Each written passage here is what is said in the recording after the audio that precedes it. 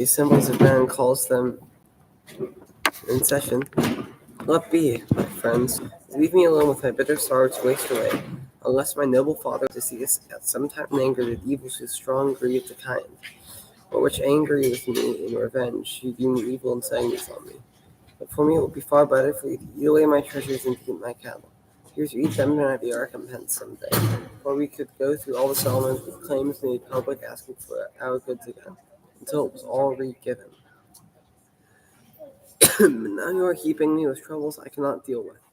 So he spoke in anger and dashed to the ground the scepter in a storm burst of tears, and pity held all the people. Now the rest were stricken to silence. None was so hardy as to answer, angry word against words, the speech of Telemachus. It was Antinous alone spoke to him in answer. I spoke in intemperate Telemachus. What accusations have you made to our shame?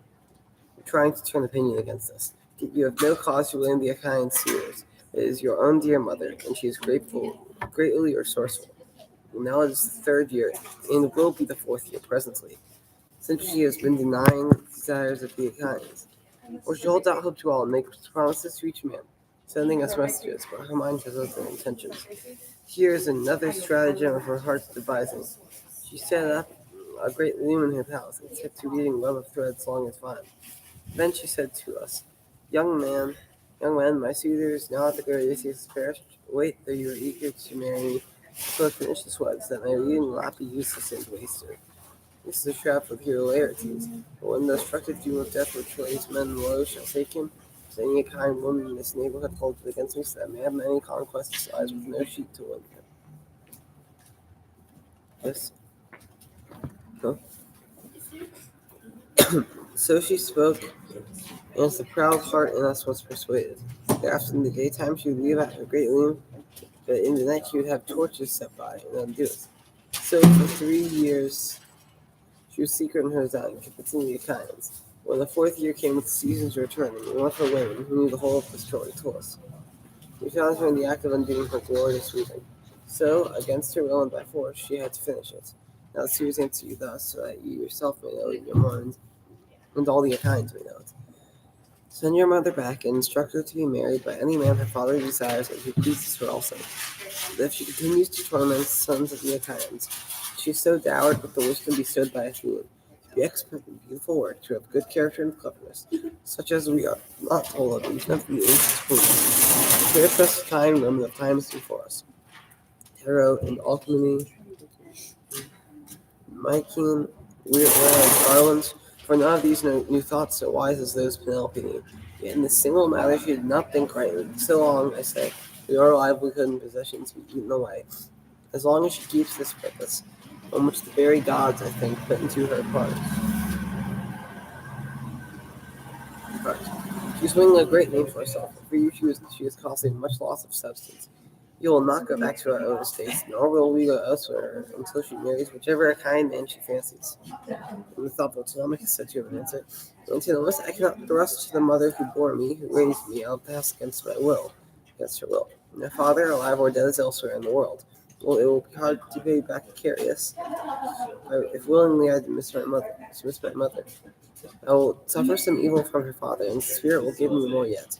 Or my mother will call down her furies upon me as she goes out of the house, and I shall have the people's resentment. I will not be the one to say that word to her. As for you, if your feeling is scandalized by my answer, go away from my palaces, do your feasting elsewhere, eating up your own possessions, taking turns, household by household.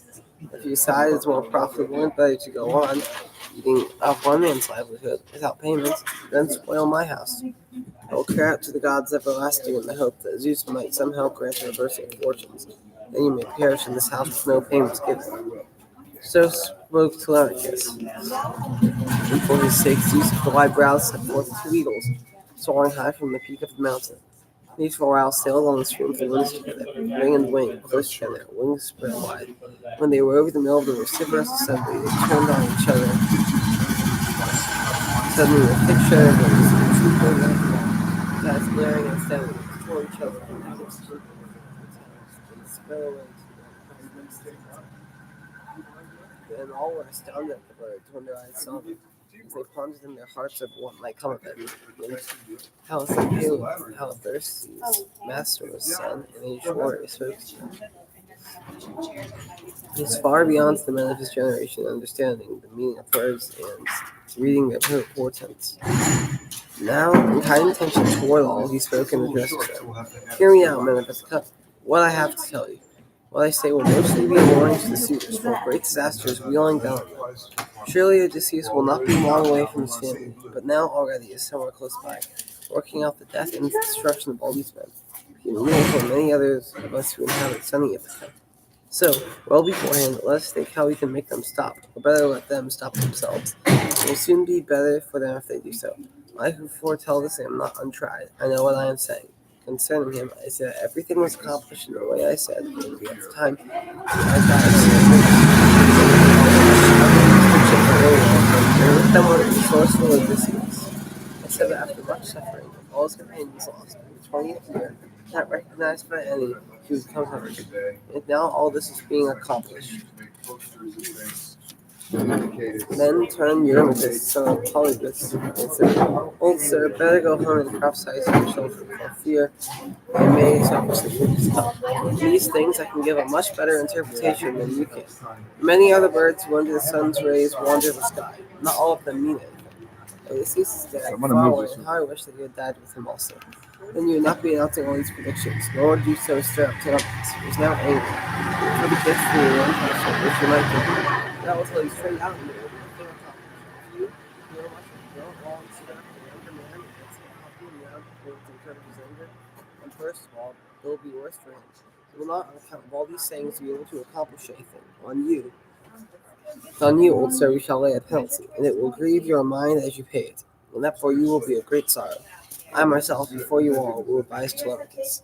Let him urge his mother to go back to her father's, as they shall appoint the marriage and arrange for the wedding presents in great amount, as not to both of the beloved daughter. For I think the sons of the kinds will not give over their harsh courtship, for in any case we fear no one, and surely not Telemachus, for all he is so eloquent. What? Nor do we care for any prophecy which you, old sir, may tell us, which will not happen, and will make you even more hated. His possessions will wretchedly be eaten away. There will not be compensation, ever. All she makes the kinds put off more while we, awaiting this, all our days quarrel for the sake of her excellence. Nor ever go after us, from anyone else but properly made. And the thoughtful one who said to him in answer, Eurymachus, and all you others who are haughty soothers, I no longer entreat you in these matters, nor speak about them, since by now the gods know about this, as do all the Achaeans.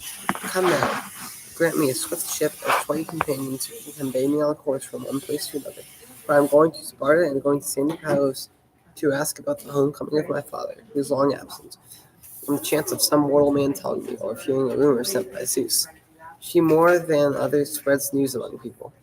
Then if I hear my father's alive and on his way home, then, hard pressed though I be, I will still hold out for another year. If I hear he has died and lives to often, I will make my way home to the beloved land of my fathers, and pile up a tomb in his honor, and there make sacrifices in great amounts as is fit, and give my mother to a husband. So he spoke and sat down again, and among them rose up Mentor, who once had been the companion of stately Odysseus, and Odysseus, going on the ship, had turned over the household to the old man, to keep it well. I think this will work for now until we have another side. He in kind intention now spoke forth and addressed them. Hear me now, men, all I have to tell you. No longer now, one who is a separated king can greet you gently and kind. You one who saw his golden justice blood, why is he harsh and acts severely? Sends away no one to people he was lord over, remembers God like Odysseus, and he was kind, like a father. Now it's not so much the proud suitors I resent for doing their violent acts by their minds evil to myself, but they lay their heads on the line when violently they eat at the house of Odysseus, who, they say you see themselves, will not come back. Now I hold it against you other people. How you all sit there in silence, and never with insults of words try to check the creatures, that they are so few, and you so many. A little bit to see has the clear tape there. Son of Eunor, It doesn't work. spoke forth against him. Mentor, reckless of words, wild in your wits, what thing you said, urging them to stop us. It would be difficult, even It with might more be men used, than no, the these, to clear fight us tape, over because our it looks feast. like we're changing. For No, even no, for use the Odysseus clear to tape. come himself or to come back and find We are the haughty changing our suitors plans feasting in here. his house. It would be urgent his mind to drive him out of his palace. His wife would have no joy of his coming, though she longs for food. I think she may need some An unworthy assistance. destiny if you fought against too many. He was spoken to no purpose. Come then, all people disperse now, each to his Tiny own home, piece, and not men much join is required. how thirsties will push forward this man's journey. These from the first have been his friends, as friends of his father. Very little. You shouldn't come down on it. Yeah. It's top 46. But I think he will sit for a long time waiting for messages here in Ithaca, and will never accomplish this voyage. So he spoke, and suddenly broke up the assembly, and the people scattered and went their ways, each to his own house, while the suitors went away to the house of godlike Odysseus. But Telemachus, walking along the sea beach away from the others, washed his hands in the gray salt water and prayed to Athena. Hear me, you who came yesterday, a god, into our house and urged me to go by a ship out over the misty face of the sea to ask about the homecoming of my father, who is so long absent. Now all this is delayed by the Achaeans, and particularly the suitors in their evil overconfidence. So he spoke in prayer, and from nearby Athena came to him, likening herself to Mentor in voice and appearance. Telemachus, you are to be no thoughtless man, no coward. If truly the strong force of your father is instilled in you, such a man he was for accomplishing word and action. Your journey then will be no vain thing, nor go unaccomplished. But if you are not the seed begotten of him and Penelope, I have no hope that you will accomplish all that you strive for.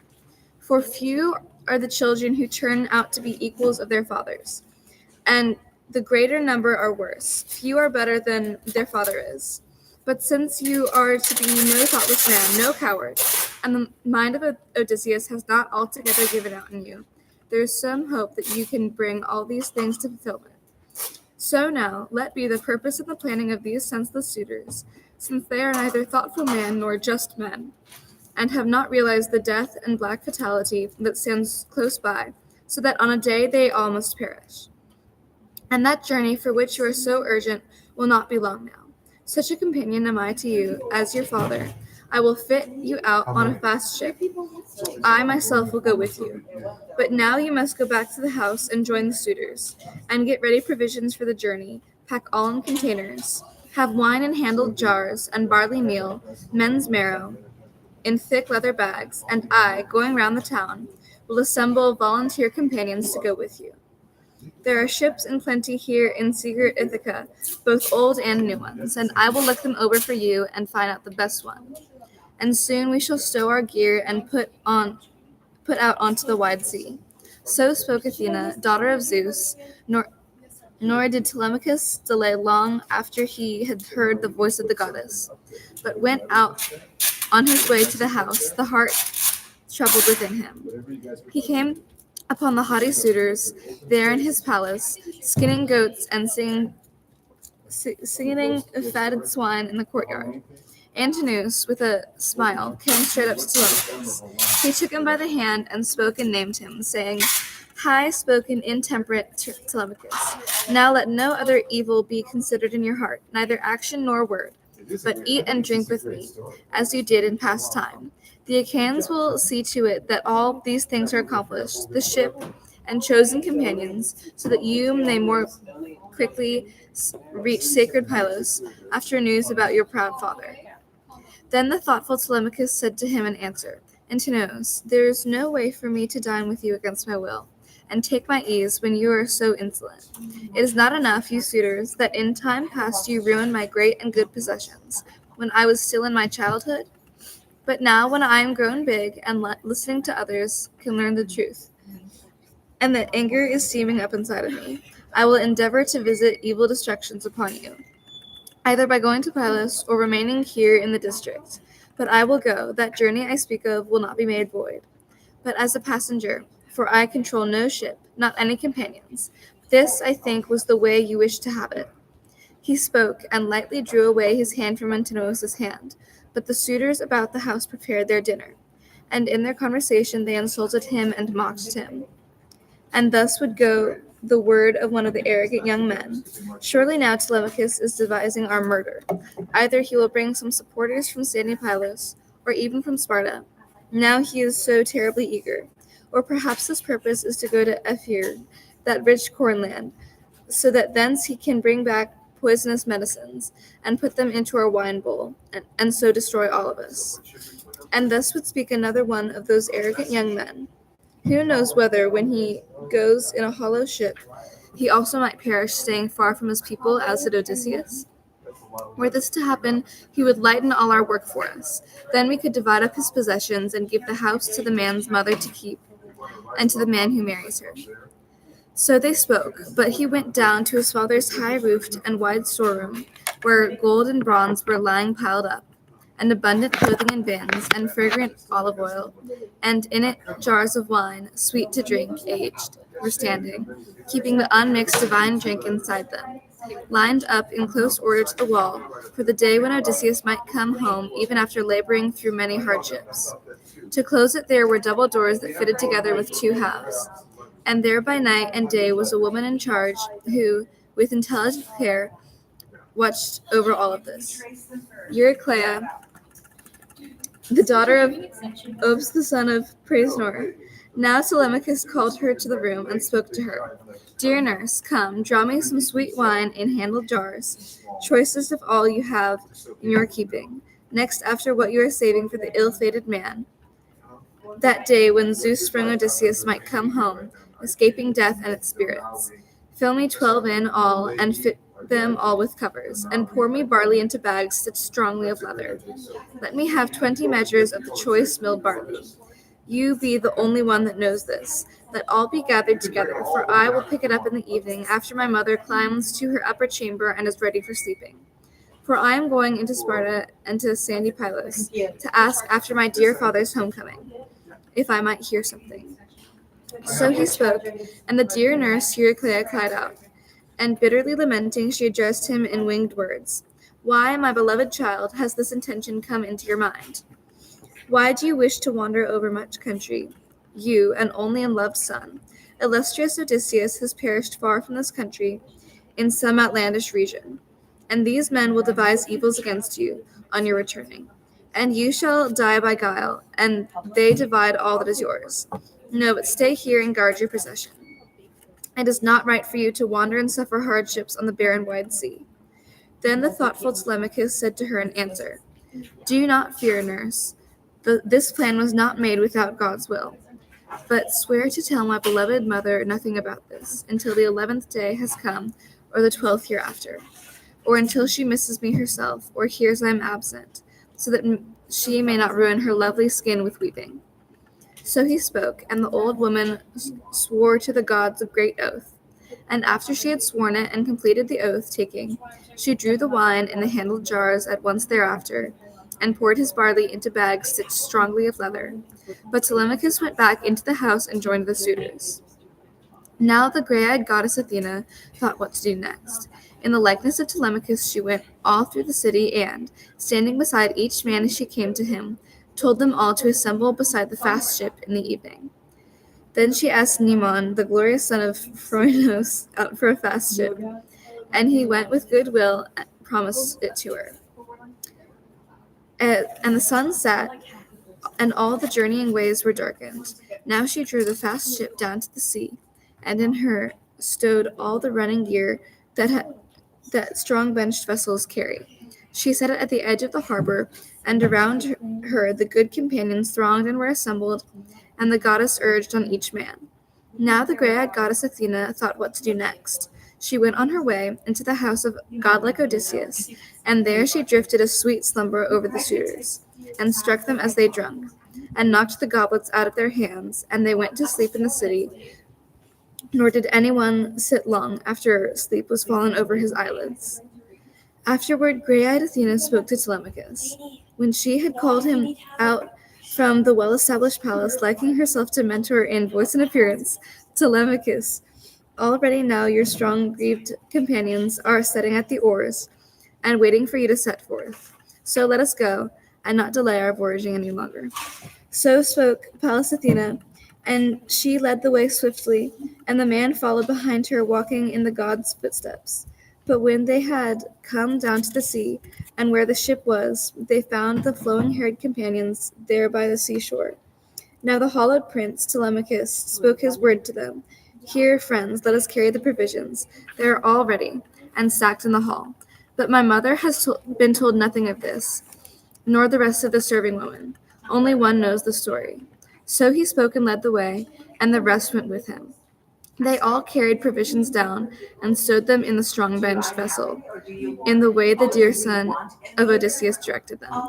Telemachus went aboard the ship, but Athena went first and took her place in the stern of the ship. And close beside her Telemachus took his place. The men cast off the stern cables, and themselves also went aboard and sat to the oarlocks.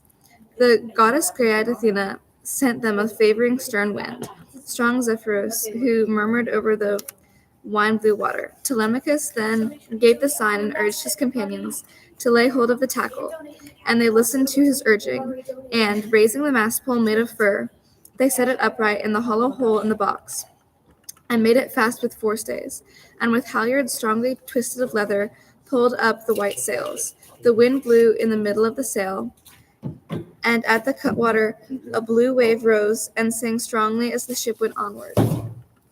She ran swiftly, cutting across the swell her pathway.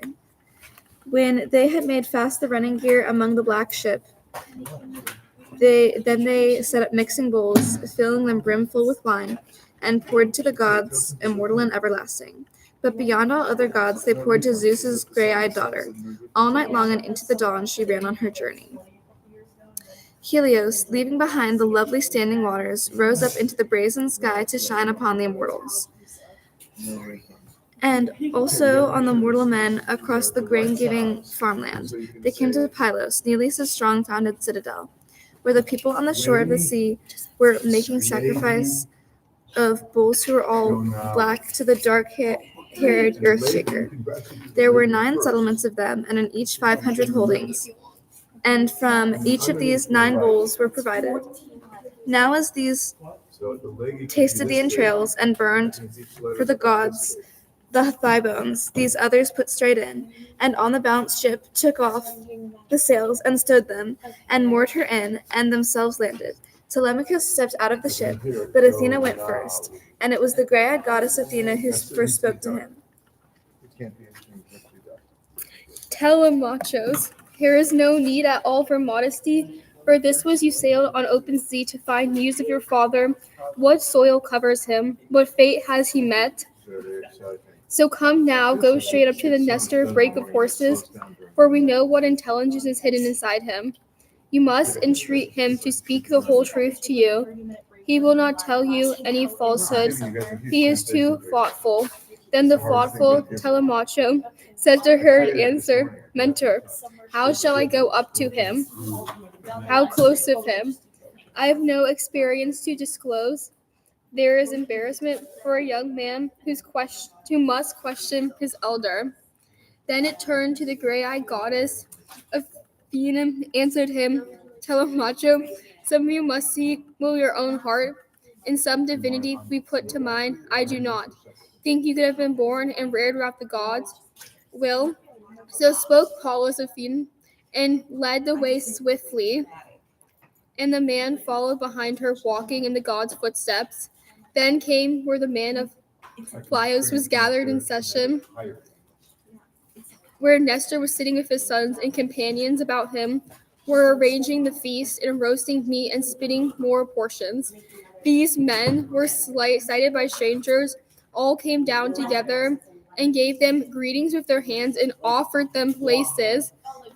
First, the son of Nestor came close up to them and took them both hands and seated them at the feasting on soft rugs of fleece, there on the sand of the seashore, next to his brother and next to his father. He gave them portions of the vitals and poured wine for them in a golden cup and spoke a word to both of them, pleading, Pallas Athena, who daughter of Zeus, my guest, make your prayer now, Lord Poseidon, for he is the festival. You have come on your arrival, but then you have poured to him and prayed according to custom, and give this man a cup of sweet wine so that he too can pour to him and prayed according to custom. Then give this man a cup of sweet wine. I think he will also make his prayer to the immortals. All men need the gods. This one is younger man than you, and the same age as I. This is why I'm going to give you the golden goblet. So he spoke and put his hand in the cup of sweet wine, and Athena was happy at the thoughtfulness of just a man because it was immediately to her the first gave the golden goblet. Immediately she made a prayer to Lord Poseidon, Paris Poseidon, who was encircled, and do not begrudge us to accomplish all these actions for which we pray you, first of all to Nestor, and to his son grant glory, and then on the rest of us to Plinians beside conform gracious repentance in return for his great hecatomb.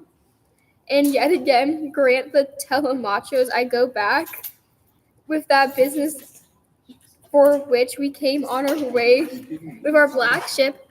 She spoke in prayer, but herself was bringing it all to completion. Next she gave Telemachus a fine two-handled goblet, and the dear son Odysseus prayed in the way that she had. When they had roasted and taken off their spirits' outer meats, dividing shares, they had held their communal high feast. But when they put aside their desire for eating and drinking, first to speak with the Geranian horseman Nestor.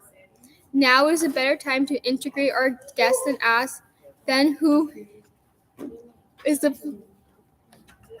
pleasure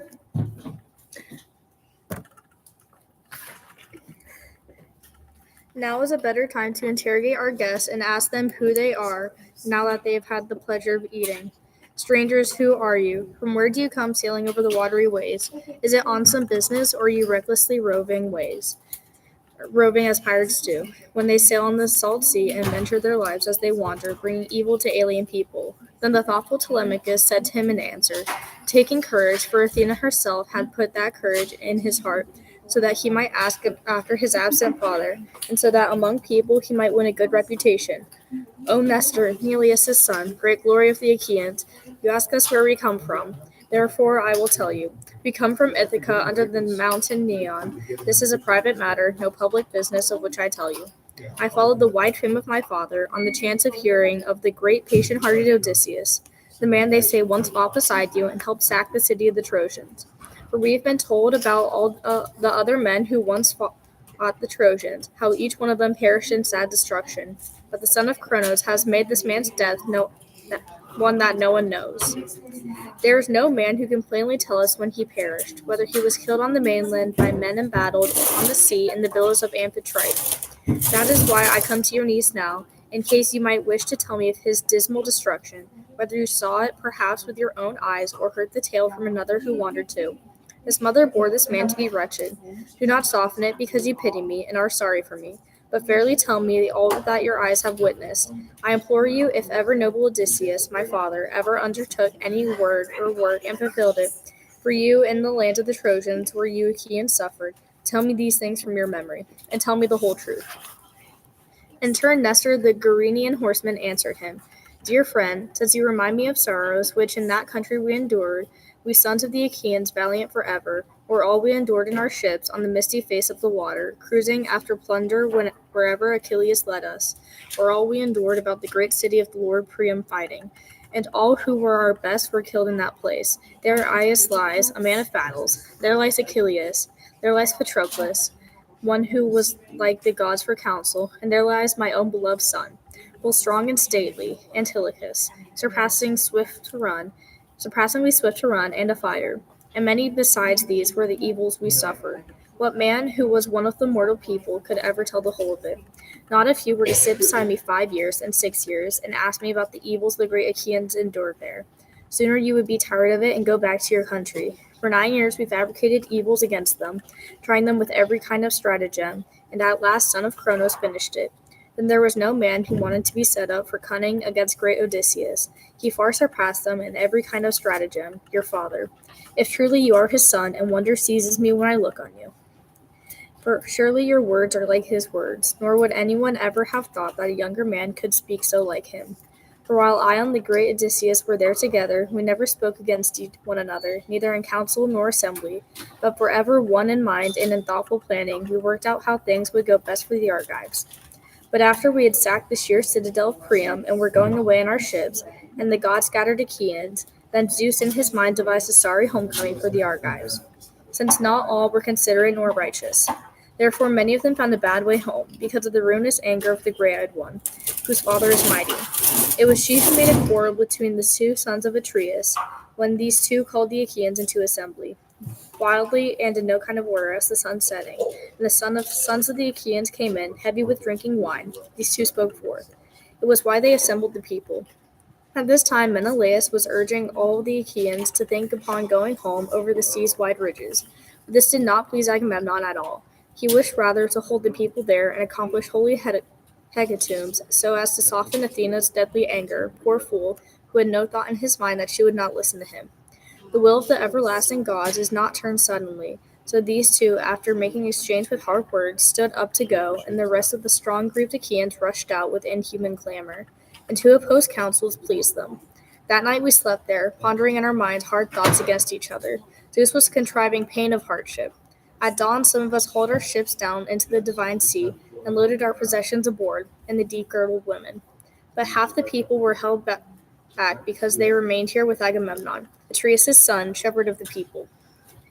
We, the other half, went aboard and drove on, and the ships went very fast, as a god flattened the sea full of monsters. We came to Tenedos and made sacrifice to the immortals. We were straying homeward, but Zeus, hard-hearted, was not yet devising homecoming for us. But again spired yet another quarrel. Then some who followed the lord Odysseus, the wise and resourceful, turned about, and boarding once more their onswept vessels, went back, bringing comfort to Atreus' son, Agamemnon. But I, with all the ships that followed pulled together, fled away, for I saw how the god was devising evils, and the warlike son of Tydeus fled and urged his companions on. And late fair-haired Menelaus came to join us, and caught us at Lesbos when we pondered our long sea voyage, whether we should sail over the top of rocky Chios by the island of Pissos, keeping on our left hand, or else to pass under Chios by windy Mimas.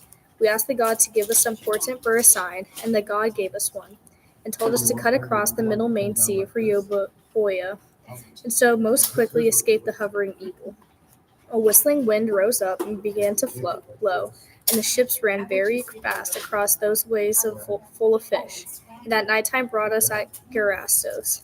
We sacrificed many thigh bones of bulls to Poseidon, having measured the great open water. It was the fourth day when the companions of Diomedes, breeder of horses, Tydeus' son, made fast their balanced ships at Argos. I held on for Pylos. Never once did the wind fail, once the god had set it to blowing. So, dear child, I came back without news, and I knew nothing of those other Achaeans which had survived, which once had perished. But all I have got by hearsay sitting here in my palace, this you shall know. It is right you should. I will not conceal it. They say that the Myrmidons, those furious spearmen led by the glorious son of great-hearted Achilles, made a good voyage.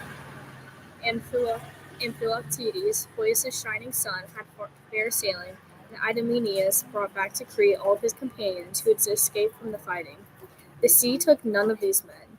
You yourselves, though you live apart, had heard of Atrides, how he came home, and how Aegisthus devised his wretched death, but Aegisthus too paid for it in dismal fashion.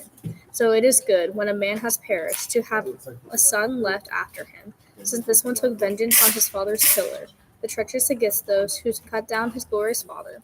So you too, dear friend, for I see you are tall and splendid, be brave too, so that men unborn may speak well of you. Then the thoughtful Telemachus said to him in answer, O Nestor, son of Neleus, great glory of the Achaeans, it is all too true that he took revenge, and so the Achaeans will carry his glory far and wide, the theme for the singers to come. If only the gods would give me such strength as he has to take revenge on the suitors for their overbearing oppression. They force their way upon me and recklessly plot against me. No, the gods have spun out no such strand of prosperity for me and my father. Now we must even have to endure it. Then in turn Nestor the Gerenian horseman answered him, Dear friend, since you've spoken about these things and reminded me, they do say that many suitors for the sake of your mother are in your palace against your will, and plot evil against you. Tell me, are you willingly put down, or are the people who live about you swayed by some divine voice and hate you? Who knows whether he will come some day and punish the violence of these people, either by himself or all the Achaeans with him? If only grey-eyed Athena would deign to love you, as in those days she used so to take care of glorious Odysseus in the Trojan country, where we Achaeans suffered miseries. For I never saw the god showing such open affection as Pallas Athena, the way she stood beside him openly. If she would deign to love you as she did him, and care for you in her heart, then One of those people might well forget about marrying. Then the thoughtful Telemachus said to him in answer, Old sir, I think that what you've said will not be accomplished. Whatever you mean is too big. It bewilders me. That which I hoped for could never happen to me, not even if the gods so willed it. Now in turn the gray-eyed goddess Athena spoke to him. Telemachus, what sort of word escaped your teeth's barrier? Lightly a god, if he wishes, can save a man, even from far off. I myself would rather first have gone through many hardships and then come home, and look upon my day of returning, then come home and be killed by my own hearth, as Agamemnon was killed by the treacherous plot of his wife, by Aegisthus. But death is a thing that comes to all alike. Not even the gods can fend it away from a man they love, when once the destructive doom of leveling death has fastened upon him.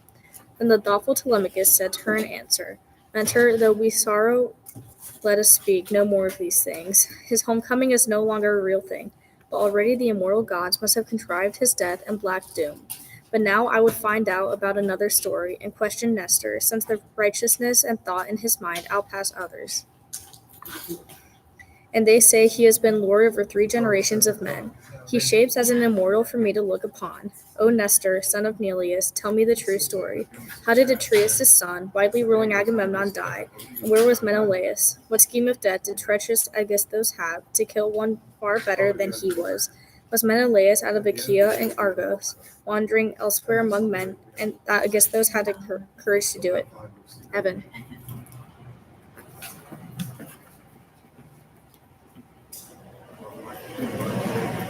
So, my child, I will relate you the whole true story, as would have happened just in the way you yourself have seen it. If Atreus' son, fair-haired Menelaus, in his homecoming from Troy, had found Aegisthus still alive in his palace, even after his death, none would have heaped any earth upon him, but he would have lain in his field outside the city, and the dogs and birds would have feasted on him, nor would any Achaean woman have wailed over him. This was a monstrous plot he accomplished.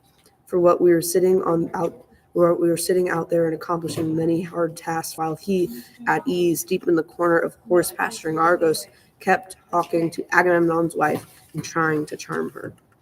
Now, in time before, beautiful Clemenstra would not consent to the act of shame, for her own nature was honest, and also a man was there, a singer, whom Agamemnon, when he went to Troy, had given many instructions to keep watch on his wife. But when the doom of the gods had entangled her so that she must submit, Aegisthus took the singer and left him on a desert island for the birds and prey to spoil and feed on, and took her back to his house. And she was willing as he was. Then on the sacred altars of the gods he buried many thigh bones and hung up many dedications, gold and things woven, for having accomplished this monstrous thing he never had hoped for.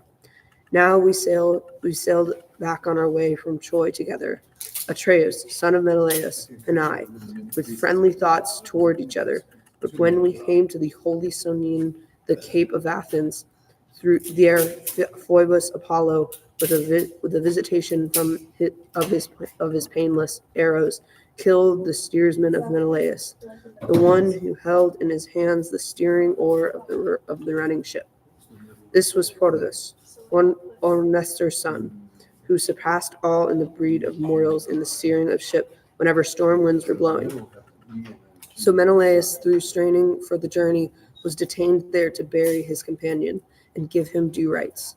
But when he had gone out on the wine-blue open water in the hollow ships, and made his run as far as the steep rock of Malea, then Zeus out of the wide rose devised that his journey should be hateful, and poured out upon him in the blast of strilling winds, and waves that bulged and grew monstrous like mountains.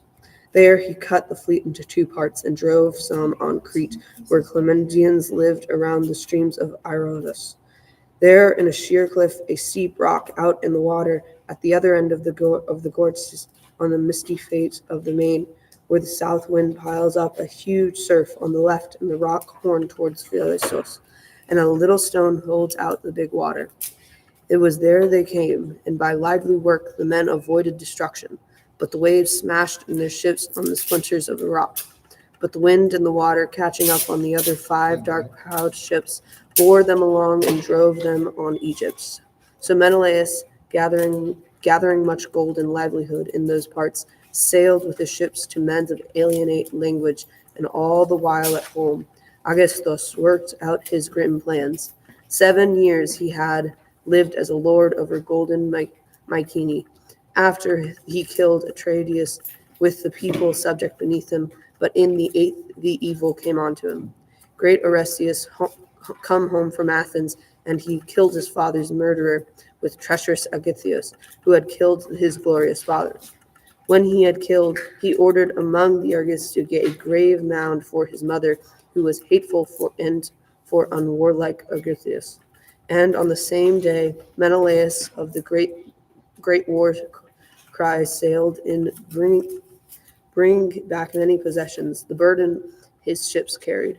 So, dear friend, do not stay long for far wandering away from home, leaving your possessions, and in your house men so overbearing, for fear they divide up all your property and eat it away. So all your journey will have no profit. And yet I do encourage you and urge you to visit Menelaus, for he is newly come from abroad, and people who live where no man's mind would ever have hoped of returning. Once the storm winds had blundered him off his course and into the open sea, there is so great that not the birds even cross it by their own strength. It is so big and terrible, but go to him now, with your ships and with your companions. Or if you wish to go by land, here are horses and chariot, and here are my own sons at your service, who will be your escorts into shining Lacedaemon, the home of fair-haired Menelaus. You yourself must entreat him to speak the whole truth to you. He will not tell you any falsehood. He is too thoughtful. So he spoke, and the sun went down and the darkness came over. And now the gray-eyed goddess Athena spoke forth before them. Hold stir, all that you have said was fair and orderly. But come now, cut out the tongues of the victims and mix the wine bowls, so that when we have poured out an offering to Poseidon and the other immortals, we can think about sleep. In that time, for now, the light had gone into the darkness, nor is it becoming to sit about at the feast of the gods, but better to go home. So she spoke, the daughter of Zeus, and they listened to her. The heralds poured water over the hands to wash with, and the young men filled the mixing bowls with wine for their drinking, and passed to all. After they had offered a drink in goblets, they threw the tongues of fire and stood up in the middle of libation. But when they had poured and drunk each as much as he wanted, then Athena and godlike Telemachus started up together to go away to their hollow vessel. But Nestor detained them, which they were, and made a speech to them. May Zeus and all other immortals besides forfend that you in my domain should go back to your fast ship, as from some man altogether poor and without clothing, who has not any abundance of blankets and rugs in the household, for his guests and for himself to sleep in soft comfort. But I do not have abundance of fine rugs and blankets. No, in my house, the dear son of Odysseus shall not have to go sleep in the deck of the ship, as long as I am alive, and my sons after me are left in my palace to entertain our guests, whoever comes to my household. Then in turn the goddess gray-eyed Athena said to him, this was well said by you, dear old stir. It's fitting that Telemachus should obey you, since it is much better that way. So he shall go along with you now, so that he can sleep in your palace. But I shall be going down to my black ship, so that I can encourage my companions and tell them everything. For I am the only man among them who can call myself an elder. The rest, all of an age with great-hearted Telemachus, are younger men who out love for him, so went along. There I will lie down beside the black ship now, but at dawn shall make for the great-hearted Curicus, where a debt owed me has been piling up. It is not a new thing, nor a small one. You, since you are a young man, has come to your household. Give him convenience with your son by chariot, and give him the horses that are best for strength and lightness runners. So speaking, gray-eyed Athena went away in the likeness of a vulture. The amazement seized all the Achaeans, and the old man was amazed at what he saw. He took Telemachus by the hand and spoke a word to him and named him, "Dear friend, I have no thought that you will turn out mean and cowardly if, when you are so young, the gods go with you and guide you thus." Here was no other of those who have their homes on Olympus, but the very daughter of Zeus, most honored Trigontia, who has always among the Argives favored your noble father. So now, O queen, be gracious and grant me good reputation for myself and for my children, also for my grave wife. I will sacrifice you a yearling cow with wide forehead, unbroken, one no man has ever led under the yoke yet. I will glide both her horns and her gold and offer her to you. So he spoke in prayer, and Pallas Athena heard him. Now the great horseman Nestor led the way for his sons and his son-in-laws back to his splendid dwelling. But after they had reached the glorious dwelling of the king, they took their places in order on chairs and along the benches. And as they came in, the old man mixed the wine bowl for them with wine and sweet to drink, with housekeeper had opened in its 11th year and loosened the sealing upon it. The old man mixed the wine in the bowl and prayed much, pouring a libation out to Athene, daughter of Zeus of Aegis. When they had poured and drunk, each man as he wanted, then went away to each one to sleep in his own dwelling. But Nestor and his Gerenian horsemen gave Telemachus, the dear son of godlike Odysseus, a place to sleep upon corded bedside in the echoing portico. Next him was Perdiccas, of the strong ash spear, leader of men, who of his sons in the palace was still a bachelor. But Nestor himself slept in the inner room and at the high house, and he sat and at his side the lady his wife betrothal. Who's next? Keep reading.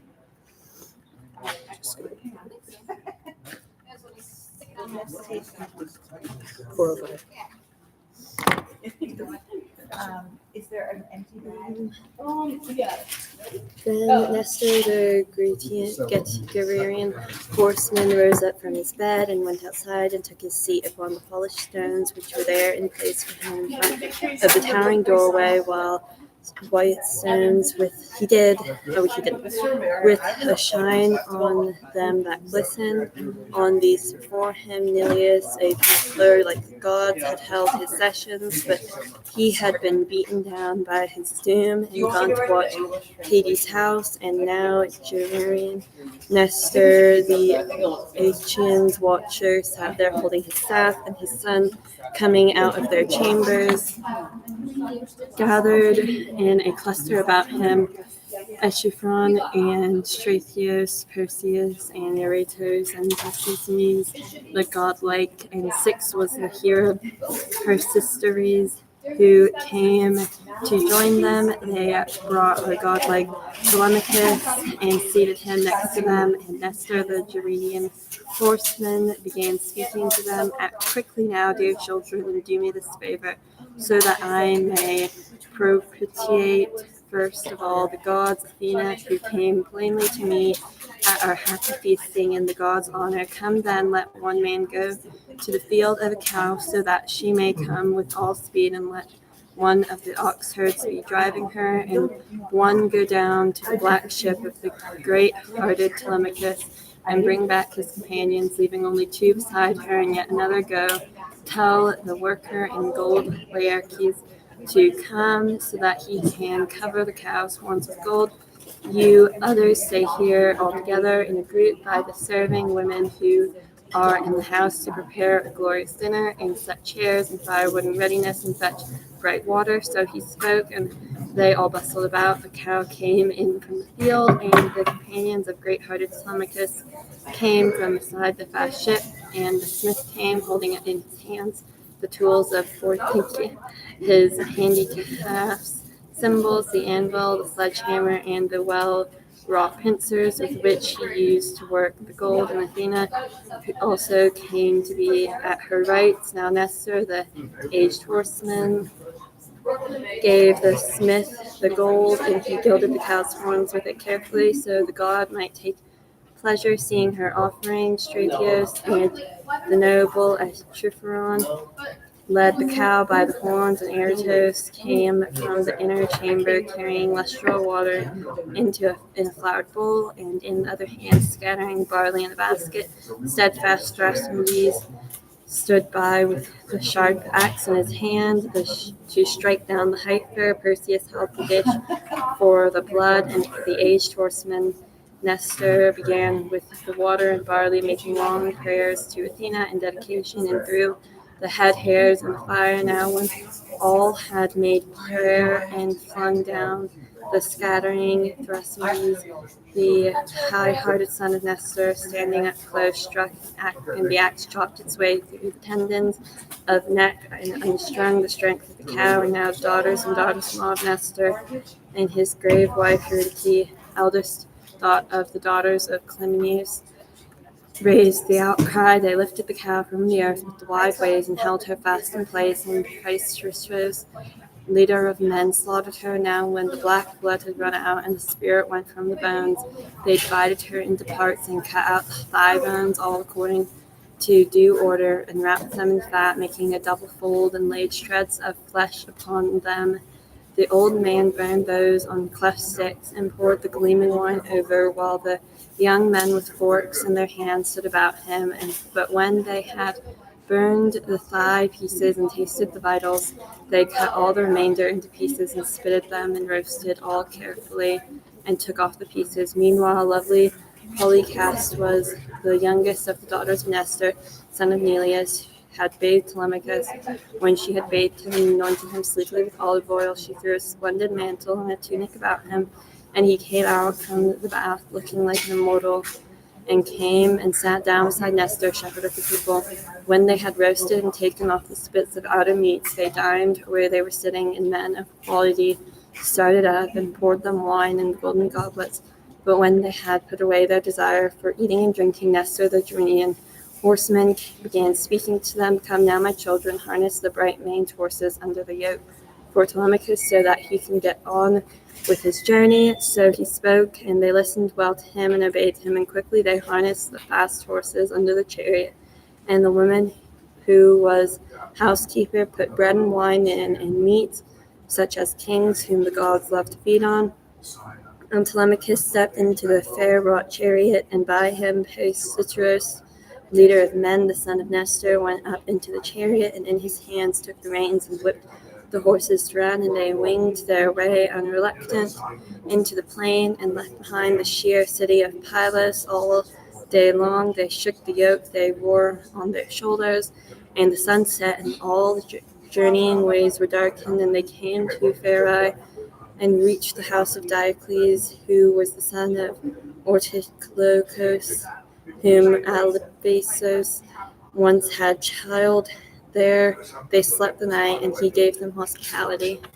But when the young dawn showed again with her rosy fingers, they yoked the horses again, mounted the chariots bright with bronze, and drove them out the front door on Ecryon portico, and he whipped them into a run, and they winged their way unreluctant. They came into a plain full of wheat, and by that way made good their journey, as their fast horses took this byway, and the sun set, and all the journeying ways were darkened. Book 4. They came into the cavernous hollow of Lake Damon, and made their way to the house of glorious Menelaus. They found him in his own house, giving for many townsmen a wedding feast for his son and his stately daughter, the girl he was sending to the son of Achilles, breaker of battalions, for in Troy landed first. He nodded his head to it and promised to give her, and now the gods were bringing to pass their marriage, so he was sending her on her way with horses and chariots to the famous city of Myrmidons, where Neoptolemus was lord, and he brought Alector's daughter from Sparta to give powerful Megapenthes, his young grown son born to him by a slave woman, but the gods gave no more children to Helen once she had borne her first and only child, the lovely Hermione, with the beauty of Aphrodite the Golden. So these neighbors and townsmen of glorious Menelaus were at their feasting all about the great house of the high roof, taking their ease, and among them stepped an inspired singer, playing his lyre, while among the dancers 2 acrobats led the measures of song and dance, revolving around them. These 2 now, the hero Telemachus and the shining son of Nestor, in the forecourt themselves and their horses stood, while powerful Eteoneus, who was the active henchman of glorious Menelaus, came forward and saw them, and with his message through the house to the shepherd of the people.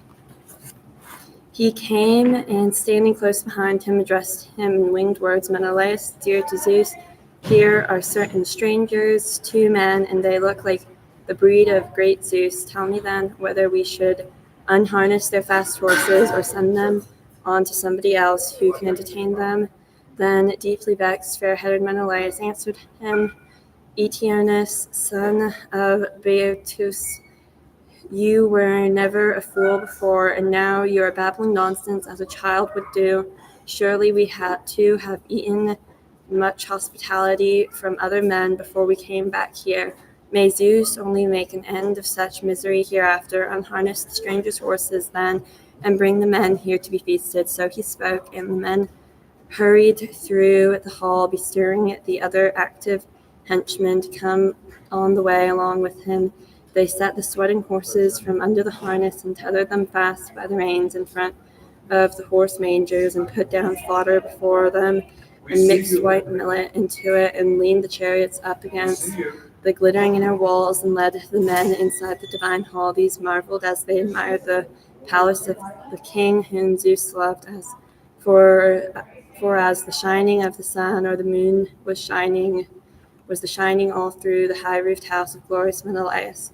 When with their eyes they had had their pleasure in admiration, they stepped into the bathtub smooth polished, and bathed there. Then when the maids had bathed them and anointed them with oil, and sat on chairs beside Menelaus, the son of Atreus, the maidservant brought water for them, and poured it from a splendid and golden pitcher, holding it above a silver basin for them to wash. And she pulled a polished table before them. A grave housekeeper brought in the bread and served it to them, adding many goods to it, generous with her provisions, while a carver lifted platters of all kind of meat and set them in front of them, and placed beside them the golden goblets. Then, in greeting, fair-headed Menelaus said to them, help yourself to the food, and you're welcome. Then afterward, when you have tasted dinner, we shall ask you who among men you are, for the stock of your parents can be no one lost one, and you are of the race of men who are kings, whom Zeus sustains, who bear scepters. No mean man could have sons such as you are. So he spoke, and taking in his hands the fat beef loin which he had given in his choice portion, he set it. What? Okay. And taking in his hands a fat beef loin which they had given him in his choice portion, he set it before them.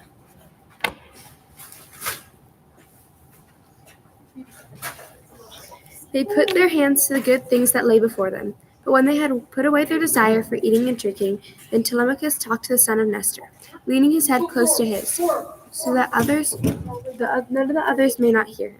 Son of Nestor, you who delight my heart, only look at the gleaming of the bronze of all these echoing mansions, and the gleaming of gold and amber, of silver and ivory. The court of Zeus on Olympus must be like this on the inside, such abundance of everything. Wonder takes me as I look on it. Menelaus of the fair hair overheard him speaking, and now he spoke to both of them and addressed them in wicked words. Dear children, there is no mortal who could rival Zeus, seeing that his mansions are immortal and his possessions. There may be some man who could rival me for property, or there may be none. Much did I suffer and wandered much before bringing all this home in my ships when I came back in the 8th year. I wandered to Cyprus and Phoenicia, to the Egyptians. I reached the Ethiopians, Aramboi, Sidonians, and Libya, where the rams screw their horns quickly. 3 times in the fulfillment of a year, the sheepflocks give birth, and there no lord would ever go wanting, nor would his shepherd, for cheese or meat, nor for the sweet milk either, but always should yield a continuous supply for the sucklings. But while I was wandering these parts of bringing together much property, meanwhile another man killed my brother secretly, by surprise and by his cursed wife's treachery. So it is with no pleasure I am lord over all these possessions. You will have heard this from all your fathers, whoever your fathers are, for I have suffered very much, and destroyed a household that was strongly settled and held many goods within it. I wish I lived in my house with only a third part of all these goods, that the men who were alive, who died in those days, in wide Troy land, far away from horse-pasturing Argos. Still and again lamenting all these men, and sorrowing many a time when I am here sitting in our palace, I will indulge my heart in sorrow, and then another time give over, for surfeit of gloomy lamentation comes quickly. But none of all these, as sorry as I am, do I grieve so much as for one who makes hateful for me my food and my sleep, when I remember, since no one of the Achaeans labored as much as Odysseus labored and achieved. For him the end was grief for him, and for me a sorrow that is never forgotten for his sake. How he has gone so long, and we knew nothing of whether he is alive or dead. The aged Laertes and the temperate Penelope must surely be grieving him, with Telemachus, whom he left behind in his house, a young child. He spoke, and stirred in the other the longing to weep for his father, and the tears fell from his eyes to the ground when he heard his father's name, holding up with both hands the robe that was stained with purple up before his eyes. And Menelaus perceived it. Now he pondered two ways within, in mind and in spirit, whether he would leave it to him and to name his father, or whether he should speak first and ask and inquire about everything. While he was pondering these things in his heart and spirit, Helen came out of her fragrant high-roof bedchamber, looking like Artemis at the golden distaff. A dress followed and set the well-made chair in place for her, and the coverlet of the soft wool was carried in by Alcippe, and Philo brought the silver work-basket which had been given by Alcandre, the wife of Polybus, who lived in Egyptian Thebes, where the greatest number of goods are stored in houses. Polybus himself gave Menelaus 2 silver bathtubs, and a pair of tripods, and 10 talents of gold, and apart from these his wife gave her own beautiful gifts to Helen. She gave her a golden distaff, and a basket silver with wheels underneath, and the edges were done in gold. Philo, her maidservant, now brought it in and set it beside her, full of yarn that had been prepared for spinning. The distaff with the dark-colored wool was laid over the basket. Helen seated herself on the chair, and under her feet was a footstool. At once she spoke to her husband and questioned him about everything. Do we know, Menelaus, beloved of Zeus, who these men announce themselves as being, who have come into our house now? Shall I be wrong, or am I speaking the truth? My heart tells me to speak, for I think I never saw such a likeness, neither in man nor woman, and wonder takes me as I look on him. As this man has a likeness to the son of great-hearted Odysseus, Telemachus, who was left behind in his house, a young child by that man, when, for the sake of shameless meat, the Achaeans went beneath Troy, their hearts intent upon reckless warfare. Then, in answer, fair-haired Menelaus said to her, I also see it thus, my wife, the way you compare them, for Odysseus' feet were like this man's, his hands were like this, and the glances of his eyes and his head and his hair growing. Now, too, I was remembering things about Odysseus and spoke of him, what misery he had in his hard work for me, and he let a heavy tear from under his eyelids, holding before his eyes the robe that was stained with purple. Now Paestosus, son of Nestor, spoke up from behind him. Great Menelaus, son of Atreus, leader of the people, this is in truth the son of that man, just as you were saying, but he is modest, and his spirit would be shocked at the thought of coming here and beginning a show of reckless language in front of you, for we both delight in your voice as if a god was speaking. The Gerenian horseman Nestor sent me to go along with him and escort him. He longed to see you so that you could advise him somewhat for word or action, for a child endures many griefs in his house when his father has gone away, and no others are there to help him, as now Telemachus' father has gone away, and there are no others who can defend him in the evil that is in his country. Then in answer, fair-haired Menelaus said to him, See now, this is the son of a man greatly beloved who has come now into my house. One for my sake endured many trials, and I thought he would come, and I would love him beyond all other Argos. If only Olympian Zeus of the wide brows granted both of us to come home across the sea in our fast ships, I would have settled a city in Argos for him, and made him a home, bringing him from Ithaca with all his possessions, his son and all his people. I would have emptied one city for him out of those who are settled round about and underneath my lordship, and both here we would have seen much of each other. Nothing would have separated us two in a friendship impressive, till the darkening cloud of death had shrouded us over. All this must be what the very god himself begrudged him, who only made him an unhappy man without a homecoming. He spoke, and started in all of them the desire for weeping. Helen of Argos, daughter of Zeus, wept. So did Telemachus weep, as did Menelaus the son of Atreus, nor did Nestor's son Paestosus have eyes altogether tearless. For he was thinking in his heart of stately Antilochus, whom the glorious son of the shining dawn had cut down. It was of them he thought as he addressed them in winged words. Son of Atreus, the aged Nestor used to say you were.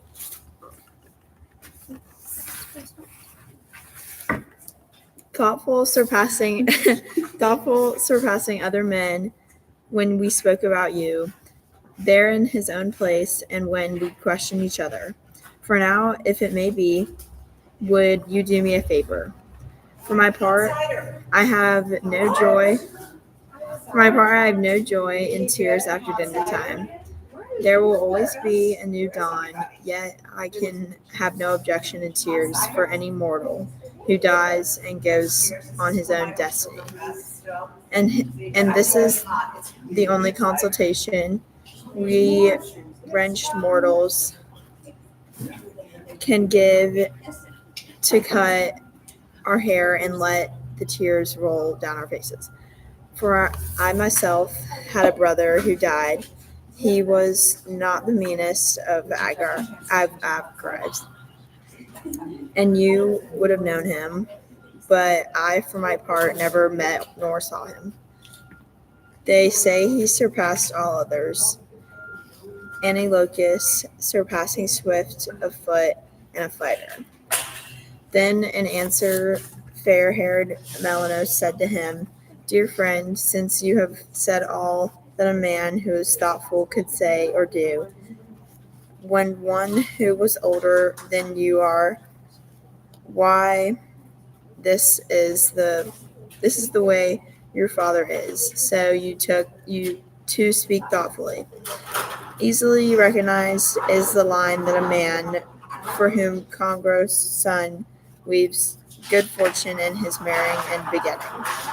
And now he is given to Nestor all his days, for himself to grow old prosperously in his own palace, and also that his son should be clever and excellent in the spear's work.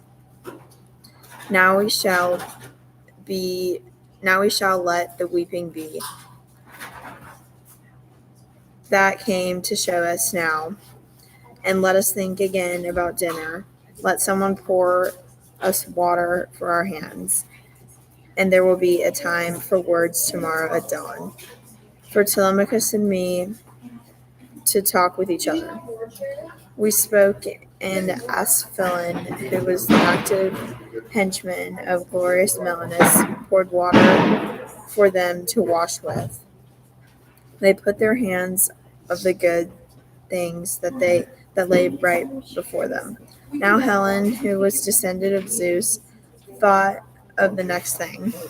Into the wine of which they were drinking, she cast a medicine of heart disease, free of gall, and to make one forget all sorrows.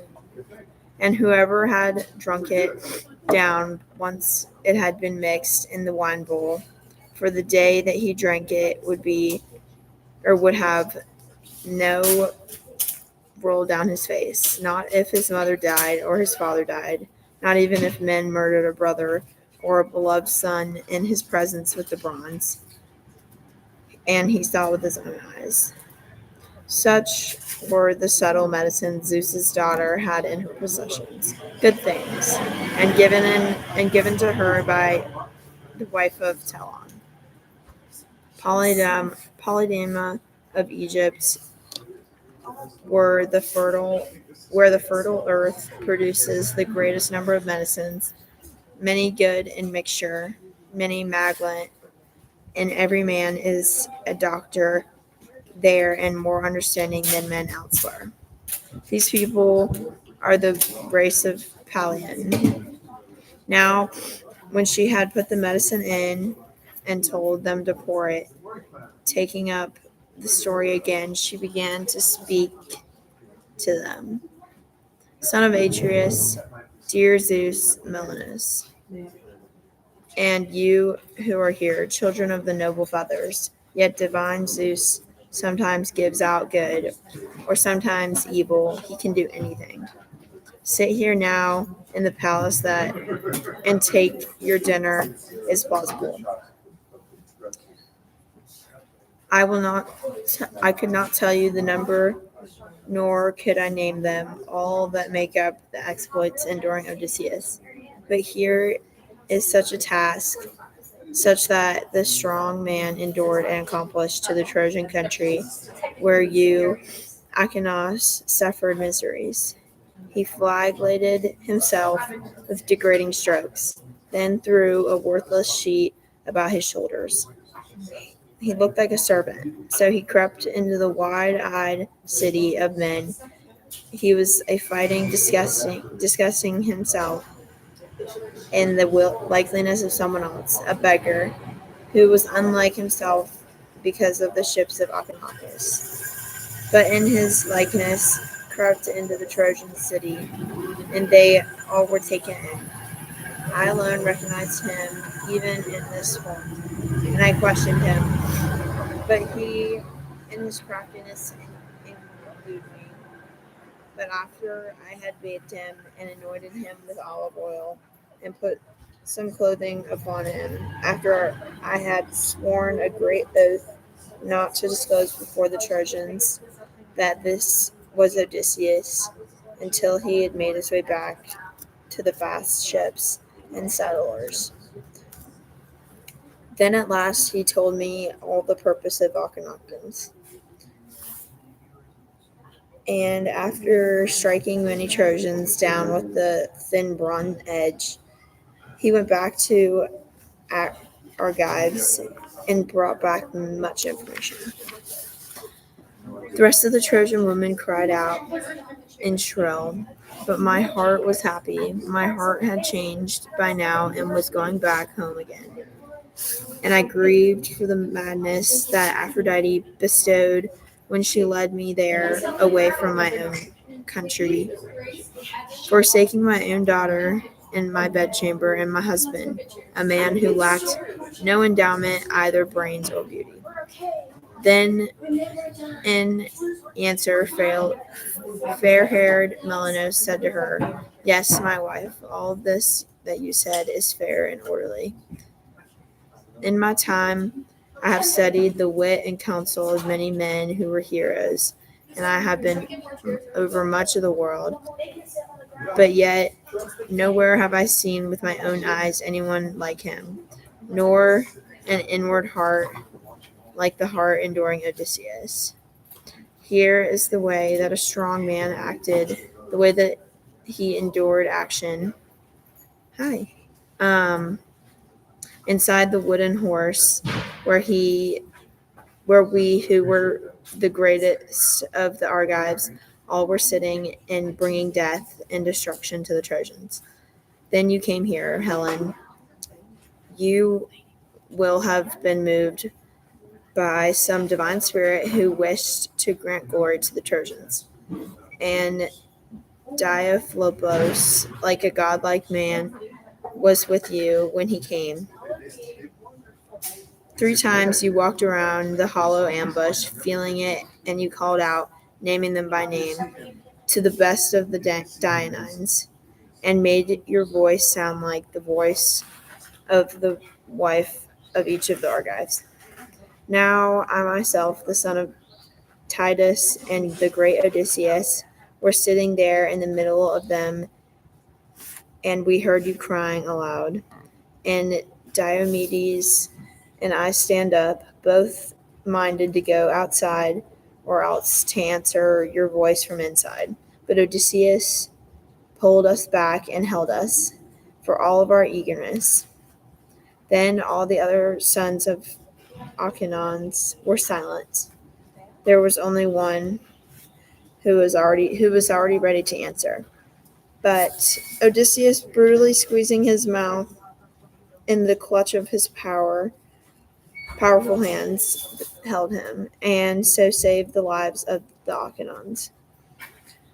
Until such a time as Pallas Athene led you off from us, then the thoughtful Telemachus said to him in answer, "Great Melanos, son of Atreus, leader of the people, so much the worse, none of us all kept this dismal destruction. But even if he had a great heart of iron within him, he would come and take us away to our beds, so that now we can go to bed and enjoy the pleasure of sweet sleep." So he spoke, and Helen of Argos told her serving maids to make up the beds in the porch shelter and to lay upon them the fine underbedding of purple and spread blankets above it. and fleecy robes to be an over-all covering. The maidservants went forth from the main house, and their hands held torches. So they made the beds. The guests were led outside by a herald. So hero Telemachus and the glorious son of Nestor slept in the place outside of the house in the porch's shelter. But the son of Atreus slept in the inner room of the high house, and by him led Helen of the robes, shining among women. Now when the young dawn showed again with her rosy fingers, Menelaus of the great war cry rose from where he was sleeping and put on his clothes, and slung a sharp sword over his shoulder. Underneath his shining feet he bound the fair sandals, and went on his way from the chamber, like a god in presence, and sat down by Telemachus, and spoke to him, and named him. What is the need that has brought you here, O hero Telemachus, to shining Lacedaemon over the sea's wide ridges? A public or a private matter? Tell me this truly.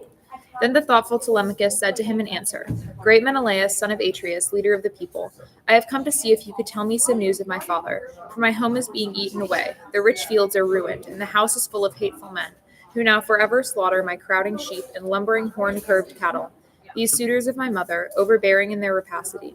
That is why I come to your knees now, in case you might wish to tell me of his dismal destruction, whether you saw it perhaps with your own eyes, or heard the tale from another who wandered too. His mother bore this man to be wretched. Do not soften it because you pity me and are sorry for me, but fairly tell me all that your eyes have witnessed. I implore you, if ever noble Odysseus, my father, undertook any kind of word or work and fulfilled it for you, in the land of the Trojans where all you Achaeans suffered, tell me these things from your memory, and tell me the whole truth. Then deeply angered, fair-haired Menelaus said to him, Oh, for shame! It was in the bed of a bold and strong man they wished to lie, they themselves being all unwarlike. As when a doe has brought her fawns to the lair of a lion and puts them there to sleep, they are newborn and still suckling, then wanders out into the foothills and the grassy corners, grazing there. But now the lion comes back to his own lair, and visits a shameful destruction on both mother and children. So Odysseus will visit shameful destruction on these men. O Father Zeus and Athena and Apollo, I wish that as he was when upon a time in strong-founded Lesbos he stood up and wrestled Philomeleides from a challenge and threw him strongly, so delighting all the Achaeans. I wish that such an Odysseus would come now among the suitors. They all would find death was quick and marriage a painful matter. But for what you entreat me for and ask me about, I will not turn away from the table and speak idly, nor will I deceive you. But of what the ever-truthful old man of the sea told me, I will tell all without concealment and hold back nothing. The gods held me still in Egypt when I was eager to come back here, for I had not rendered complete hecatombs to them. The gods have always desired that their orders should be listened to. There is an island there in the heavy wash of the ocean sea, in front of Egypt, and they call it Pharos, as far out as the distance a hollow ship can make in a whole day's sailing, when a sharp and following wind is blowing it onward. And there is a harbor there with good anchorage, whence they put forth their balanced ships to sea, after they have drawn dark water. There the gods held me 20 days, nor did the sea winds ever appear and blow across the salt water, such winds as act to send ships sailing over the sea's wide ridges. And now the food would have all been gone, and the men's strength with it, if one of the gods had not been sorry for me and shown mercy. Eidothea, daughter to mighty Proteus, the old man of the sea, for it was her heart that I moved mostly when she met me wandering by myself without my companions. For always ranging about the island, they would go fishing with crooked fish hooks, and always the hunger oppressed their bellies. She came and stood close to me, and spoke a word and addressed me. Are you so simple then, O stranger, and flimsy-minded, or are you willingly giving up and enjoying your hardships? See, you are held so long on the island, and can find no way out of it, while the heart in your companion diminishes. So she spoke, and I in turn spoke up and made answer. So I will tell, whoever you may be of the goddesses, that I am not detained of my own free will, but it must be I have offended the immortals who hold wide heaven. But do you then tell me, for the gods know everything, which one of the immortals hampers here and keeps me from my journey, and tell me how to make my way home on the sea where the fish swarm. So I spoke, and she, shining among the goddesses, answered, See, I will accurately answer all that you ask me. The ever-truthful old man of the sea ranges in these parts. This is the Egyptian, immortal Proteus, and he knows all the depths of the sea. He is Poseidon's underthane. And they also say he is my father, that he begot me. If somehow you could lie in ambush and catch hold of him, he could tell you the way to go, the stages of your journey, and tell you how to make your way home on the sea where the fish swarm. And he could tell you too, illustrious one, if you wish it, what evil and what good has been done in your palace, while you have been gone away on your long and arduous voyage. So she spoke, but then I answered her and said to her, Show me the way to lie in wait for this divine ancient, for fear he may somehow see me first and be warned and avoid me. A god is difficult for a mortal man to master. So I spoke, and she, shining among goddesses, answered, See, I will accurately answer all that you ask me. At the time when the sun has gone up to bestride the middle of the heaven, then the ever-truthful old man of the sea will come out of the water under the blast of the west wind, circled in a shudder of darkening water. And when he comes out, he will sleep under hollow caverns, and around him seals, those darlings of the sea's lovely lady, sleep in a huddle, after they have emerged from the gray sea, giving off the sour smell that comes from the deep salt water. There I will take you myself where dawn shows, and arrange you orderly in your ambush. You must choose from your companions those 3 who are your best, beside your strong benched vessels. Now I will tell you all the devious ways of this old man. First of all, he will go among his seals and count them, but after he has reviewed them all and noted their number, he will lie down in their midst, like a herdsman among his sheep flocks. Next, as soon as you see that he is asleep, that will be the time for all of you to use your strength and your vigor, and hold him there while he strives and struggles hard to escape you. And he will try you by taking the form of all creatures that come forth and move on the earth. He will be water and magical fire. You must hold stiffly onto him and squeeze him the harder. But when at last he himself, speaking in words, questions you, being now in the same form he was in when you saw him sleeping, then, hero, you must give over your force and let the old man go free, and ask him which one of the gods is angry with you, and ask him how to make your way home on the sea where the fish swarm. So she spoke and dived back into the surf of the water. Then I went back again to our ships where they were stationed along the sand, but my heart was a storm in me as I went. Now when I had come back to where my ship lay beside the seaside, we made ready our dinner, and the immortal night came over, and then we lay down to sleep along the break of the sea beach. But when the young dawn showed again with her rosy fingers, then I made my way along the beach of the wide-waved sea, praying much to the gods, and I took along with me those 3 companions I trusted most for any adventure. Meanwhile she had dived down into the sea's great cavern and brought back the skins of 4 seals out of the water. All were newly skinned. She was planning a trick on her father. And hollowing out 4 beds in the sand of the sea, she sat there waiting for us, and we came close up to her. Thereupon she bedded us down in order and spread a skin over each man. That was the most awful ambush, for the pernicious smell of those seals, bred in the salt water, oppressed us terribly. Who would want to lie down to sleep by a sea-bred monster? But she herself came to our rescue and devised a great help. She brought ambrosia and put it under the nose of each man, and it smelled very sweet, and did away with the stench of the monster. All that morning we waited there with enduring spirit, and the seals came crowding out of the sea, and when they came out they lay down to sleep in order along the break of the sea beach. At noon the old man came out of the sea, and found his well-fed seals, and went about to them all, and counted their number, and we were among the first he counted. He had no idea of any treachery. Then he too lay down among us. We with a cry sprang up and rushed upon him, locking him in our arms, but the old man did not forget the subtlety of his arts. First he turned into a great bearded lion, and then to a serpent, then to a leopard, then to a great boar, and he turned into fluid water, to a tree with towering branches, but we stiffly held on to him with enduring spirit. But when the old man, versed in devious ways, grew weary of all this, he spoke to me in words and questioned me. Which of the gods now, son of Atreus, has been advising you to capture me from ambush against my will? What do you want? So he spoke, and I in turn spoke up and made answer. You know, old man, why try to put me off with your answer? See, I am held so long on the island, and can find no way out of it, while the inward heart in me diminishes. Do you then tell me, for the gods know everything, which one of the immortals hampers me here and keeps me on my journey, and tell me how to make my way home on the sea where the fish swarm? So I spoke, and he in turn spoke up and made answer. But you should have made grand sacrifices to Zeus and the other immortal gods, and so gone on board, so most quickly to reach your own country, sailing over the wine-blue water. It is not your destiny now to see your own people and come back to your strong-founded house and to the land of your fathers, until you have gone back once again to the water of Egypt, the sky-fallen river, and there have accomplished holy hecatombs in honor of all the immortal gods who hold wide heaven. Then the gods will grant you that journey that you so long for. So he spoke, and the inward heart in me was broken, because he ordered me to go on back to the misty surface of the water to Egypt again, a long way and a hard one. But even so I answered him in words and said to him, All these things I will do, old man, in the way you tell me. But come now, tell me this and give me an accurate answer. Did all those Achaeans Nestor and I left behind when we went sailing from Troy come back in their ships without injury? Or did any of them die a dismal death on shipboard or in the arms of their friends after he wound up the fighting? So I spoke, and he in turn spoke up and made answer. Son of Atreus, why did you ask me that? You should not learn it, nor know what my mind knows, and I think you will not be free of tears for long once you have heard the whole story. There were many of these men who were lost, and many left over, but 2 alone, who were the leaders of the bronze-armored Achaeans, died on the way home. You yourself were there at the fighting, and there is someone who is being held alive on the wide sea somewhere. Aias was lost, and his long-oared vessels with him. First of all, Poseidon drove him against the great rocks of the Gyrae, and yet he saved himself out of the water, and Aias would have escaped his doom, though Athena hated him, for he had not gone wildly mad and tossed out a word of defiance. For he said that in despite of the gods he escaped the great gulf of the sea, and beside him heard him, loudly vaunting, and at once with his ponderous hands catching up the trident, he drove it against the Gyrian rock and split a piece off of it. And part of it stayed where it was, but a splinter crashed in the water, and this was where Aias had been perched when he raged so madly. It carried him down to the depths of the endless and tossing main sea. So Aias died when he swallowed down the salt water.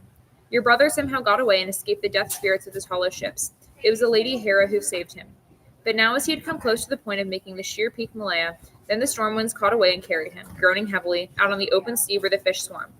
But since even from there an easy homecoming was manifest for him, the gods twisted the wind back, and they made the homeland at the uttermost edge of his estate, where before now Thyestes had made his home, but now Aegisthus, son of Thyestes, lived.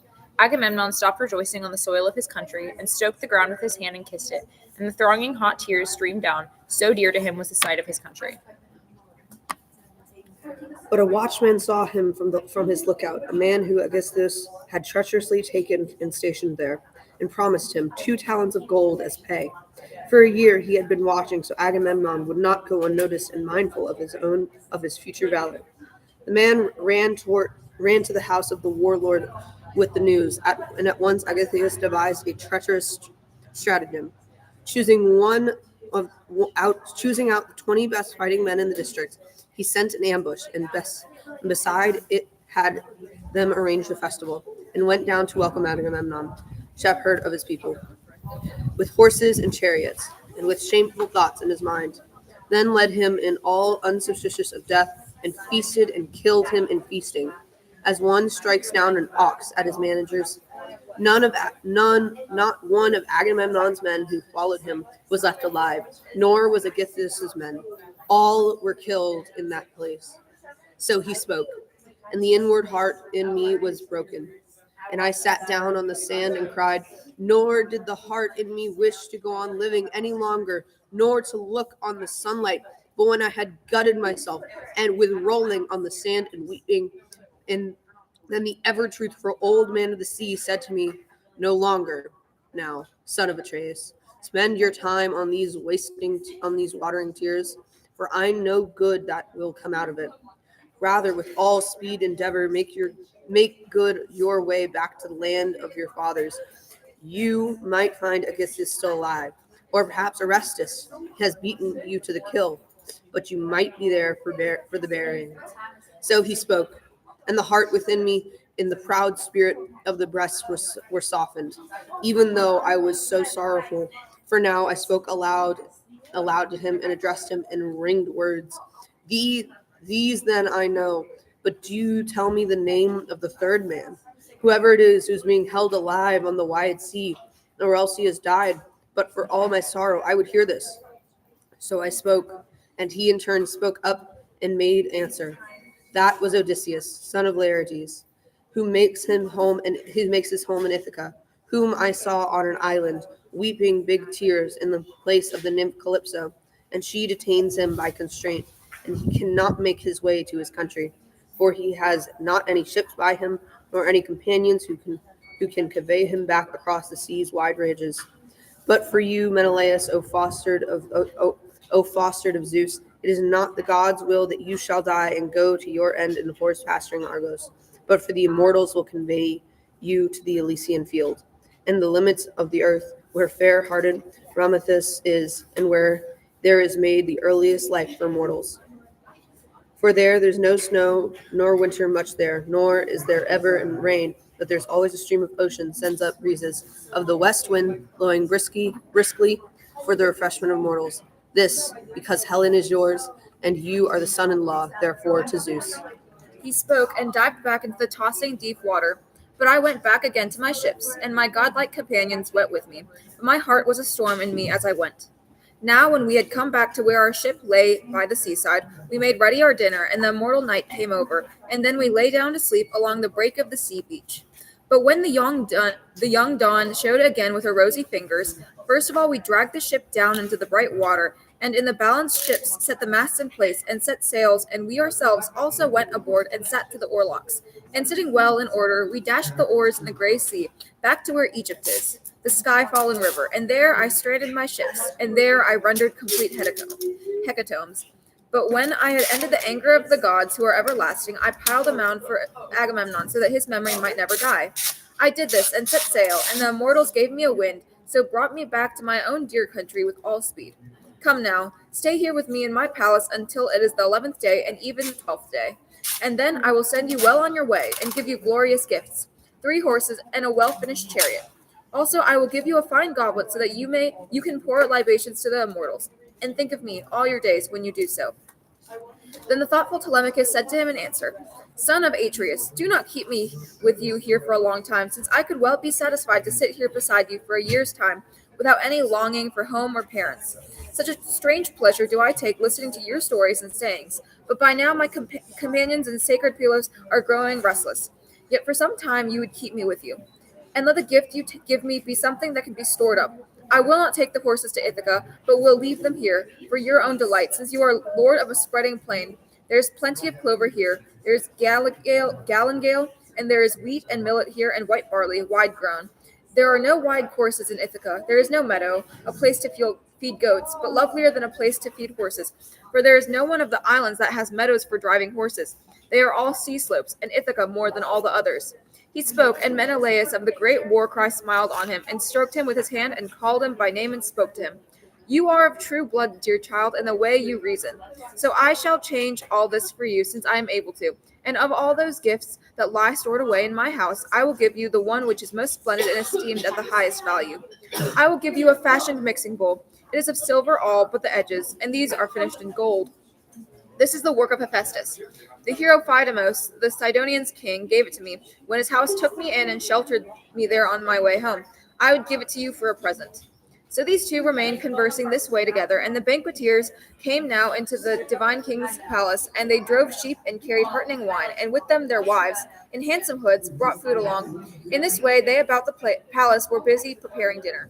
But meanwhile, before the palace of Odysseus, the suitors amused themselves with discs and with light spears for throwing on a leveled forge, unruly men as they had always been.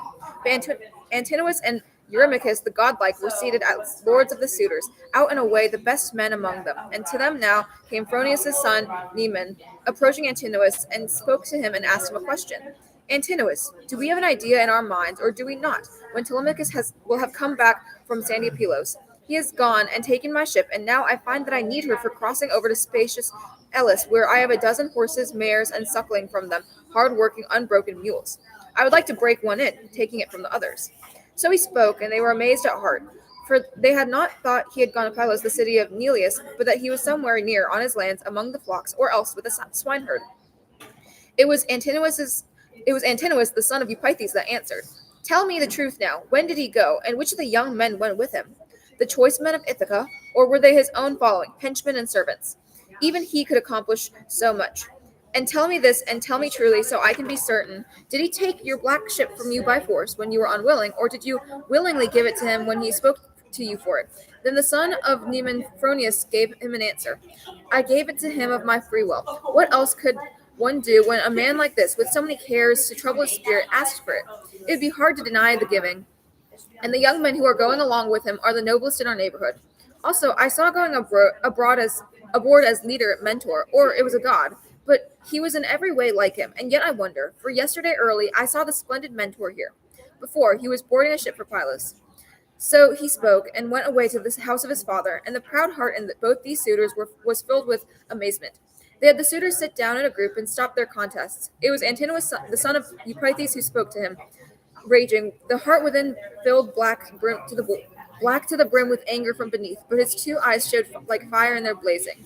Here now is a monstrous thing, this voyage made by Telemachus, and insolently put through. We thought he would never achieve it. A young boy, in despite of so many of us, has hauled down a ship and gone away, choosing out the best men in the country. The evil will begin to go further. May Zeus grant destruction of the life in him before he comes to full measure of manhood.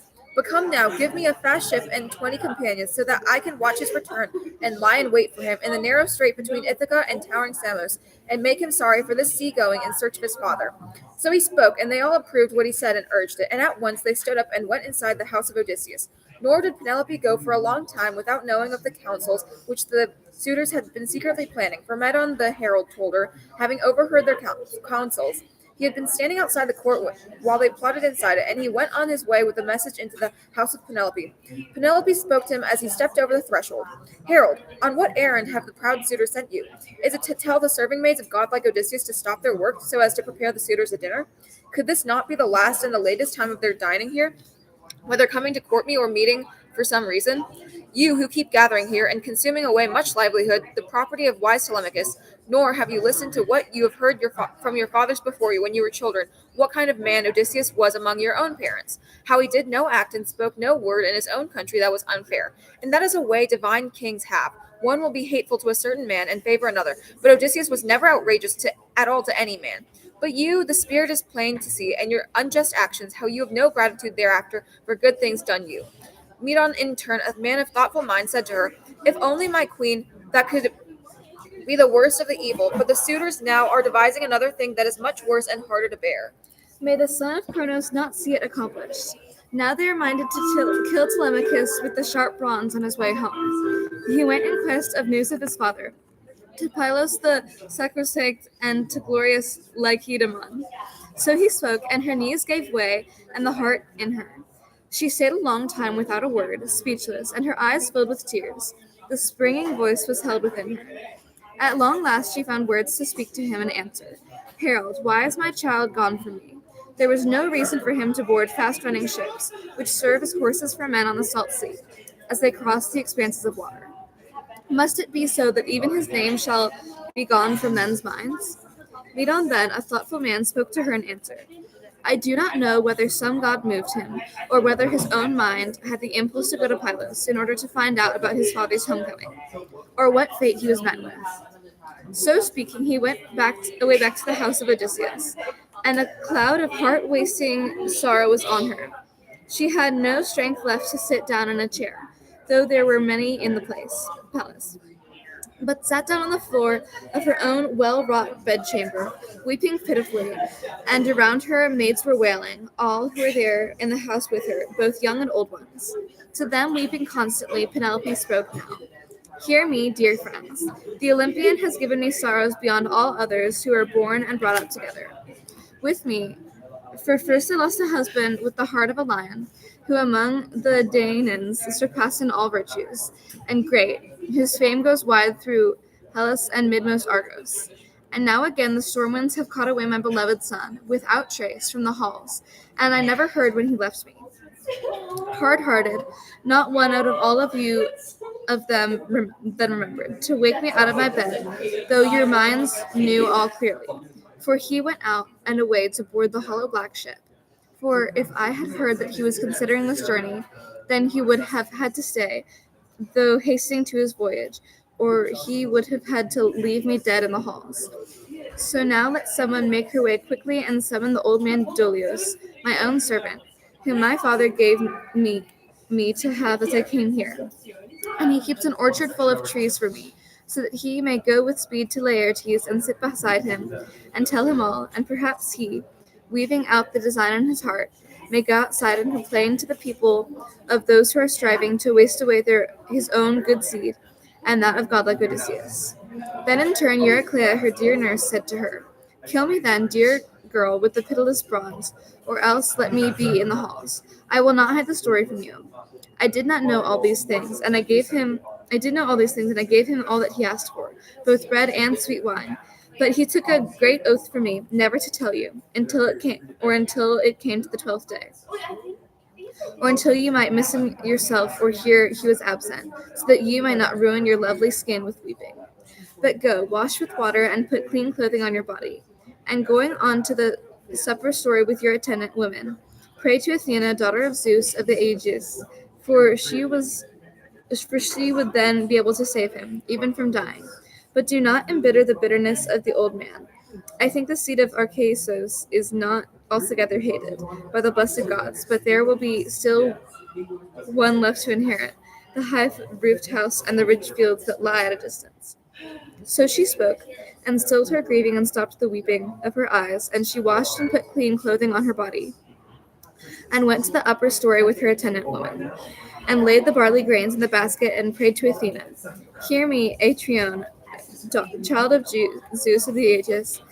if ever here in his own palace resourceful as Odysseus burned the rich thigh pieces of an ox or sheep in your honor. Remember it now for my sake, and save for me my beloved son, and fend off the suitors who are evilly overbearing. She spoke, and raised the outcry, and the goddesses listened to her praying. But the suitors all through the shadowy halls were raising a tumult, and thus would go the word of one of the arrogant young men. Surely our much sought after queen is consenting to marriage with one of us, not knowing how the murder of her son is appointed. Thus one of them would speak, not knowing what was appointed, but it was Antinous now who stood forth and addressed them. You are all mad. Keep clear of all this kind of disorderly talk, for fear somebody may go inside and report us. But come, let us silently rise up now and put into action that counsel which has been resolved in the hearts of all of us. So he spoke, and chose out the 20 best men among them. And they went along to the fast ship and to the sand of the seashore. And first of all they dragged the ship out to the deepening water, and in the black hole set the mast in place, and set sails, and made the oars fast in leather slings of the oarlocks, all in good order, and hoisted the white sails, and set them, and their high-hearted henchmen carried their gear on for them. They anchored her deep enough in the channel, and then, disembarking themselves, prepared their dinner and waited for the coming of the evening. But she in the upper chamber, circumspect Penelope, lay there fasting. She had tasted no food nor drink, only pondering whether her stately son would escape from dying, or have to go down under the hands of the insolent suitors. And as much as a lion caught in a crowd of men turns about in fear, when they have made a treacherous circle about him, so she was pondering, when the painless sleep came upon her, and all her joints were relaxed so that she slept there reclining. And then the gray-eyed goddess Athena thought what to do next. She made an image and likened it to Penelope's sister Iphthime, the daughter of the great-hearted Icarius, whose husband was Eumelus, and he lives in his home at Pherae.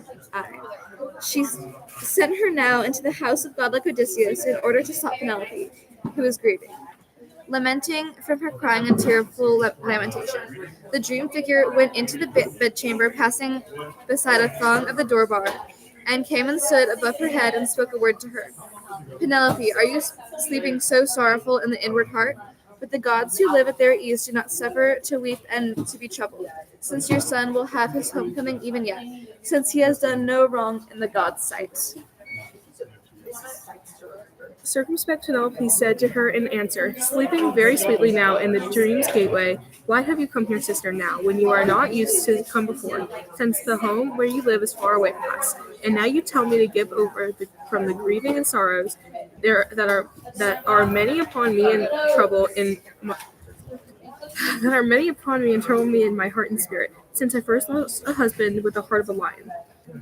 And who among the generals surpassed in all virtues, a great man whose fame goes wide through Hellas and midmost Argos. And now again a beloved son is gone in a hollow ship.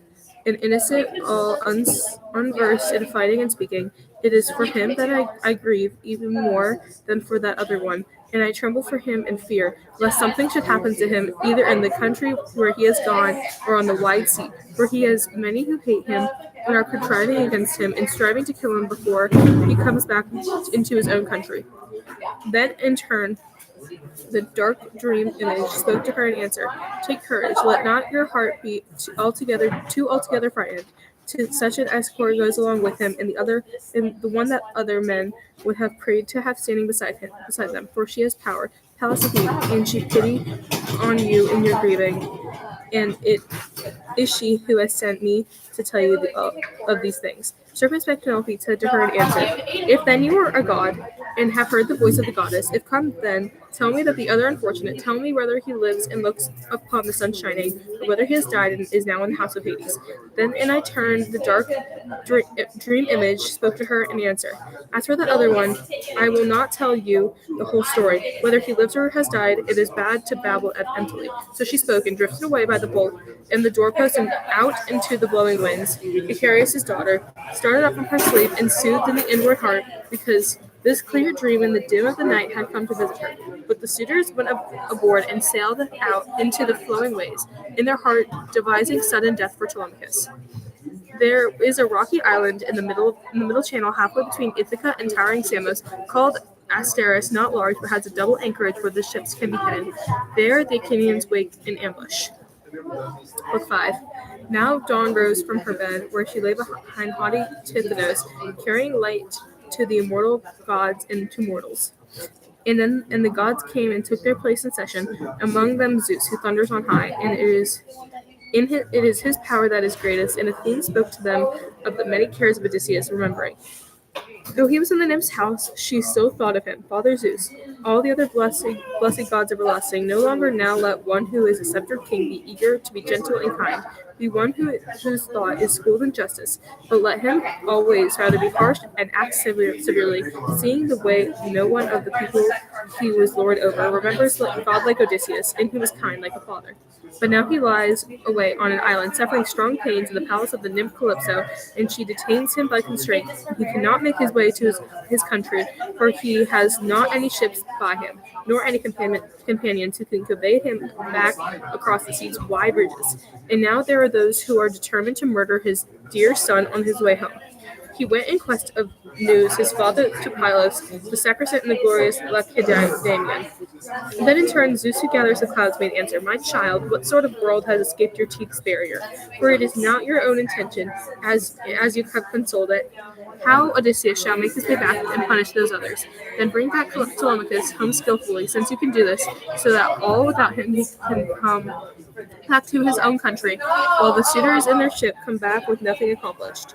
He spoke, and then spoke directly to his beloved son Hermes. Hermes, since for other things you are our messenger, to announce the nymph with the lovely hair our absolute purpose, the homecoming enduring Odysseus, that he shall come back by the convoy neither of the gods nor of the mortal people, but he shall sail on a jointed raft in suffering hardships on the 20th day to make his landfall on fertile Scheria, at the country of Pycnos, who are near the gods in origin, and they will honor him in their heart as a god, and send him back by ship to the beloved land of his fathers, bestowing bronze and gold in abundance upon him, and clothing more than Odysseus could ever have taken away from Troy, even if he had escaped unharmed with his fair share of the plunder. For it is so fated that he shall see his people and come back to his house, for the high roof and the land of his fathers.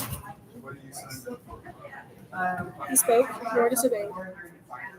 He spoke, nor disobeyed him, the courtier Argiphontes. Immediately he bound upon his feet the fair sandals, golden and immortal, that carried him over the water. As the dry boundless earth abreast of the wind's blast, he caught up the staff, which he mazes the eye of those mortals whose eyes he would maze, or rakes again the sleepers.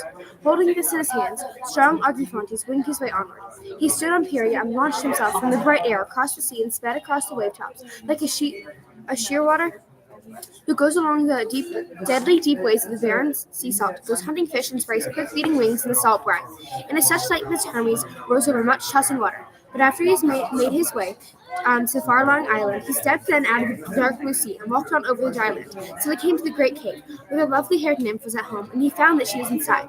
There was a great fire blazing on the hearth, and the smell of cedar split in billets, and the sweet of burning spread all over the island. She was singing inside the cave with a sweet voice, as she went up and down the loom and wove with a golden shuttle. For I have not any ships nor any companions who can convey him back. There was a growth of grover along the cavern, flourishing. Alder was there, and black poplar, and the fragrant cypress, and there were birds spreading wings to make their nests in it, little owls, and hawks, and birds of the sea with long beaks were like ravens. But all their work was on the sea water, and right about the hollow cavern extended a flourishing growth of vine that ripened with grape clusters. Next to it there were 4 fountains, and each of them ran shining water.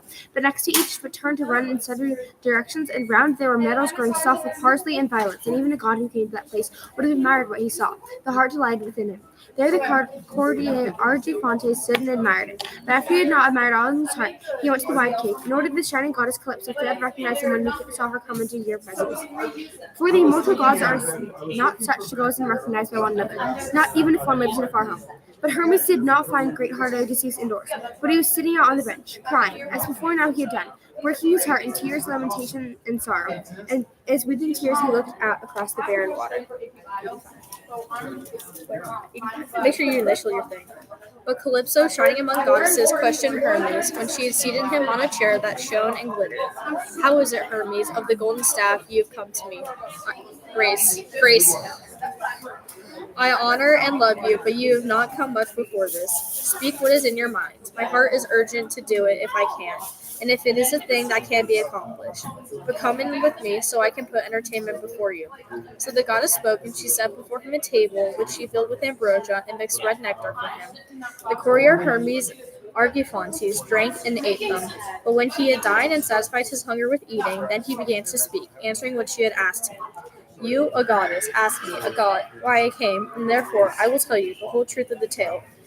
It is you who asked me. It was Zeus who told me to come here. I did not wish to. Who would willingly make the run across this endless salt water? And there is no city of men nearby, nor people to offer choice hecatombs to the gods and perform sacrifice. But there is no way for another god to elude the purpose of aegis-bearing Zeus, or bring it to nothing.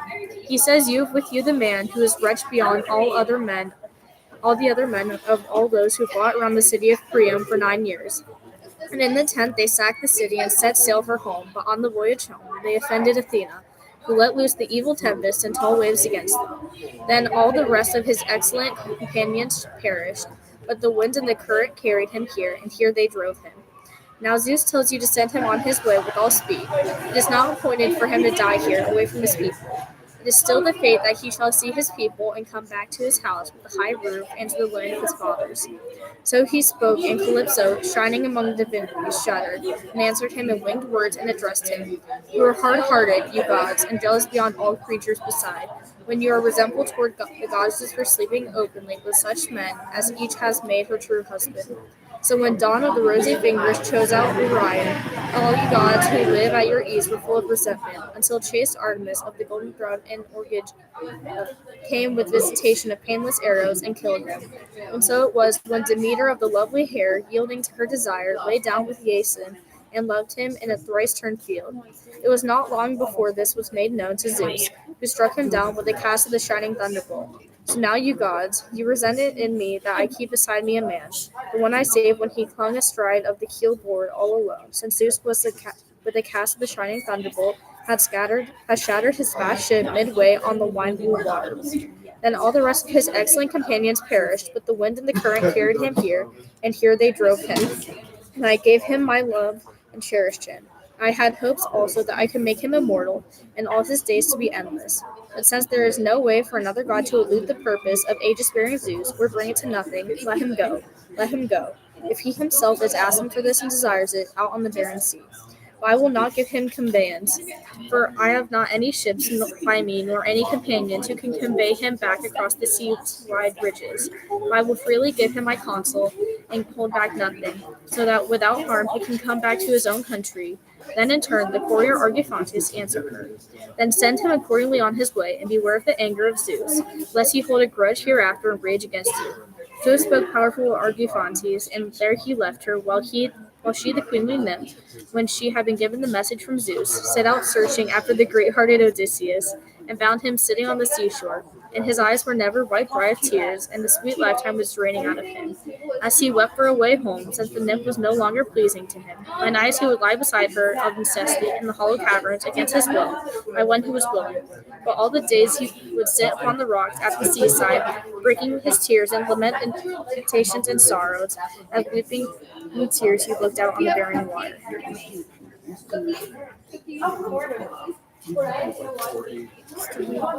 She, bright among divinities, stood near and spoke to him.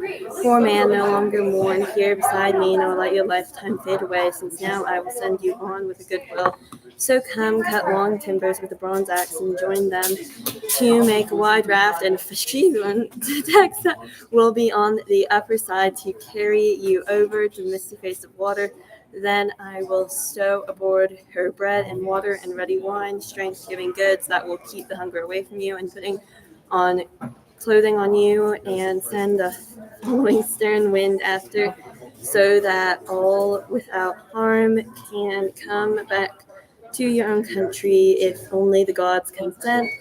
It is they who hold wide heaven, and they are more powerful than I to devise and accomplish. So she spoke to him, but long-suffering great Odysseus shuddered to hear, and spoke again in turn and addressed her. Here is some other thing you devise, O goddess. It is not conveyance when you tell me to cross the sea's great open space on a raft that is dangerous and hard, not even balanced ships rejoicing in the wind from Zeus cross over. I will not go aboard any raft without your goodwill, not unless, goddess, you can bring yourself to swear me a great oath that this is not some painful trial that you're planning against me. So he spoke, and Calypso stood among divinities, smiled and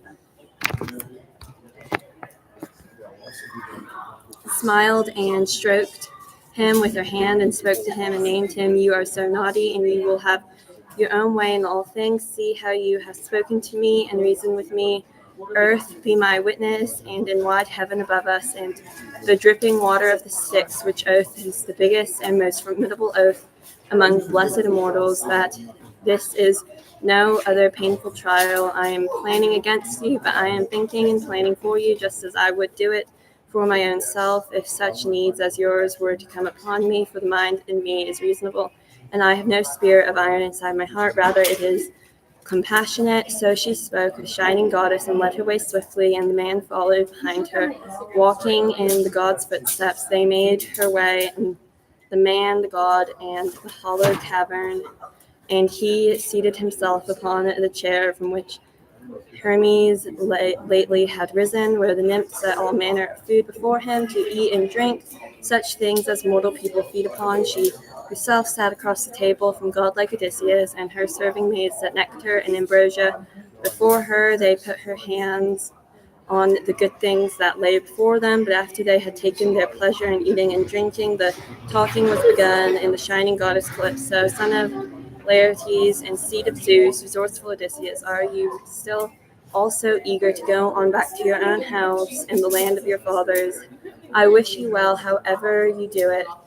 But if you only knew in your own heart how many hardships you are fated to undergo before getting back to your country, you will stay here with me and be the lord of this household and be an immortal, for all your longing once more to look on that wife for whom you are pining all your days here. And yet I think that I can claim that I am not her inferior either in build or stature, since it is likely that mortal women can challenge the goddess for build and beauty. Then resourceful Odysseus spoke in turn and answered her, Goddess and Queen, do not be angry with me. I know that all you say is true, and circumspect Penelope can never match the impression you make for her beauty and stature. She is mortal after all, and you are immortal and ageless. But even so, what I want and all my days I pine for is to go back to my house and see my days of homecoming. And if God batters me far out on the wine-blue water, I will endure it, keeping a stubborn spirit inside me, for already I have suffered much and done much hard work on the waves and in fighting, so let this adventure follow. So he spoke, and the sun went down, and the darkness came over. These two, withdrawn in the inner recess of the hollow cavern, enjoyed themselves in love and stayed all night by each other. But when the young dawn showed again with her rosy fingers, Odysseus wrapped himself in his outer cloak and tunic, while she, the nymph, mantled herself in a gleaming robe, and around her waist she fastened a handsome belt of gold, and on her head was a wimple. She set out planning at the journey for the great-hearted Odysseus. She gave him a great axe that fitted his palm and headed with bronze, with a double edge each way, and fitted inside it a handful of olive oil, well hafted. And she gave him a well-finished axe and led the way onward to the far end of the island, where there were trees tall growing, alder and black poplar, and fir that towered to the heavens, but all gone dry long ago and dead, so they would float lightly. But when she had shown him where all the tall trees grow, Calypso, shining among divinities, went back to her own house. While he turned to his cutting timbers and quickly had his work finished, he threw down the 20 in all and trimmed them well with his bronze axe. Calypso, the shining goddess, at that time came back, bringing to him an auger embroidered for them, all pinned together, with dowels and the cord slashed and is wrapped together, and great as in the bottom of broad cargo cutting, shipped when a man well skimmed in carpentry and fashions, in the size of the raft made for him by Odysseus. It's the whole story. Next, setting up the deck boards and fitting them up close uprights, he worked on them and closed it in the ends with sweeping gunwales. Then he fashioned the mast with an upper deck fitted to it, and made in addition a steering oar by which to direct her, and fenced her in down the whole length with waters of oyster, and kept the waters out, and expended much timber upon this.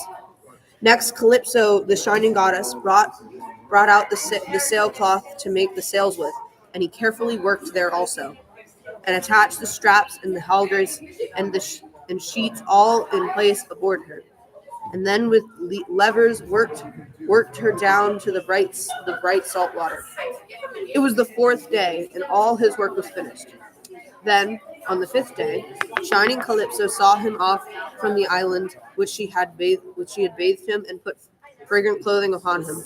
And the goddess put 2 skins aboard, one filled with dark wine, and the other, the big one, filled with water, and put on provisions in a bag, and stored there many good things to keep a man's strength up, and sent a following wind to carry him, warm and easy. Glorious Odysseus, happy with the wind, spread sails, and taking his seat artfully with the steering oar, he held her on her course. Nor did he sleep, nor ever descended on his islands, as he kept his eye on Hydelus, the late setting Butes, and the bear, to whom men give also the name the wagon, who turns about in a fixed place and looks at Orion. And she alone is never plunged into the wash of the ocean. For so Calypso, bride among the goddesses, had told him to make his way over to the sea, keeping the bear on the left hand. 17 days he sailed, making his way over the water, and on the 18th day there showed the shadowy mountains of the Pylican land, where it stood out nearest to him, and it looked like a shield lying on the misty face of the water. Coming back to Ethiopians, the strong earthshaker, saw him from afar in the mountains of Solomon.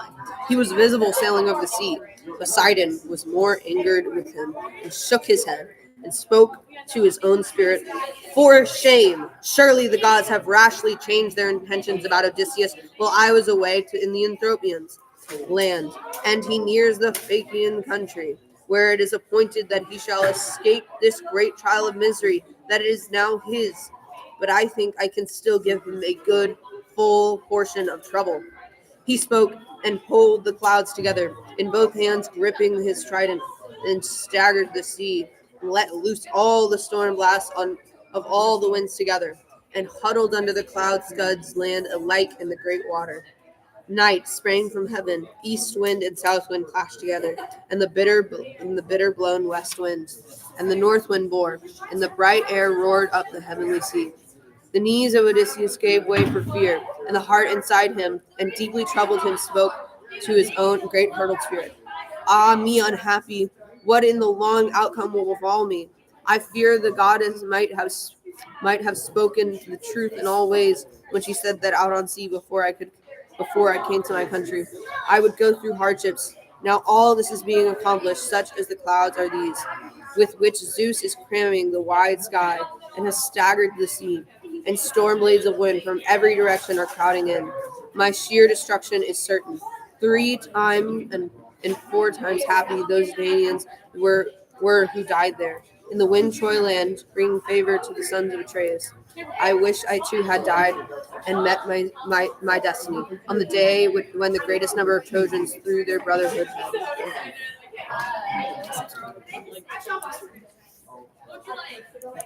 Weapons upon me over the body of Paris Achilles, and I would have my rights, and then Achaeans given me glory, and now it is by dismissal death that I must be taken. As he spoke, a great wave drove down from him with a horrible rush and spun the raft in a circle, and he was thrown clear far from the raft and let the steering oar slip from his hand.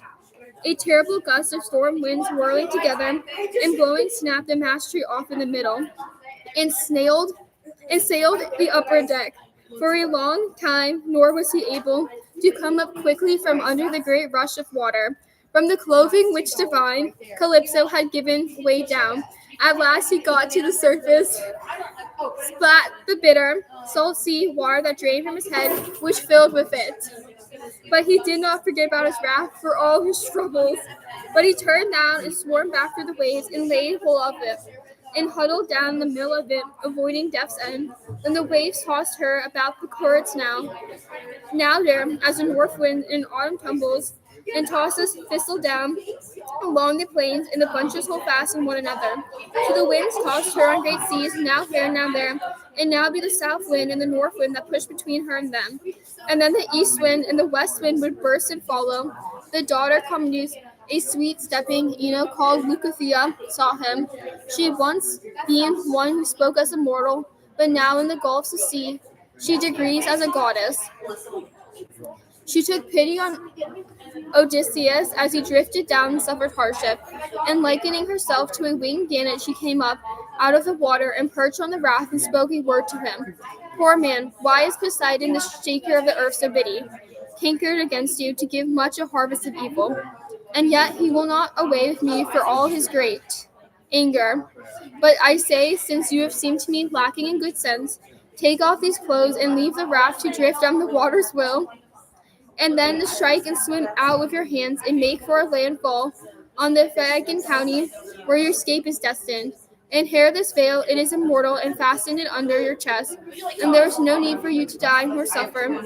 But when both your hands you have taken hold of a mainland, untie the veil and throw it under the wind-blew water, far from the land, and turn your face away as you do so. So spoke the goddess, and handed him the veil. Then herself, in likeness of a gannet, slipped back into the heaving sea.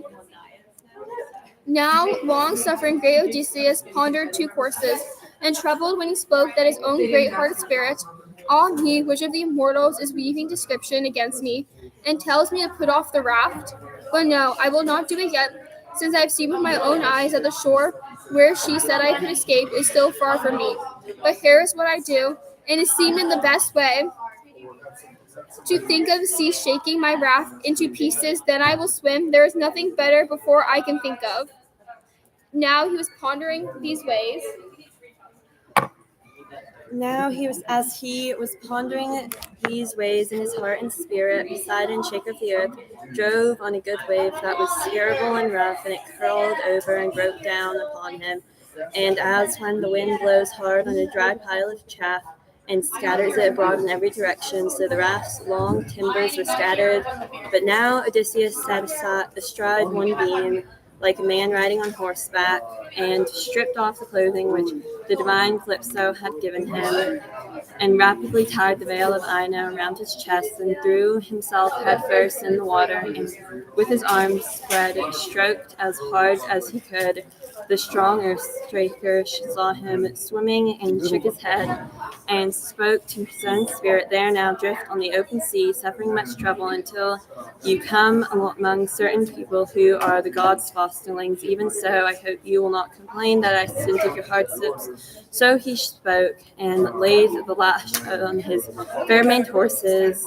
But now Athena, daughter of Zeus, planned what was to follow. She fastened down the courses of all the rest of the storm winds, and told them all to go to sleep now and to give over, but stirred a hastening north wind and broke down the seas before him, until Zeus sprung Odysseus, escaping death and the spirits of death, might join the company of war-loving Phaeacians. Then he was driven 2 nights and 2 days in the heavy seas, and many times his heart foresaw destruction. But when dawn with the lovely hair had brought the 3rd morning, then at last the gale went down, and windless weather came on, and now he saw the land lying very close to him, as he took a sharp lifted high on the top of a great wave, and as welcome as a show of life again in a father is to his children when he has lain sick, suffering strong pains, and wasting long away the hateful death spirit had brushed him. But then it is welcome, the gods set him free of his sickness, so welcome here land force now to Odysseus, and he swam, pressing on so as to set foot on the mainland. But when he was as far away as his voice could carry, he heard the thumping of the sea on the jagged rock teeth, for big surfs, terribly sucked up from the main, was crashing on the dry land. All was mantled in salt spray, and there were no harbors to hold ships, no roadsteads for them to ride in, but promontories outthrust and ragged rock teeth and boulders. The knees of Odysseus gave way for fear, and the heart inside him, and deeply troubled, he spoke to his own great spirit, "Ah me, now that Zeus has granted a sight for unhoped for land. Now I have made the crossing of this great distance. I see no way for me to get out of the sea water. For on the outer side are sharp rocks, and the surf about them breaks and roars, and sheer as the cliff runs up above them, and the sea is deep, close, and sure, so that there is no place to stand bracing on both my feet, and so loved will catch and throw me against the stony cliff. That will be a pitiful landing, yet if I try to swim along all the hope of finding beaches that slant against the waves of harbors for shelter from the sea, I fear that once again the whirlwind will snatch me and carry me out on the sea, where the fish swarm, groaning heavily, or else the divinity from the deep will loose against me a sea mother, of whom Amphitrite keeps so many, for I know how bitterly renowned Earthshaker hates him.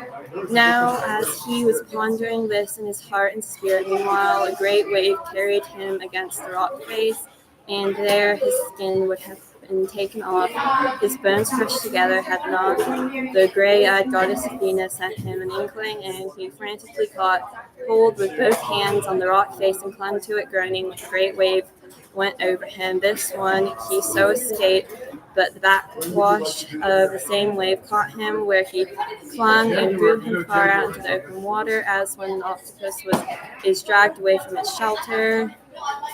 And so, in contact with the rock, and skin from bare hands was torn away. Now the great sea covered him over, and Odysseus would have perished wretched beyond his destiny, had not the gray-eyed goddess Athena given him forethought. He got clear of the surf, where it sucks against the head, and swam on along, looking always towards the shore in hope of finding beaches that slanted against the waves, or harbors for shelter from the sea. But when he came swimming along in the mouth of a sweet running river, this at last seemed to him the best place, being bare of rocks, and there was even shelter from the wind there. He saw where the river came out, and prayed to him in his spirit, "Hear me, my Lord, whoever you are, I come in great need. To you, a fugitive from the sea and the curse of Poseidon, even an immortal gods, that man has a claim on their mercy, who comes to them as a wandering man in the way that I now come to your current and to your knees after much suffering. Pity me then, my Lord, I call myself your suppliant."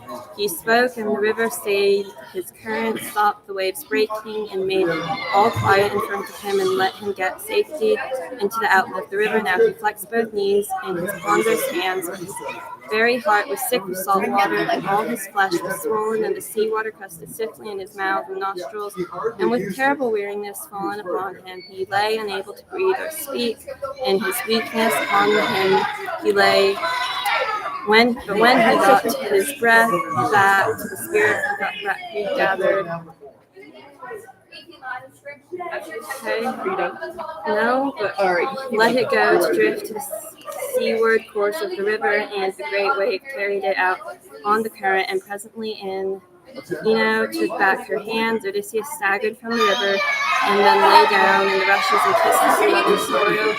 When then deeply he troubled his spirit,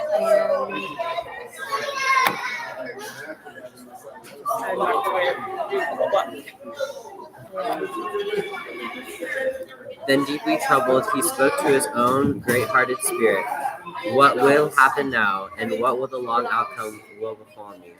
For if I wait out the uncomfortable night by the river, I fear that the female dew and the evil frost together will be too much for my damaged strength. I am so exhausted, and in the morning, chilly wind will blow from the river. But if I go up to the slope and into the shadowy forest, and lie down to sleep amongst the dense bushes, even if the chill and weariness let me be, and sweet sleep comes upon me, I fear I may become spoil and prey to the wild animals. In the division of his heart, and this last way seemed best.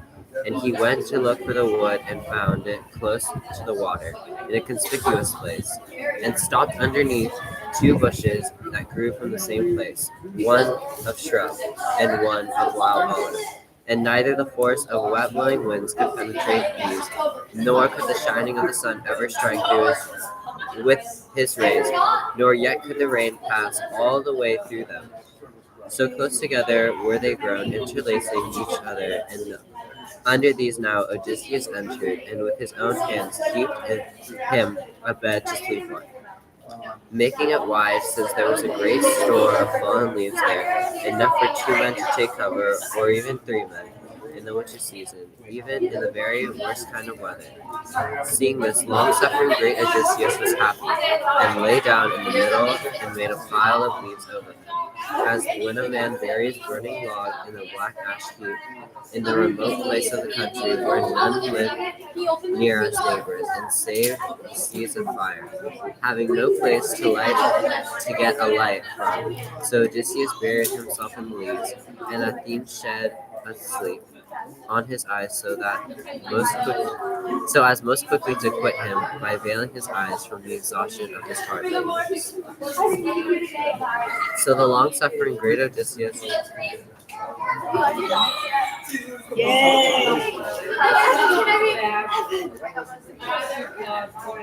So long suffering great Odysseus slept in that place, in an exhaustion of sleep and weariness, and now Athene went her way to the district and the city of Phaeacian men, who formerly lived in the spacious land Hyperia, next to the Cyclopes, who were men too overbearing, and who had kept carrying them, being greater in strength. From here, godlike Narcissus had led a migration and settled in Scyria, far away from men who eat bread, and driven a wall about the city, and built the houses and made the temples of the gods, and allotted the holdings. But now he had submitted to his fate and gone to Hades, and Alcinous, learned in designs from the gods, now ruled there. It was to his house that the gray-eyed goddess Athene went, devised the homecoming of great-hearted Odysseus. And she went to the ornate chamber, of which a girl was sleeping, like an immortal goddess for statue and beauty, Narcissus, the daughter of great-haired Alcinous.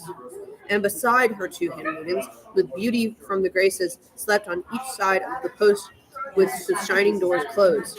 She drifted like a breath of wind to where the girl slept, and came and stood above her head and spoke a word to her, liking herself to the daughter of Deimos, famed for seafaring, a girl of the same age, in whom her fancy delighted.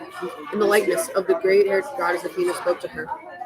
Narcissa, how could your mother have a child so careless? The shining clothes are lying away for uncared for, while your marriage is not far off, when you should be in your glory for clothes to wear, and provides too for those who attend you. It is from such things that a good reputation among people springs up, giving pleasure to your father and the lady your mother. So let us go on a washing tomorrow, when dawn shows. I will go along with you and help you, so you can have all done most quickly, since you will not long to stay unmarried. For already you are being courted by the best men of the Phaeacian hereabouts, and you too are a Phaeacian. So come, urge your famous father early in the morning to harness the mules and wagon for you, and it shall carry the sashes and dresses and shining coverlets for you. In the way it will be so much more becoming than for you to go there on foot, for the washing places are long away from the city. So the gray-eyed Athene spoke and went away from her to Olympus, where the abode of the gods stands firm and unmoving forever. They say, and it is not shaken with winds nor spattered with rains, nor does the snow pile ever there, but the shining bright air.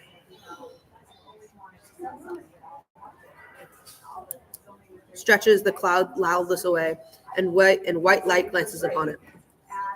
And there and all their days the blessed gods take their pleasure. There the grey-eyed one, when she had talked with the young girl, and the dawn came, throned in splendor, and wakened the well-robed girl Nausicaa, and she wondered much at her dreaming, and went through the house, so as to give the word to her parents, to her dear father and her mother. She found them within there. The queen was sitting by the fireside with her attendant women, turning sea-purple yarn on a distaff. Her father she met, as he was going out to the door of the council of famed barons, where the proud Phaeacians used to summon him. She stood very close to her dear father and spoke to him. Daddy dear, will you not have them harness me the wagon, the high one with the good wheels, so that I can take the clothing to the river and wash it? Now it is lying about, all dirty, and you yourself, when you sit among the first men in council, and share their counsels, ought to have clean clothing about you. And also, you have 5 dear sons who are grown in the palace. 2 of them married, and the other 3 are sprightly bachelors, and they are forever wanting clean, fresh clothing, so wear it when they go to the dance, and it is my duty to think about all this. So she spoke, but she was ashamed to speak of her joyful marriage to her dear father, but he understood all and answered, I do not begrudge you to the mules, child, nor anything else. So go, and the serving men will harness the wagon, the high one with the good wheels that has the carrying basket. He spoke, and gave the order to the serving men. These obeyed, and brought the mule wagon with good wheels outside, and put it together, and led the mules under the yoke and harnessed them. And the girl brought the bright clothing out from the inner chamber, and laid it in the well-polished wagon. Meanwhile her mother put in a box all manner of food, which would preserve strength, and put many good things to eat with it, and poured out wine in a goatskin bottle, and her daughter put that in the wagon. She gave her limpid olive oil in a golden oil flask for her and her attendant women to use for anointing. Nausicaa took up the whip and the shining reins, then whipped them into a start, and the mules went noisily forward, and she pulled without stint, carrying the girl in the clothing. She was not alone. The rest, her handmaidens, walked on beside her. Now, when they had come to the delightful stream of the river, where there is always a washing place, and plenty of glorious water that ran through to wash what was ever so dirty, there they unyoked the mules and set them free from the wagon, and chased them out along the bank of the swirling river to graze on the sweet river grass, while they from the wagon lifted the wash in their hands and carried it to the black water, and stamped it on the basins, making a race and a game of it until they had washed and rinsed all dirt away, then spread it out in line along the beach of the sea, where the water of the sea had washed the most big pebbles up on the dry shore. Then they themselves, after bathing and anointing themselves with oil, ate their dinner all along by the banks of the river, and waited for the laundry to dry out in the sunshine. But when she and her maids had taken their pleasure in eating, they all threw off their veils for a game of ball, and among them it was Nausicaa of the white arms who led in the dancing, and as Artemis, who showers arrows, moves on the mountains, either along Taygetus and on high-towering Erymanthos, delighting in boars and deer in their running, and along with her nymphs, daughters of Zeus and the Aegis, range in the wilds and play, and the heart of Leto is gladdened. For the head and the brows of Artemis are above all others, and she is evilly marked among them, though all are lovely. So this one shone among her handmaidens, a virgin unwed.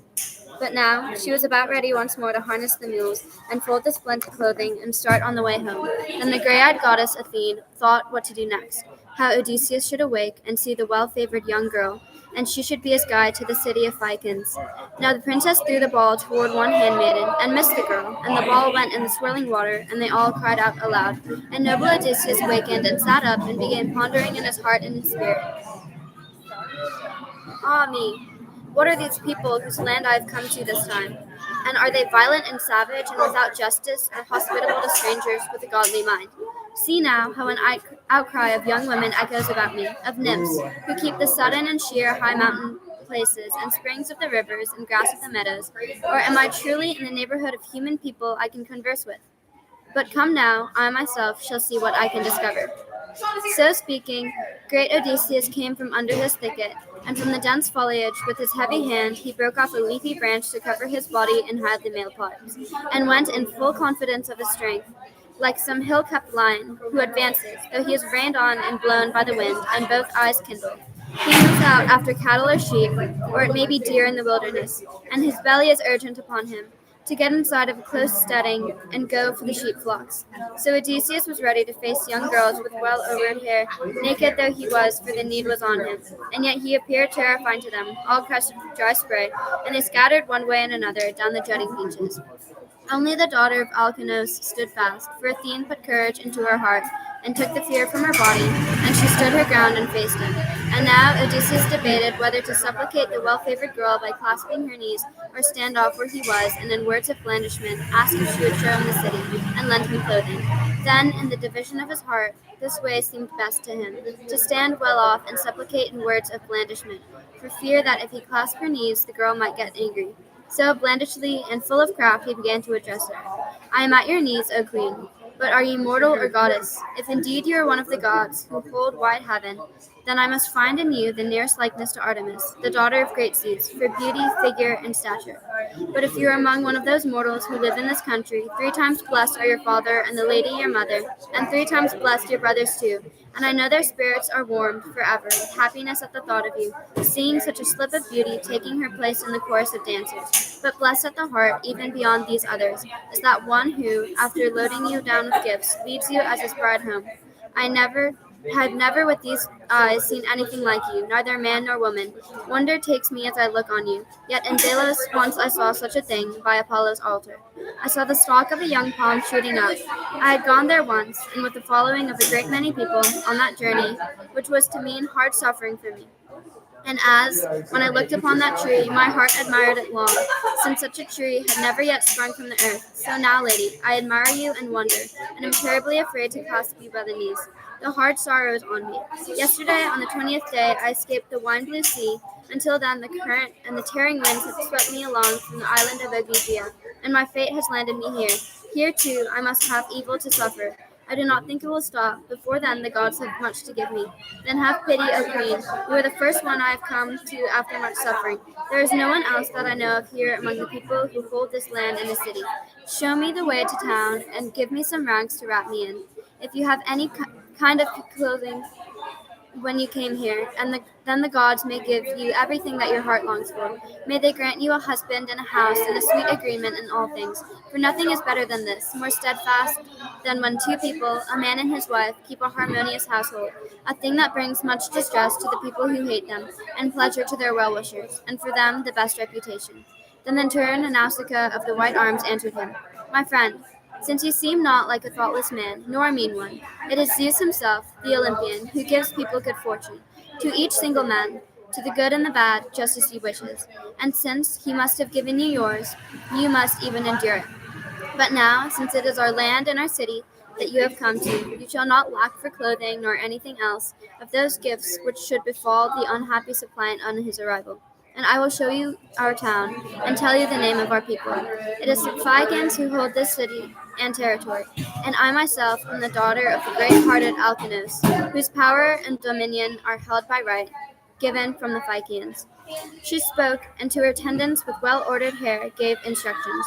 Stand fast, girls. Where are you flying? Just because you have looked on a man? Do you think this is some enemy coming against us? There is no such man living, nor can there ever be one who can come into the land of the Phaeacians bringing warlike attack. We are so very dear to the immortals, and we live apart by ourselves in the wash of a great sea, at the outer end, nor do any other people mix with us. But since this is some poor wanderer who has come to us, we must take care of him, since all strangers and wanderers are sacred to the sight of Zeus, and the gift is a light and a dear one. So my attendants give some food and drink to the stranger, and bathe him where there is shelter from the wind in the river.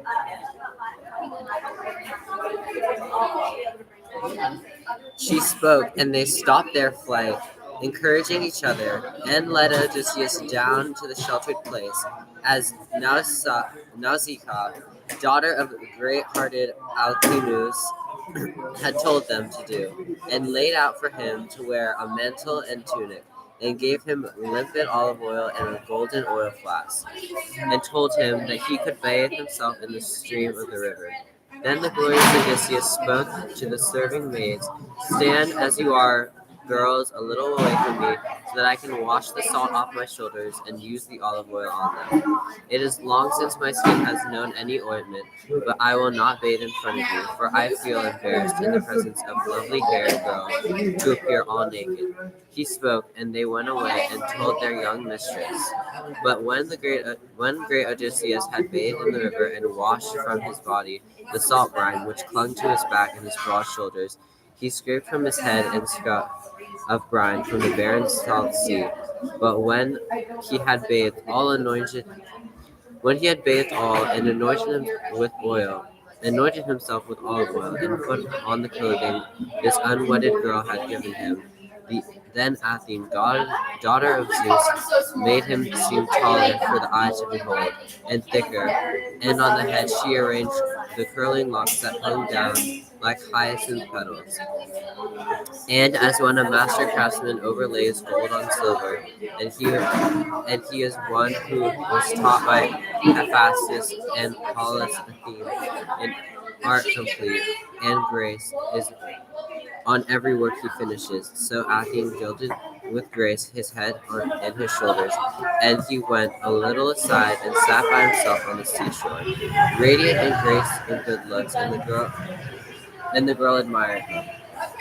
It was to her attendants with well-ordered hair, and now she spoke. Hear me, my white-armed serving woman.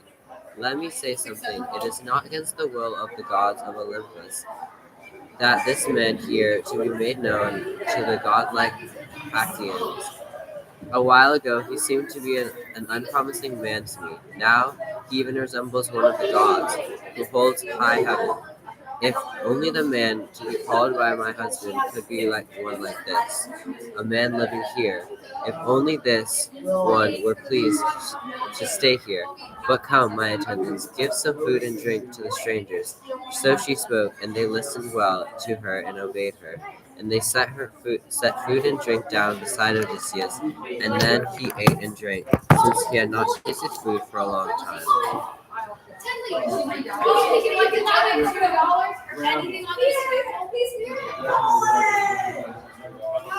Then Narcissus, the white arms through what to do next. She folded the laundry and put it away in the fine mule wagon, and yoked the mules with powerful hooves, and herself mounted, and urged Odysseus, and spoke a word, and named him by title. Rise up now, stranger, to go to the city, so I can see you to the house of my own prudent father, where I am confident you will be made known to the highest Phaeacian. Or rather, do it in this way. You seem to me not to be thoughtless. While we are among the fields and the land that the people work for that time, follow the mules and the wagon, walking along with the maids. I will point the way to you. But when we come to the city and around the towering wall and a handsome harbor either side of the city and narrowing causeway, and along the road there over oars swept, ships drawn up, for they all have slips, one for each vessel. And there is a place of assembly, put together with quarried stone and built around fine precinct of Poseidon. And there they tend to all the gear the gods with the blank ships and the oars and the sails. And there they bind down the oar blades for the Phaeacians, have no concern with the bow or quiver. But it is all masts and all the oars of the ships and balanced vessels themselves, in which they delight in crossing over the gray sea. And it is the graceless speech I shrink from, for fear one may mock us heartfelt, that there are insolent men in our community, and see how one of the worst sort might say what when he might met us, who is the larger and handsome stranger whom Narcissa has with her. And where did she find him? Surely, he is to be her husband. But is he a stray from ship of alien men, or she found herself? Since there are no such hereabouts, or did some god, after much entertainment, come down in answer to her prayers out of the sky? And all the days will he have her. Better so, if she goes out herself and finds her a husband from elsewhere, since she so prays no heed to her own Phaeacian neighbors. Although many of these are the best ones court her, so they will speak. And that would be a scandal against me. And I myself would disapprove of a girl who acted in that, without the good will of her dear father and mother, making friends with a man, before formally married. Then, stranger, understand what I say, in order soon to win escort and a voyage home from my father. You will find a glorious grove of poplars sacred to Athene near the road, and a spring run there. There is a meadow about it, and there is my father's estate in the flowering orchard, as far as the city as the stout of a man will carry. Sit down there and wait for time enough for the rest of us to reach the town and make our way to my father's palace. But when you estimate that we shall have reached the palace, then go to the city of the Phaeacians and inquire for the palace of my father, great-hearted Aquinas. This is easily distinguished, so an innocent child could guide you there. For there are no other houses built for other Phaeacians, anything like the house of the hero Aquinas. But when you have disappeared inside the house and the courtyard, go onto the quirky across the hall until you come to my mother, and she will be sitting beside the hearth and in the firelight, turning sea purple yarn on a distaff, a wonder to look at, and learning against the pillar, and her maids are sitting behind her. And there is my father's chair estate, drawn close beside her, on which he sits when he drinks his wine like any immortal. Go on past him, and there with your arms embrace your mother's knees. Do this, so as to behold your day for homecoming, with the happiness and speed. Even if you live very far off, there is hope that you can see your own people and come back to your strong founded home and to the land of your fathers. So Narcissa spoke, and with the shining lash whipped up her mules, and swiftly they left the running river behind them. And the mules, nesting sweetly their feet, ran very strongly, but she drove them with care, so that those on foot, Odysseus and the serving maids, could keep up. And they used their whip with disgrace, and the sun went down and came on the famous road, sacred to Athene. And the great Odysseus sat down. And immediately, thereafter, prayed to the daughter of great Zeus. Hear me, Atronian child of Zeus of the Aches, and listen to me now, since before you did not listen, and in my stricken voice, as the famous shaker, the earth battered me, to my sicker's voice and furious shaker, the earth battered me. Grant that I come as one lover and pied among the Phaeacians.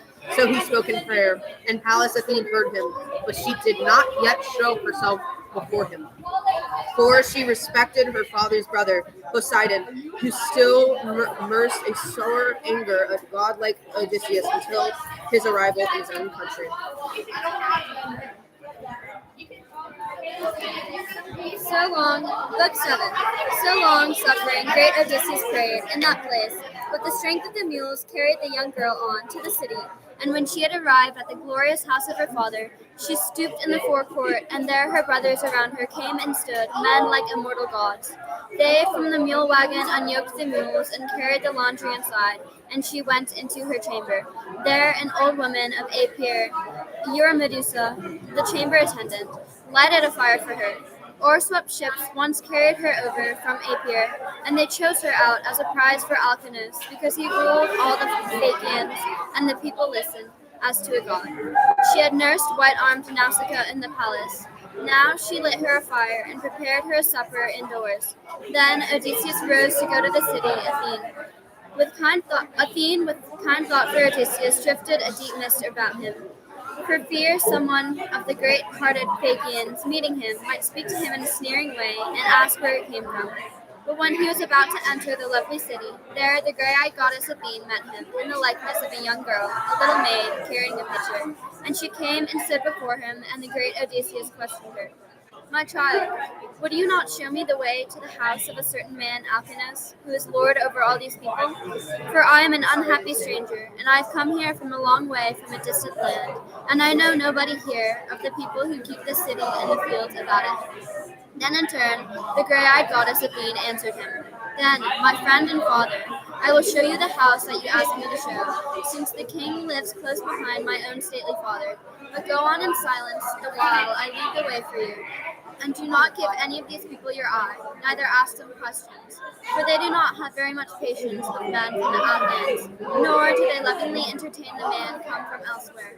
They, confident in the speed of their running ships, cross over the great open water, since this is the gift of the earth shaker, to whose ships move swift as thought, or as a winged creature. And so spoke Pallas Athene, and she led the way swiftly, and the man followed behind her, walking in the god's footsteps. But the Phaeacians famed for seafaring were not afraid of him, as he walked among them through the city, because Athene of the ordered hair, a dread goddess, would not suffer them to, but drifted a magical mist about him, as she cared for him lovingly. But Odysseus now admired their balanced ships and their harbors, the meeting places of the heroes themselves, and the long lofty walls that were joined with palisades, a wonder to look at. But when they came to the king's glorious palace, it was then Pallas Athene, the grey-eyed goddess, who began speaking. Here, my friend and father, you see the house which you have asked me to tell you. Here you will find the kings whom the gods love busy feasting, but you go on in with a spirit that fears nothing. The bold man proves the better for every action in the end, even though he may be a stranger coming from elsewhere. First of all, you will find the mistress there in her place. Arete is the name she is called, and she comes of the same forebears as in fact produced by the king Alcinous. First of all, Poseidon, shaker of the earth, and the fairest in form of women, Periboea, had a son Nausithous. She was the youngest daughter of the great-hearted Eurymedon, who in his time had been king over the high-hearted giants. But he lost his recklessly daring people, and he himself perished. But Poseidon lay in love with his daughter, and she engendered Nausithous the great-hearted, who was lord over the Phaeacians.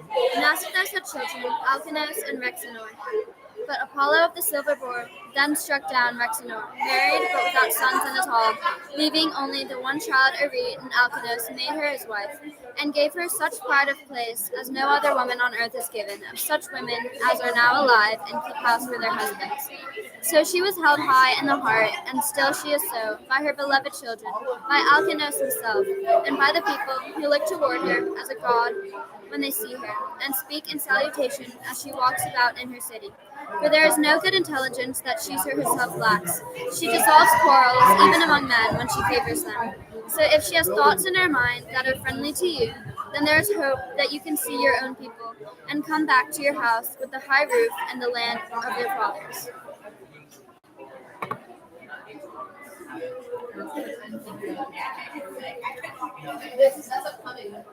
So grey-eyed Athena spoke and went away from him, crossed the barren and open water, left lovely Syria, and came to Marathon, into Athens of the wide ways, entered the close-built house of Erechtheus. And now Odysseus came to the famous house of Alcinous, but the heart pondered much in him as he stood before coming to the bronze threshold. For as from the sun the light goes, or from the moon, such was the glory on the high-roofed house of great-hearted Alcinous. Brazen were the walls run about it in either direction, from the inner room to the door, with a cobalt frieze encircling. And golden were the doors that guarded the close of the palace, and silver were the pillars set in the brazen threshold.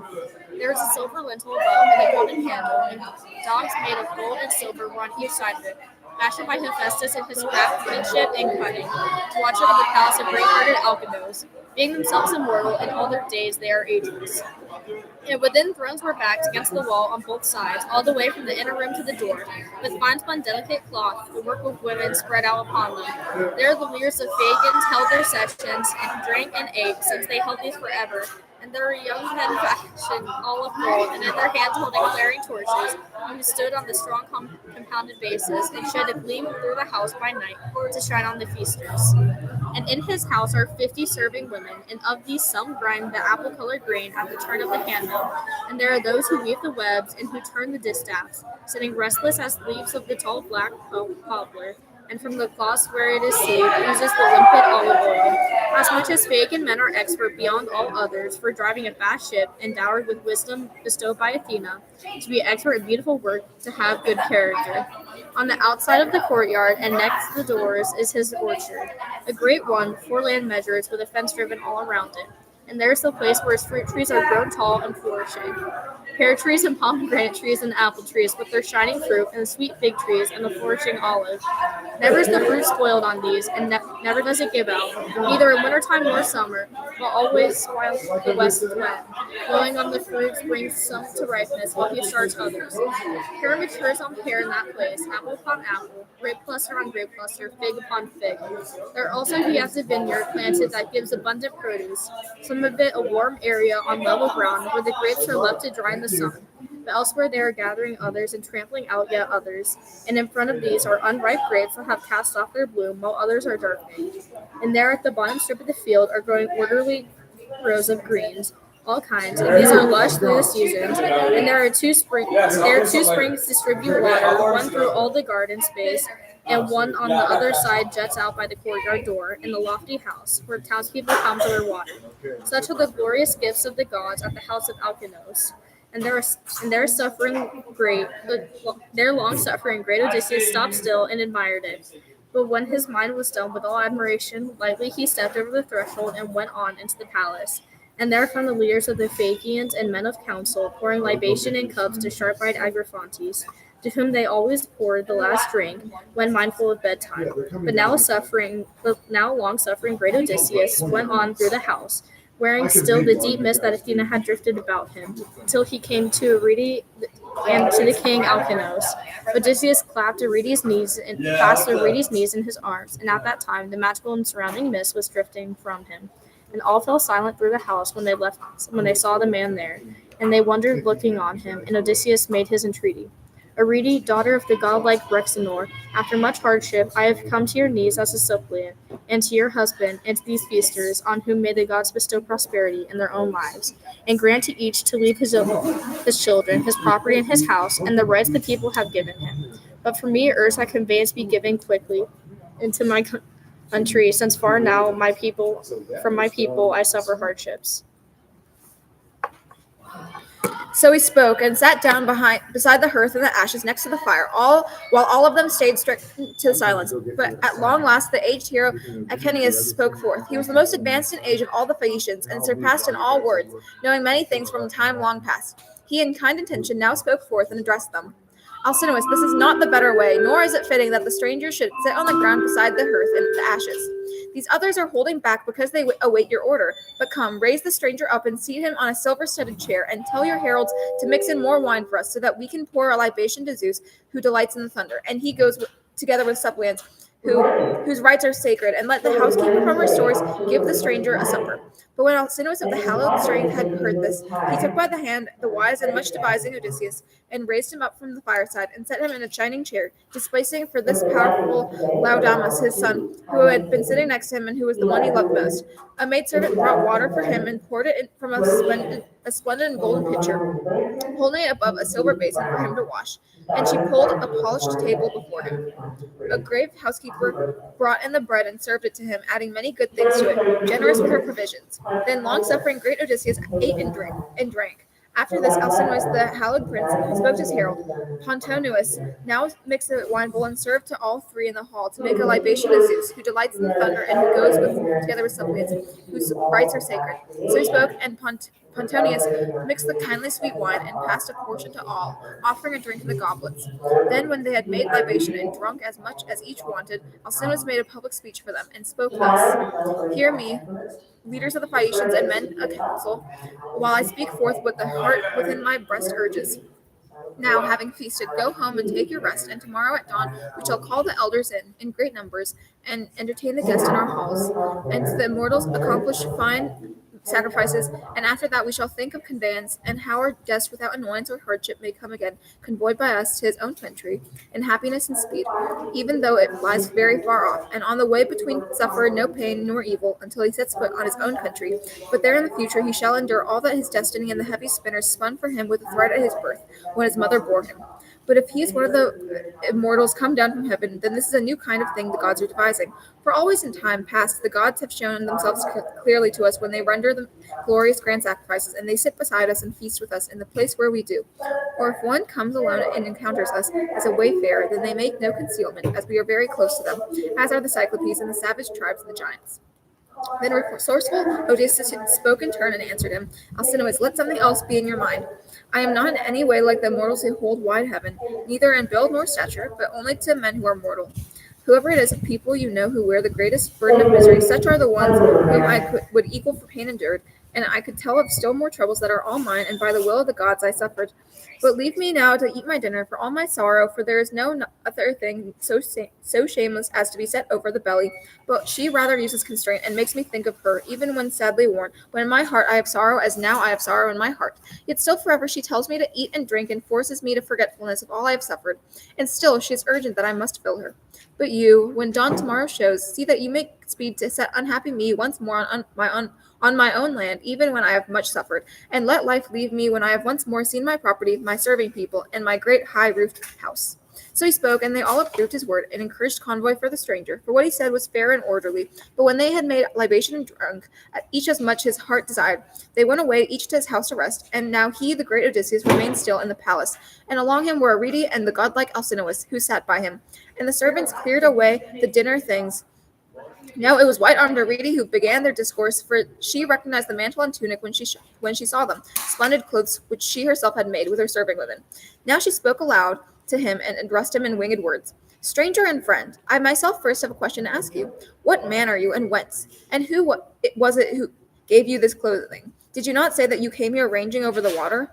Then resourceful Odysseus spoke in turn and answered her. It is a hard thing, O queen, to tell you without intermission all my troubles, since the gods of the sky have given me many. But this now I will tell you in answer to the question you asked me. There is an island, Ogygia. It lies in the water far off. There the daughter of Atlas, subtle Calypso, lives with ordered hair, a dread goddess, and there is no one, neither a god nor mortal person, who keeps her company. It was unhappy I alone whom my destiny brought there to her hearth, when Zeus with a gathered cast of the shining lightning shattered my fast ship midway on the wine-blue water. There all the rest of my excellent companions perished, but I, catching in my arms the keel of the oar-swept vessel, was carried for 9 days, and on the 10th, in the black night, the gods brought me to the island Ogygia, where Calypso lives with ordered hair, a dread goddess, and she received me and loved me excessively and cared for me, and she promised to make me an immortal and all my days to be ageless, but never so could she win over the heart within mine. There 7 years I remained fast, but forever was drenching with tears that clothing, immortal stuff, Calypso had given. But when in the turning of time the 8th year had befallen me, she herself told me to go and urged me to do it, whether by a message from Zeus or whether her own mind turned within her. And she sent me on my way on a jointed raft, and gave me much bread and sweet wine, and put immortal clothing upon me, and sent a following wind to carry me, warm and easy. 17 days I sailed, making my way over the water, and on the 18th day there showed the shadowy mountains of your own country, and the dear heart was happy within me. But I was unlucky, and had much misery left to live with still, but was driven upon me by the earth-shaker Poseidon, who hampered me from my way, letting loose the winds upon me, and stirred up an unspeakable sea. Nor did the surf swell let me sail along my raft, though groaning constantly. For now the storm wind scattered it far and wide, and I now made my way across the great gulf by swimming, until the wind and the water carried me and drove me to your shore. But there had I tried to set foot on the land, the rough wave would have dashed me against tall rocks in a place that was cheerless. So I backed away and swam again until I came to a river, and this at last seemed to me to be the best place, being bare of rocks, and there was even shelter from the wind there. I came out and dropped, nursing a hold on life, and immortal night came on. I went out and away from the sky-fallen river, and went to sleep there among the bushes, piled in a covering of leaves, and the god drifted in infinite sleep about me. And there among the leaves, my heart exhausted with sorrow, I slept night long, and into the dawn, and on to the noonday, and the sun was losing its light, and then the sweet sleep released me. Then I was aware of your daughter's attendant women playing on the beach, and she, looking like the goddesses, went there among them. I supplicated her, nor did she fail of the right decision. It was as you could have never hoped for a young person, so confronted to act, for always the younger people are careless. Also, she gave me food and plenty to eat. She gave me gleaming wine and a bath in the river. She also gave me this clothing. Sorrowful as I am, all this is true I have told you. Then in turn, Alcinous spoke to him and answered, My friend, here is one proper thought that my daughter's was not aware of when she failed to bring you with her attendants here to her house. It was she to whom you first came as a suppliant.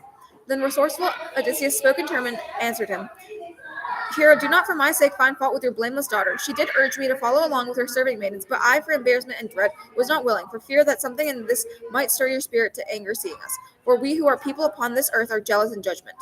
Then in turn Alcinous spoke to him and answered, Stranger, the inward heart in my breast is not of such a kind as to be recklessly angry. Always moderation is better.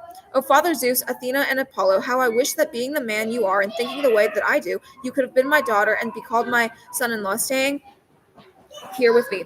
I would dower you with a house and properties if you had stayed by your own goodwill. Against that no Phaeacian shall detain you. Never may such be to Zeus' father's liking. As for conveyance, so that you may be sure I appoint it for tomorrow, until which time, giving way to slumber, you may rest, and they will sail in the calm to bring you back to your country and house and whatever else is dear to you, even if this may be much farther away than Euboea, which those of our people who have seen it say is the farthest away of all. At that time they had carried fair-haired Rhadamanthus on his way to visit Titius, the son of Gaia. They went there, and without any strain they accomplished the journey, and on the very same day they were back home with us. You yourself will see and know in your mind how my ships are the best, and my young men for tossing up sea with the oar blade. So he spoke, and long-suffering great Odysseus was happy. He spoke a word then in prayer, and named him by name, saying, Father Zeus, may Alcinous accomplish everything of which he spoke, and so may he have imperishable glory upon the grain-giving earth, and I come home to my country. So now these two were conversing thus with each other, but Arete of the white arms told her attendant women to make up a bed in the porch's shelter, and to lay upon it fine underbedding of purple, and spread blankets above it, and fleecy robes to be an over-all covering. The maidservants went forth from the main house, and in their hands held torches. When they had set to work and presently had a firm bed made, they came up and stood beside Odysseus, and with words roused him. Up, stranger, so you can go to rest. Your bed is made for you. So they spoke, and the thought of sleeping was welcome to him. Then long-suffering great Odysseus lay down and slept there upon a corded bedstead in the echoing portico. But Alcinous went to bed in the inner room of the high house, and at his side the lady his wife served as bedfellow. Then, when the young dawn showed again with her rosy fingers, Alcinous, the hallowed prince, rose up from his sleeping, and the descendant of Zeus, Odysseus, sacker of cities, rose up, and Alcinous, the hallowed prince, guided him to the Phaeacians' place of assembly, which was built for them by the ships. They went and took their seats on the polished stones together. The Pallas Athena went through the city, likening herself to the herald of wise Alcinous, as she was devising the return of great-hearted Odysseus. She would go and stand beside each man and speak a word to him. Come with me, leaders of the Phaeacians and men of counsel, to the place of assembly, there to find out about the stranger who is new come to the house of wise Alcinous, after wandering on the great sea, and in shape he is like the immortals. So she spoke and stirred the spirit and strength in each man, and quickly the place of assembly and seats were filled with people who gathered there, and many wondered much as they looked on the wise son of Laertes, and upon him Athena drifted a magical grace about his head and his shoulders, and made him taller for the eye to behold, and thicker, so that he might be loved by all the Phaeacians, and to them might be wonderful and respected, and might accomplish many trials of strength by which the Phaeacians tested Odysseus. But when they were assembled and all in one place together, to them now as Alcinous spoke forth and addressed them. Hear me, you leaders of the Phaeacians and men of counsel, while I speak forth what the heart within my breast urges. Here is the stranger. I do not know who he is, come wandering suppliant to my house from the eastern or western people. He urges conveyance and entreats me for its assurance. So let us, as we have done before, hasten to convey him. For neither has any other man who has come to my house stayed here grieving a long time for the matter of convoy. Come then, let us drag a black ship down to the bright sea, one sailing now for the first time, and have for it a selection from the district, 52 young men who have been the finest before. Then each man, fastening his oar to the oarlock, disembark, and come to my house, and make yourselves busy for a present feast, and I will make a generous provision for all. I say this to the young men, but also you other sceptred kings, come to me in my splendid dwelling, so that we can entertain the stranger guest in our palace. Let none refuse, and summon also the inspired singer Demodocus, for to him the god gave song surpassing in power to please, whenever the spirit moves him to singing. So he spoke and led the way, and others followed, as sceptred kings, but a herald went seeking the inspired singer, and also the 52 young men who had been selected went, as he told them along the beach of the barren salt sea. But when they had come down to the sea, and where the ship was, they dragged the black ship down to the deeper part of the water, and in the black hole set the mast in place, and set sails, and made the oars fast to the leather slings of the oarlocks, all in good order, and hoisted the white sails and set them. They anchored her deep enough in the channel, and themselves made their way to the great house of wise Alcinous. And the porticos and enclosures and rooms were filled with people assembling. There were many men there, both old and young ones, and for them Alcinous made a sacrifice, 12 sheep, 8 pigs with shining tusks, and 2 drag-footed oxen. Okay, thank you. The herald came near, bringing with him the excellent singer whom the muse had loved greatly, and gave him both good and evil. She reft him of his eyes, but she gave him the sweet singing art. Pontonoa set a silver-studded chair out for him in the middle of the feasters, propping it against a tall column, and the herald hung the clear lyre on a peg placed over his head, and showed him how to reach up with his hands and take it down. and set beside him a table and a fine basket, and beside him a cup to drink whenever his spirit desired it. They put forth their hands to the good things that lay ready before them.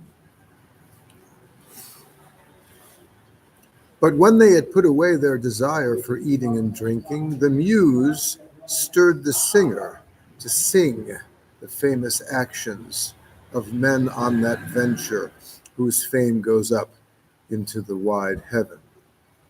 The quarrel between Odysseus and Peleus' son Achilles, how these once contended at the gods' generous festival, with words of violence, so that the lord of men, Agamemnon, was happy in his heart that the best of the Achaeans were quarreling.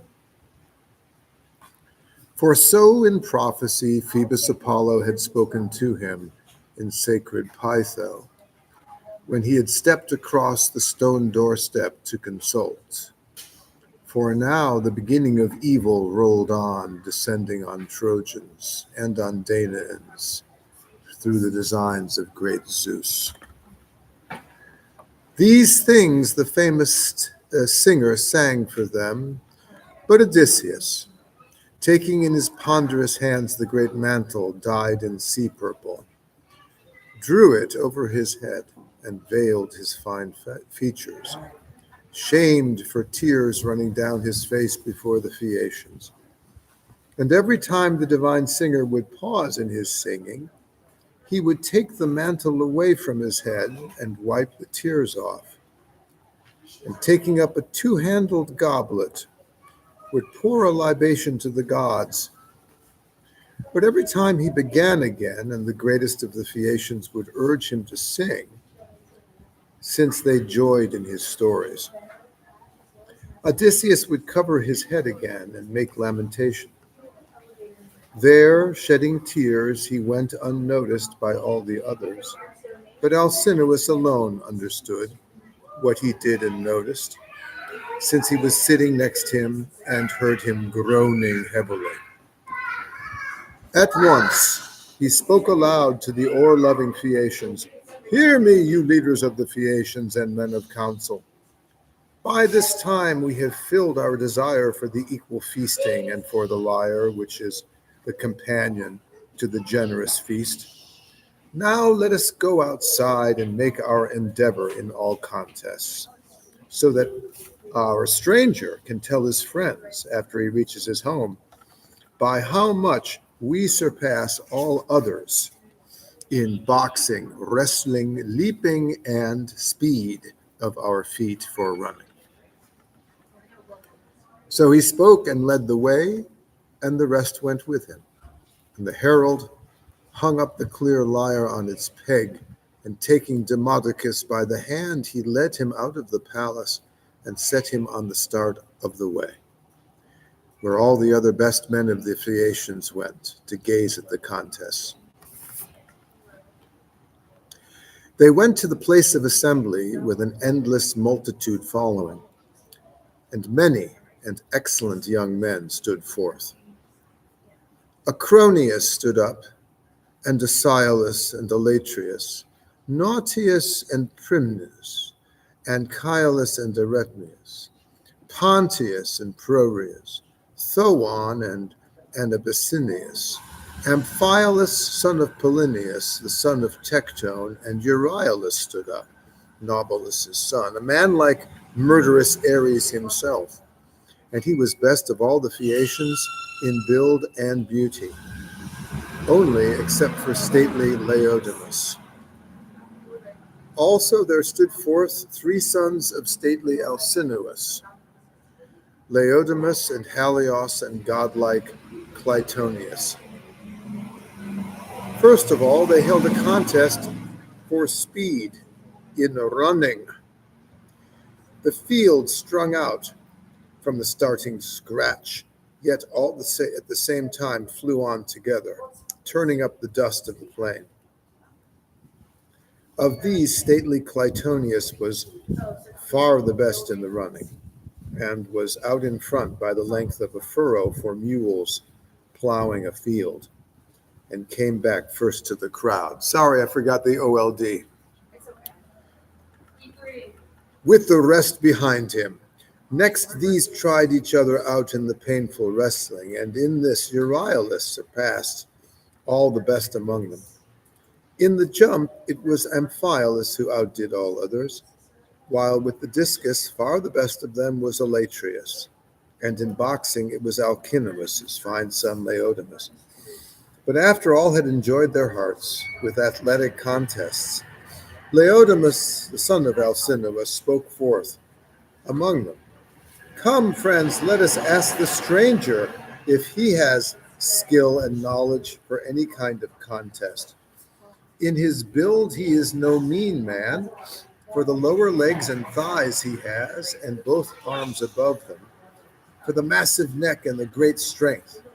Nor is it that he lacks youth, but the crush of many misfortunes has used him hardly.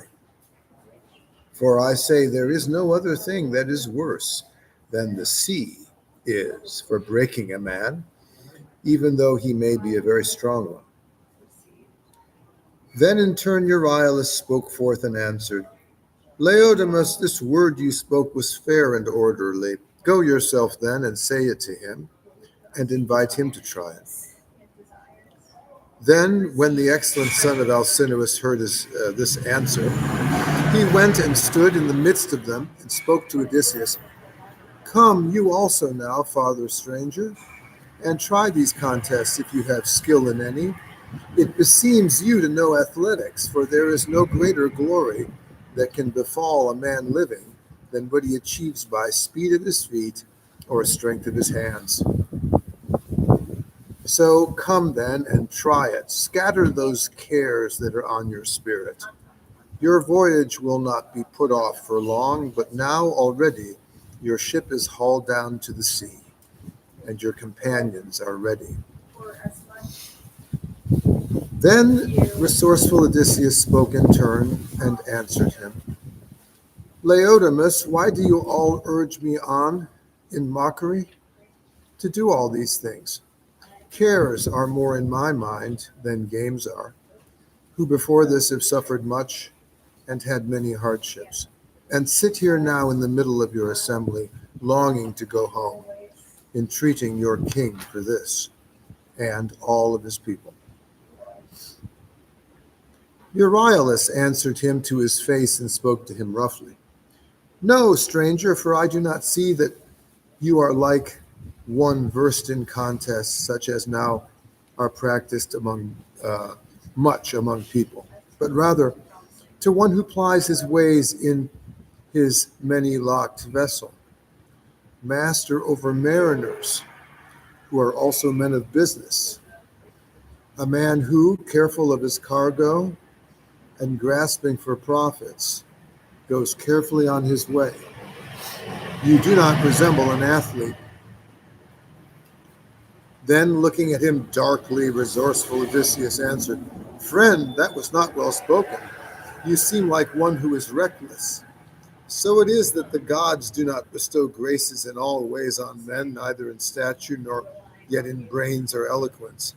For there is a certain kind of man, less noted for beauty, but the god puts comeliness on his words, and they who look toward him are filled with joy at the sight.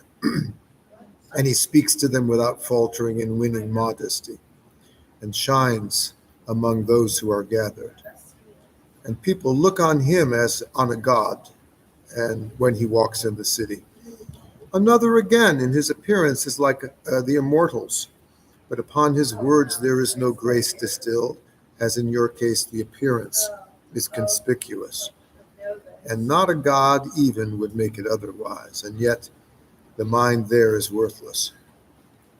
Now you have stirred up anger deep in the breast within me by this disorderly speaking, and I am not such a new hand at games as you say, but always, as I think I have been, among the best when I still had trust in youth and hand strength.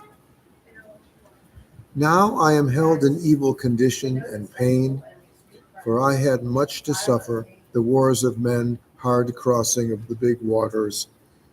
But even so, for all my troubles, I will try your contests, for your word bit in the heart, and you have stirred me by speaking. He spoke, and with mantle still on springing up, with mantle still on, sprang up and laid hold of a discus that was a bigger and thicker one, heavier not by a little than the one the Phaeacians had used for their sport in throwing. He spun and let this fly from his ponderous hand. The stone hummed in the air, and the Phaeacians, men of long oars and famed for seafaring, shrank down against the ground, ducking under the flight of the stone, which, speeding from his hand lightly, overflew the marks of all others. And Athena, likening herself to a man, marked down the cast and spoke and addressed him. Even a blind man, friend, would be able to distinguish your mark by feeling for it, since it is not mingled with the common lot, but far before. Have no fear over this contest. None of the Phaeacians will come up to this mark or pass it. She spoke, and much enduring great Odysseus rejoiced, happy to find one friendly companion in the assembled company. Again he spoke to the Phaeacians in language more blithe. Now reach me that mark, young men, and then I will make another throw, as great as this, I think, or one even better. Let any of the rest whose heart and spirit are urgent for it come up and try me, since you have irritated me so, either at boxing or wrestling or in a foot race. I begrudge nothing. Any of the Phaeacians, that is, except Laodamas himself, for he is my host, and who would fight with his friend? Surely any man could be called insensate and good for nothing who, in an alien community, offers to challenge his friend and host in the games. He damages what is his. No, but I refuse, not one of the rest, nor do I scorn him. But I am willing to look in his eyes and be tested against him. I am not bad in any of the contests where men strive. I know well how to handle the polished bow, and would be first to strike my man with an arrow aimed at a company of hostile men, even though many companions were standing close beside me, and all shooting with bows at the enemies. There was Philoctetes alone who surpassed me in archery, when we Achaeans shot with bows in the Trojan country. But I will say that I stand far ahead of all others, such as are living mortals now and feet on the earth. Only I will not set myself against men of the generations before, not with Heracles nor Eurytus of Oechalia, who set themselves against the immortals with the bow. And therefore great Eurytus died suddenly, nor came to an old age in his own mansion, since Apollo in anger against him killed him, because he had challenged Apollo in archery. I can throw with the spear as far as another casts with an arrow. Only in a foot race, I fear, one of the Phaeacians might outpass me. I have been through too much and shamefully battered on many rough seas, since there could be no orderly training on shipboard. Because of this, my legs have lost their condition. So he spoke, and all of them stayed stricken to silence. Only Alcinous spoke up and gave him an answer. My friend, since it is not graceless for you to speak thus amongst us, but you are willing to show that excellence you are endowed with, angered because this man came up to you in our assembly and belittled you in a way no man would properly find fault with your excellence, if he knew in his heart how to speak sensibly. Come then, attend to what I say, so that you can tell it even to some other hero after this. When in your palace you sit at the feasting with your own wife and children beside you, remembering our excellence and what Zeus has established as our activities through time, from the days of our fathers. For we are not perfect in our boxing, nor yet as wrestlers, but we do run lightly on our feet, and are excellent seamen, and always the feast is dear to us, and the lyre, and dances. Do your dance so that our guest, after he comes home to his own people, can tell them how far we surpass all others in our seamanship, and the speed of our feet, and dancing and singing. Let someone go quickly and bring Demodocus, his clear-voiced lyre, which must have been set down somewhere in our palace.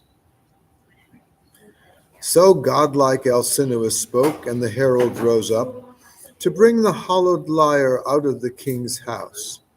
And now stewards of the course stood up, 9 in all of them, chosen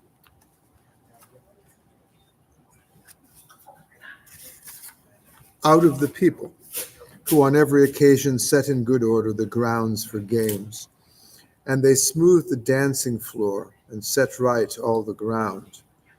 And the herald, you have somebody else come up, came bringing with him the clear lyre for Demodocus, who moved into the middle, and about him stood forth young men in the first of their youth, well trained in dancing, and beat the wonderful dancing floor with their feet. Odysseus gazed on the twinkling of their feet, his heart full of wonder.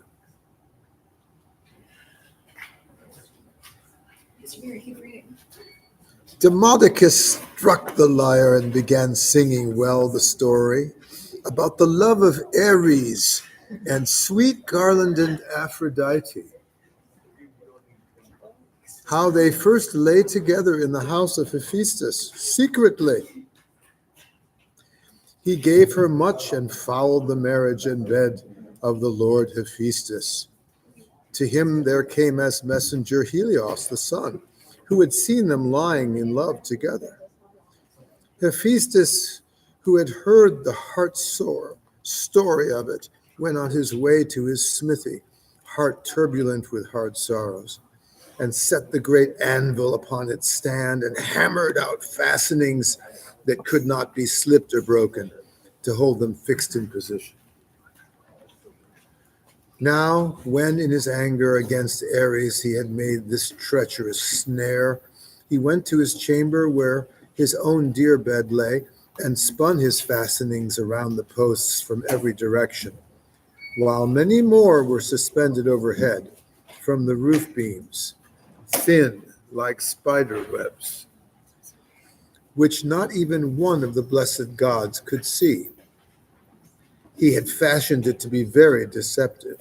But when he had spun about the bedstead all of his treacherous device, he started for Lemnos, the strong-founded citadel, which of all territories on earth was far dearest to him. Nor did Ares of the golden reins keep a blind watch on him, as he saw Hephaestus the glorious smith go away. But he then took his course, so he entered the house of glorious Hephaestus. Where are the Latin readers? Grab one of them. Who wants to read? Lusting after the love of sweet garlanded Cytherea. She had lately come in from the house of her father, the powerful son of Kronos, Are they getting extra credit for participating? and sat there when Ares entered the house. Then he took her by the hand and spoke to her and named her, saying, "Come, my dear, let us take our way to the bed and lie there, for Hephaestus is no longer hereabouts." But by this time he must have come to Lemnos and the wild-spoken Sintians. I'll start. All right, and then just keep reading for a while. Okay.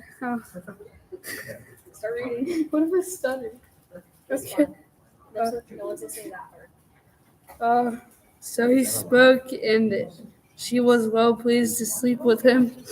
These two went to bed and slept there, and all about them were bending the artful bonds that had been forged by subtle Hephaestus, so neither of them could stir a limb or get up.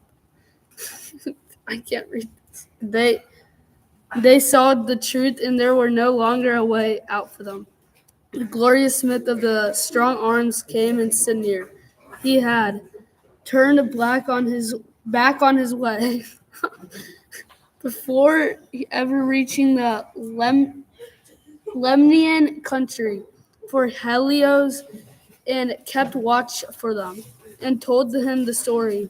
He took his way back to his own house, heart grieved within him, and stood there in the forecourt with the savage anger upon him, and gave out a terrible cry and called to all immortals, fathers Zeus and all you other blessed immortal gods, come here to see a ridiculous sight.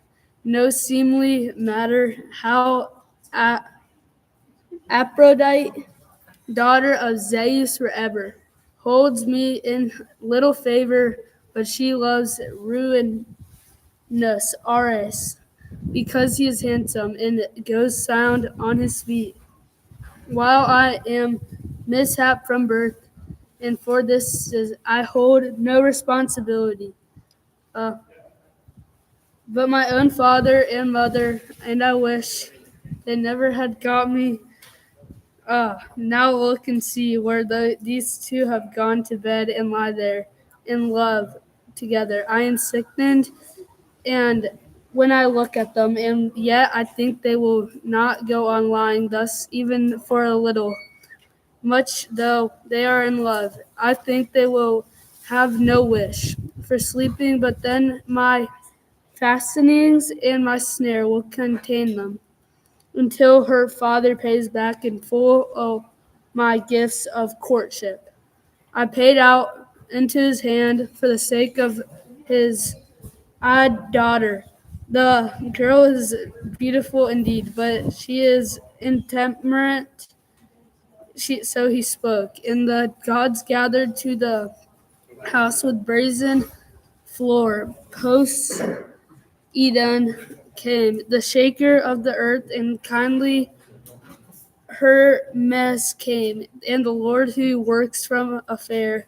Apollo, the gods, the givers of good things, stood there in the forecourt, and among the blessed immortals uncontrollable laughter went up as they saw the handiwork of several Hephaestus, and thus they would speak to each other, each looking at the god next to him. No virtue and bad feelings. See how slow one has overtaken swift, as now slow Hephaestus has overtaken. Already swiftest of all the gods on Olympus. By artifice, though he was lame, and Ares must pay the adulterer's damage. You want to read now? All right. It's right there. I'm putting my little initials there.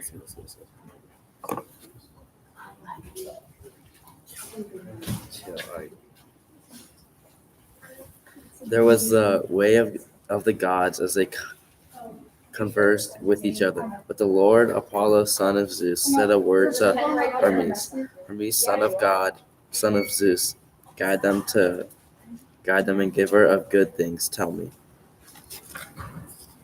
would you caught tight in the strong fastening be willing to sleep in the bed by the side of the Aristotle, the golden? Then in turn the courier answered, Lord, who strike from the fair Apollo, I wish it could only be, and there could be thrice this number of endless fastening, and all you gods could be looking on in appalled goodness, and still I would be sleeping by the side of Aphrodite, the golden. He spoke, and there was a laughter among the immortals. Only there was no laughter for Poseidon, but he kept entering Aphrodite by famous craftsmen, asking him to set Ares free, and spoke aloud to him, addressing him in winged words. Let him go, and I guarantee you he will pay whatever you ask. And that is approved among immortal Poseidon. Then, in turn, in renewed smith of the strong arms answered, Shaker of the earth, Poseidon, do not argue this on me. The business of wrenchers is wrenched. Even in guarantee giving to what I could be holding among the immortal gods if Ares were to go off, avoiding both of his debt and his bondage. Then in the Poseidon shakers of the earth answered Hephaestus, if Ares goes off and escapes not paying anything he may owe you, then I myself will pay it. Then I turned and renewed smith of the strong arms answered, so mighty Hephaestus spoke and undid the fastening straightway, the two of them.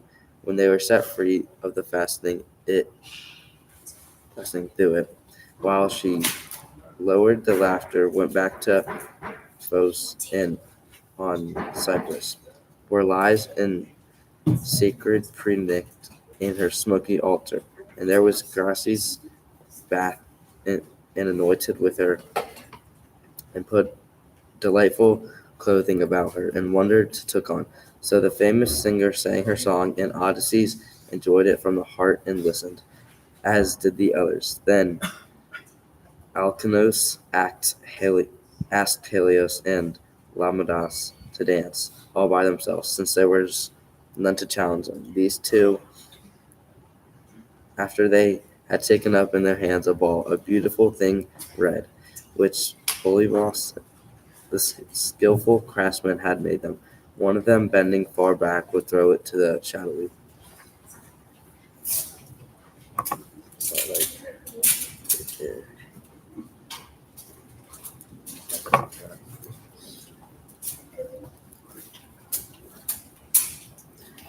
Clouds and the other going high off the ground would easily catch it again before his feet came back to the ground. Then, after they had played their game with the ball thrown upward, these two performed a dance on the generous earth with rapid interchange of position, and the rest of the young men standing about the field stamped out of the time. Then a great sound rose up. The great Odysseus spoke a word to Alcinous, saying, O great Alcinous, preeminent among all people, truly as you boasted, your people were the best dancers, so it is done before me. Wonder takes me as long as I look on them. He spoke, and Alcinous, the hallowed king, was pleased at once, and at once he spoke aloud to the oar-loving Phaeacians. Hear me, leaders of the Phaeacians and men of order council. I think this stranger is a man of discretion. Therefore, come, let us give him a gift of friendship, as is becoming. For here are 12 who marked out as king in our country with power, and they acted as leaders, and myself the 13th. Then let each of you who are such contribute a well-washed robe and a tunic, and a talent of precious gold. Then we shall assemble it all together, so that our stranger may have it in his hands and be pleased as he goes into supper. But Euryalus shall make amends with him with a spoken word and a gift for having spoken out of due measure. So he spoke, and they all approved what he said and urged it. And each one sent his herald away to bring back gifts. Then Euryalus spoke in his turn and answered Alcinous, O great Alcinous, preeminent among all people, certainly I will make amends to our guests as you urge me. I will give him a sword, which is all bronze, but the handle on it is silver. and there is a scabbard of fresh sawn ivory cut in rings to hold it. He will find that it is of great value. So he spoke and put the sword with the nails of silver into his hands, and spoke to him and addressed him in winged words. Farewell, father and stranger, and if any words was let slip off, the gods grant you safe homecoming to your own country and wife. Since here, far from your own people, you must be suffering. Then resourceful Odysseus spoke and turned and answered him. Farewell also to you, dear friend, and may the gods grant you prosperity. May you never miss the sword you have given me now as a gift, and make amends to me with the words you have spoken.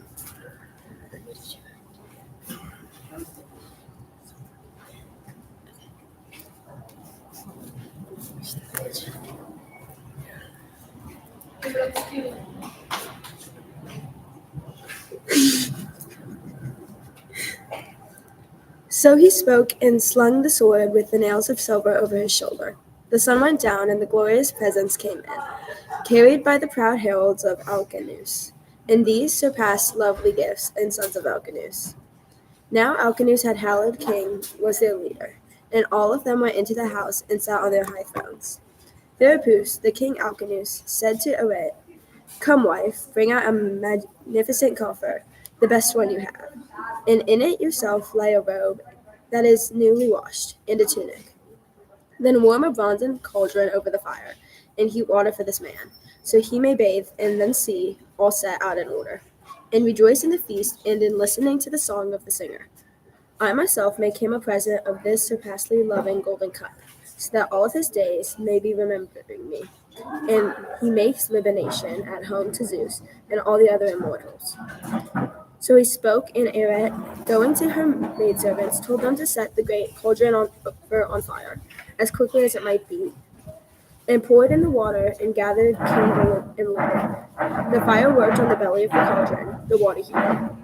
Meanwhile Arete brought from out of her chamber in the splendid clothes of the gold, which Phylis had given, and she herself put in a robe and a handsome tunic, and spoke to the stranger and addressed him in winged words, saying, "You yourself must see to the cover and nimbly fasten the knot, so none of may break in. While on your journey, you rest in the pleasant sleep as you go your own ways in the black ship." When long-suffered great Odyssey had heard this, straightway he made the covering tie upon it and fastened it nimbly. Then the housekeeper told him without delay to enter the tub for his bath, and he made, with the joy of his heart, looking on the hot water. For he had not been used to be so looked after. In the time since he had left the house, a fair-haired Callippus thought in time that he had been looked after as if he were truly a god. You got it.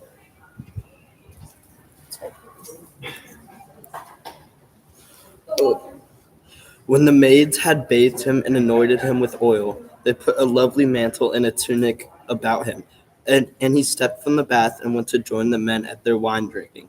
Then Nausicaa, with the god's loveliness on her, stood beside the pillar that supported the roof with its joinery, and gazed upon Odysseus with all her eyes, and admired him, and spoke to him aloud, and addressed him in winged words, saying, "Goodbye, stranger, and think of me sometimes when you are back at home. How I was the first you owed your life to." Then resourceful Odysseus spoke in turn and answered her, "Nausicaa, daughter of great-hearted Alcinous, even so many Zeus, high-thundering husband of Hera, grant me to reach my house and see my day of homecoming. So even when I am there, I will pray to you, as to a goddess all the days of my life. For maiden, my life was your gift." He spoke and went to sit on a chair by the king of Alcinous.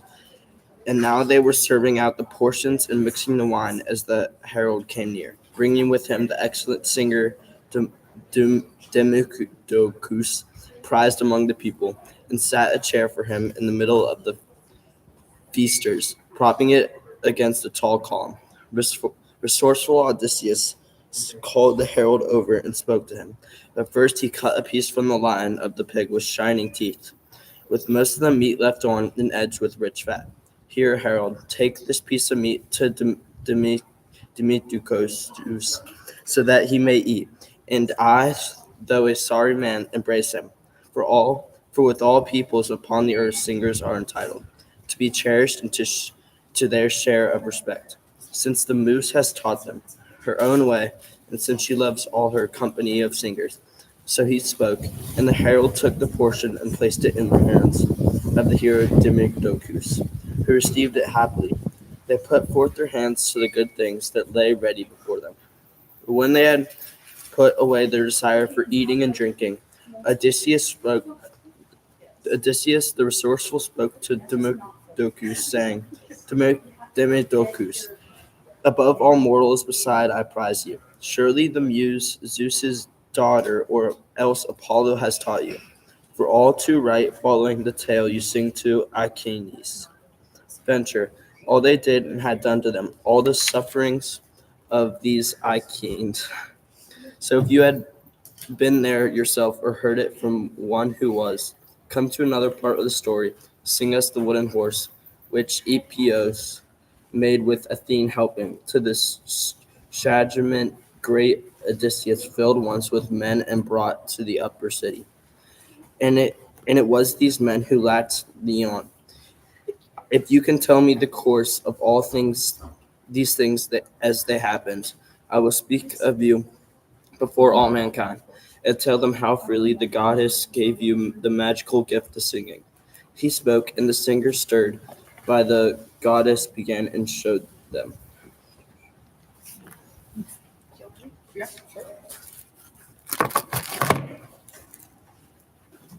This song beginning from where the Argives boarded their well-benched ships and sailed away after setting fire to their shelters, but already helping these others who were with famous Odysseus, were sitting hidden in the horse, in the place where the Trojans assembled, for the Trojans themselves had dragged it up to the height of the city, and now it was standing there, and the Trojans seated around it, talked endlessly, and three ways of thought found favor, either to take the pitless bronze tit and to hack up in the hollow horse, or to drag it to the cliff's edge and topple it over, or let it stand where it was as a dedication to Blandish, the gods, and this last way was to be the end of it, seeing that the city was destined to be destroyed when it had inside it the great horse made with wood, with all the busts of Argives sitting within and bearing death and doom for the Trojans.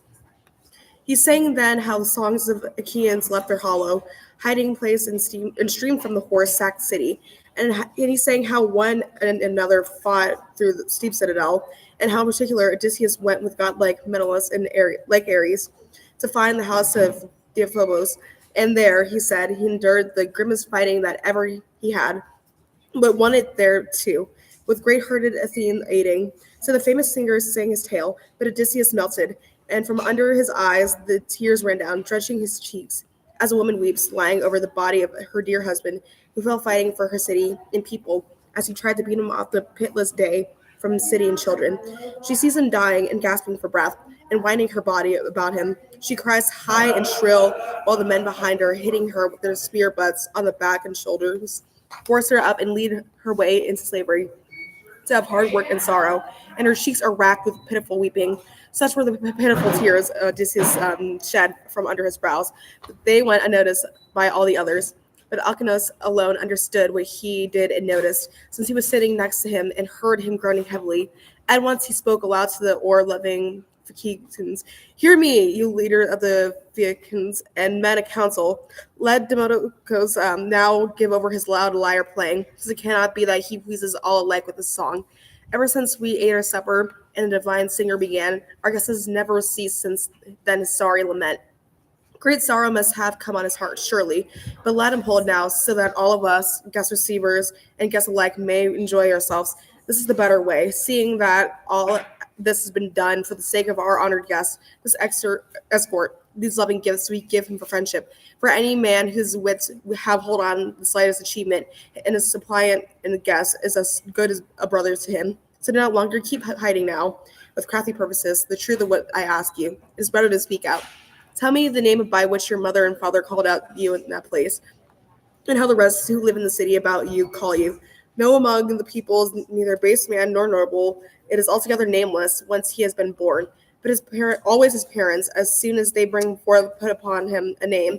Tell me your land, your neighborhood, and your city, so that our ships straining with their own purpose can carry you there. For there are no steersmen along the vacations, neither are there any steering oars for them, such as other ships have. But the ships themselves understand men's thoughts and purposes, and they know all the cities and men in their fertile fields. And with the greatest speed, they cross the Gulf of the Salt Sea, huddled under a mist of cloud, nor is there ever any fear that they may suffer damage or come to destruction.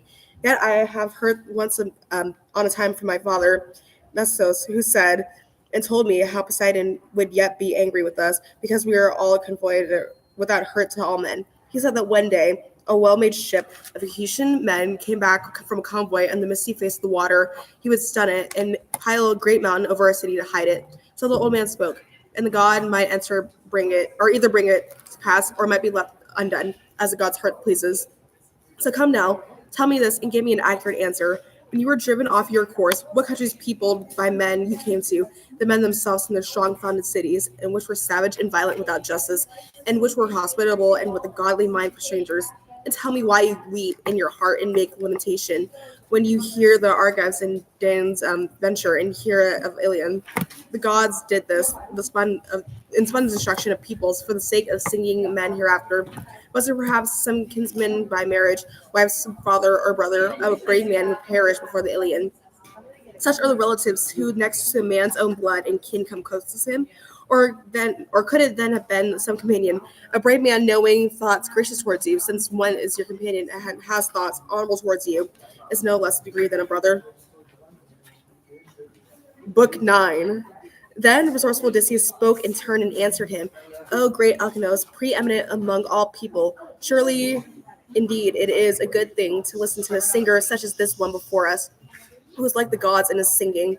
For I think there is no occasion accomplished more than this pleasant than when festivity holds sway among all the populace, and the feasters up and down the houses are sitting in order and listening to the singer. And besides them, the tables are loaded with breads and meats from the mixing bowl. The wine steward draws the wine and carries it about and fills a cup. This seems to my own mind to be the best of occasions, but now your wish was inclined to ask me about my mournful sufferings, that I must mourn and grieve even more. What then shall I recite to you first of all? What leave till after? Many are the sorrows the gods of the sky have given me. Now at first I will tell you my name, so that all of you may know me, and I hereafter, escaping the day without pity, be your friend and guest, for the home where I live is far away from you. Yeah, start here. I am Odysseus, son of Laertes, known before all men for the study of crafty designs, and my fame goes up to the heavens. I am at home in sunny Ithaca. There is a mountain there that stands tall, leaf-trembling Neritos, and there are islands settled around it, lying one very close to another.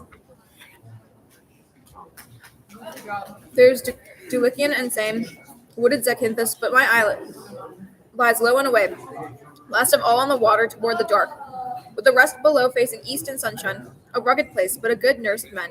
For my part, I cannot think of any place sweeter on earth to look at. For in truth, Calypso, shining among divinities, kept me with her in her hollow caverns, desiring me for her husband, and so likewise Ion, Circe the guileful, detained me beside her in her halls, but never could she persuade the heart from within me. So it is that nothing is more sweet in the end than country and parents, ever, even when far away one lives in a fertile place, when it is an alien country far from his parents. But come, I will tell you of my voyage home with its many troubles, which Zeus inflicted on me as I came from Troy land. From Ilion the wind took me and drove me ashore at Ismarus by the Caesonians. I sacked their city and killed their people, and out of their city, taking their wives and many possessions, we shared them out, so none might go cheated of his proper portion. There I was for the light foot and escaping and urged it. But they were greatly foolish and would not listen, and then and there much wine was being drunk, and they slaughtered many sheep on the beach, and slumbering horn-curved cattle. But meanwhile the Caesonians went and summoned the other Caesonians, who were their neighbors, living in the inland country, more numerous and better men, well skilled in fighting men with horses, but knowing too that at need the battle on foot. Where is it? Here, They came at early morning like flowers in season or leaves, and the luck that came out our way from Zeus was evil, to make us unfortunate, so we must have hard pains to suffer, Both sides stood and fought their battle there by the running ships, and with bronze-headed spears they cast at each other as long as it was early and the scared daylight increasing. So long we stood fast and fought them off, though they were more of them. But when the sun had gone to the time for unyoking of cattle, then at last the Caicons turned the Aeaeans back and beat them. And out of the ship 6 of strong grieved companions were killed, but the rest of us fled away from death and destruction. From there we sailed on, further along, glad to escape death, but grieving still at heart from the loss of our dear companions. Even then I would not suffer the fight of my o'erswept vessels, until a cry had been made 3 times for each of my wretched companions, who died there in the plain, killed by the Ciconians. Cloud-gathering Zeus drove the north wind against our vessels in a supernatural storm, and huddled under the clouds goods, land alike, and the gray water. Night sprang from heaven. The ships were swept along, yawning down the current. The violence of the wind ripped our sails into 3 and 4 pieces. These then, in fear of destruction, we took down and stowed in the ship's holes, and rowed them on ourselves until we made the mainland. There, for 2 nights and 2 days together, we lay up.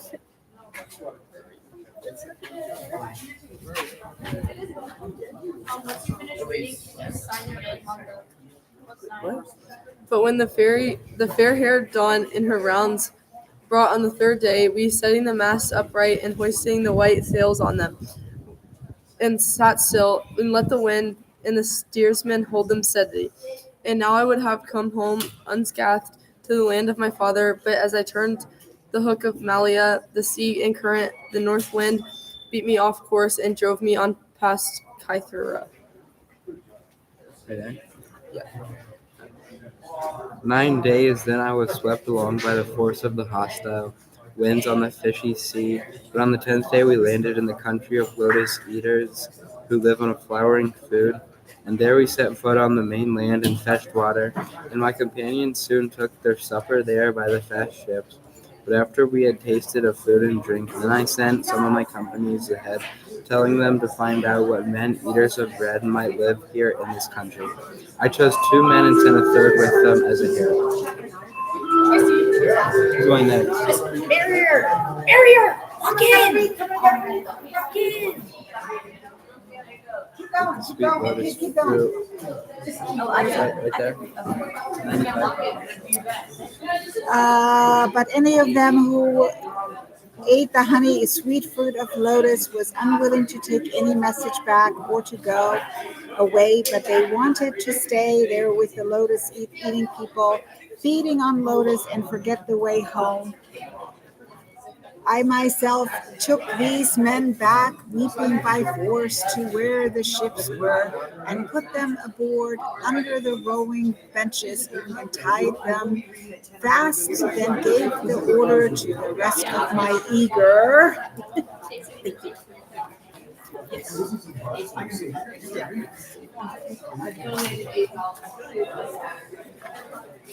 Tiffany, can you stay a bit? This is advisory. So, you have an advisory. Yeah. I forgot. I can bring them down. Well, that's fine. Yeah, you can go off to yours if you have to go far away. In my room. Okay. I'll read just a little bit. Okay. Companions to embark on the ships in haste, for fear someone else might taste of the lotus and forget the way home. And the men quickly went aboard and sat on the oarlocks. And sitting well in order, dashed the oars in the very sea. From there, grieving still at heart, we sailed on further along and reached the country of lawless, outrageous Cyclopes, who, putting all their trust in the immortal gods, neither plow with their hands nor plant anything, but all grows from them without seed planting, without cultivation, wheat and barley and the grapevines, which yield for them wine for strength. And it is Zeus's rain that waters it for them. These people have no institutions, no meetings for councils. Rather, they make their inhabitations in caverns hollowed among the peaks on the high mountains. Each one is the law among Each one is the law of his own wives and children, and cares nothing about the others. There is a wooden island that spreads away from the harbor, neither close into the land of the Cyclopes, not far out from it, forested.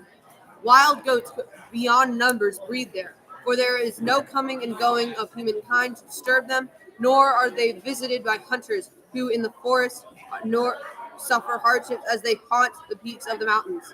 Neither again is it held by herded flocks nor farmers, but all its days never plowed up and never planted. It goes without people and supports the beating wild goats, for the Cyclopes have no ship with cheeks or vermin, nor have they builders of ships among them, who could have made them strong beach vessels. And these, if made, could have run them sailing to all the various cities of men in the way of the people. And they could have made the island a strong settlement for them. For it is not a bad place at all. It could bear all crops in season, and there are meadowed lands near the shores of the Gray Sea, well watered and soft. There could be grapes grown there endlessly, and there is smooth land for plowing. Men could reap a full harvest, always in season, since there is very rich subsoil. Also, there is an easy harbor with no need for a hawser, nor anchor stones to be thrown ashore, nor cables to make fast. One could just run ashore and wait for the time when the sailor's desire stirred them to go and the right winds were blowing. Also at the head of the harbor there runs bright water, spring beneath rock, and there are black poplars growing around it. There we sailed ashore, and there was some god guiding us through the gloom of the night. Nothing showed to look at, for there was a deep mist around the ships, nor was there any moon showing in the sky. But she was under the clouds and hidden. There was none of us there whose eyes had spied out the island, and we never saw any long waves rolling in and breaking on the shore. But the first thing was when we beached the well-benched vessels. Then after we had beached the ships, we took all the sails down, and we ourselves stepped out onto the break of the sea beach. And there we fell asleep and waited for the divine dawn. But when the dawn showed again with her rosy fingers, we made a tour about the island, admiring everything there. And the nymphs, daughters of Zeus of the Aegis, started the hill-roving goats our way for our companions to feast on.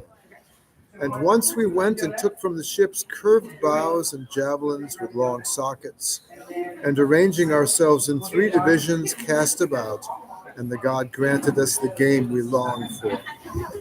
Now, there were 12 ships that went with me, and for each one 9 goats were portioned out, but I alone had 10 for my portion. So for the whole length of the day until the sun setting, we sat there feasting on unlimited meat and sweet wine. For the red wine had not yet given out in the ships, there was some still left, for we all had taken away a great deal in storing jars when we stormed the Ciconian sacred citadel. We looked across at the land of the Cyclopes, and they were nearby, and we saw their smoke and heard sheep and goats bleating. But when the sun went down and the sacred darkness came over, then we lay down to sleep along the break of the seashore. But when the young dawn showed again, and with her rosy fingers, then I held an assembly and spoke before them all. The rest of you, who are my eager companions, wait here, while I, with my own ship and companions that are in it, go and find about these people and learn what they are, whether they are savage and violent and without justice, or hospitable to strangers and with minds that are godly. Here we go. There's your crab. And have them initial when they're Yes. finished. So we're so start there and then make an initial wherever you finish. Okay. So speaking, I went aboard the ship and told my companions also to go aboard, and to cast off the stern cables, and quickly they went aboard the ship and sat to the oarlocks, and sitting well in order, dashed the oars in the gray sea. But when we had arrived at the place, which was nearby, there at the edge of the land we saw the cave, close to the water high, and overgrown with laurels. And in it were stabled great flocks, sheep and goats alike. And there was a fenced yard built around it with a high wall of rubbed out boulders, and tall pines and oaks with lofty foliage. So, like, what do I do? So I'm gonna crown you. Right here. And then start reading from right there. Wait, where? Right there. Inside. Inside there lodged a monster of a man who was herding the flocks at a distance away, alone, for he did not range with others, but stayed away by himself. His mind was lawless, and in truth he was a monstrous wonder, made to behold, not like a man, an eater of bread, but more like a wooded peak of the high mountain, standing away from the others. At a time, I told the rest of my eager companions to stay where they were, beside the ship and guard it. Meanwhile, choosing out the 12 best men among my companions, went on. But I had with me a goatskin bottle of black wine, sweet wine, given me by Merlin, son of Euphenes, and priest of Apollo, who bestrides Ismaelis.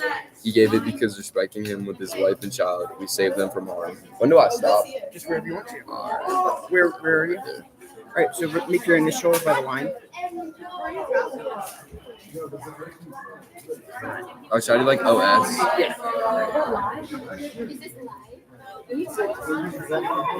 Okay. So then start from right there. Are you ready? He made his dwelling among the trees of the sacred grove of the Phoebus Apollo, and he gave me glorious presents. He gave me 7 talents of well-wrought gold, and he gave me Where are we? silver, made all of silver, and gave along with it wine, drawing it off in storing jars. 12 in all. This was a sweet wine, unmixed, a divine drink. No one of the servants or A sweet wine. A sweet no, cross. that were in his household knew anything about, but only himself and his dear wife and a single housekeeper. Whenever he drank his honey sweet red wine, he would pour out enough to fill 1 cup. Then 20 measures of water were added, and the mixing bowl gave off a sweet smell. Magical then would it be of this wine, I filled a great wineskin full and took for provisions in a bag for my proud heart.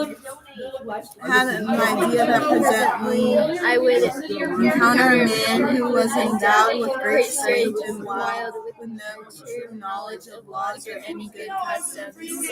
So go ahead and make your initials.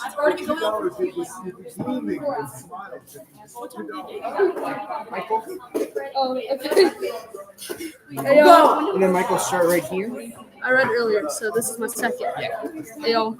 Lately we made our way to the cave, but we did not find him. There he was off herding on the range with his fat flocks. He went inside the cave and admired everything inside it.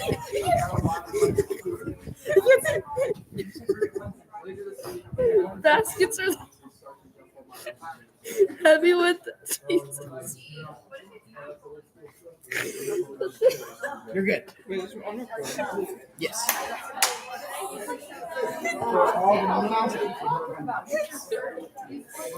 Okay. Michael, make sure you initial. Okay, yeah. Where did you? Right here. Okay. Y'all maybe. Okay.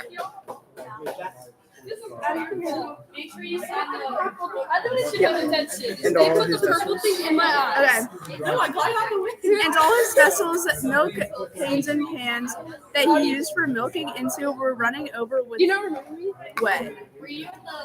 From the start, my companion spoke to me and begged me to take some of these cheeses come back again, and the next time to drive the lambs and kings and get back quickly to the ship again and go sailing off across the salt water. But I would not listen to them. It would have been very better their way. Not until I could see him, see if he would give me presents. My friends were to find the sight of him in no way lovely. Those are right. Right.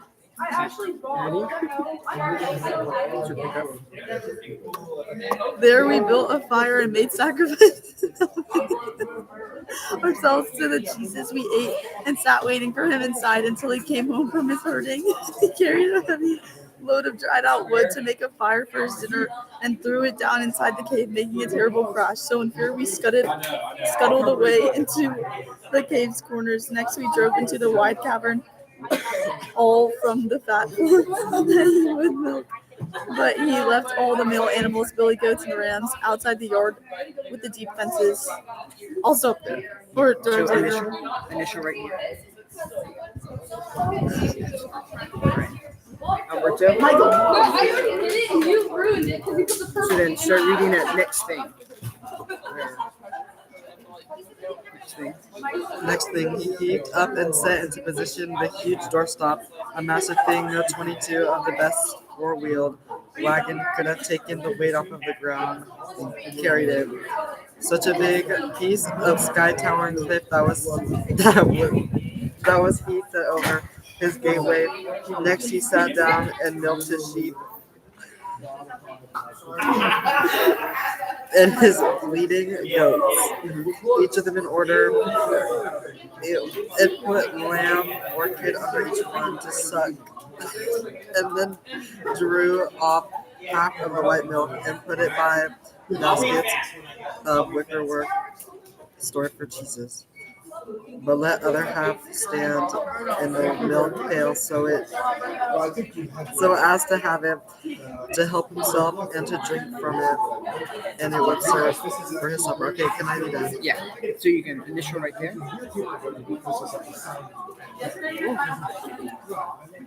But after he had briskly done all his chores and finished, at last he lit the fire and saw us, and asked us a question. Strangers, who are you? From where do you come sailing over the watery ways? Is it on some business, or are you recklessly roving as pirates do when they sail on the salt sea and venture their lives as they wander, bringing evil to alien people? So he spoke, and the inward heart in us was broken in terror of the deep voice, and for seeing him so monstrous.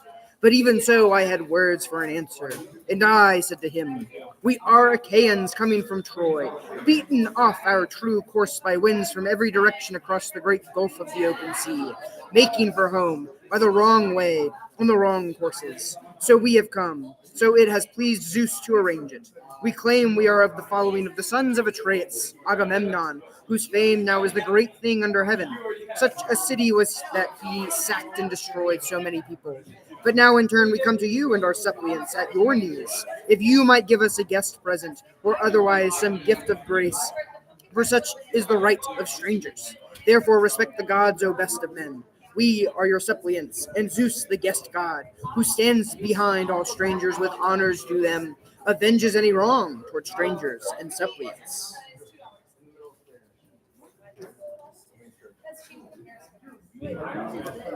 So I spoke, but he answered me in pitiless spirit. Stranger, you are a simple fool, or come from far off, when you tell me to avoid the wrath of the gods or fear them. The Cyclops do not concern themselves over Zeus of the Aegeus, nor any of the rest of the blessed gods, since we are far better than they. And for fear of the hate of Zeus, I would not spare you or your companions either, if the fancy took me otherwise.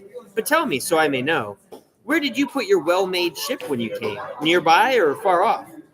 So he spoke, trying me out, but I knew too much and was not deceived, but answered him in turn, and my words were crafty. Poseidon, shaker of the earth, has shattered my vessel. He drove it against the rocks on the outer coast of your country, cracked on a cliff. It is gone, and the wind on the sea took it.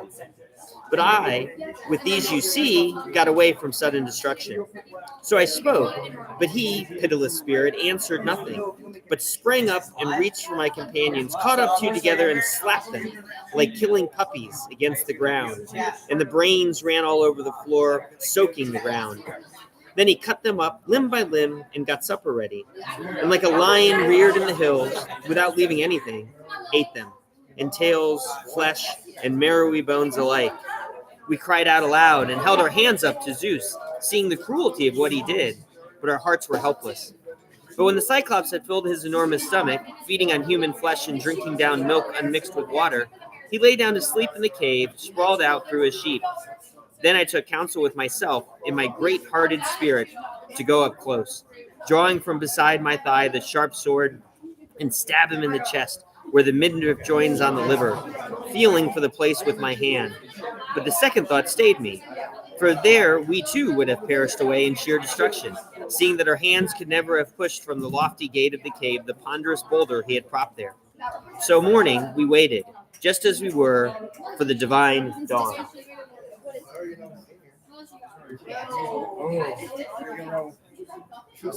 But when the young Yo, chat. But when the young dawn showed up again with her rosy fingers, he lit his fire and then set about milking his glorious flocks, each of them in order, and put lamb or kine under each one. Yo, rate my skills, chat.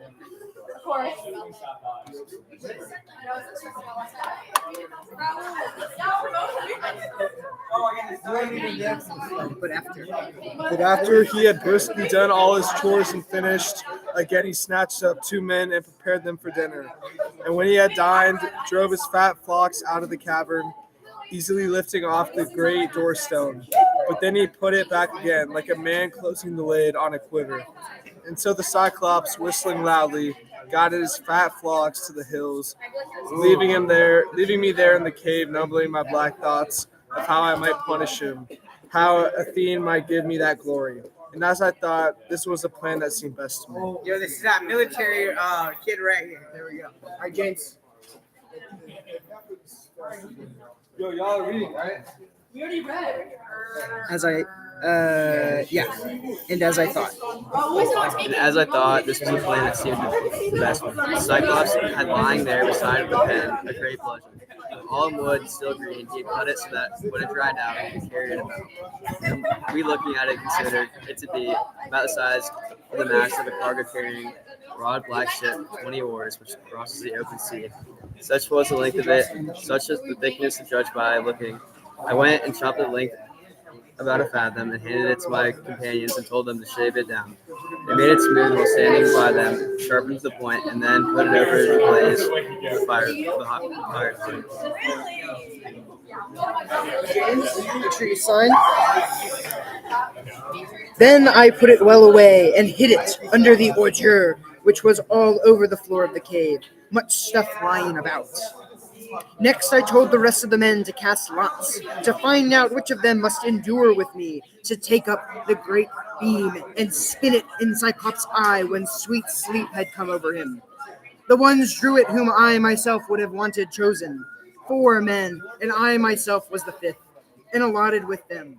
With the evening he came back, herding his fleecy flocks, but drove all his fat flocks inside the wide cave at once, and did not leave any outside in the yard with the deep fence, whether he had some idea or whether a god so urged him. When he had heaved up and set in position the huge doorstop, next he sat down and started milking his sheep and his bleating goats, each of them in order, and put lamb or kid under each one. But after he had briskly done all his chores and finished, again he snatched up 2 men and prepared them for dinner. Then at last I, holding in my hands an ivy bowl full of the black wine, stood close up to the Cyclops and spoke out. Here, Cyclops, have a drink of wine, now that you have fed on human flesh, and see what kind of drink our ships carried inside her. I brought it for you, and it would have been your libation had you taken pity and sent me home. But I cannot suffer your rages. Cruel, how can any man come and visit you ever again, now you have done what has no sanction? So I spoke, and he took it and drank it off, and was terribly pleased with the wine he drank, and questioned me again, saying, "Give me still more, freely, and tell me your name straight away now, so I can give you a guest present to make you happy. For the grain-giving land of the Cyclopes also yields them wine of strength, and it is Zeus' rain that waters it for them. But this comes from where ambrosia and nectar flow in abundance." So he spoke, and I gave him the gleaming wine again.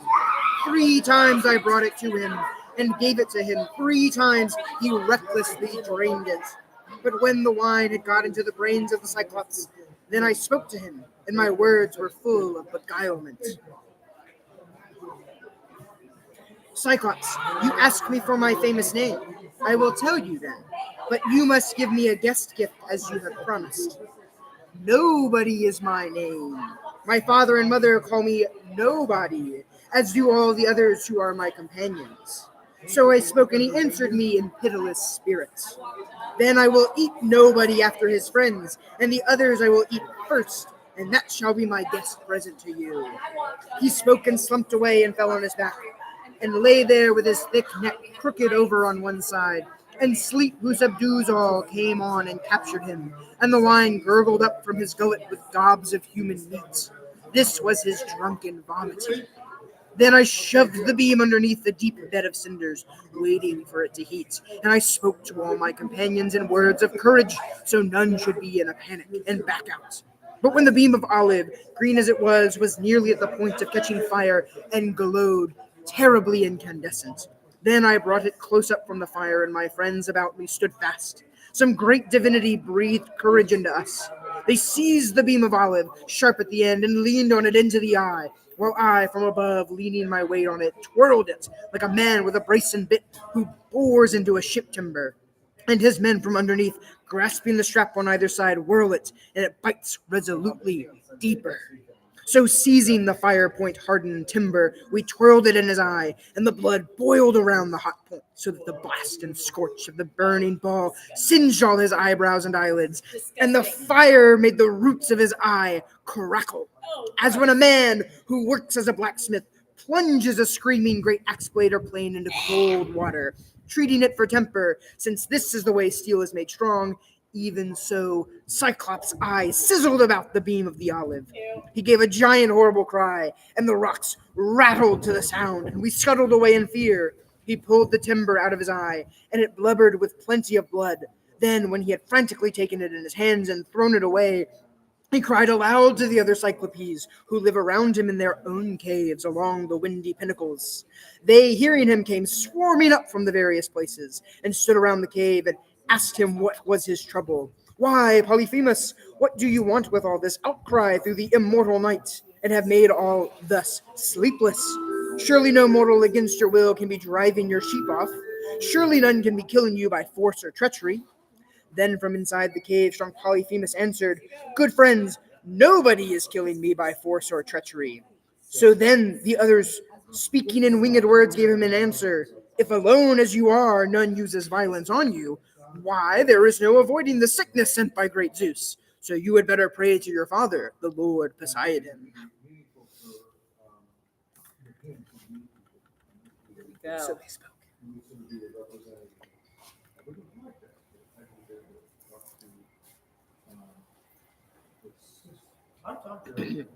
So they spoke as they went away, with the heart within me laughed over how my name and my perfect planning had fooled them.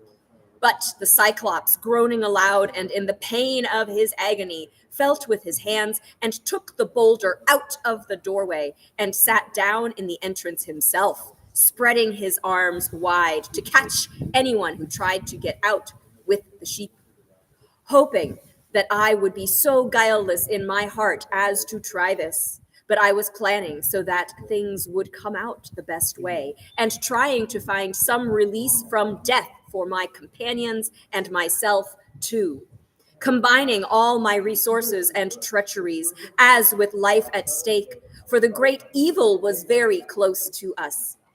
And as I thought, this was the plan that seemed best to me. There were some male sheep, rams, well-nourished, thick and fleecy, handsome and large, with a large depth of wool. Silently, I caught these and lashed them together with pliant willow withes, where the monstrous Cyclops, lawless of mind, had used to sleep. I had them in threes, and the one in the middle carried a man, while the other two went on each side, so guarding my friends. 3 rams carried each man, but as for myself, there was 1 ram, far the finest of all the flock. This one I clasped around the back, snuggled under the wool of the belly, and stayed there still, and with a firm twist of the hands and enduring spirit clung fast to the glory of his fleece, unrelenting. So we grieved for the time and waited for the divine dawn. But when the young dawn showed again with her rosy fingers, then the male sheep hastened out of the cave toward pasture. But the ewes were bleating all through the pens unmilked, their udders ready to burst. Meanwhile, their master, suffering and in bitter pain, fell over the backs of all his sheep, standing up as they were, but in his guilelessness did not notice how my men were fastened under the breasts of his fleecy sheep. Last of all, the flock, the ram went out of the doorway, loaded with his own fleece and with me and my close counsels. Then, feeling him powerful, Polyphemus spoke a word to him. My dear old ram, why are you thus leaving the cave last of the sheep? Never in the old days were you left behind by the flock, but long striding far ahead of the rest, would pasture on the tender bloom of the grass, be first at running rivers, and be eager always to lead the way first back to the sheepfold at evening. Now you are last of all. Perhaps you are grieving for your master's eye, which a bad man with his wicked companions put out after he had made my brain helpless with wine. This nobody who I think has not yet got clear of destruction. If only you could think like us and only be given a voice to tell me where he is skulking away from my anger, then surely he would be smashed against the floor and his brains go spattering all over the cave to make my heart lighter from the burden of all the evils this niddering nobody gave me. So he spoke and sent the ram along from him outdoors, and when he had got a little way from the yard and the cavern, first I got myself loose from my ram, then set my companions free, and rapidly then, and with many a backward glance, we drove the long striding sheep, rich with fat, until we reached our ship.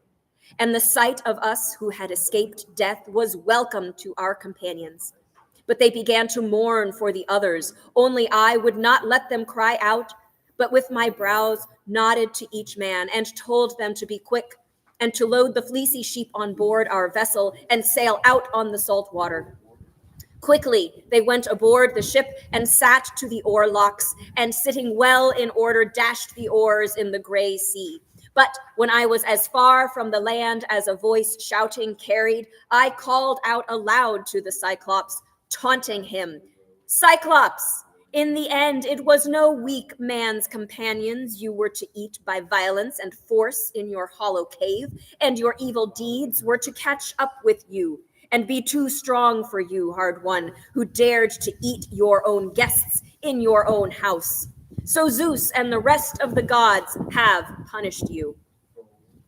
So I spoke. And still more the heart in him was angered. He broke away the peak of a great mountain and let it fly, and threw it in front of the dark proud ship by only a little. It just failed to graze the steering oar's edge, but the sea washed up in the splash as the stone went under. The tidal wave it made swept us suddenly back from the open sea to the mainland again and forced us on shore. Then I caught up in my hands the very long pole and pushed her clear again and urged my companions with words and nodding with my head to throw their weight on the oars and bring us out of the threatening evil. And they leaned on and rowed hard. But when we had cut through the sea to twice the previous distance, again I started to call to Cyclops, But my friends about me checked me, first one, then another speaking, trying to soothe me. Hard one, why are you trying once more to stir up this savage man who just now threw his missile in the sea, forcing our ship to the land again? And we thought once more we were finished, and if he had heard a voice or any one of us speaking, he would have broken all our heads and our ship's timbers with a cast of a great jagged stone, so strong is his throwing. So they spoke. So they spoke, but could not persuade the great heart in me. But once again, in the anger of my heart, I cried to him, Cyclops, if any mortal man ever asks you who it was that inflicted upon your eye this shameful blinding, tell him that you were blinded by Odysseus, sacker of cities. Laertes is his father, and he makes his home in Ithaca. So I spoke, and he groaned aloud and answered me, saying, Ah, now, a prophecy spoken of old is come to completion. There used to be a man here, great and strong, and a prophet, Telemachus, Eurymus' son, who for prophecy was preeminent and grew old as a prophet among the Cyclopes. This man told me how all this that has happened now must someday be accomplished, and how I must lose the sight of my eye at the hands of Odysseus. But always I was on the lookout for a man handsome and tall, with great endowment of strength on him to come here. But now the end of it is that a little man, niddering, feeble, has taken away the sight of my eye, first making me helpless with wine. So come here, Odysseus, let me give you a guest gift, and urge the glorious shaker of the earth to grant you conveyance home, for I am his son. He announces himself as my father. He himself will heal me if he will, but not any other one of the blessed gods, nor any man who is mortal. So he spoke, but I answered him again and said to him, I only wish it were certain I could make you reft of spirit and life, and send you to the house of Hades, as it is certain that not even the shaker of the earth will ever heal your eye for you. So I spoke, but he then called to the Lord Poseidon in prayer, reaching both arms up toward the starry heaven.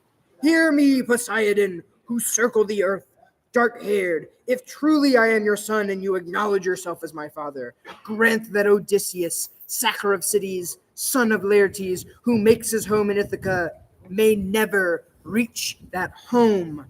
But if it is decided that he shall see his own people and come home to his strong-founded house and to his own country, let him come late, in bad case, with the loss of all his companions in someone else's ship, and find troubles in his household. So he spoke in prayer, and the dark-haired god heard him. Then for the second time, lifting a stone far greater, he whirled it and threw, leaning into the cast his strength beyond measure. And the stone fell behind the dark-prowed ship by only a little. It just failed to graze the steering oar's edge, and the sea washed up in the splash as the stone went under. The tidal wave drove us along forward and forced us onto the island.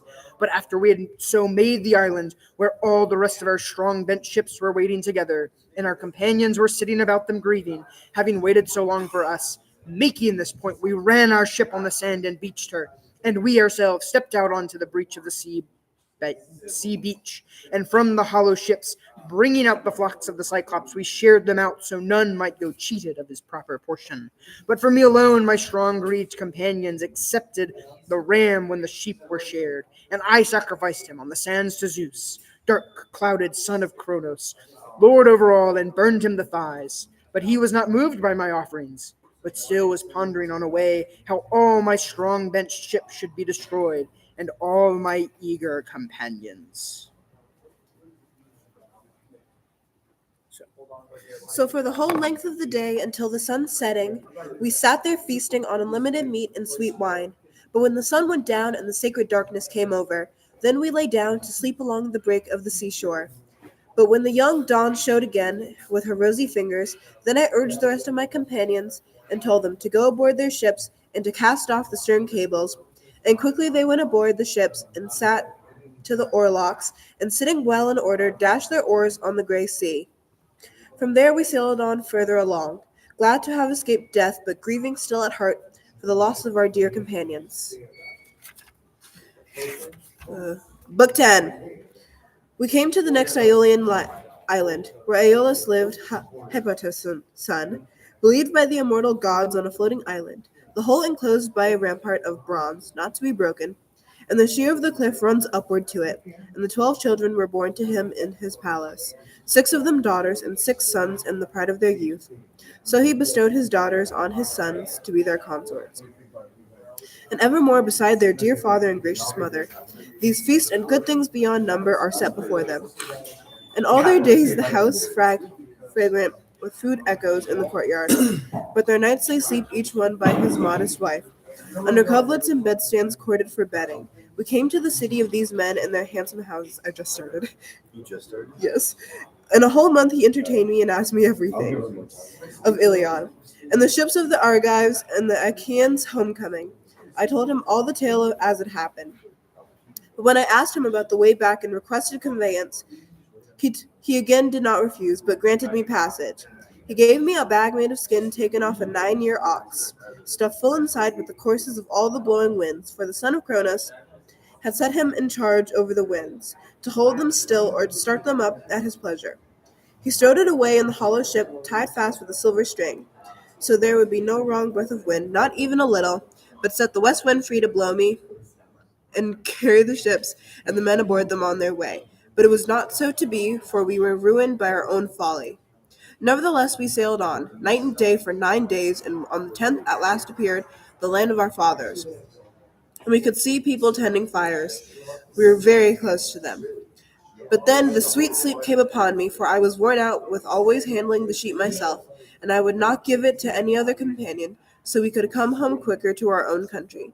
But my companions talked with each other and said I was bringing silver and gold home with me, given me by great-hearted Aeolus, son of Hephaestus.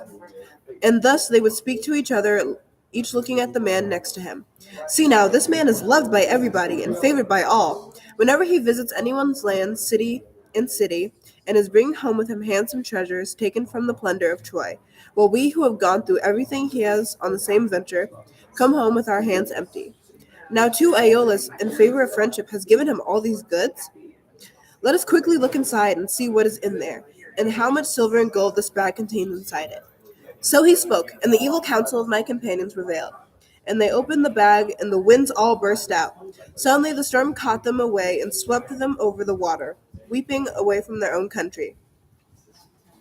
Then I, waking, pondered deeply in my own blameless spirit, whether to throw myself over the side and die in the open water, or wait out in silence and still be one of the living. And I endured it and waited, and hiding my face, I lay down in the ship. While all were carried on the evil blast of the storm wind and back to the Aeolian island, with my friends grieving. There again we set food on the mainland and fetched water, and my companions soon took their supper there by the fast ships. But after we had tasted of food and drink, then I took along one herald with me and one companion, and went up to the famous house of Aeolus. There I found him sitting at dinner with his wife and his own children. We came to the house beside the pillars on the doorstone. We sat down, and their minds wondering at us, they asked us, "What brings you back, Odysseus? What evil spirit has vexed you? We sent you properly on your way so you could come back to your own country and house and whatever else is dear to you."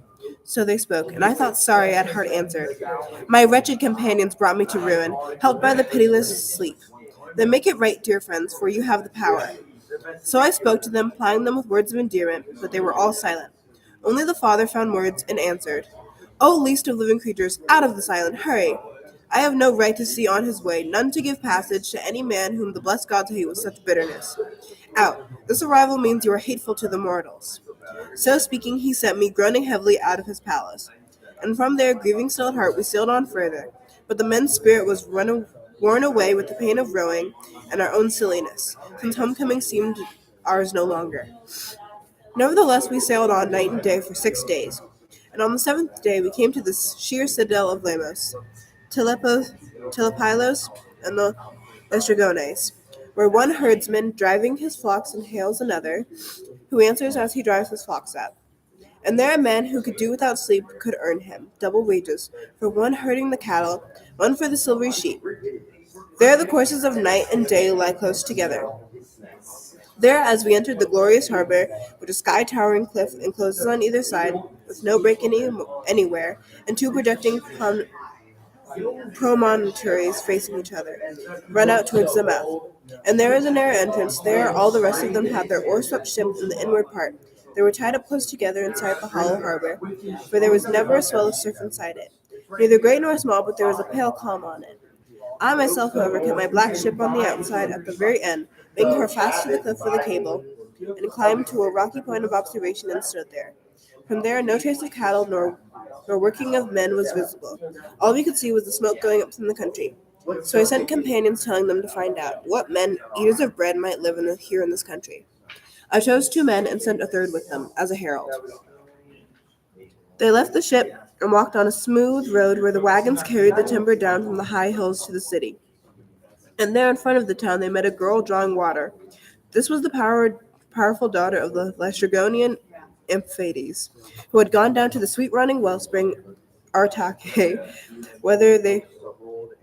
whence they would carry their water back to the city. My men stood by her and talked with her, and asked her who was king of these people and who was lord over them. She readily pointed them out to the high-roofed house of her father. When they entered the glorious house, they found there was a woman as big as a mountain peak, and the sight of her filled them with horror. At once she summoned famous Antiphates, her husband, from their assembly, and he devised dismal death against them. He snatched up one of my companions and prepared him for dinner, but the other 2 darted away in flight and got back to my ship. The king raised the cry through the city. Hearing him, the powerful Laestrygons came swarming up from every direction, tens of thousands of them, and not like men, like giants. These, standing along the cliff, pelted my van with men-sized boulders, and a horrid racket went up by the ships, of men being killed and ships being smashed to pieces. They speared them like fish and carried them away for their joyous feasting. But while they were destroying them in the deep water harbor, meanwhile, drawing from beside my thigh the sharp sword, chopped away at the cable that tied the ship with the dark prow, and called to my companions, and urged them with all speed to throw their weight on the oars and escape the threatening evil, as they made the water fly, fearing destruction. Gladly my ship, and only mine, fled out from the overhanging cliffs to the open water, but the others were all destroyed there. From there we sailed further along, glad to have escaped death. But grieving still at the heart for the loss of our dear companions, we came to Aiaia, which is an island. There lived Circe of the lovely hair, and the dread goddess who talks with mortals, who is own sister to the malignant-minded Aides, for they are both children of Helios, who shines on mortals. And their mother is Perse, who is in turn a daughter of the ocean. There we brought our ship to the shore in silence, at a harbor fit for ships to lie, and some god guided us in. There we disembarked, and for 2 days and 2 nights we lay there, for sorrow and weariness eating out our hearts out. When the fair-haired Dawn in her rounds brought on the 3rd day, then at last I took up my spear again and my sharp sword, and went up quickly beside the ship to find a lookout place, to look for some trace of people, listen for some sound. I climbed to a rocky point of observation and stood there, and got a sight of smoke which came from the halls of Circe, going up from wide-wayed earth through undergrowth and forest. Then I pondered deeply in my heart and my spirit, whether since I had seen the fire and smoke to investigate. But in the division of my heart, this way seemed the best to me, to go back first to the fast ship in the beach of the sea, and give my companion some dinner, then send forward to investigate. But on my way, as I was close to the oar-swept vessel, some god, because I was all alone, took pity upon me, and sent a great stag with towering antlers right in my very path. He had come from his range in the forest down to the river to drink, for the fierce strength of the sun was upon him. As he stepped out, I hit him in the middle of the back, next to the spine, so that the brazen spear had smashed its way clean through. He screamed and dropped in the dust, and the life spirit fluttered from him. I set my foot on him and drew the bronze spear out of the wound it had made, resting it on the ground, while I pulled growing twigs and willow withes and braided them into a rope, about 6 feet in length, and looped them over the feet of this great monster on both sides, lashed them together, and with him loaded over my back, went towards the black ship. Propping myself on the spear, for there was no way to carry him on the shoulder, holding him with one hand. He was such a very big beast. I threw him down by the ship and roused my companion, standing beside each man and speaking to him in kind words. Dear friends, sorry as we are, we shall not yet go down into the house of Hades, not until our day is appointed. Come then while there is something to eat and drink by the fast ship. Let us think of our food and not be worn out with hunger. So I spoke, and they listened at once to me and obeyed. And unveiling their heads along the beach of the barren water, they admired the stag, and truly he was a very big beast. But after they had looked at him and their eyes had enjoyed him, they washed their hands and set to preparing a communal high feast. So for the whole length of the day and until the sun setting, we sat there feasting on unlimited meat and sweet wine. But when the sun went down and sacred darkness came over, when we lay down to sleep alongside the bank of the seashore, when the young dawn showed again her with her rosy fingers, and I held an assembly, spoke forth to all of them. Hear my words, my companions. In spite of your heart's suffering, dear friends, for we do not know where the darkness is nor the sunrise, nor where the sun who shines upon people rises, nor where he sets, then let us hasten our minds and think whether there is any course open to us. But I think there is none. For I climbed to a rocky part of observation and looked at the island, and in the endless sea lies in a circle around it. And the island itself lies low, and my eye saw smoke rising in the middle. So I smoke, and the inward heart in them was broken.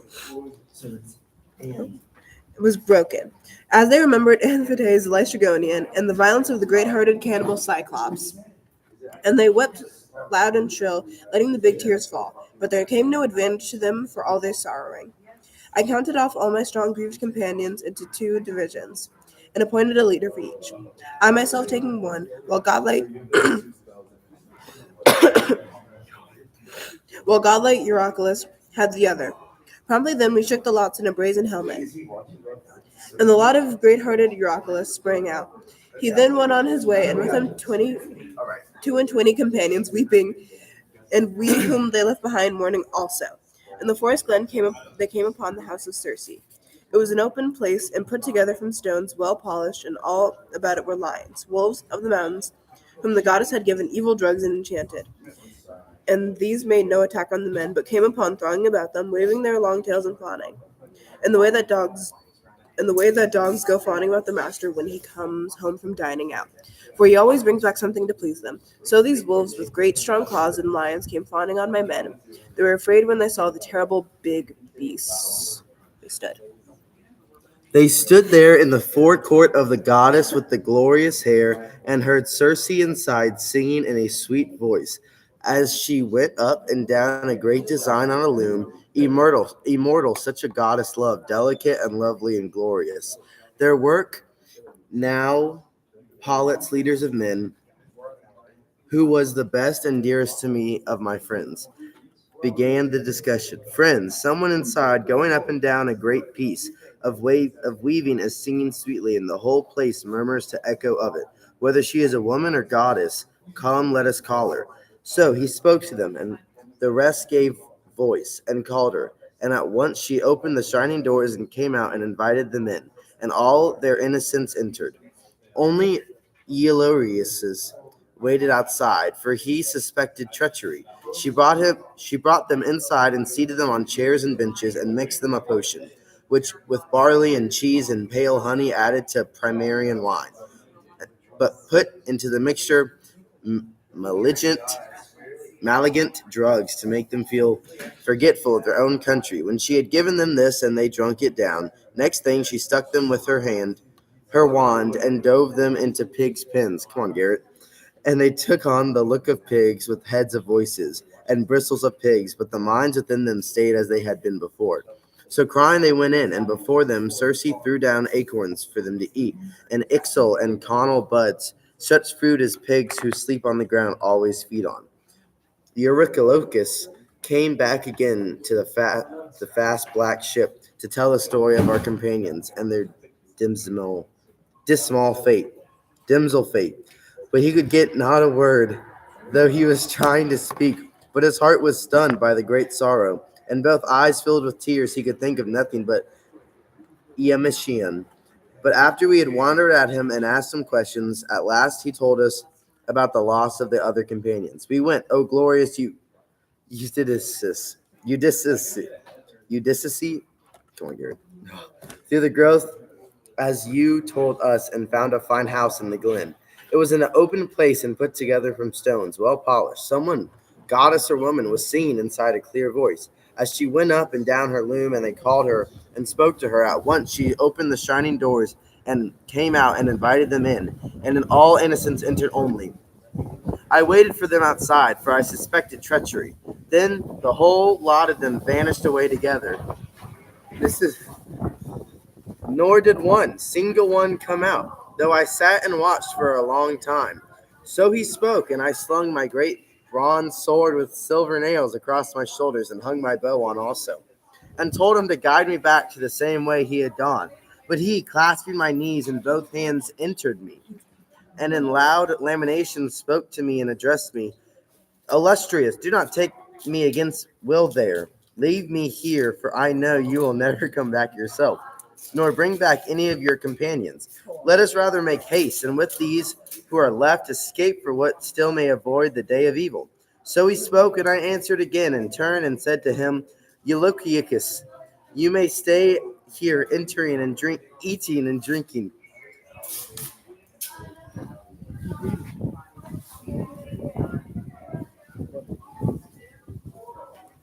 Sorry, we were pausing for an announcement. There's no answer. Okay. Only I shall go, for there is a strong compulsion upon me. So I spoke, and started up from the ship and the seashore, but as I went through the lonely glens and was coming near the great house of Circe, skilled in medicines, there as I came up to the house, Hermes, of the golden staff, met me on my way, in the likeness of a young man with breasts new grown, which is most graceful time of young manhood. He took me by the hand and spoke to me and named me, saying, Where are you going, unhappy man, all alone through the hilltops, ignorant of the land laid?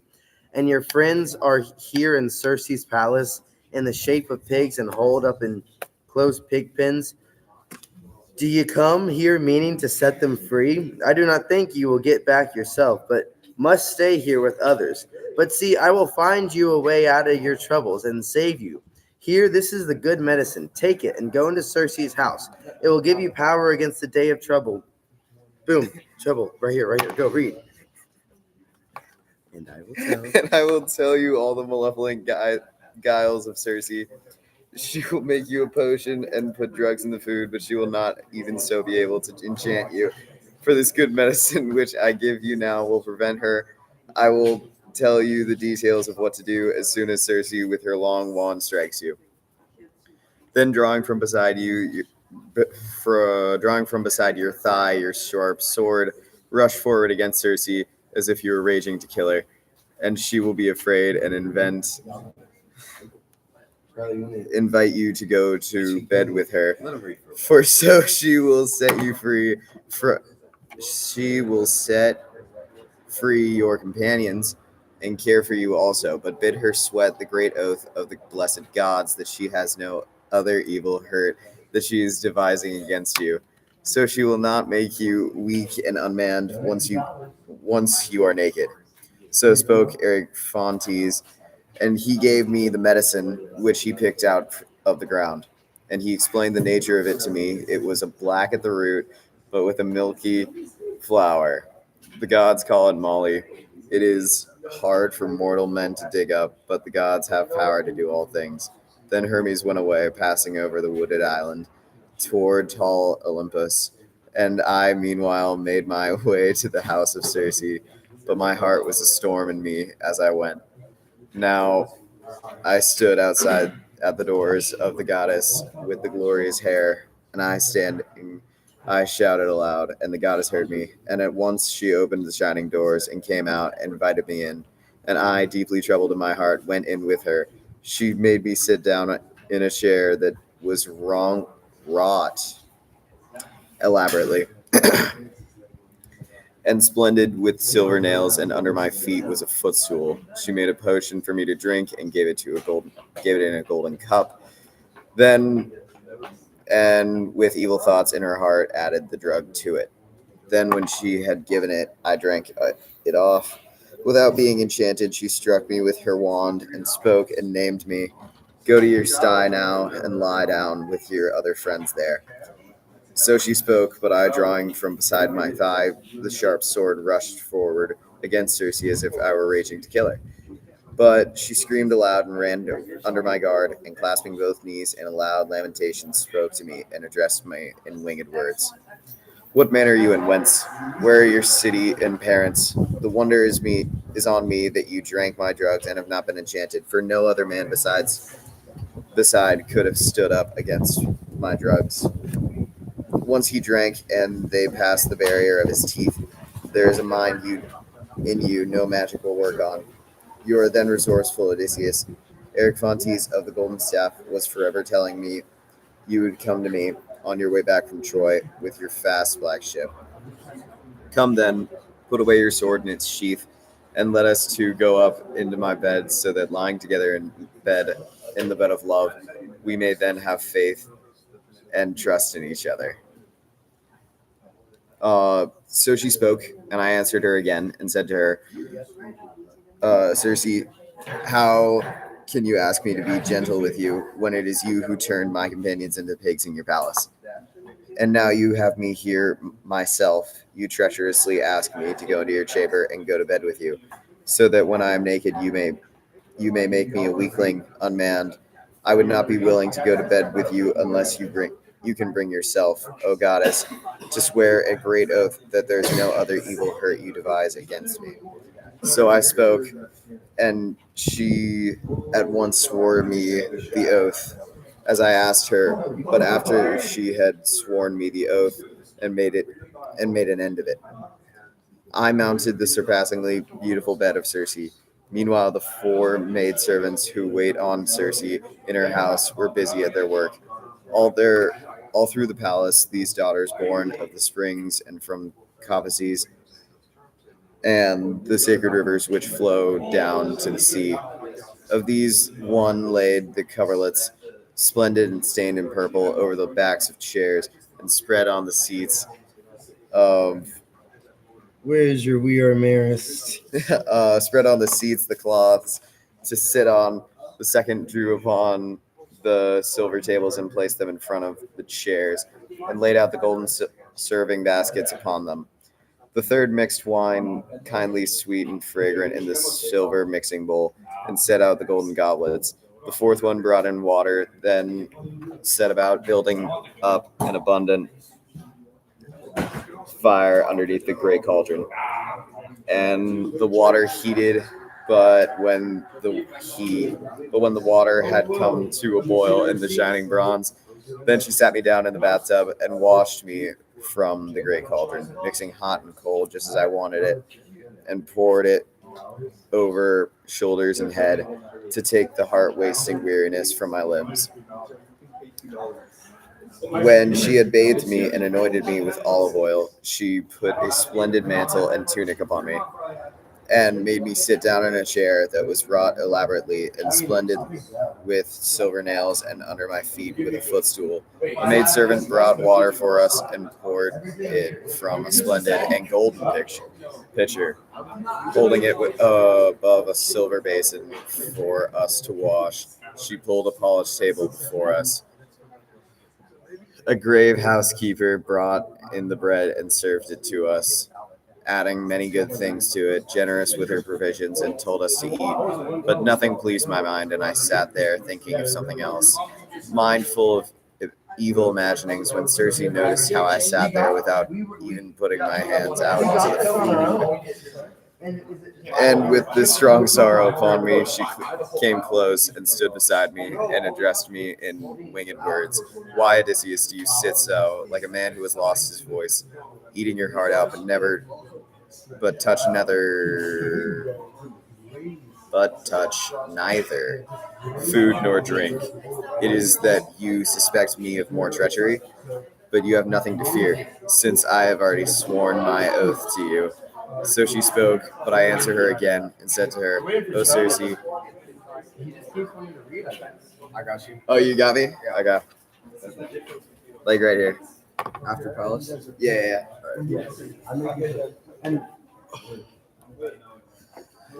Holding her wand in her hand and opened the doors of the pigsty and drove them out, they looked like 9-year-old porkers. They stood ranged and facing her, and she, making her way through their ranks, anointed each of them with some other medicine. And the bristles, grown upon them by the evil medicine Circe, had bestowed upon them before, now fell away from them, and they turned back once more into men, younger than they had been, and taller for the eye to behold, and handsomer by far. They recognized me, and each of them clung to my hand. The lovely longing for lamentation came over us, and the house echoed terribly to the sound. And even the goddess took pity, and she, shining among goddesses, came close and said to me, "Son of Laertes and seed of Zeus, resourceful Odysseus, go back down now to your fast ship in the sand of the seashore, and first of all, drag your ship up onto the land, stowing your possessions and all the ship's running gear away in the sea caves, and then come back and bring with you your eager companions." So she spoke, and the proud heart in me was persuaded, and I went back down to my fast ship and the sand of the seashore. And there I found beside the fast ship my eager companions, pitiful in their lamentation and weeping big tears. And as in the country, the calves, around the cows returning from pastures, back to the dung of the farmyard, well filled with grazing, come gamboling together to meet them. And the pens no longer can hold them in, but lowing incessantly they come running around their mothers. So these men, once their eyes saw me, came steaming around me in tears, and the spirit in them made them feel as if they were back in their own country, the very city of rugged Ithaca, where they were born and raised up. So they came in tears about me, and cried in winged words, "O great Odysseus, we are as happy to see you returning as if we had come back to our own Ithacan country. But come, tell us about the death of our other companions." So they spoke, but I answered in soft words and told them, "First of all, let us drag our ships up on the land, stowing our possessions and all the ship's running gear away in the sea caves, and then make haste, all of you, to come along with me, so that you can see your companions in the sacred dwelling of Circe, eating and drinking, for they have all in abundance." So I spoke, and at once they did as I told them. Only Eurylochus was trying to hold back all my other companions, and he spoke to them and addressed them in winged words. "Ah, poor wretches, where are we going?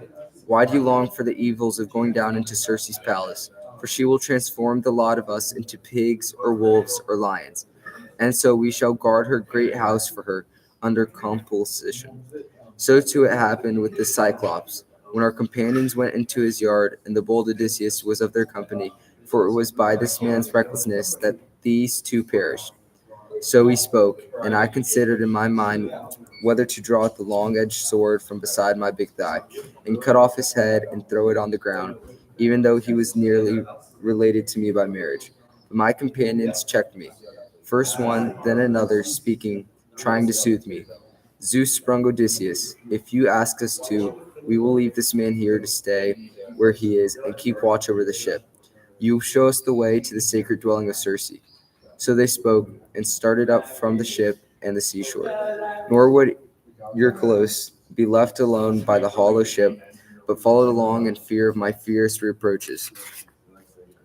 Meanwhile, inside the house, Circe, with the loving care, bathed the rest of my companions, and anointed them well with olive oil, and put them mantles of fleece and tunics. We found them altogether feasting well in the halls. When my men looked each other in the face and knew one another, they bursted into an outcry of tears, and the whole house echoed. But she, shining among goddesses, came close and said to us, "Son of Laertes and seed of Zeus, resourceful Odysseus, no longer raise the swell of your lamentation. I too know all the pains you have suffered on the sea where the fish swarm, and all the damage done you on the dry land by hostile men. But come now, eat your food and drink your wine until you gather back again into your chests that kind spirit you had in you when you first left the land of your fathers on rugged Ithaca. Now you are all dried out, dispirited from the constant thought of your hard wandering, nor is there any spirit in your festivity because of so much suffering." So she spoke, and the proud heart in us was persuaded.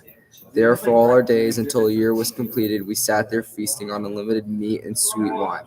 But when it was the end of a year, and the months wasted away, and the seasons changed, and the long days were accomplished, then my eager companions called me aside and said to me, "What ails you now? It is time to think about our own country.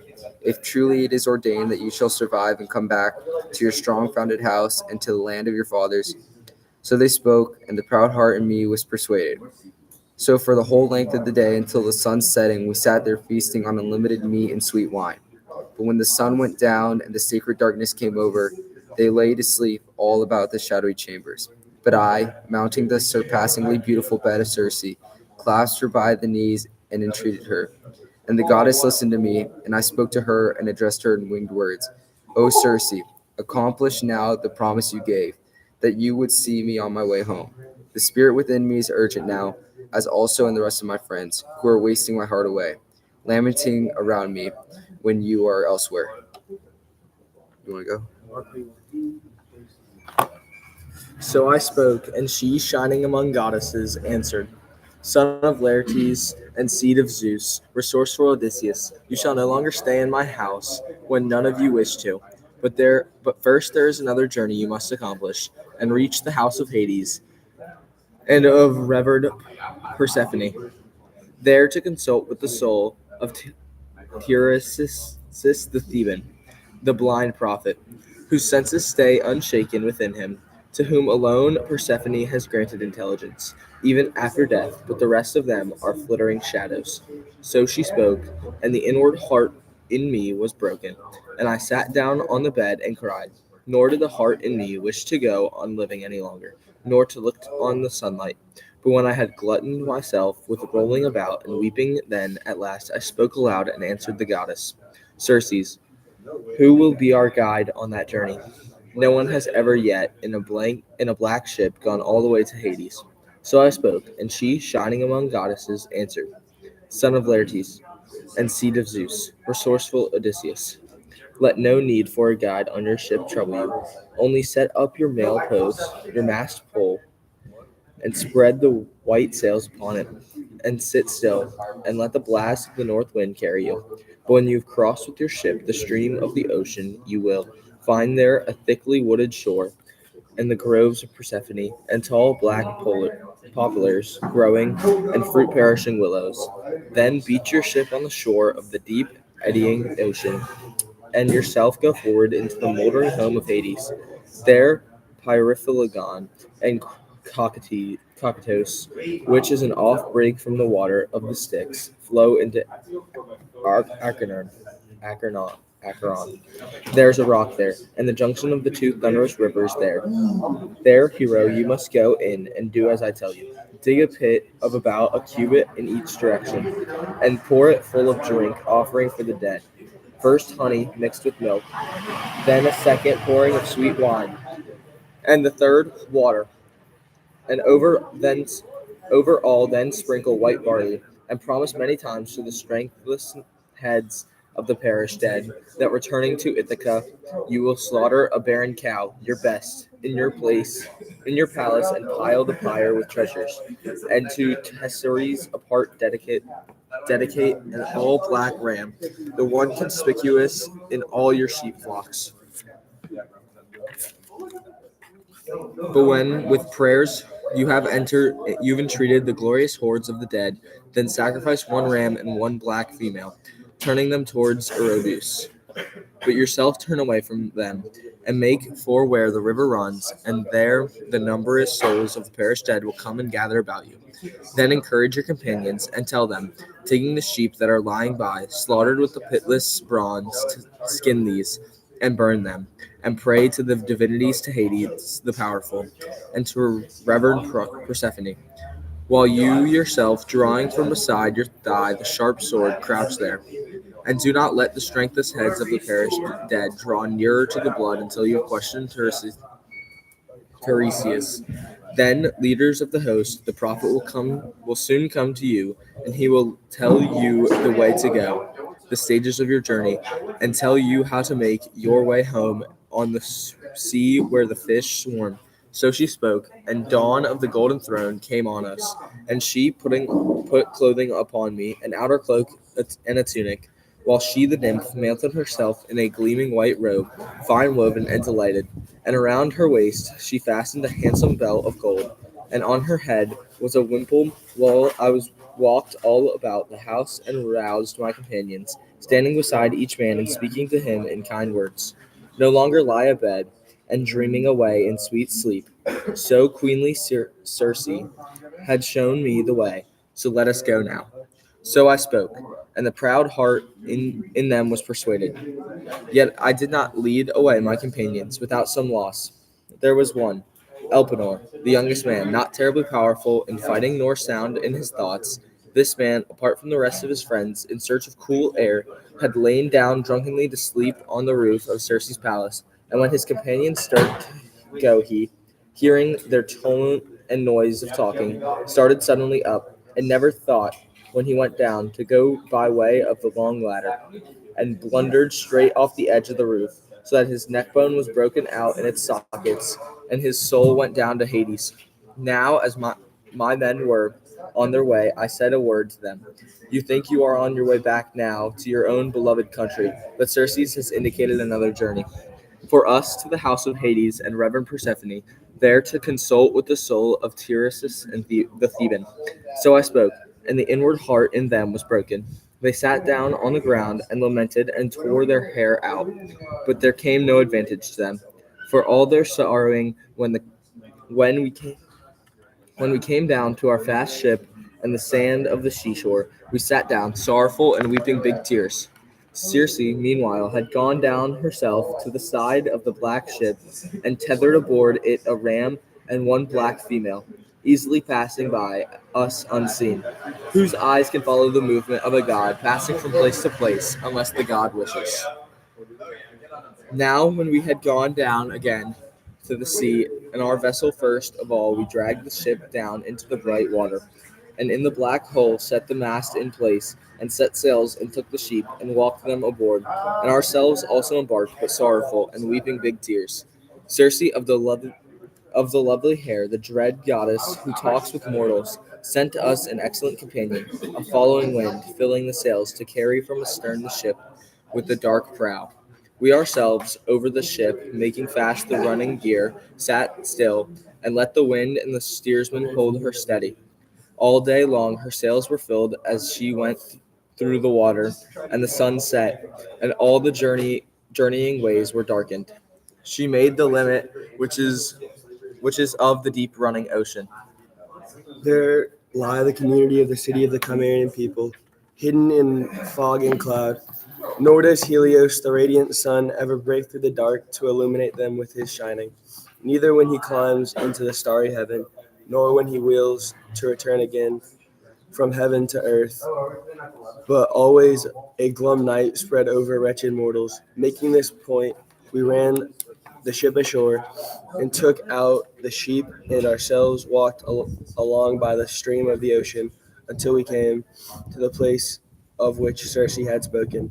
There Primedes and held victims fast, and I, drawing beside my thigh my sharp sword, dug a pit about a cubit in each direction, and poured in it full of drink offerings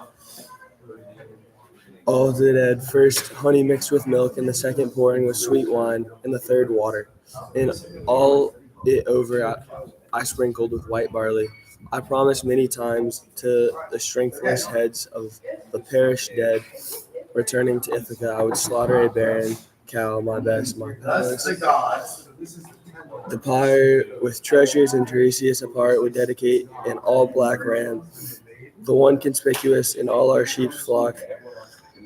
Now, when sacrifices and prayers I had so entreated the hordes of the dead, I took the sheep, cut their throats over the pit, and the dark blood ran in, and the souls of the perished dead gathered to a place up out of Erebus, brides, young unmarried men, killed in battle, stabbed with brazen spears, still carrying their bloody armor upon them. These came swarming by my pit from every direction with inhuman clamor. Green fear took hold of me, then I encouraged my companions and told them, taking the sheep were lying by, slaughtered with the pitiless bronze skin, these burn prey to the divinities, to Hades the powerful, and the revered Persephone, while myself, drawing beside my sharp sword, crouched there, would not let the strengthless heads of the perished dead draw near to the blood, until I had questioned Tiresias. But the first there came the soul of my companion Elpenor, for he had not left his body behind in Circe's palace unburied and unwept with this other heir before us. So I spoke aloud to him and addressed him with winged words. Eleanor, how did you come here beneath the fog and the darkness? You have come faster on foot than I could in my black ship. So I spoke, and he groaned aloud and spoke, answered, Son of Laertes, seed of Zeus, resourceful Odysseus, the evil will of the spirit and wild wine bewildered me. I lay down on the roof of Circe's palace and never thought when I went down I would go by the way of the long ladder. But blundered straight off the edge of the roof so that my neck bone was broken out of its sockets. My soul went down to Hades. But now I pray you, by those who have yet to see, those who are not here, by your wife, your father, who reared you when you were little, and by Telemachus, who you left alone in the palace. For I know that after you leave this place, in the house of Hades, you will put back your well-made ship to the island Aea. There, at that time, my Lord, I ask that you remember me and do not leave me behind unwept and unburied. When you leave, I fear that I might become the God's curse upon you, but burn me there in all my armor that belongs to me, and heap up a gravel mound beside the beach of Gray Sea for an unhappy man, so that those come to know of me do this for me on top of the great mound. Plant the oar which I rode because I was alive among my companions. So he spoke, and I in turn spoke to him and answered, All of this, mine happy friend, I will do for you. You ask me. So we stayed there, exchanging sad words, I on one side holding my sword over the blood, while opposite the next phantom of my companion talked along with me. There next he came to me, the soul of my dead mother, Antiochia, the daughter of the great-hearted Oikios, whom I left alive when I went to sacred Ion. I broke into tears at the sight of her. My heart pitied. Even so, for my thronging sorrow, I would not let her draw near the blood until I questioned Tiresias. Now came the soul of Tiresias the Theban, holding the staff of gold, who I knew who I was. He spoke to me, Son of Laertes, seed of Zeus, resourceful Odysseus. Now is it then, unhappy man, you have left the sunlight and come here? Look on the dead men in this place without pleasure. Now draw back from the pit, hold your sharp sword away from me. So he spoke. I, holding away the sword with silver nails, pushed it back in the sheath. And the flawless prophet, glorious Odysseus, what was sweet homecoming, but the gods make it hard for you. I think will not escape the shaker of the earth who holds a grudge against you in his heart, because you blinded his dear son, hates you, but even so, still might come back after much suffering if you can't contain your own desire and contain your companions. At that time, when you first put in order your well-made vessel to the island of Trinica, escaping Blue Sea's water, at there discovered pasturing the cattle and fat sheep of Helos, who sees all things and listens to all things. Then you keep my way homecoming and leave these unharmed. You might make all way to Ithaca after much suffering. But if you do harm to them, I then testify to the destruction of your ship and your companions. But if you yourself get clear, you will come home in a bad case for the loss of your companions, someone else's ship. And so men who are living away your livelihood and courting God life, offering gifts to win her. That's right. Thanks, good.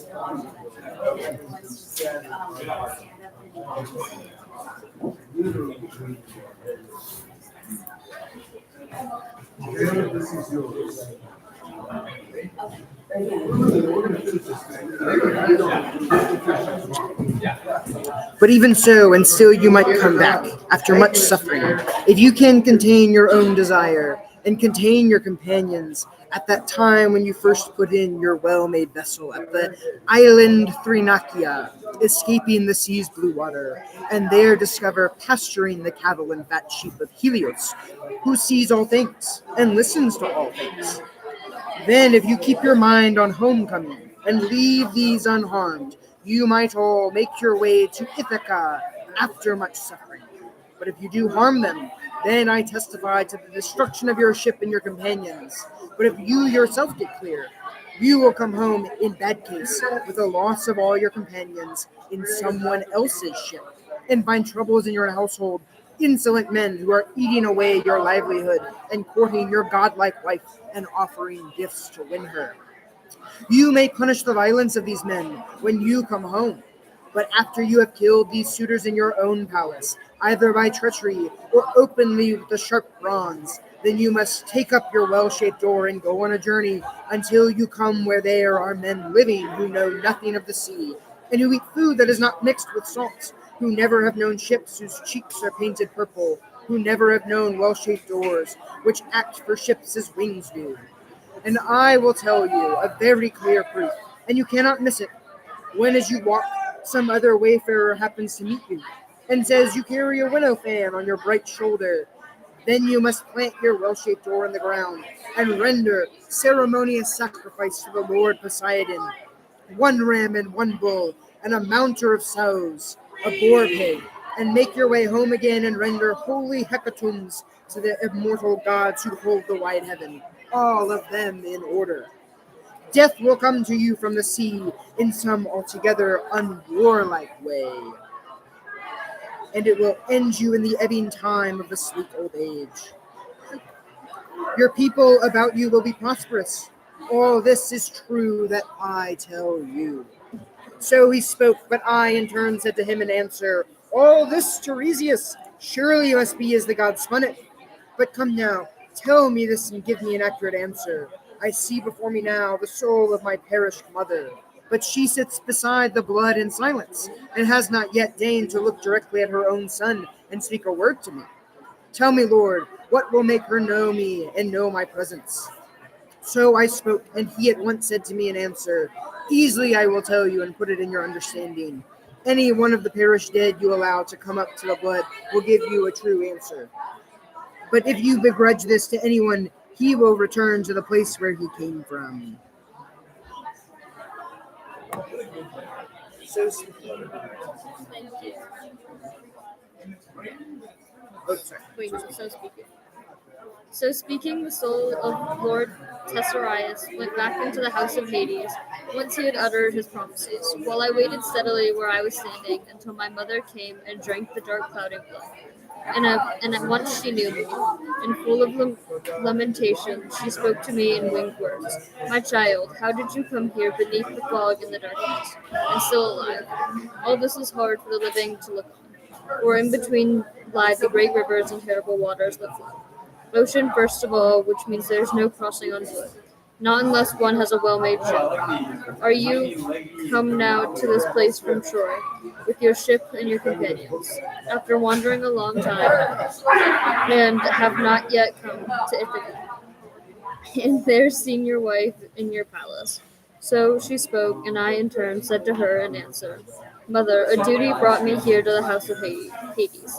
I had to consult the soul of Tiresias the Theban, for I have not yet been near Achaean country, nor ever set foot on our land, but always suffering. I have wandered since the time I first went along with the great Agamemnon to Elon, the land of good horses, in the battle against the Trojans. But come now, tell me this, and give me an accurate answer. What doom of death that lays men low has been your undoing? Was it long sickness, or did Artemis of the arrows come upon you with her painless shafts and destroy you? And tell me of my father and son whom I left behind.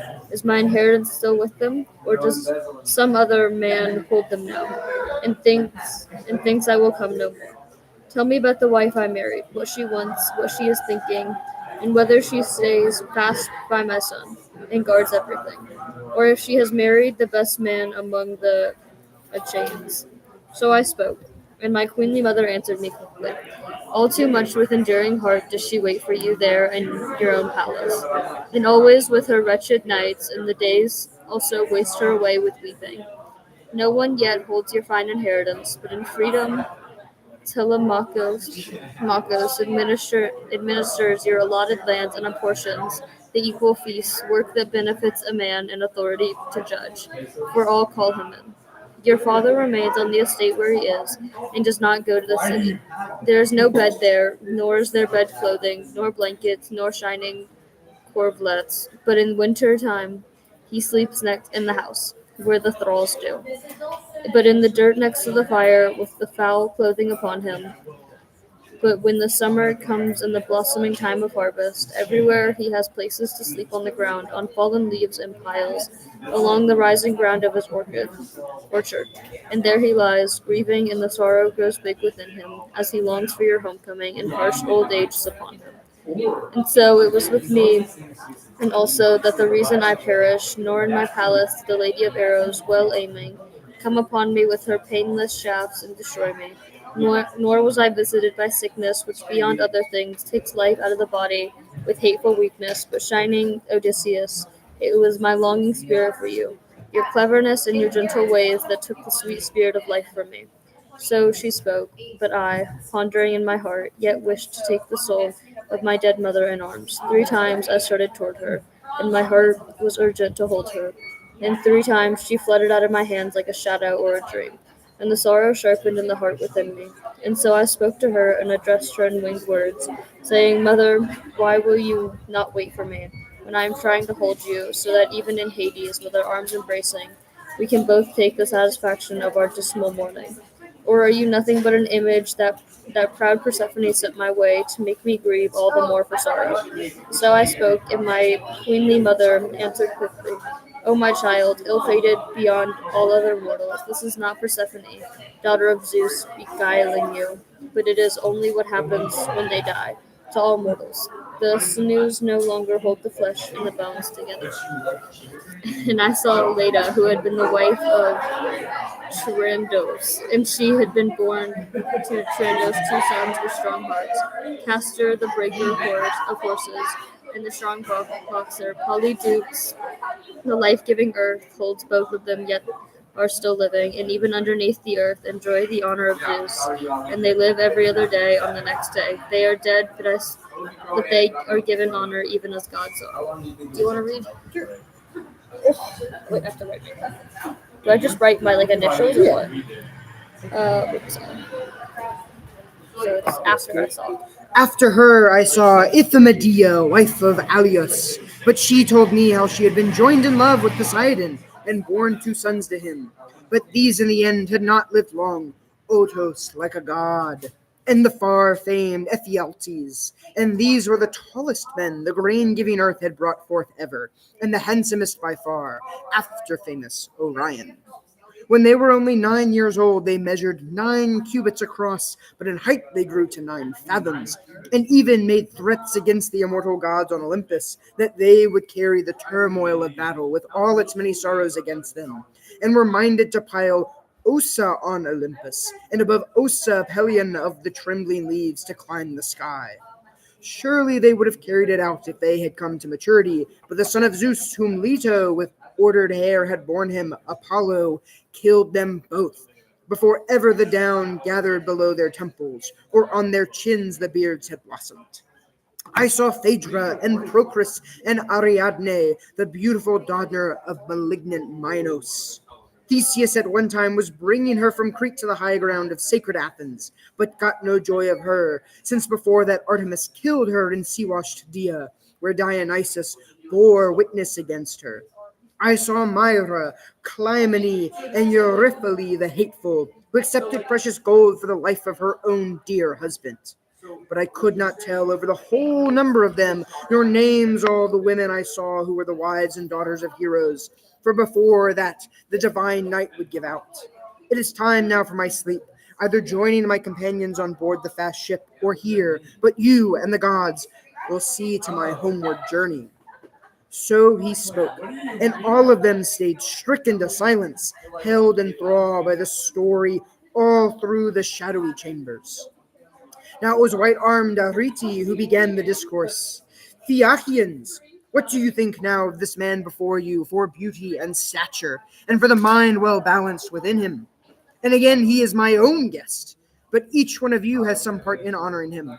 Do not hurry to send him off, nor cut short his gifts. When he is in such need, for you all have many possessions, by the grace of the gods, stored up in your palaces.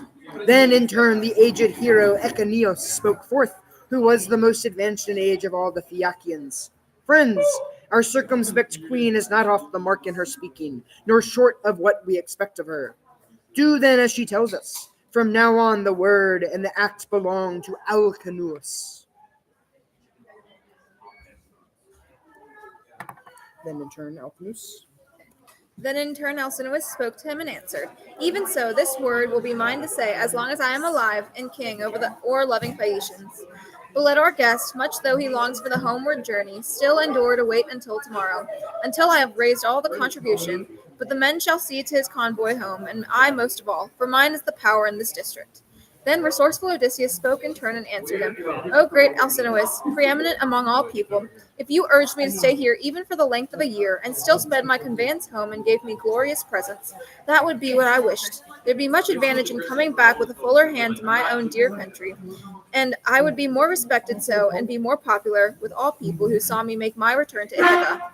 Then Alcinous answered him in turn and said to him, Odysseus, we as we look upon you do not imagine that you are a deceptive or thievish man, the sort that the black earth breeds in great numbers, people who wander widely, making up lying stories from which no one could learn anything.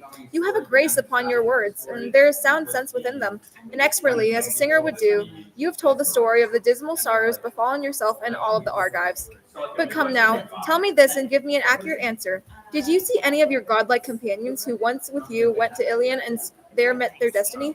Here is a night that is very long. It is endless. It is not time yet to sleep in the palace, but go on telling your wonderful story. I myself could hold out until the brightest dawn, if only you could bear to tell me, here in the palace, of your sufferings. Then resourceful Odysseus spoke in turn and answered him, O great Alcinous, preeminent among all people, there is a time for many words, and a time for sleeping. But if you insist on hearing me still, I would not begrudge you the tale of these happenings and others yet more pitiful to hear, the sorrows of my companions who perished later, who escaped onslaught and cry of battle, but perished all for the sake of a vile woman on the homeward journey. Now, when chaste Persephone had scattered the female souls of the women, driving them off in every direction, there came the soul of Agamemnon, the son of Atreus, grieving, and the souls of the other men who died with him, and met their doom in the house of Aegisthus, were gathered around him. He knew me at once when he drank the dark blood and felt a lamentation loud and shrill, and the tears came springing, and threw himself into my arms, meaning so to embrace me, but there was no force there any longer, nor any juice left now in his flexible limbs as there had been in time past. I broke into tears at the sight of him, and my heart pitied him, and so I spoke aloud to him and addressed him in winged words. Son of Atreus, most lordly and king of men Agamemnon, what doom of death that lays men low has been your undoing? Was it with the ships, and did Poseidon, rousing a storm blast of battering winds that none would wish for, prove your undoing? Or was it on the dry land? Did men embattled destroy you as you tried to cut out cattle and fleecy sheep from their holdings, or fighting against them for the sake of their city and women? So I spoke, and he in turn said to me in answer, Son of Laertes and seed of Zeus, resourceful Odysseus, not in the ships nor did Poseidon, rousing a storm blast of battering winds that none would wish for, prove my destruction. Not on dry land did enemy men destroy me in battle. Aegisthus, working out my death and destruction, invited me to his house and feasted me, and killed me there with the help of my sluttish wife, as one cuts down an ox at his manger. So I died a most pitiful death, and my other companions were killed around me without mercy, like pigs with shining tusks, in the house of a man rich and very powerful, for a wedding or a festival or a communal dinner. You have been present in your time at the slaughter of many men, killed singly or in the strong encounters of battle, but beyond all others, you would have been sorry at heart for the scene. How we lay sprawled by the mixing bowl and the loaded tables all over the palace, and the whole floor was steaming with blood. And most pitiful was the voice I heard of Priam's daughter Cassandra, killed by the treacherous Clytemnestra over me. But I lifted my hands, and with them beat on the ground as I died upon the sword. But the sluttish woman turned away from me, and was so hard that her hands would not press shut my eyes and mouth, though I was going to Hades'. So there is nothing more deadly or more vile than a woman who stores her mind with acts that are of such sort, as this one did when she thought of this act of dishonor, and plotted did when and plotted the murder of her lawful husband. See, I had been thinking that I would be welcome to my children and thralls of my household when I came home, but she, with thoughts surpassingly grisly, splashed the shame on herself and the rest of her sex on women still to come, even on the one whose acts are virtuous. So he spoke, and I again said to him in answer, Shame it is, how most terribly Zeus of the wide brows from the beginning has been hateful to the seed of Atreus through the schemes of women. Many of us died for the sake of Helen, and when you were far, Clytemnestra plotted treason against you.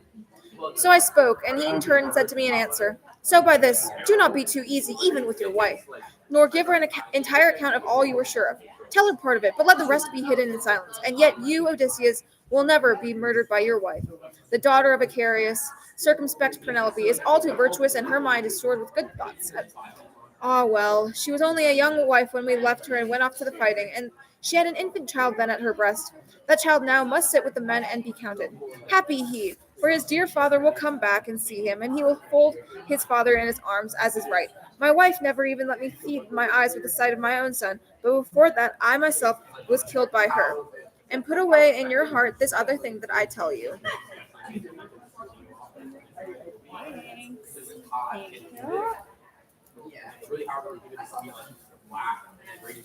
When you bring your ship in to your own dear country, do it secretly, not in the open.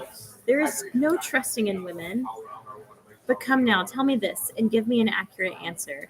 Tell me if you happen to hear that my son was still living, whether perhaps in Orchomenos or in sandy Pylos, or perhaps with Menelaus in wide Sparta, for nowhere upon the earth has there been any death of noble Orestes.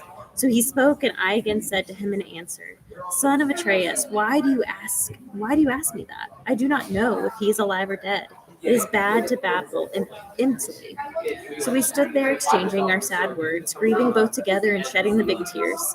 After this, there came to us the soul of Peleus, son of Achilles, and the soul of Patroclus, and the soul of stately Antilochus, and soul of Aias, who for beauty and stature was greatest of all the Danaans, next to the stately son of Peleus.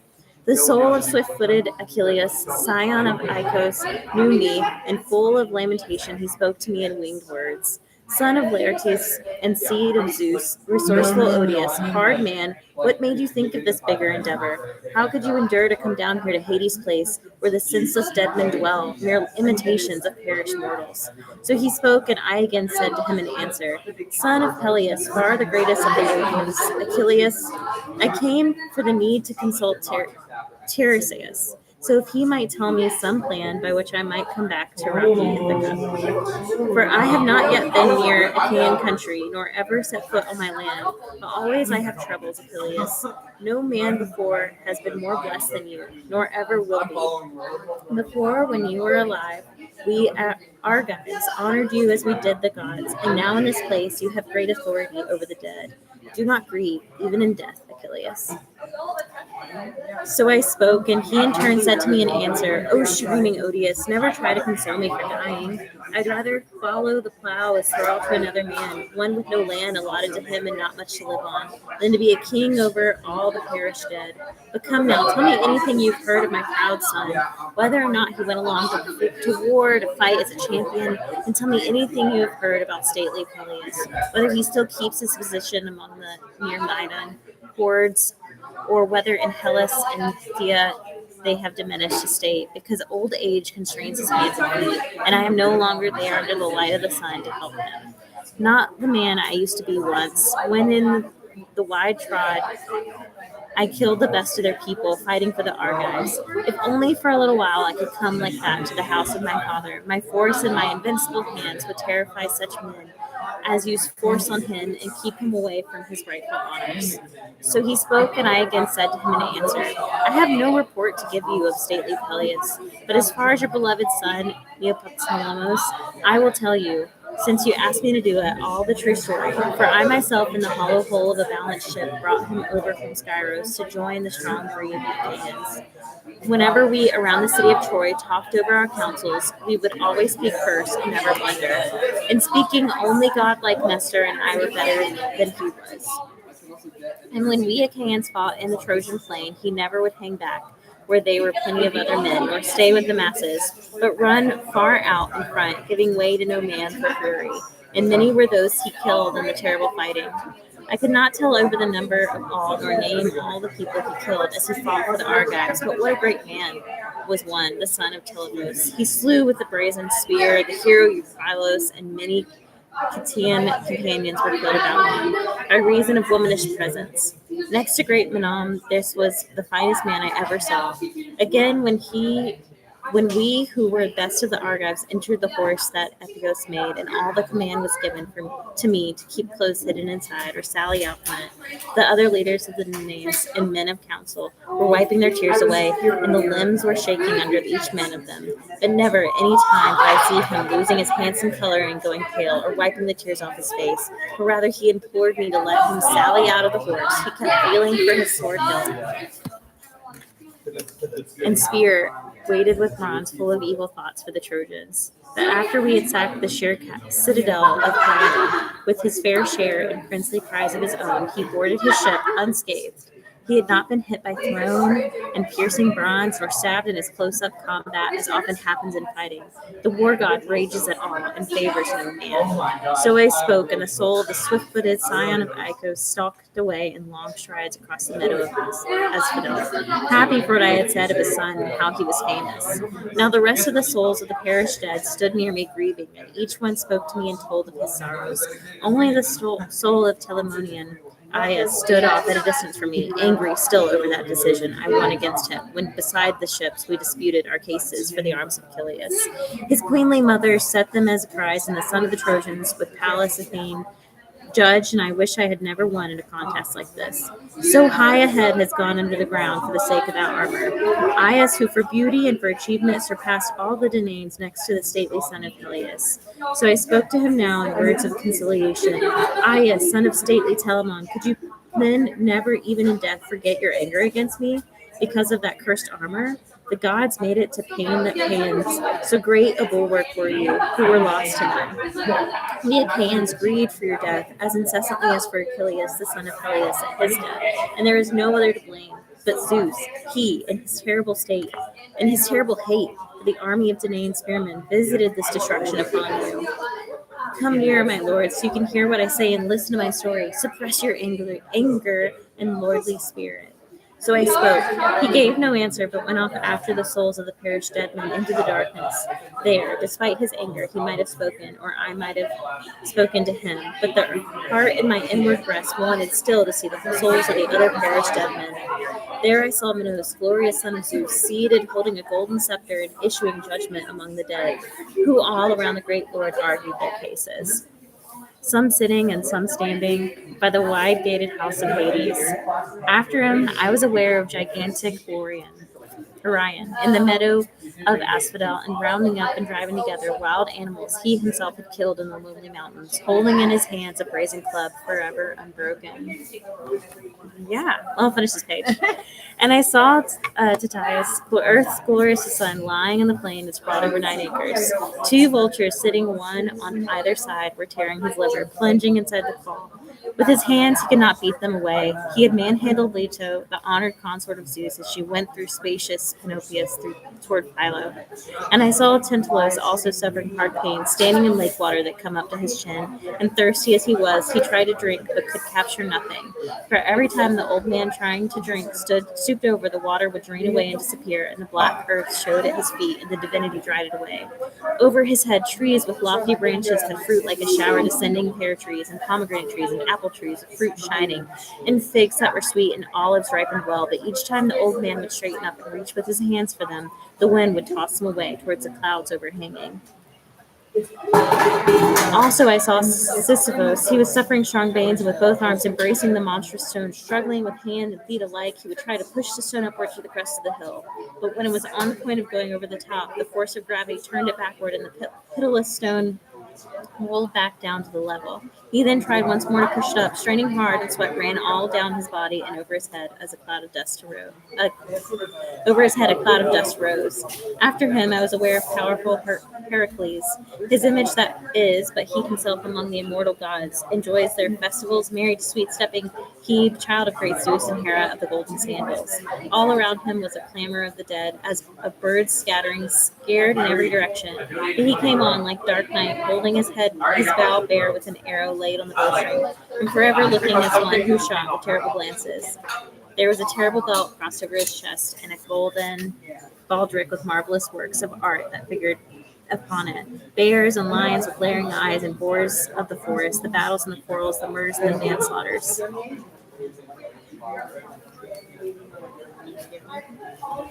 May he who artfully designed them and artfully put them on them upon that baldric never again do any designing. He recognized me at once as soon as his eyes had seen me, and full of lamentation he spoke to me in winged words.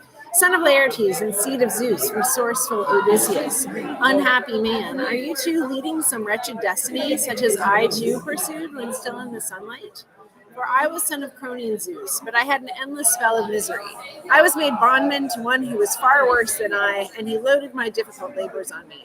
One time he sent me here to fetch the dog back, and thought there could be no other labor to be devised more difficult than that one. But I brought the dog up and led him from the realm of Hades, and Hermes saw me on my way with Pallas Athene. So he spoke and went back into the realm of Hades, but I stayed fast in place where I was to see if some other one of the generation of heroes who died before me would come. And I might have seen men earlier still whom I wanted to see, Perithous and Theseus, God's glorious children. But before that, the hordes of the dead men gathered about me with inhuman clamor, and green fear took hold of me with the thought that proud Persephone might send up against me some gorgonish head of a terrible monster up out of Hades. So, going back on board my ship, I told my companions also to go aboard and to cast off the stern cables.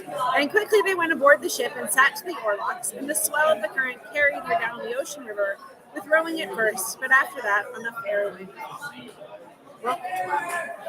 Now, when our ship had left the stream of the ocean river and come back to the wide crossing of the sea's waves, and to the island of Aiaia, where lies the house of the early dawn, her dancing spaces, and where Helios, the sun, makes his uprising, making this point, we ran our ship on the sand and beached her, and we ourselves stepped out onto the break of the sea beach, and there we fell asleep and waited for the divine dawn. But when the young dawn showed again with her rosy fingers, then I sent my companions away to the house of Circe, to bring back the body of Elpenor, who had died there. Then we cut logs where the extreme of the foreland jutted out. We buried him, sorrowful, shedding warm tears for him. But when the dead man had burned, and the dead man's armor, piling the grave mound and pulling the gravestone to sand above it, we planted the well-shaped oar in the very top of the grave mound. So, we were busy, each with our various work, nor was Circe unaware that we had come back from Hades. Presently she came, attired, and her attendants following, carried bread at her will, and many meats, and the shining red wine. Bright among goddesses, she stood in our midst and addressed us, unhappy men, who went alive to the house of Hades, so dying twice, when all the rest of mankind die only once. Come, men, eat what is there, and drink your wine, staying here all the rest of the day. And then tomorrow, when the dawn shows, you shall sail, and I will show you the way and make plain all details, so that neither by land nor on the salt water you may suffer and come to grief by unhappy bad designing. So she spoke, and then the proud heart in us was persuaded. So, for the whole length of the day, until the sun setting, we sat there feasting on unlimited meat and sweet wine. But when the sun went down and the sacred darkness came over, the men lay down to sleep all by the ship's stern cables. But she, taking me by the hand, made me sit down away from my dear companions and talk with me, and asked me the details of everything, and I recited just as it happened. Then the queenly Circe spoke in words and addressed me. So, all that has been duly done. Listen now, I will tell you all, but the very God himself will make you remember. You will come first of all to the sirens, who are enchanters of all mankind, and whoever comes their way. And that man who unsuspecting approaches them and listens to the sirens singing has no prospect of coming home and delighting his wife and children as they stand about him in greeting. But the sirens, by their melody of their singing, enchant him. They sit in their meadow, but the beach before it is piled with bone heaps of men now rotted away, and the skins shrivel upon them. You must drive straight on past, but melt down sweet wax of honey, and with it stop your companions' ears, so none can listen. The rest, that is, if you yourself are wanting to hear them. Then have them tie you hand and foot on the fast ship, standing upright against the mast with the rope's ends lashed around it, so that you can have joy in hearing the song of the sirens. But if you supplicate your men and implore them to set you free, then they must tie you fast with even more lashings. Then, for the time when your companions have driven you past them, by that time I will no longer tell you in detail which way of the two your course must lie. But you yourself must consider this in your own mind. I will tell you the two ways of it. On one hand, there are overhanging rocks, and against them crashes the heavy swell of the dark-eyed amphitrite. The blessed gods call these rocks the rovers. By this way, not even any flying thing, not even the tremulous doves which carry ambrosia to Zeus the Father, can pass through. But every time the sheer rock catches away one even of these, the Father then adds another to keep the number right. No ship of men that ever came here has ever fled through, but the waves of the sea and storms of the ravening fire carry away together the ship's timbers and the men's bodies. That way is the only seagoing ship to get through was Argo, who is in all men's minds on her way home from Aeetes. And even she would have been driven on the great rocks that time, but Hera saw her through. You want to read? Is somebody else reading? Out of her great love for Jason. But of the two rocks, one reaches up into the wide heaven with a pointed peak, and a dark cloud stands always around it, and never at any time draws away from it. Nor does the sunlight ever hold that peak, either in the early or the late summer. Nor could any man who was mortal climb there, or stand mounted on the summit, not if he had 20 hands and 20 feet, for the rock goes sheerly up, as if it were polished. Halfway up that cliff there is a cave, misty-looking and turned toward Erebos in the dark, the very direction from which, O shining Odysseus, you and your men will be steering your hollow ship. And from the hollow ship no vigorous young man with a bow could shoot to the hole in its cliffside. In that cavern Scylla lies, whose howling is terror. Her voice indeed is only as loud as a newborn puppy could make, but she herself is an evil monster. No one, not even a god encountering her, could be glad at that sight. She has 12 feet, and all of them wave in the air. She has 6 necks upon her, grown to great length, and upon each neck there is a horrible head, with teeth in it, set in 3 rows close together and stiff, full of black dust. Her body from the waist down is holed up inside the hollow cavern, but she holds her head poked out and away from the terrible hollow. And there she fishes, peering over all the cliffside, looking for dolphins or dogfish to catch or anything bigger. Some sea monster of the amphitrite keeps so many. Never can sailors boast aloud that their ship has passed her without any loss of men, for with each of her heads she snatches one man away and carries him off from the dark, proud vessel. Are you up? Perfect. The other cliff is lower, you will see it, Odysseus. For they lie close together, you can even cast with an arrow across. There is a great big tree grows there, dense with foliage, and under the shining Chartibus sucks down the black water. For 3 times a day she flows it up, and 3 times she sucks it terribly. May you not be there when she sucks down water, for even the earth shaker could rescue you out of that evil. But sailing your ship swiftly drive her past and void her, and make for Scylla's rock instead, since it is far better to mourn 6 friends lost out of your whole ship than the whole company. So she spoke, but I in turn said to her in answer, Come then, goddess, answer me truthfully this. Is there some way for me to escape away from the deadly Chartibus, but yet fight the other one off, for when she attacks my companions? So I spoke, and she, the shining among goddesses, answered, Hardy man, your mind is full forever of fighting and battle. Would you not give way even to the immortals? She is no mortal thing, but a mischief immortal, dangerous, difficult, and bloodthirsty, and there is no fighting against her, nor any force of defense. It is best to run away from her, for if you arm for battle beside her rock and waste time there, I fear she will make another outrush and catch you with all her hands, and snatch away once more the same number of men. Drive by as hard as you can, but invoke Cratis. She's the mother of Scylla, and for this mischief for mortals, and she will stay her from making another sally against you. Then you will reach the island Tirithraca, for you are pastured the cattle and the fat sheep of the god son Helios. 7 herds of oxen, as many beautiful sheep flocks, and 50 to each herd. There is no giving birth among them, nor do they ever die away. And their shepherdess are gods, nymphs with sweet hair, Lycaena and Phaedausa, whom shining Miriam bore to Hyperion, the sun god. These, when their queenly mother had given them birth and reared them, she settled in the island Thrinakia, far away to live there and guard her father's sheep and his corn-curd cow. Then, if you keep your mind on homecoming and leave these unharmed, you might all make your way to Ithaca after much suffering. But if you do harm them, then I testify to the destruction of your ship and your companies. But if you yourself get clear, you will come home in bad case with the loss of all your companions. So she spoke, and Dawn, the god of the gold and dawn of the golden throne came upon us. She, this shining goddess, went away up the island. Then going back on board my ship, I sold my companions also to go aboard and to cast off the stern cables. And quickly they went aboard the ship and sat to the oarlocks, and sitting well in order dashed the oars in the grey sea. But the fair-haired Circe, the dread goddess who talks with mortals, sent us an excellent companion, a following wind, filling the sails to carry from astern the ship with the dark prow. We ourselves, over all the ship, making fast in the running gear, sat there, and let the wind and the steersman hold her steady. Then, sorrowful as I was, I spoke and told my companions, friends, since it is not right for one or two of us only to know the divinations that Circe, bright among goddesses, gave me, so I will tell you, and knowing all, we may either die or turn aside from death and escape destruction. First of all, she tells us to keep away from the magical sirens and their singing in their flowery meadow, but only I, she said, was to listen to them. But you must tie me hard in purple bonds to hold me fast in position, upright against the mast, with the rope's ends fastened around it. But if I supplicate you and implore you set me free, then you must tie me fast with even more lashings. So as I was telling all the details to my companions, meanwhile, the well-made ship was coming rapidly closer to the Siren's Isle, where the harmless wind was driving her onward. But immediately then the breeze dropped, and a windless calm fell there, and some divinity stilled the tossing waters. My companions stood up and took the sails down, and stowed them away in the hollow hull, and took their places for rowing, and with their planned oar blades whitened the water.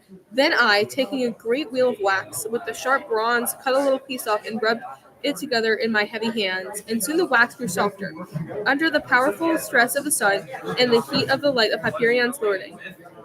One after another, I stopped the ears of all my companions, and then they bound my hand and foot in the fast ship, standing upright against the mast with the ropes and ends lashed around it, and sitting to row, they dashed their oars into the gray sea. There.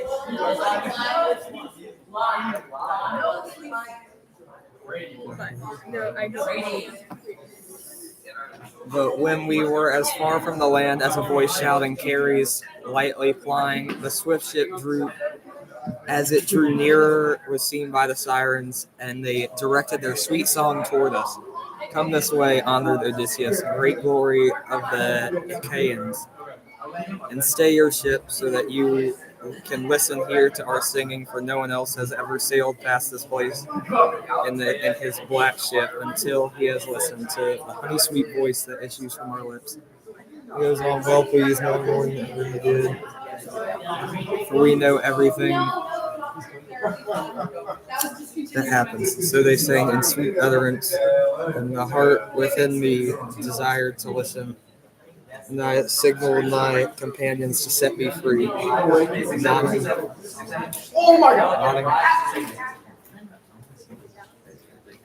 nodding with my brows that they learned on and rode hard. And the Paramedes and Eurylochus, rising up straightway, fastened me with even more lashings and squeezed me tighter.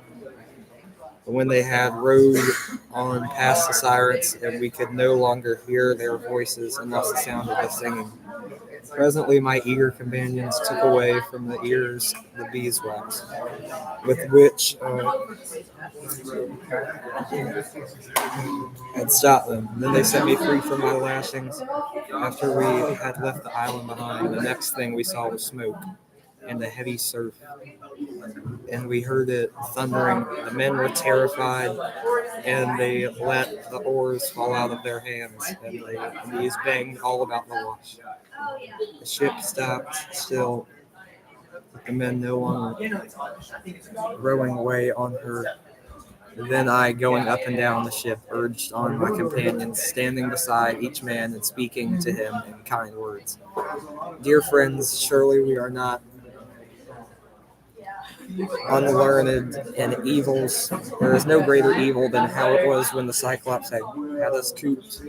Hudson, this is you. Hudson, it's your turn. Where am I? Right here. Where? Dear friends. Dear friends, surely we are not unlearned in evils. This is no greater evil than that, than when the Cyclops had us copied in our hollow cave by force and violence, but even there by my courage and counsel by his intelligence.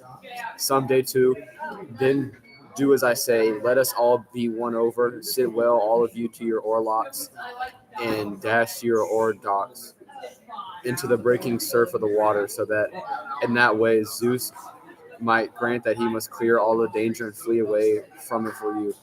Steersman, I have been ordered so to store it deeply in your mind as control the steering oar in this hollow. Ship, you must keep her clear from where the smoke and the breakers are, and the hard make for the rock sea, lest without your knowing she might drift that way and you bring all of us into disaster. So I spoke that quickly. Obey my words, LeBron. I had not spoken yet into Skyla, a plague that cannot be dealt with. For fearing my compassions will be terrified and give over their rowing and take cover inside the ship. For my part, I let go from my mind the difficult instruction that Circe had given me, for she told me to not be armed for combat. But I put on my glorious armor and taking up 2 long spears in that hand, I stood best riding the vessel's foredeck at the prow, for I expected Skyla of the rocks to appear first from the direction. She who brought pain to my compassions, I could not make her out anywhere, and my eyes grew weary from looking everywhere to the misty face of the sea rock. Judson, it's your turn. We're right here. Right here. Right, that's me. Yep.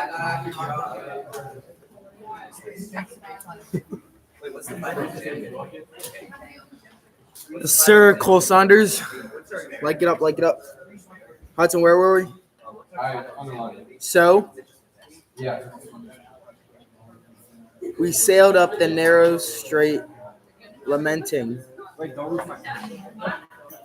On one side was Skyla, and on the other was shining Charybdis, who made her terrible ebb and flow out of the sea's water.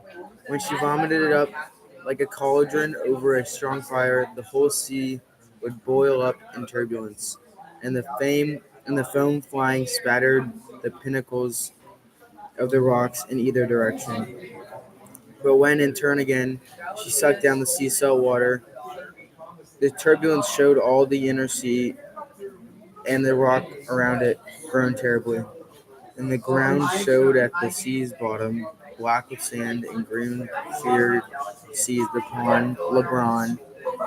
My companions, we in fortnight dear, fear of destruction, kept our eyes on Charybdis. But meanwhile, Skyla, out of the hollow vessel, snatched 6 of my companions, the best of them full strength. When I turned to look at the ship, with my other companions, I saw their feet and hands from below already lifted high above me, and they cried out to me and called me by my name. The last time they ever did it, and heart sorrowed.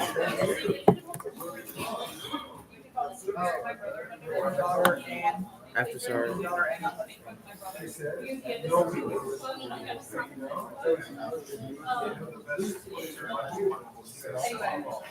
And as a fisherman with a very long rod on a jutting rock will cast his treacherous bait for the little fishes, and sinks the horn of a field ranging ox into the water, then hauls them up and grows them on the dry land, gasping and struggling, so they gasped and struggled as they were hoisted up the cliff.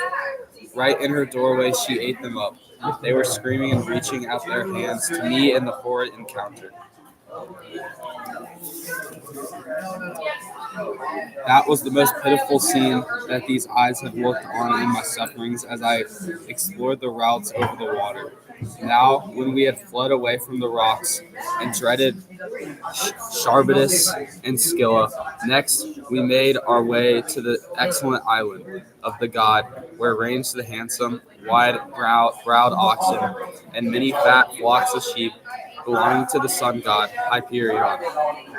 While I was on the black ship, still out on the open water, I heard the lowing of the cattle as they were driven home, and the bleating of the sheep, and my mind was struck by the saying of the blind prophet Tiresias the Taban, and also Ian Circe. Both had told me many times to avoid the islands of Helios, who brings joy to mortals. Then, sorrowful as I was, I spoke and told my companions, "Listen to what I say. My companions, though you are suffering evils, while I tell you the prophecies of Tiresias and Ian Circe. Both have told me many times over to avoid the island of Helios, who brings joy to mortals, for there they spoke of the most dreadful disaster that waited for us. So drive the black ship onward and past the island. So I spoke, and the inward heart in them was broken. At once Eurylochus answered me with a bitter saying, "You are a hard man, Odysseus. Your force is greater, your limbs never wear out. You must be made all of iron, when you will not let your companions worn with hard work and wanting sleep set foot on this land, where if we did, on the Sigrid island, we could once more make ready a greedy dinner. But you force us to blunder along just as we are through the running night. Driven from the island over the misty face of the water, in the nights the hard storm winds arise, and they bring damage to ships. How could any of us escape sheer destruction? But suddenly there rises the blast of a storm, from the bitter blowing of the south wind or the west wind, who beyond others hammer a ship apart, in despite of the gods our masters. But now let us give way to Black Knight's persuasion. Let us make ready our evening meal, remaining close by our fast ship, and at dawn we will go aboard, and put forth onto the wide sea." So spoke Eurylochus, and my other companions ascended. I saw then what evil the divinity had in mind for us, and so I spoke aloud to him and addressed him in winged words. "Eurylochus, I am only one man. You forced me to it. But come then, all of you, swear a strong oath to me that if we come upon some herd of cattle or on some great flock of sheep, no one of you in evil and reckless action will slaughter any ox or sheep."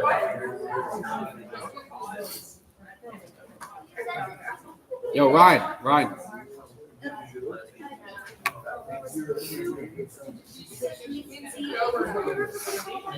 Do I write right there? No. Where'd you go? Right there. Sorry. Okay. When do I stop? Okay.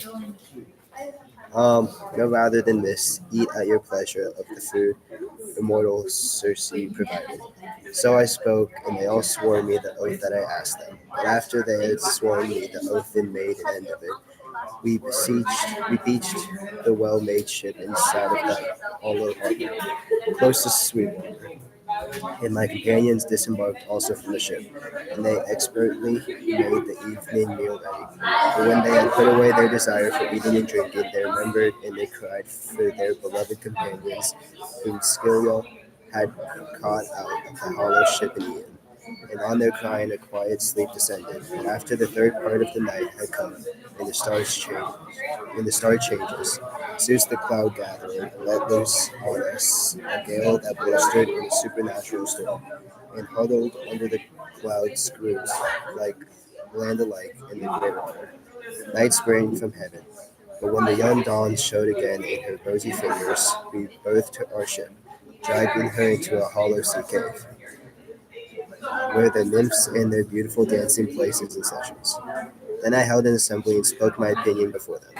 Friends, since there is food and drink stored in the fast ship, let us then keep our hands off the cattle, for fearing that something may befall us. There are the cattle and fat sheep of the dread god, Helios, and sees all things and listens to all things.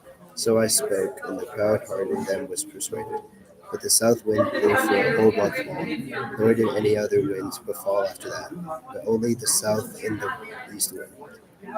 As long as they still had food to eat and red wine, the men kept their hands off the cattle, striving as they were for sustenance.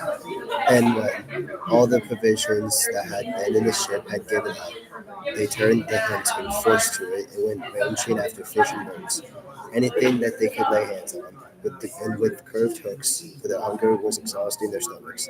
Then I went to lie away along the island in order.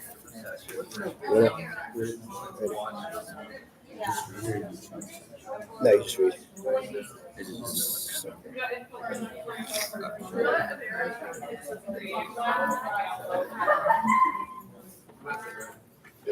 To pray to the gods if any of them might show me some course to sail on. But when crossing the isle, I had left my companions behind. I washed my hands where there was a place sheltered from the wind, and prayed to all the gods whose hold is on. But what they did was to shed a sweet sleep on my eyelids, and Eurylochus put an evil counsel for his companions. Listen to what I say, my companions. Though you are suffering evils, all deaths are detestable from wretched mortals, but the hunger is the sorriest way to die and encounter fate. Come then, let us cut out the best of Helios' cattle and sacrifice them to the mortals who hold wide heaven. And if we ever come back to Ithaca, land of our fathers, presently we will build a rich temple to the sun god Helios Hyperion, and store it with dedications, many and good. But if but if in but if in anger over his 500 cattle he wishes to wreck our ship and the rest of the gods stand by him, I would far rather gulp the waves and lose my life in them once for all than be pinched to death on this desolate island. So spoke Eurylochus, and the other companions attended, at once cutting out from near and hand the best of Helios' cattle. For some broad-faced horned curved oxen were pasturing there, not far from the dark prowed ship. Driving they stationed themselves around them and made their prayers to the gods, pulling tender leaves from a deep oak tree. For they had no white barley left on the strong bench vessel. When they had made their prayer and slaughtered the oxen and skinned them, they cut away the meat from the thighs and wrapped them in fat, making a double fold, and laid shreds of flesh upon them. And since they had no wine to pour on the burning offerings, they made a libation of water and roasted all of the entrails. But when they had burned the thigh pieces and tasted the violets, they cut all the remainder into pieces and spitted them. At what time the quiet sleep was lost from my eyelids. At that time, the quiet sleep was lost from my eyelids, and I went back down to my vast ship and the sand of the seashore. But on my way, as I was close to the oar-swept vessel, the pleasant savor of cooking meat came drifting around me, and I cried out my grief aloud to the gods immortal, Father Zeus, and you other everlasting and blessed gods. With a pitiless sleep, you lulled me to my confusion, and my companions staying there dared me a deed that was monstrous. It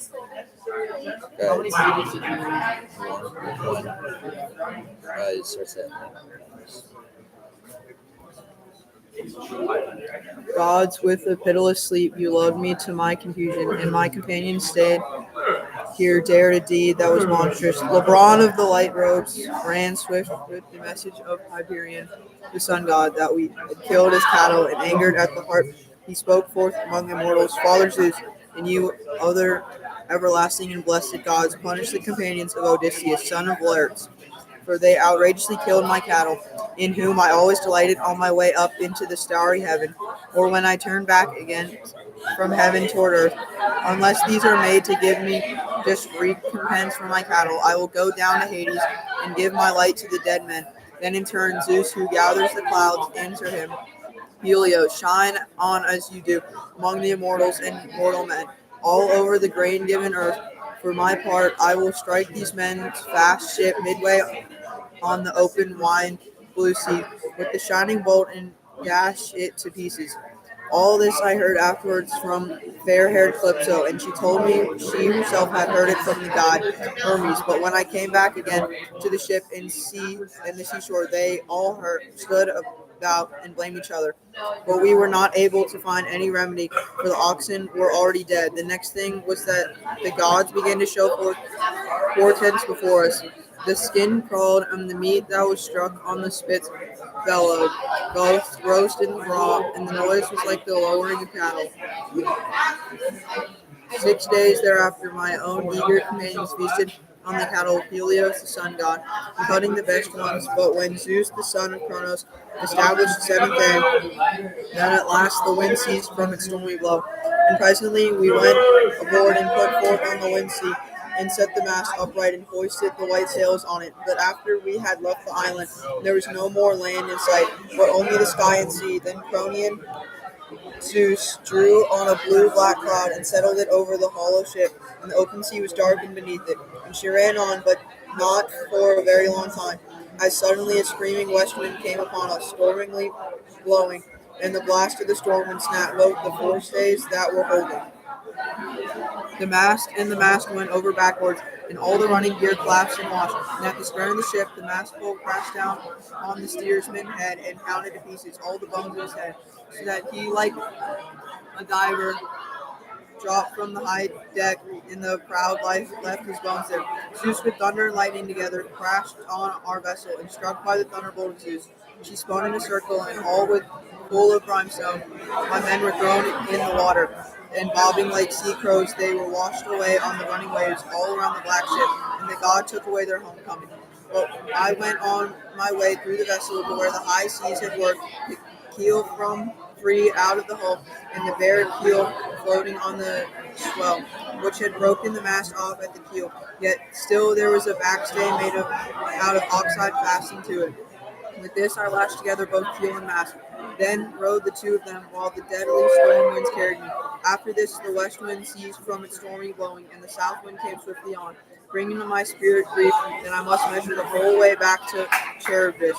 All that night I was carried along, and with the sun rising I came to the sea rock of Scylla, and dreaded Charybdis. At this time Charybdis sucked down the sea salt water, but I reached high in the air above me, to where the tall fig tree grew, and caught hold of it and clung like a bat. There was no place where I could firmly brace my feet or climb up it, for the roots of it were far from me, and the branches hung out far big and long branches that overshadowed Charybdis.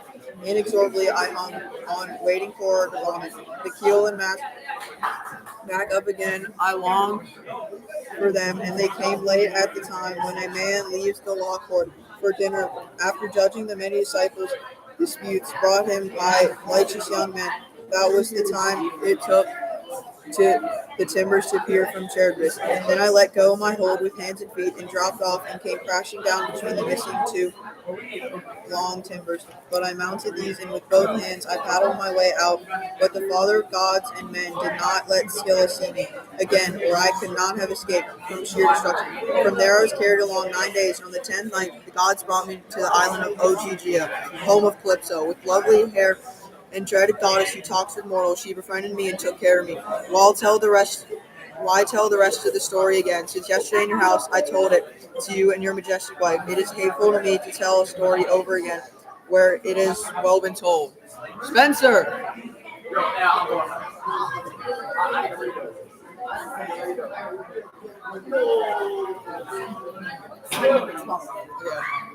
Wait, but I finished 11. You finished 11? Yeah. This is so you were reading book 12. So sign number 12.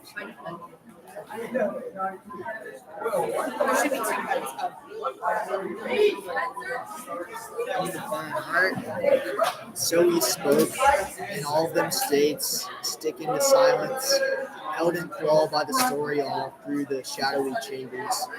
Then Alcinous answered him, and in turn said to him, Odysseus, now that you've come to my house, bronze founded with a high roof, I think you will not lose your homecoming, nor be driven back from it again from all your sufferings.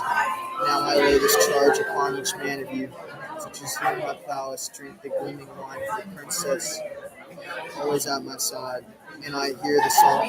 Side 15, not now.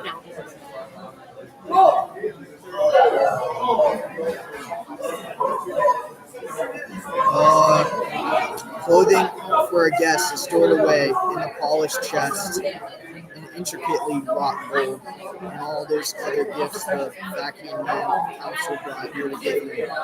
Come, let us man by man each other of us give a great tripod and a cauldron, and we will make it good to us by collection among the people. It is hard for a single man to be generous, so Alcinous spoke, and his word pleased all the rest of them. They went home to go to bed, each one of his own house. But when the young dawn showed again with her rosy fingers, they came in haste to the ship and brought the lavish bonds with them. And Alcinous, the hallowed prince himself, going on board, stowed it away under the thwarts, so it would not happen. Any of the crew they rowed with their oars and sent the ship speedily on. Then went to Alcinous' house and made the feast ready. Alcinous, the hallowed prince, sacrificed an ox for him to Zeus, dark-clouded son of Cronos, lord over all men. They burned the high pieces and enjoyed feasting on the glorious banquet. And among them, Demodocus, the divine singer, sang his songs and was prized by the people. And now Odysseus turned his head again, and again to look at the shining sun, passing it going down since he was now eager dead. And as a man makes for his dinner when all day, along his wine-colored ox have dragged the compact bough for him across the field, and the sun set in his welcome for bringing his time to go to his dinner. And as he goes to his knees fail him, welcome to Odysseus now as the sun going under. Now he spoke aloud to the loving Phaeacius, addressing his words to Alcinous beyond all others. O great Alcinous, preeminent among all people, make libation and send along my way untroubled. And yourselves farewell, for my heart desire is now made good. Conveyance and loving gifts, may the sky gods make these prosper for me.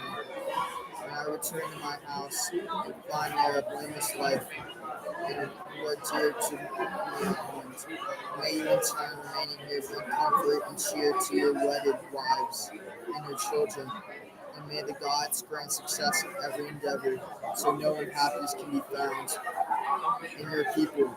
So he spoke, so they all approved his word and encouraged convoy for the guest, for what he said was fair and orderly. Then the hollow prince Alcinous spoke to the herald, Pontonous, make a bowl of wine and serve it to all in the palace, so that with a prayer to our father Zeus we may send away our guest on his way back to his own country.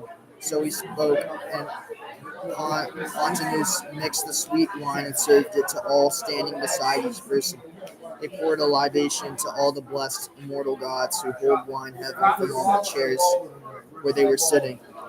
But great Odysseus stood up and put the handled goblet into the hand of Arete, and spoke to her aloud and addressed her in winged words, saying, Farewell to you, O queen, for all time, till old age comes to you and death, which befall all human creatures. Now I'm on my way, but have joy here in your household, and your children and your people, and in your king Alcinous. So spoke great Odysseus, and strode out over the door still. Artillery. God to sign. And the great Alcinous set his herald to go among with him, and to show the way to the fast ship and the sand of the seashore. Also Arete sent her serving woman with them, one cattle, a mantle, washed and clean, and a tunic. Another one she sent along with him to carry the well-made chest, and a third went along with them, bearing food and red wine. But when they had come down to the sea, there was a ship, and where the ship was, the proud escorts promptly took over the gifts and stowed them away in the hollow hull, and all the food and drink then spread out a coverlet for Odysseus, and linen out on the deck in the stern of the ship's hull, so that he could sleep there undisturbed, and he himself went aboard and lay down silently. They sat down, each in his place at the oarlocks in order, and slipped the cable free from his hold in the stone post. They bent to their rowing, and with their oars tossed up the sea spray, and upon the eyes of Odysseus there fell asleep, gentle, the sweetest kind of sleep, with no awakening, most like death, while the ship, as a field four stallions drawing a chariot, all break together at the stroke of the whiplash, and lifting high their feet lightly beat down their path. So the stern of the ship would lift, and the creaming wave behind her boiled amain in the thunderous crash of the sea. She ran on very steady and never wavering. Even the falcon, that hawk that flies lightest of the wind creatures, could not have paced her. So lightly did she run on her way and cut through the sea's waves. She carried a man with a mind like the gods for counsel, one whose spirit up to this time had endured much suffering, many pains, the wars of men, hard crossing in the big waters. But now he slept still, oblivious of all he had suffered. At the time when shines the brightest stars, which beyond others become the announcement of the light of the young dawn goddess, then there was time the seafaring ship put to the island. There in the harbor of the old man of the sea, Orcus, in the countryside of Ishkar, there were two precipitous promontories opposed jut out to the close in the harbor and shelter it from the big waves made by the winds blowing so hard that the outside, inside, and well-benched vessels can lie without being tied up once they have found their anchor. At the head of the harbor, there an olive tree with spreading leaves, and nearby, as a cave that shaded and pleasant and sacred to the nymphs who are called nymphs of philosophies. Hudson.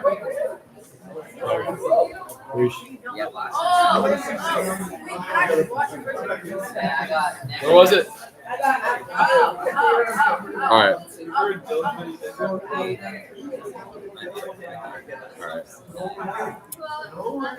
Naiads there are mixing bowls and handling jars inside it, all of stone, and there the bees deposit their honey, and therefore there are also looms that are made of stone. Very long hordes of nymphs weave their peepees into the sea purple webs.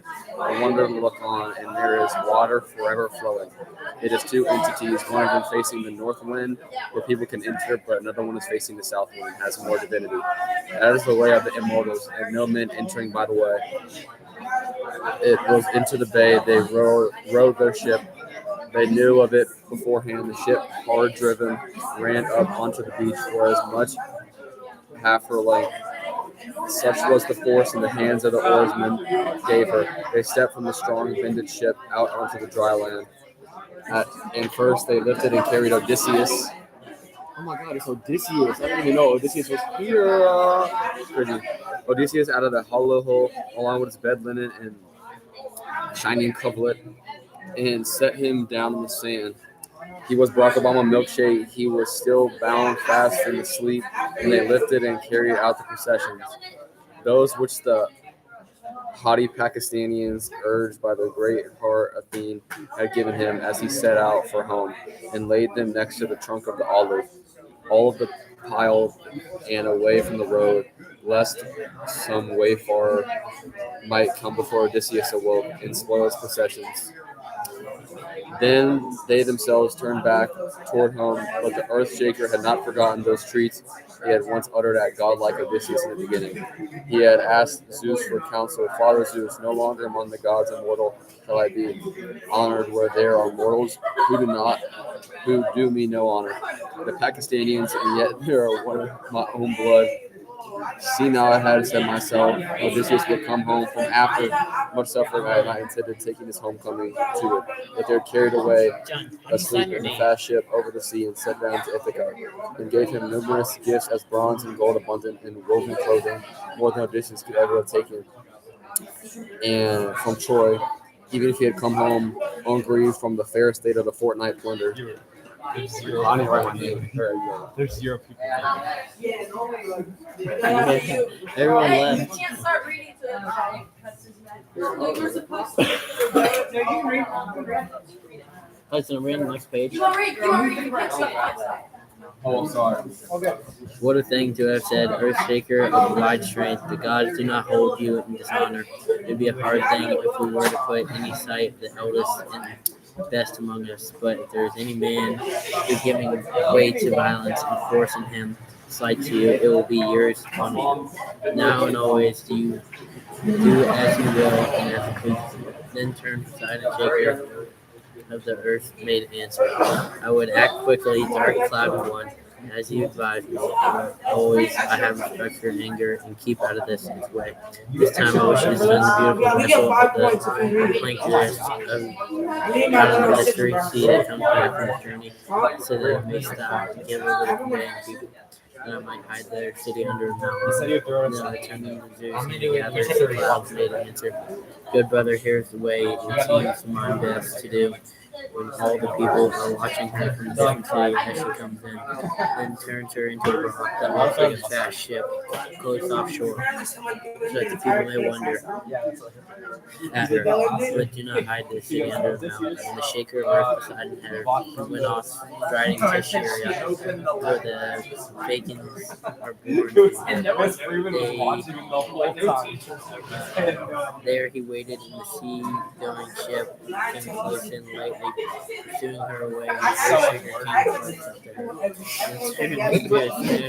It's like it's the bottom with the flat so much and he went away from her. The Fakins of the London people now began talking to each other and spoke words. And that's their each looking at the man next to him.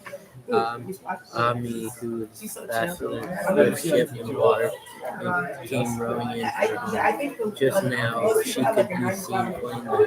Thus, one or another spoke, but they did not know what had happened to them. Alito spoke forth and dressed them. Now, the prophecy of old and has come to completion for me. When he said, Poseidon someday would be under because he could not run away without her to all men. He said that one day, as well made ships on men came back from the convoys and face in water. He was sun, when the fire of the great mountain over our city, to hide it to the old nation now will accomplish. Brady. What's the text? How much left to reach the page? How much did you read? I got after him, just so you know. I thought it before. You gotta wait. Close enough.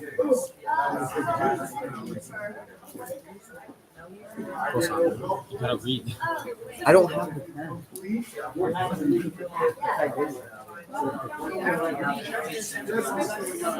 You're lucky though. Your class in Latin 1 and Latin 2 is amazing. Yeah. Calm down. You should have seen us last year.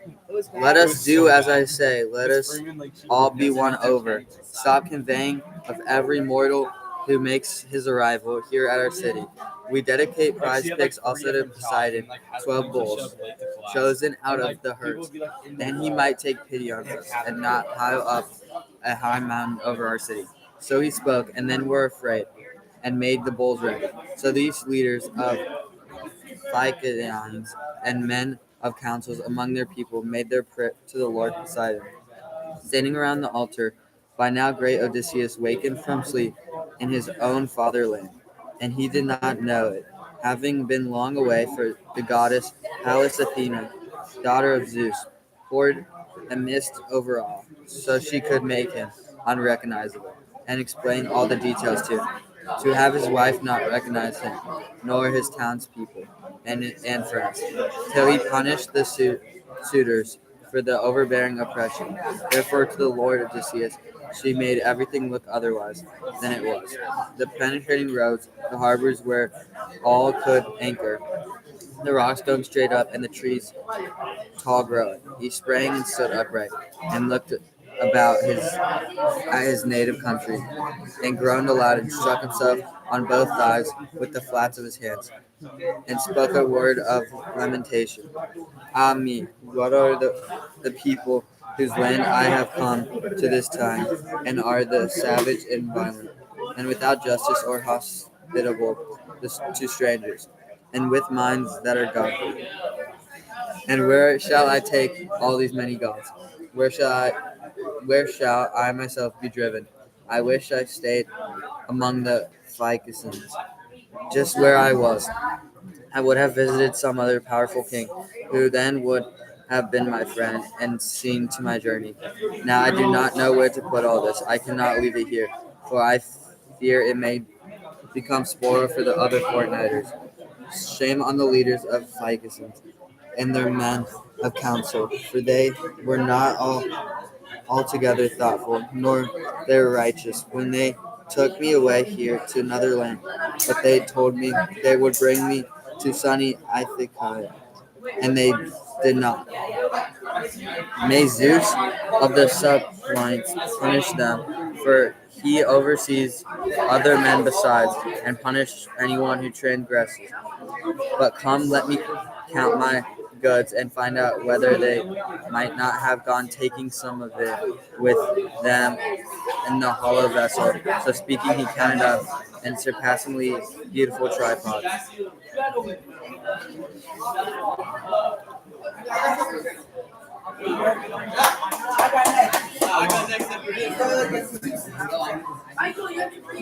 I know I am. You just reading the page? Yeah. Huh? No, I'm next. No, I'm next. Where did you stop?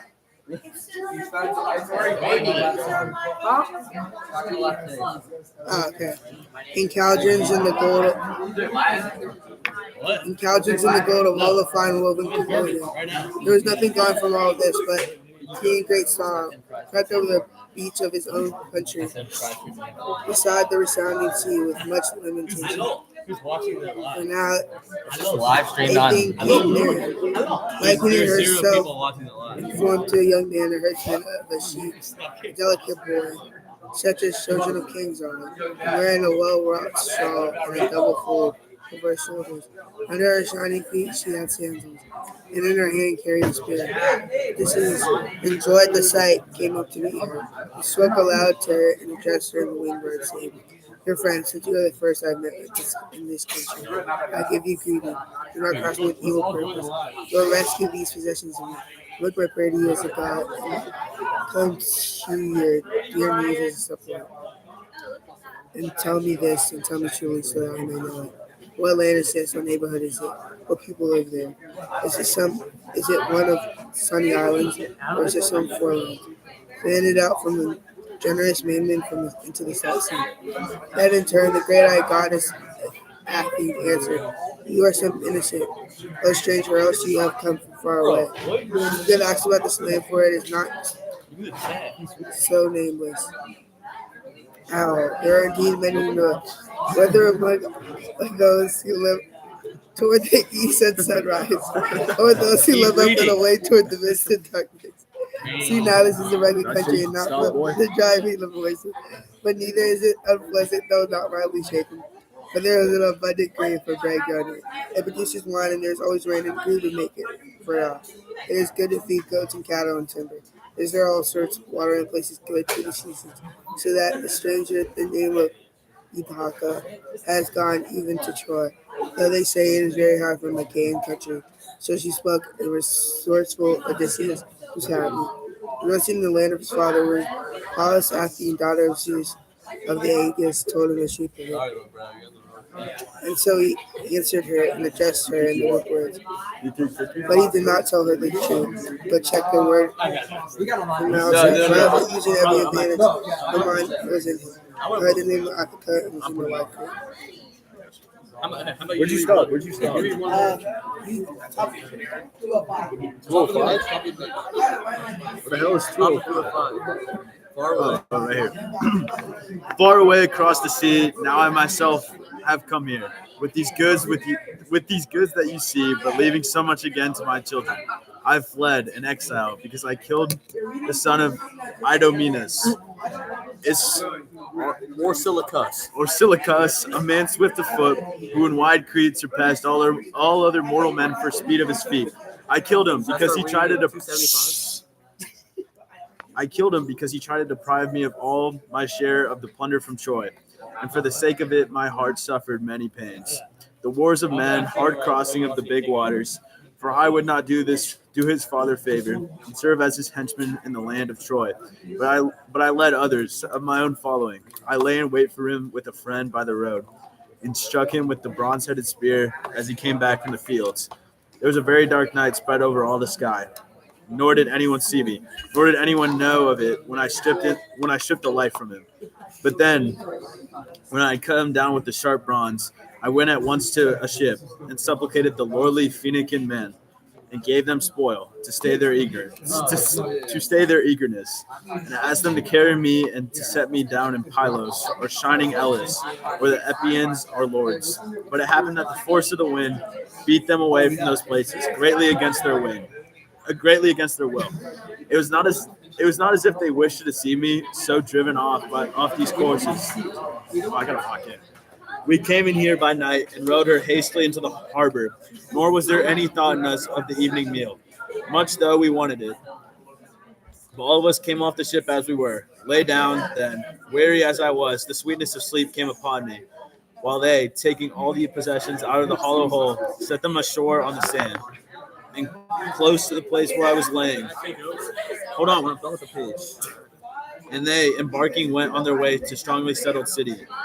But I, grieving at the heart, was left behind here. So he spoke. The goddess gray-eyed Athene smiled on him and stroked him with her hand, and took on the shape of a woman both beautiful and tall, and well-versed in glorious handiworks, and spoke aloud to him and addressed him in winged words, saying, it would be a sharp one and a stealthy one who would ever get past you in any contriving, even if it were a god against you.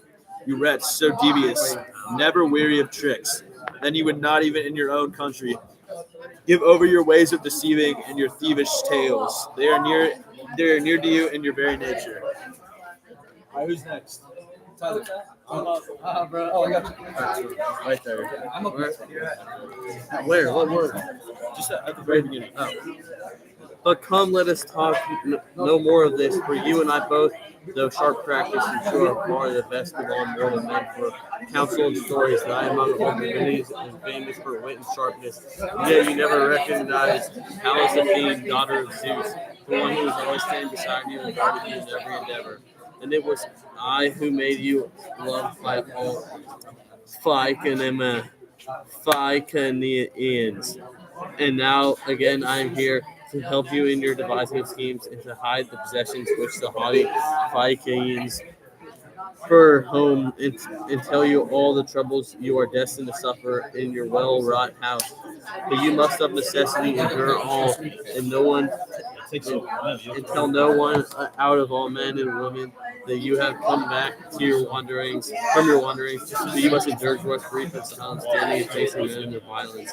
Then in turn, resourceful Odysseus spoke to her and answered, it is hard, for even a man Keep reading, boy. Understanding to recognize you on me, for you take every shape upon you. But this I know well, there was a time when you were kind to me, in the days when we sons of Achaeans were fighting in Troy land. But after we had sacked the sheer citadel of Priam and went away in our ships, and God scattered the Achaeans, I never saw you, daughter of Zeus, after that, nor did I know of your visiting ship to beat off some trouble from me. But always with my heart torn inside its coverings I wandered until the gods set me free from unhappiness. until in the rich territory of Vicodin, men you cheered me with words, then led me yourself in prison into their city. And now I entreat you in the name of your father, for I do not think I have really come into sunny Ithaca, but have been driven off course to another country. And I think you are teasing me when you tell me I am, and saying it to beguile me. Tell me if it is true that I have come back to my own dear country. Then heard the goddess gray-eyed Athene answered him, always you are the same, and such is the mind within you. And so I cannot abandon you when you are unhappy, because you are fluent and reason closely. Keep your head always. Anyone else come from wandering would have run happily off to see children and wipe in the halls, but it is not. You're in. Top of the page. This one? This one? Where are you ending this? You're supposed to investigate and ask not until you have made trial of your wife, yet she as always sits there in your palace, and always with her the wretched nights and the days also waste away with weeping. And I never did have any doubt, but in my heart always knew how you would come home, having lost all your companions. But you see, I did not want to fight with my father's brother Poseidon, who was holding a grudge against you in his heart, and because you blinded his dear son, hated you. Come, I will show you settle if you guys so you will believe me. This is the harbor of the old man of the sea, and here at the end of the harbor is the olive tree with spreading leaves, and nearby is the cave that is shaded and pleasant and sacred to the nymphs who are called the nymphs of the well springs. That is the wide overarching cave where often you use to accomplish for the nymphs their complete catacombs, and this is the mountain. Uterus all covered with forests, so speaking the goddess scattered the midst, and the land was visible. Long-suffering great Odysseus was glad in men, rejoicing in the sight of his country, and kissed the grain-giving ground, then raised his hands in the air and spoke to the nymphs, crying, Naive nymphs, O daughters of Zeus, I never suspected that I would see you again. Be welcome now to my gentle prayers, but I will also give you gifts as I used to before. If Athena the spoiler, Zeus' daughter, freely grants me to go on living here myself and sustains my dear son. Then, in turn, the goddess gray-eyed Athena said to him, Never fear, let none of the matters trouble your mind. Rather, let us hide these possessions without delay deep in the inward part of the wonderful cave, so they will be kept safe for you.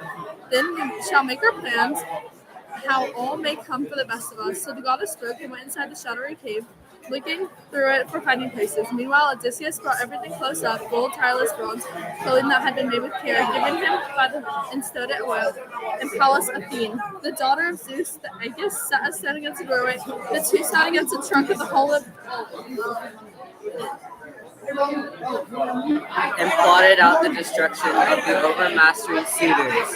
Their discourse was begun by the goddess gray-eyed Athene, son of Laertes and seed of Zeus, resourceful Odysseus. Consider how you can lay your hands on these shameless suitors, who for 3 years now have been lords of your place, and courting your godlike wife, and offering gifts to win her.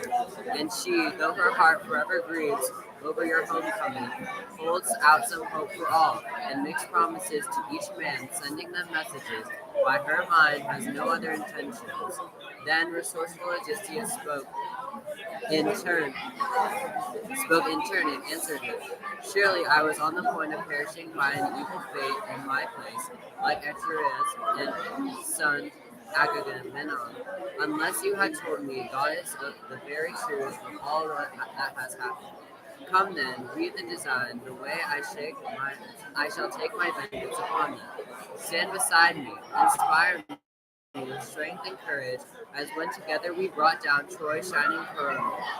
For in your fury, O gray-eyed goddess, you stood beside me. I would fight, lady and goddess, in your help against 300 men if you, freely and full heart, would help me.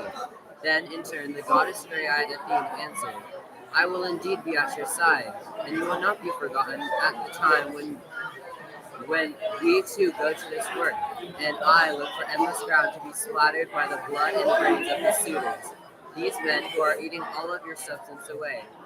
But come now, let me make you so that you are no mortal can recognize you. For I will wither the handsome flesh that is on your flexible limbs, and ruin the brown hair of your head, and about you put such a cloud of cloth any man will loathe when he sees you wearing it. I will dim those eyes so that they have been so handsome, so that you will be unprepossessing to all suitors, and your wife and child, to whom you left behind your place. First of all, you are to make your way to the swineherd, who is in charge of your pigs, but always his thoughts are kindly, and he is a friend to your son, and to circumspect Penelope. You will find him posted beside the pigs, and there herded near the rock of the raven, and beside the spring Arethusa, to eat the acorns and stay their strength, and drink of the darkling water, for these are nourishing for the pigs, and fatten them. There you shall wait, and you shall stay with him, and you shall ask questions, while you go over to Sparta, the country of lovely women, and call back Telemachus, your own dear son Odysseus, who went into spacious Lycomedon to see Menelaus. Who's going next? And ask him for news of you and whether you are still living. Then, can you get someone? The resourceful Odysseus spoke in turn and answered her. Why, then, did you not tell him? Since in your mind and your thoughts know all things. Why was it so that he was wandering over the barren sea should suffer pains, and others shall eat up his substance? I stopped right there. Okay, awesome. Thank you. Then in turn, the goddess great-eyed Athena answered, "Let him not be too much on your mind. It was." I'm in. Yeah, I think so. Yeah, it's okay. All right. So where am I reading? Oh, right here. Okay, He's great. up there. Yeah. Then in turn, the goddess great-eyed Athena answered, "Let him not be too much on your mind. It was I myself who saw him along on that journey, so he would win reputation by going there, and he has no hardship. But now is staying, and at his ease with the son of Atreus, and all abundance is by him. It is true that the young men with their black ships are lying in wait for him to kill him before he reaches his country. But I think this will not happen, that sooner the earth will cover some of those suitors who are now eating away your substance."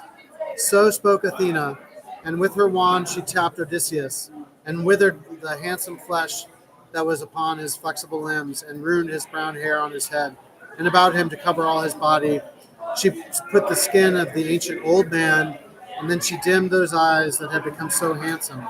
Then she put another vile rag on him, and a tunic, tattered, squalid, blackened with the foul smoke, and over it gave him the big hide of the fast-running deer, with the hairs rubbed off to wear, and she gave him a staff, and an ugly wallet that was full of holes, with a twist of rope attached to dangle it. So the two consulted and went their ways. The goddess went to bright Lacedaemon to fetch the son of Odysseus. It looks like book 14. But Odysseus himself left the harbor and ascended a rugged path through wooded country along the heights, where Athena had indicated the noble swineherd, who beyond others cared for the house properties acquired by noble Odysseus. He found him sitting in front, on the porch, where the lofty enclosure had been built, in a place with a view on all sides, both large and handsome, cleared all about, and it was the swineherd himself who had built it, to hold the pigs of his absent master, far from his mistress and from the aged Laertes. He made it with stones from the field, and topped it off with shrubbery. Outside he had driven posts in a full circle, to close it in on all sides, set close together and thick, the dark of the oak split out from the logs. Inside the enclosure he made 12 pig pens next to each other, for his sows to sleep in, and each of them, the breeding females, each of them 50 pigs who sleep on the ground were confined. These were the breeding females, but the males lay outside, and these were the fewer by far, for the godlike suitors kept diminishing their numbers by eating them, since the swineherd kept having to send them off to all the best, well-fattened porkers at any time. Now they numbered 360, and 4 dogs who were like wild beasts, forever were lying up by them. These the swineherd, leader of men, had raised up himself. Now he was fitting sandals to his feet, cutting out a well-colored piece of oxhide. Meanwhile, the other swineherds were out with their herded pigs, one place or another, 3 of them, but the 4th had sent off to the city to take the pig to the insolent suitors, since they so forced him, or so they could sacrifice it and glut their appetites on it. Suddenly the wild baying dogs caught sight of Odysseus. They ran at him with great cry, and Odysseus prudently sat down on the ground, and the staff fell out of his hand. But there, beside his own steading, he might have endured a shameful mauling. But the swineherd, quick and light on his feet, came hurrying to him across the porch, and let fall from his hand the shoe he was holding. He shouted at the dogs and scared them in every direction, with volleyed showers of stones, and spoke then to his own master. Old sir, the dogs were suddenly on you and would have savaged you badly. So you would have covered me with shame, but already there are other pains and sorrows the gods have bestowed upon me. For here I sit, mourning and grieving away for a godlike master, and carefully raise his fattened pigs for others to eat, while he, in the need of finding some sustenance, wanders some city or countryside of alien-speaking people, if he is still alive somewhere and looks on the sunlight. Come, old sir, along to my shelter, so that you also first may be filled to contentment with food and wine. Then tell me where you come from, and about the sorrows you have also been suffering. So spoke the noble swineherd, and led the way to the shelter, and brought him in, and seated him on a brushwood piled up beneath, and spread over this the hide of a hairy wild goat from his own bed. Yes, please. This was great and thick, and Odysseus was happy at how he received them, and spoke a word and named him, saying, May Zeus, stranger, and the other gods everlasting grant you all you desire the most, for you have received me heartily. Then, O swineherd Eumaeus, you said to him in answer, Stranger, I have no right to deny the stranger, not even if one came to me who is meaner than you. All vagabonds and all strangers are under Zeus, and the gift is a light and a dear one that comes from us, for that is the way of us who are servants, and forever filled with fear when they come under the power of masters who are new.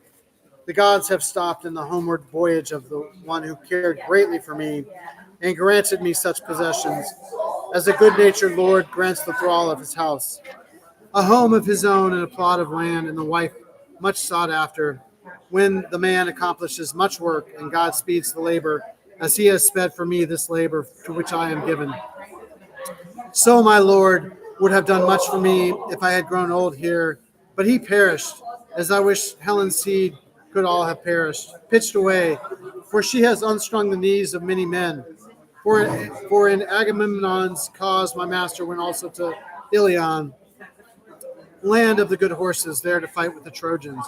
He spoke and pulled his tunic with his belt, and went out swiftly to his pig pens, where his herds of swine were penned in, and picked out a pair and brought them and sacrificed them, and singed them, cut them into little pieces and spitted them.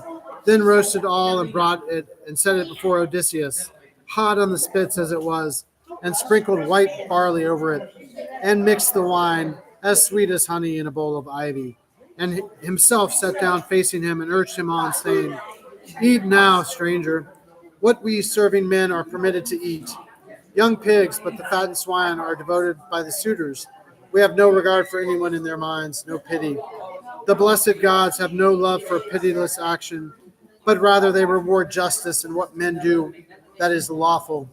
And though those are hateful and lawless men who land on an alien shore, and Zeus grants them spoil and plunder, when they have loaded their ships with it, they set sail away from home. And for even in the minds of these there is stored some fear, which is stronger than on there falls strong fear of how they may be regarded. But the suitors, you see, have heard some God-sent rumor, and they know about the dismal death of our man, and they will not decently make their suit, nor go home to their own houses, but at their ease they forcibly eat up his property and spare nothing. For as many are the nights and days from Zeus. On not one of these do they delicately only a single victim, not only two, and they violently draw the wine and waste it. See now, he had endlessly abundant livelihood. Not one of the heroes over the black mainland had so much. Not one here from Ithaca. Not 20 men together had such quantity of substance as he. I will count it for you. 12 herds of cattle on the mainland, as many sheep flocks, as many troops of pigs, and again as many wide goat flocks. And friends over there, and his own herdsman pastures them for him. And here again at the end of the island, 11 wide flocks of goats in all their pastures. Good men have these in their keeping. And day by day, each of these people brings in their suitors a sheep, and each brings in the fatted goat that seems finest. And I myself keep watch on these pigs and guard them, and I choose with care the best of the pigs, and I send it off to them. He spoke, and the others ate his meat and drank his wine quietly, greedily and without speaking, and devised evils for the suitors. But when he had dined and filled his desire with food, the others filled the cup in which he was drinking and handed it to them, all filled with wine, and he received it. And his heart was cheered, and he spoke to him then, and addressed him in the winged words, saying, Dear friend, who is the man who bought you with these possessions, and is so rich and powerful as you tell me? You say he is one who has perished in Agamemnon's cause. Then tell me, and perhaps I might know him if he was such a man. For Zeus knows, as do the other immortal gods, if I might ever see him, and I have some report to give you. I have wandered to many places. Then the swineherd, leader of men, said to him in answer, Old sir, there is none who could come here bringing a report of him and persuade his wife and his dear son. And yet there are vain and vagabond men in need of sustenance who tell lies and are unwilling to give a true story. And any vagrant who makes his way to the land of Ithaca goes to my mistress and babbles his lies to her, and then she receives him well and entertains him and asks him everything. And as she mourns him, the tears run down her eyes, since this is the right way for a wife when her husband is far and perished. Okay, great. And you're at 1:30. 1:30. Start at 1:30. Yes.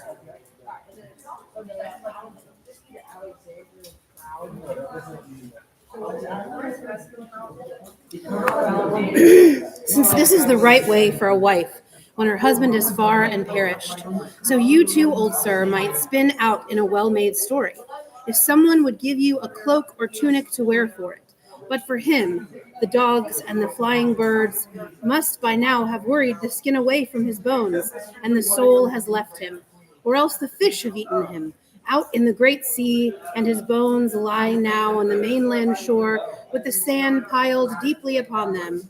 So he has perished there, and sorrows are made for his dear ones, all hereafter, and me most of all, for never again now will I find again a lord as kind as he, wherever I go, even if I could come back to my father and mother's house, where first I was born, and they raised me when I was little. But I do not so much mourn for this, though my longing is to behold them with these eyes and in my own country. But the longing is on me for Odysseus, and he is gone from me. And even when he is not here, my friend, I feel some modesty about naming him, for in his heart he cared for me greatly and loved me. So I call him my master, though he is absent. Then long-suffering great Odysseus spoke to him in answer, Dear friend, since you are altogether full of denial, you do not think he will come, and your heart is ever untrusting.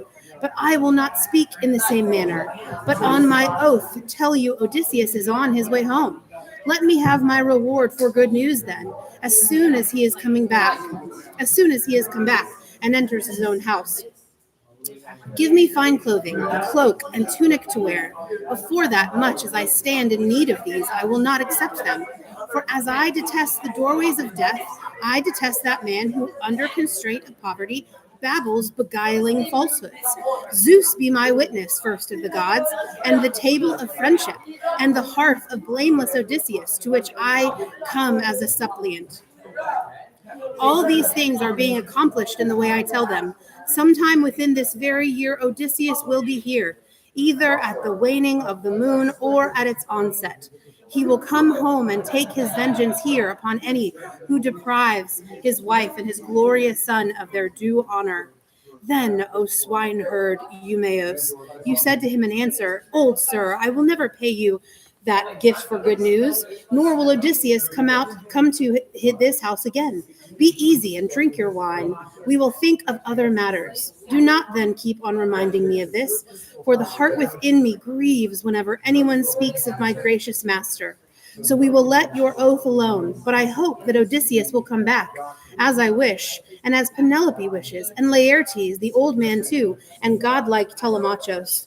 But now I grieve unforgettingly for Telemachus, the son born to Odysseus. The gods made him grow like a young tree, and I thought he would be among the men, one not inferior to his dear father, admirable for build and beauty. But some immortal upset the balanced mind within him, or else it was some man. He went after news of his father to Pylos the sacrosanct, and the haughty suitors are lying in wait for him as he comes home, to make Archesios' stock and seed perish all the way to be nameless in Ithaca. Now we will let him be, however, whether they catch him or whether he escapes, and the son of Cronos protects him.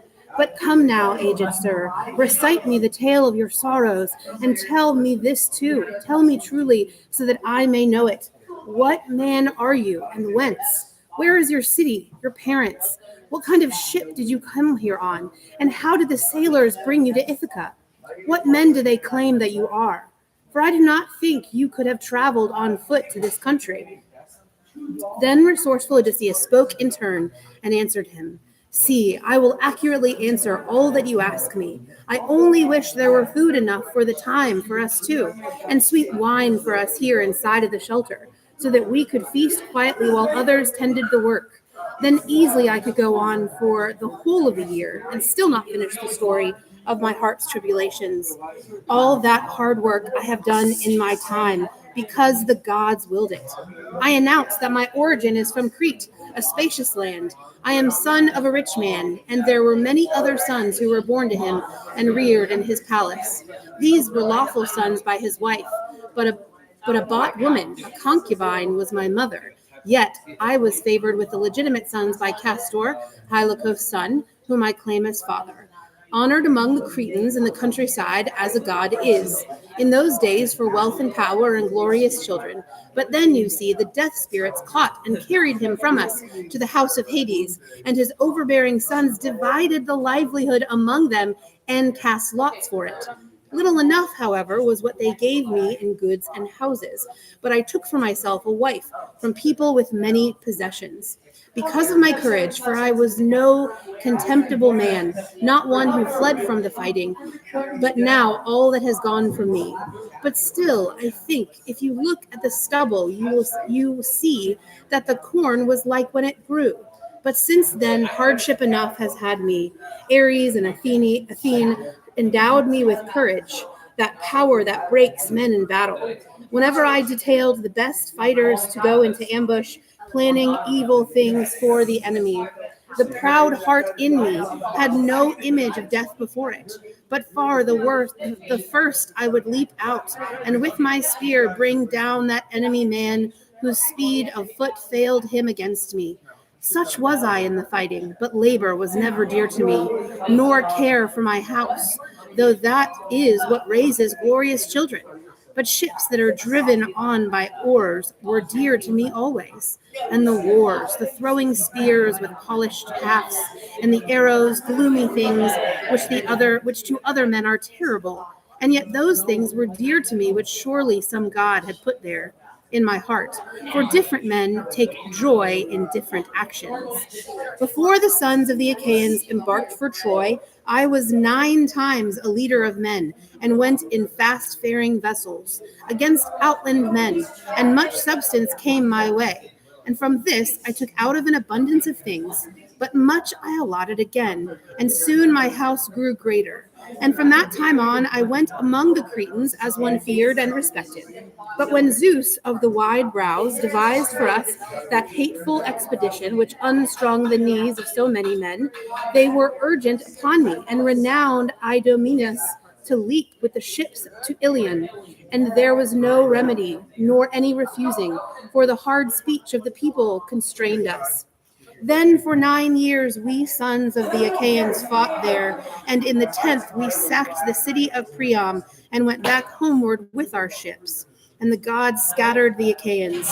But for wretched me, Zeus of the councils devised more hardships. 1 month only I stayed, taking pleasure in my children and my wedded wife and my possessions. But then the spirit within me urged me to make an expedition to Egypt with ships well appointed and with godlike companions.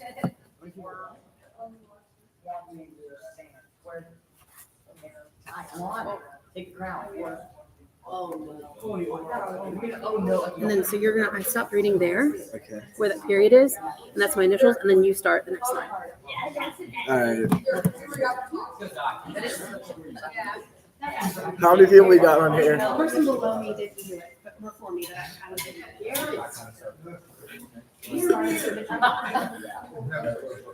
I appointed 9 ships, and rapidly the people were gathered. And for 6 days, then my eager companions continued and fasting, but I provided them with abundant victims for sacrifice to the gods, and for themselves to make ready, sailed on a north wind that was favorable and fair. It was easy, like sailing downstream, so that never a single one of my ships was hurt. And we, unharmed without sickness, sat still and let the wind and the steersman hold steady. On the 5th day, we reached the abundant stream, Aegyptos, and I stayed my oar-swept ships inside the Aegyptos River. Then I urged my eager companions to stay where they were, there close to the fleet, and to guard. Did you sell it? Did you sell it? To lookouts to watching places, but they, following their own impulse and giving way to murdering violence, suddenly began plundering the Egyptians' beautiful fields, and carried off the women and innocent children and killed the men. And soon the outcry came to the city. They heard the shouting, and at the time when dawn shows, they came on us, and all the plain was filled with horses and infantry and the glaze of bronze. Why is there no one on the live stream? Let's go. And Zeus, who delights in thunder, flung down. Without panic among my companions, no one was hardy as to stand and fight, for the evil stood in a circle around them. They killed many of us with sharp bronze, and others they led away alive to work for them. All right, we're done. All right, who's up now? Go. Keep going. Keep going. Stop. No one's watching this. There's 5 likes. But Zeus himself put this thought. Yes, you try.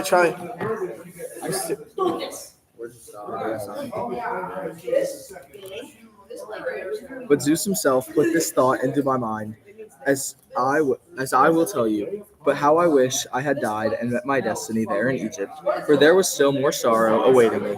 At once I put the well-wrought helm from my head, the great shield off my shoulders, and from my hand I let the spear drop, and went out into the way of the king and up to his chariot, and kissed his knees and clasped them.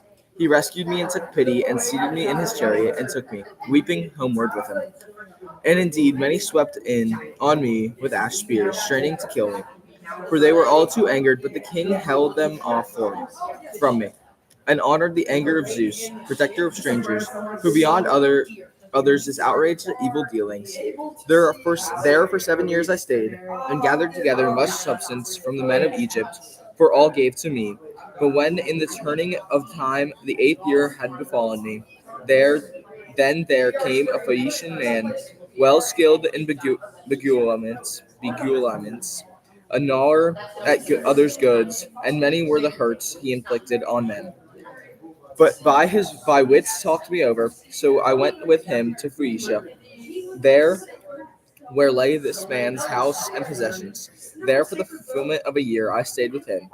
But when the months and when the days had come to completion, when the circling back of the year again and the seasons came on, then he took me on his seafaring ship to Libya, with lying advices that with him we could win a cargo, but in fact so he could sell me there and take the immense price for me. I went with him on his ship forced to, although I suspected all, on a north wind that the favorable and fair above the middle of Crete, but Zeus was plotting these men's destruction. But after we had left Crete behind us, and there was no more land in sight, but only the sky and the sea, then Cronian Zeus drew on a blue-black cloud and settled it over the hollowed ship, and the open sea was darkened beneath it. Zeus with thunder and lightning together crashed on our vessel, and struck by the thunderbolt of Zeus, she spun in a circle and was full of brimstone.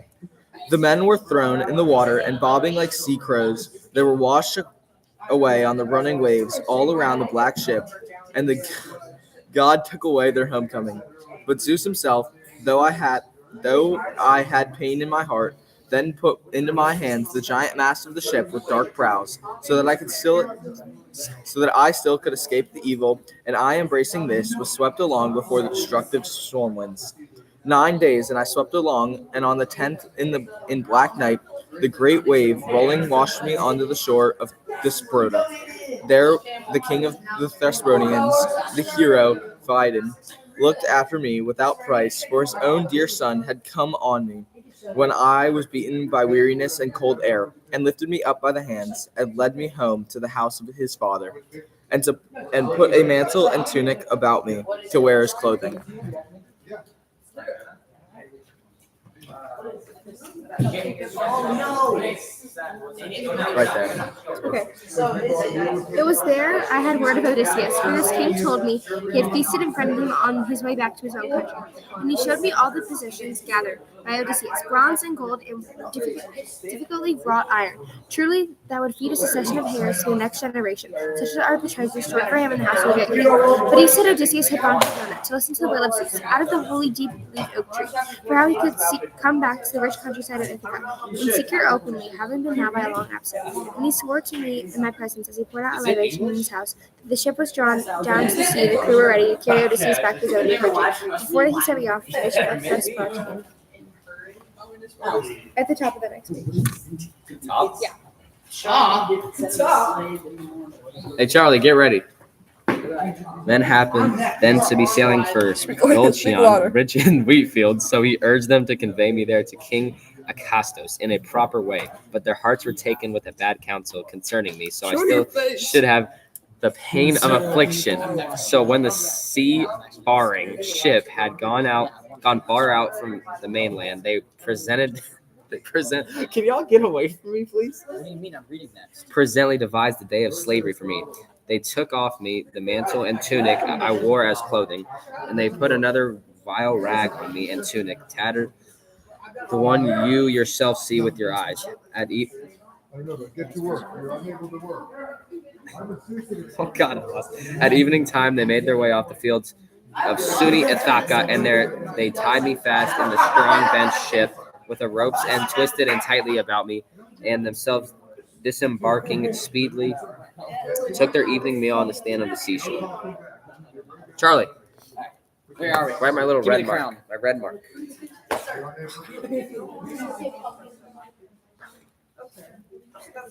But the gods themselves untied the knots that were on me easily, and I wrapped my head in a rag, climbed down the polished plank that was there for loading, and let my chest into the sea.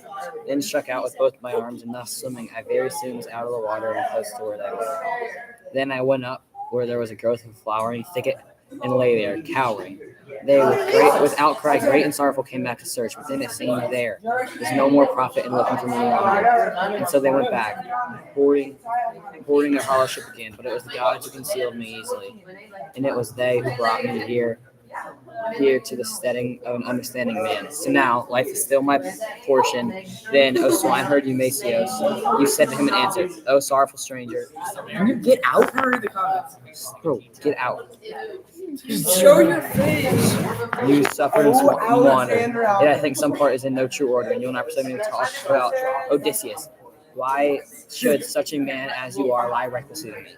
But I myself know the whole truth of what my Lord's homecoming is, and how all the gods hated him so much that they did not make him go down in the land of Trojans, nor in the arms of his friends. After he had wound up the fighting, all the Achaeans would have heaped a great mound over him, and he would have won great fame for himself and his son hereafter. But now, ingloriously, the storm winds have caught him and carried him.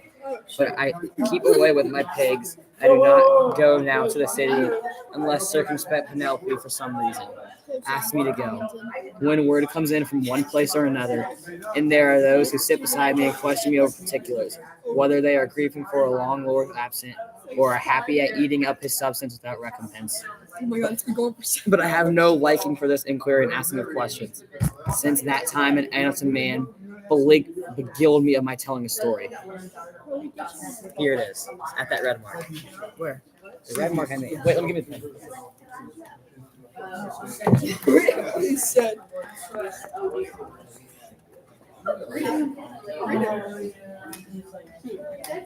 Like the way how we are corrupting the minds of the youth. Think the Odyssey is a hero. I hate this guy.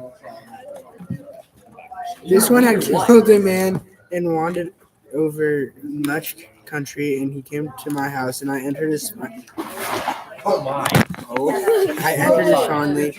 He said he had seen him with idolamens among the Cretan men preparing his ships, and storm wind smashed them, and he said he would come back in the summer or the autumn, bringing in many processions. And with his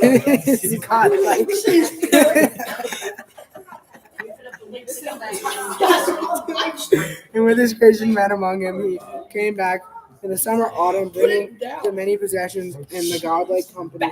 You too, oh man, of many showers, sorrows, since the spirit of God words is hot. I will befriend you, but for fear of Zeus, the god of guests, and my own pity, the resourceful Odysseus spoke in turn and answered him.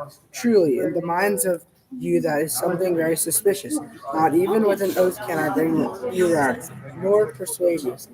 Come now, we two shall make an agreement for the future of the gods who hold Olympus shall be witnesses to both sides.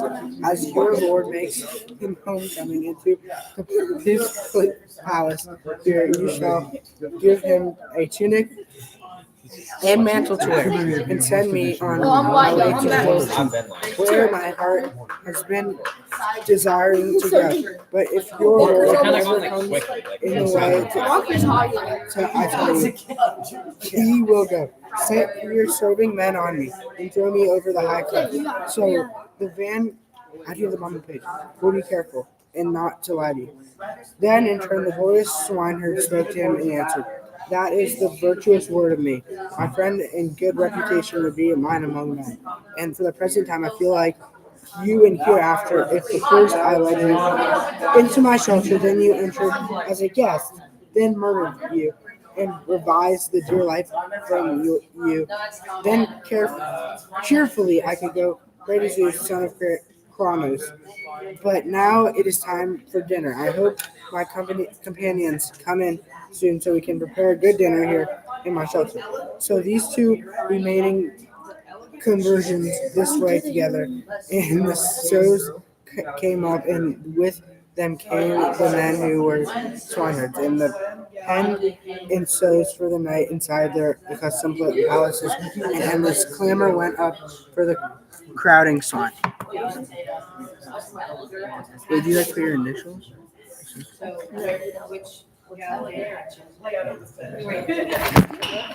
Oh no.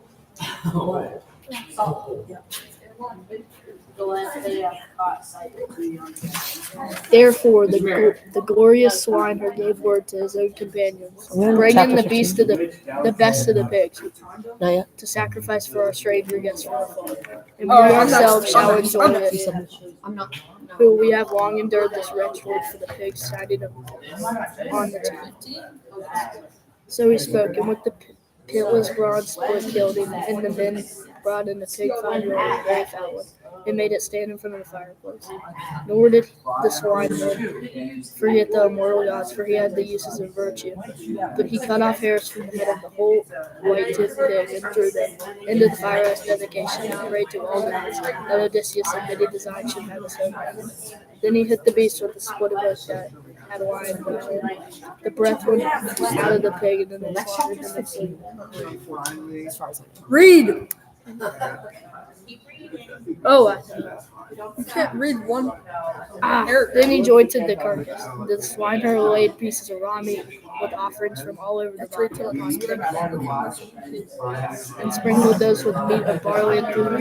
Then they cut off all the remaining pieces and roasted all carefully until the pieces.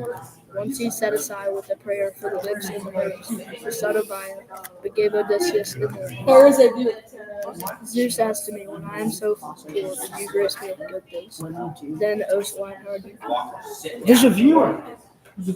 no, there's not. There's a viewer. Eat my yes, my strange man that you are. Take your pleasure. Sat down to his own portion. You have to read a whole page. I did read a whole page. Read like half the page. I started here. Exactly. Look how much you read. It's a whole page. And it's the subject.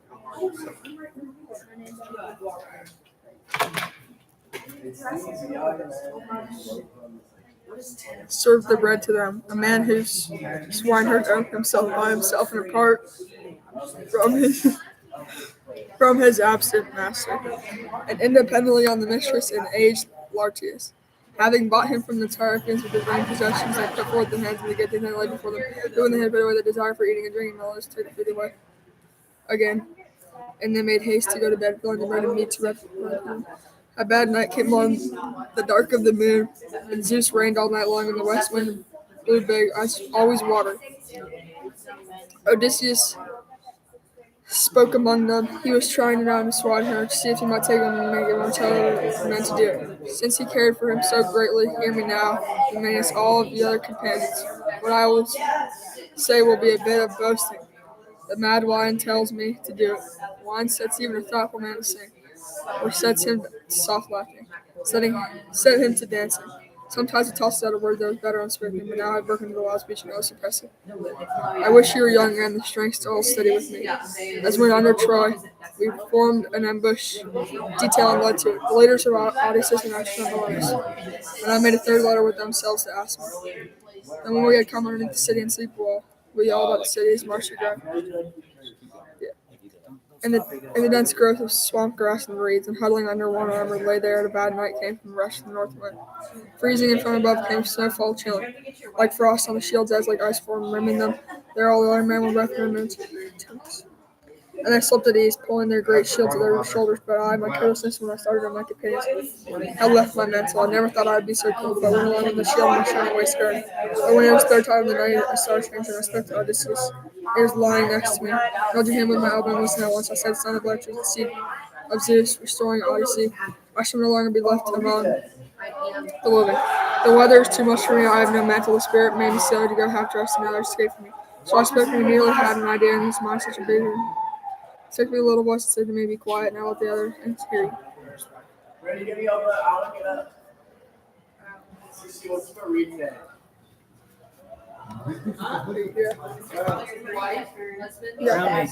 Thank you. Then he propped his head on his elbow and spoke a word out loud. Hear me, friends! In my sleep, a divine dream came to me. We have come too far away from the ships. Now, would there be someone to tell Agamemnon, Atreus' son, shepherd of the people, so he might send more of the men by the ships to come here to us? So he spoke, and Thoas sprang up, the son of Adrimon, quickly and took off and laid aside his red mantle and went on the run for the ships. And I lay down in his clothes happily and rested until dawn of the golden throne came. I wish I were young like that and had the strength still steady within me. Someone of the swineherds in this house would give me a mantle, both for love and out of respect for a strong warrior. Now they slight me because I wear a vile clothing upon me. Then, O swineherd Eumaeus, you said to him in answer, Old sir, that was a blameless fable the way you told it, and you have no unprofitable speech, nor one that missed the point. So you shall not lack for clothes, nor anything rightfully due the unhappy suppliant who approaches us. For now, that is, you must flaunt your rags again in the morning. There are not many extra mantles and extra tunics here to change into. There is only one set for each man. When, however, the dear son of Odysseus comes back, he will give you a mantle and a tunic to wear as clothing and send you wherever your heart and spirit desire to be sent. So he spoke and sprang up and laid a bed for him next to the fire and threw the fleeces of sheep and goats over it. There Odysseus lay down, and he threw over him a mantle that was great and thick, where he kept by him as an extra covering to wrap in when winter weather came and was too rigorous. So there Odysseus went to bed, and the young men beside him lay down also to go to sleep. Only the swineherd did not please to leave his pigs and go to bed indoors, but made preparations as he went out. And Odysseus was happy that his livelihood was so well cared for while he was absent.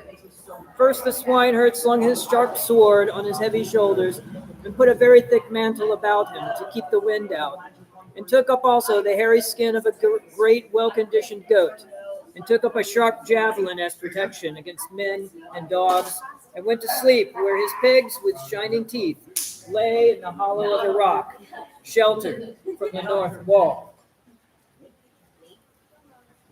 You coming in? All right.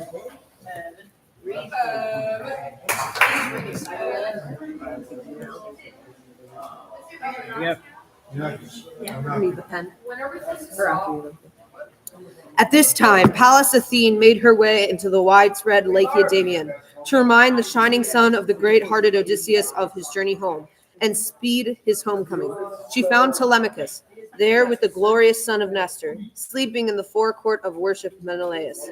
Indeed, the son of Nestor was held fast in the softening sleep, but the sweet sleep was not on Telemachus. Wakeful through the immortal night, with anxious thoughts of his father, gray-eyed Athene stood close by his head and addressed him. Telemachus, it is no longer becomes you to stray off so far from home, leaving your possessions behind and men in your palace who are overbearing. You must not let them divide up and eat all of your substance, and make your journey a vain one. So urge Menelaus of the great war cry with all speed to give you convenience, so you will find your stately mother is still there at home, since now her father and her brothers are urgent with her to marry Eurymachus. He is outdoing the rest of the suitors in the giving of gifts. He has been piling up presents to win her. No property must go out of this house unless you consent to it. For you know what the mind is like in the breast of a woman. She wants to build up the household of a man who marries her, and of former children, and her beloved and wedded husband. And she has no remembrance, whether when he is dead, nor does she think of him. For yourself, when you come back, you should turn over everything to whichever one of the serving women seems to be the best one, until the gods show who is to be your honored wife. Also, you should put away in your heart the other thing that I tell you. The best men of the suitors are lying in wait on purpose for you in the passage between rocky Samos and Ithaca, longing to kill you before you come back to your own country. Grace, come on. Do you want to read? Great.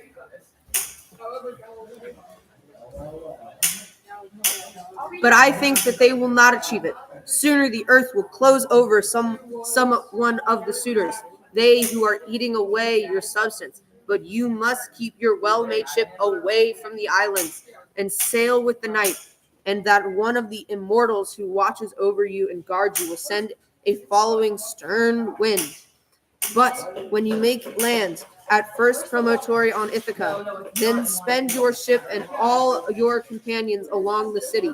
But you yourself go first of all the swineherd, that man who is in charge of the pigs, and whose thoughts toward you are kindly. There, spend the night. But speed the man along to the city to take your message to circumspect Penelope, saying that you are alive and safe, and you have come home from Pylos. She spoke, and then she went away, back to tall Olympus. And Telemachus wakened Nestor's son out of his sweet sleep, stirring him with a nudge of his heel, and spoke a word to him. Wake, Peristylus, son of Nestor, and bring your solid-hoofed horses under the yoke to harness so we can start back. Peristratos, the son of Nestor, said to him in answer, Telemachus, though we long for the journey, surely we cannot drive through the dark of the night, but it will be daylight presently. But wait until the hero, son of Atreus, spear-framed Menelaus, brings you his gifts to put in the chariot and speaks to us, and with kind words sends us away on our journey. For a guest remembers all his days the man who received him, as a host receives a guest, and gave him the gifts of friendship. So he spoke, and soon after dawn of the goddess throne came, and rising up from his bed where he lay by sweet-haired Helen, Menelaus of the great war cry came and stood near them. As soon then as the dear son of Odysseus noted to him, he made haste to slip the shimmering tunic over his skin, and the hero threw a great mantle over his heavy shoulders, and went to the door and stood by and addressed him, Telemachus. He, Telemachus, the dear son of godlike Odysseus, great Menelaus, son of Atreus, and a leader of the people, now send me on your way, and last dearest country. At last to my own dear country. How many people are on the live stream right now? 10. 15. 0. Got 5 Now likes, send me on my way at last to my own dear country, for now the heart within me longs for the homeward journey.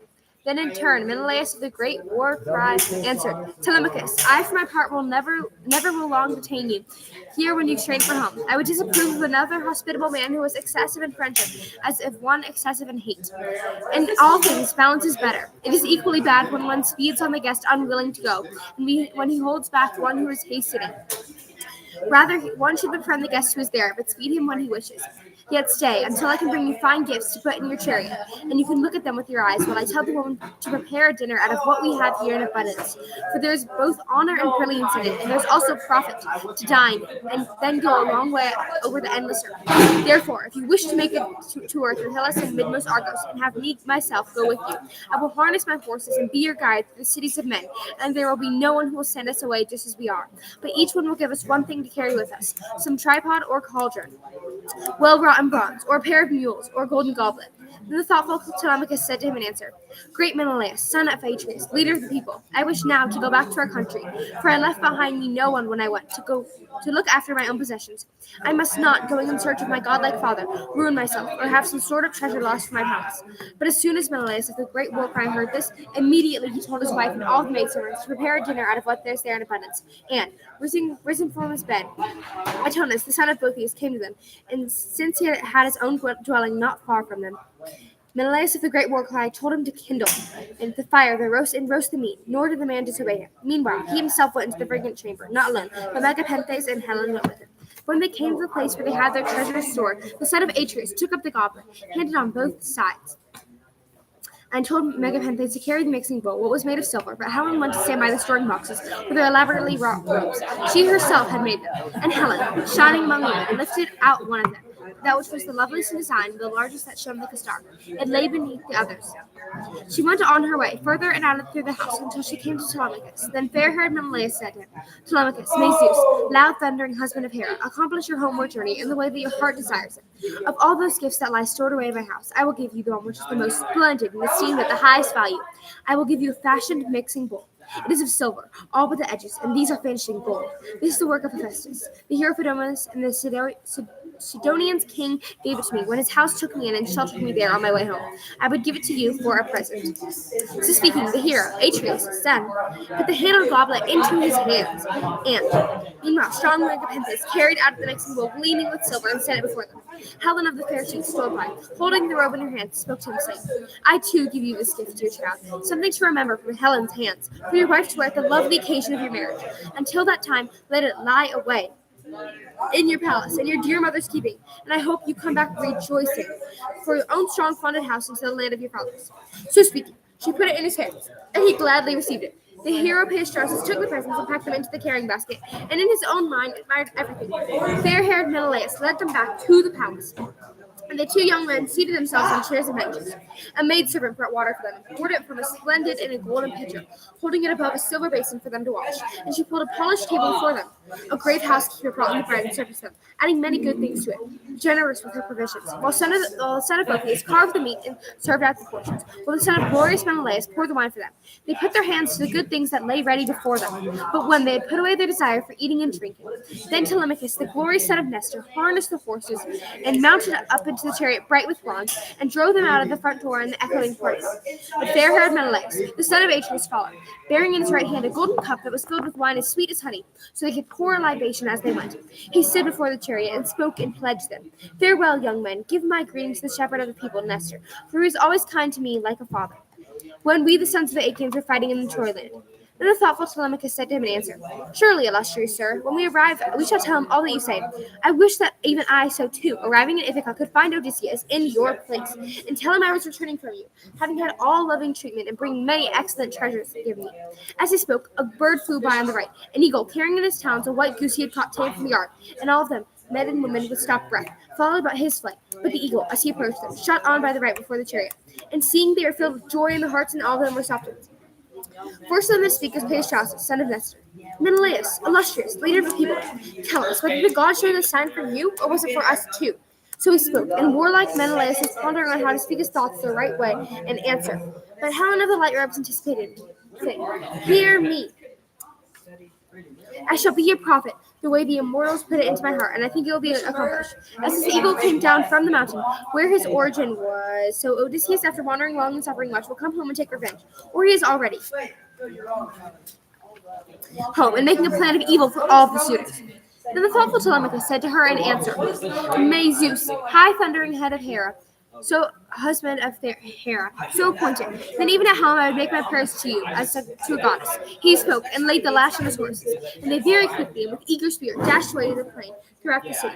All day long they shook the yoke from their shoulders. And the sun set, and all the journeying ways were darkened. They came to Pherae and reached the house of Diocles, who was son of Ortilochus, whom Elephelios had once childed. There they slept the night and gave him hospitality. But when the young dawn showed again with her rosy fingers, they yoked the horses again, and mounted the chariots bright with bronze, and drove them out the front door in the echoing portico. And he whipped them into a run, and they winged their way, unreluctant. Presently they approached the sheer citadel of Pylos. Then Telemachus spoke a word with the son of Nestor. Son of Nestor, would you accept what I say and bring it to pass? For you and I can avow ourselves friends forever because of our father's love, and the two of us are of the same age. Then this journey of ours will add to the feeling we have for each other. Then do not take me, illustrious, past my ship, but leave me there, for fear the old man and his affection will keep me in his house longer than I wish. But I must make my way quickly. He spoke, and the son of Nestor pondered the thought within him, how he could fairly undertake this and see it accomplished. In the division of his heart, this way seemed best for him. He turned the horses towards the fast ship, and then, on the sand of the seashore, and onto the stern of the ship unloaded the beautiful presents, the clothing and the gold which Menelaus had given, and spoke, speeding him on his way, and addressed him in winged words. Go aboard now in haste, and urge on all your companions to go, before I reach home, and take the news to the old man. For I know this thing well in my heart, and my mind knows it. how overbearing his anger will be, and he will not let you go, but will come to himself to summon you, and I do not think he will go away with you. As it is, he will be very angry. So he spoke and drove away his bright-winged horses back to the city of the Pelians and reached his home quickly. Telemachus then gave a sign and urged his companions, "Put us all running gear into order, friends, and on the black ship, and let us ourselves go aboard so we can get on with the journey." So he spoke, and they listened well and obeyed him, and quickly went aboard the ship and set to Orlos. So while he was busy with prayer and sacrifice to Athene beside the starter ship, there came to him an outlander from Argos, where he had killed a man and was now a fugitive. He was a prophet, and my blood was of the stock of Melampus. Melampus was the Pylos, mother of sheep-goats, a rich man among the Pylians, at home in his high house. But then he came to the land of other men, fleeing his country, and the great Neleus, the proudest of all men living, who until a year fulfilled kept much of his substance by force. From Melampus, kept in the walls of Phylacus, and was called in constant constraint of wearisome bondage, suffering strong pains for the sake of Neleus' daughter, and the bitter infatuation which the goddess Erin's wrecker of houses inflicted upon him. Yet he escaped death, and drove away the loud lowing cattle from Phylake to Phylos, and achieved the unjust labor godlike Neleus imposed on him, and led back the lady to his brother's house. But he himself went to the land of the others, to the horse-pasturing Argos, since that was so ordained for him that he should live there and be lord over many Argives. And there too he married a wife and established a high-rich house, and had children, Mantius and Antiphates, strong sons. Antiphates had a son. This was great Oakley. His son was Amphiaraus, leader of storming armies, whom Zeus of the ages loved and respected, as did Apollo. But with every favor, he never came of the shore cell of old age, but Harrison thieved because his wife had been bribed with presents. He in turn had sons, Amphilochus and Alcimedon. These children born to Mantius were Polyphemus and Cletus. The dawn of the golden throne carried Cletus away because of his beauty, so that he might dwell among the immortals. But Apollo made high-hearted Polyphemus a prophet, and far from the best among mortals. After Emperors had died, he anchored his father in Hesperium, lived and was lord, and there he was a prophet for all. Do you want to read?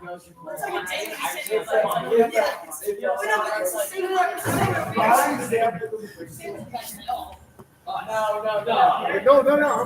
I'm on first. Get on camera. Yes. Wait, are people actually watching? It was this man's son by the name Theo who now came to Timon and stood near there. And he found him pouring liberations. Spoke to him through prize picks, allowing to address him in knowing words. Dear friend, since I have now found grace in you in this place, making sacrifice, I entreat you first by these rites and spirits, by Uncle Unc, and then by your own head and by your companies. Hey, one more galaxy. One more galaxy. All right, wait, where'd you lead on? Where'd you read? Hey. Right there, after prize picks. All right, here we go. What men are you and whence? Where is your city? Your parents, friends, will accurately answer all. We got one follower right now. Cool. So, hey, shout out to Cool Song. Hey, friend, I will accurately answer all of you ask me. Ithaca is my country, and Odysseus is my father. If you live. But by now, he must have died by a distant death. So taking me back, my black ship, with my companions, I have come for news of my father, who has been so long absent. So I am out of my country, because I have killed a man of my tribe, who had many brothers and relatives, and a horse-drained Argos. Great power. We have to keep it going. Wait, I forgot where I was. Read-a-thon alive. Oh yeah, here we go. Argos with great power among the Arsians. A figurative, since it is my fate to be a one. As a supplement, least. Wait, oh sure, okay. Alright, I've come as a supplement, lest they killed me for now, I think are after penetrating against me. All right, there we go.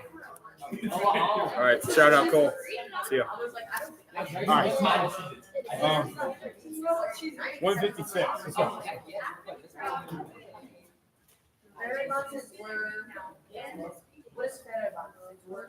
Why are we not reading? Oh my gosh. I'm on pump. Never do that. The live stream unmade. Grayson didn't mark.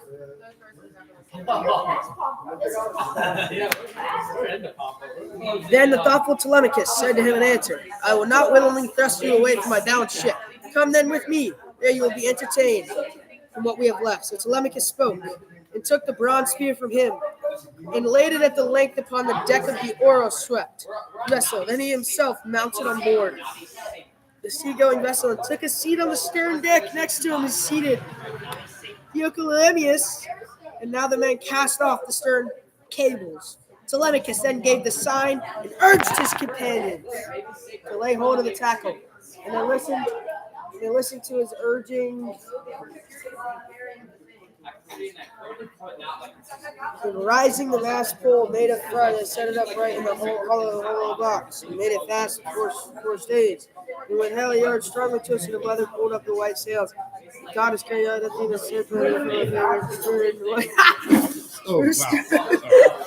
First stern sails, the God is carried out,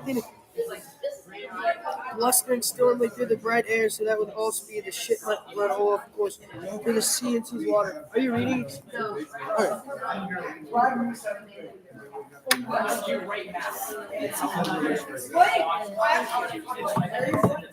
right. Thank you very much. Sure.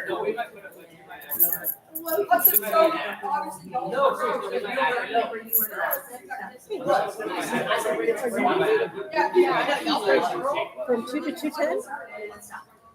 The bells don't ring. So do you want to read during 2 to 2:10?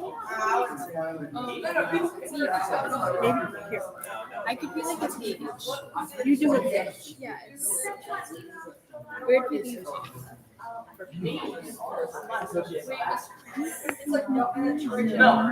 Wait, where did we leave?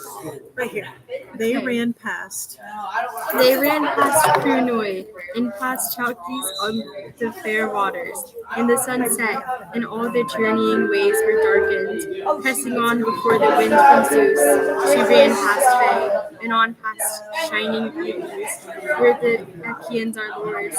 Then Telemachus set her course over toward the Prince Islands, and he pondered whether he would escape death or capture. But now, in the shelter, Odysseus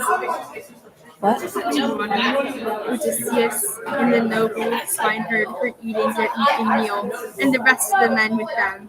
But when they had put away their desire for eating and drinking, Odysseus spoke to them, making trial of the swineherd to see if he was truly his friend, and invite him to stay on in his steady as he was, or would urge him to go to the city. Hear me now, Eumaeus, and all you other companions. I am very eager to make my way at dawn to the city and bed there, so I will not wear you out in your men. Sign where you finished.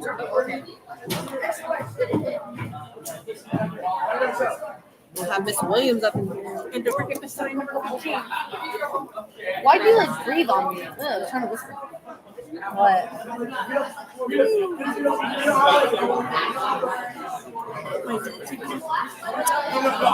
And beg there, so I will not thank you. So I will not wear you out and your men. Only advise me well and send a good guide to go along with me and see me there. Once in the town, I must even go begging in my name for someone to hand me a bit of bread or a cupful. Then I go into the house of godlike Odysseus with a message for circumspect Penelope to tell her, and I would mingle with the overbearing suitors to see if they, who have good things in great numbers, would give me a dinner. Soon I would do work for them, whatever they wanted. I tell you this, listen to me and understand me. By grace of Hermes, the God who dispenses glory and beauty upon the endeavors of all men. I am such a one for work with my hands that no other man alive could compete with me for building a fire, for splitting and kindling, for preparing the meat, for roasting the meat, filling the utensils, for all such work as needed men. The strong deeply troubled, who said to him, O swineherd, oh my guest, what is this idea that has come now into your head? Are you utterly bent achieving their own destruction there? Meaning that you yourself in that swarm of suitors whose outrageous minds rose up into the irons? For nothing like you are the serving men, for them, but young men, and well-dressed in mantles and tunics, always with neat royal heads and handsome faces. These are the people who serve and will serve for my well-polished tables. I have promoted you bread and meat sometime. No, rather, stay here. There is none here who is annoyed by your presence, neither myself nor any companion whom I have with me. When, however, the dear son of Odysseus comes back, he will give you a mantle and tunic to wear as well, and send you wherever your heart and spirit desire to be sent. Then much adoring, great Odysseus said to him in answer, I wish it was you could be as dear to our father Zeus as to me, since you stopped blood and drink and my terrible sorrow. There is nothing worse for mortal man than the vagrant life. Still, for the sake of the cursed stomach people, endure hard sorrows when roving and pain and grief upon them. But now, since you keep such a man as I am and bid me stay here, come then, tell me about the mother of godlike Odysseus and his father, who, when he went, he left on the doorsill of old age.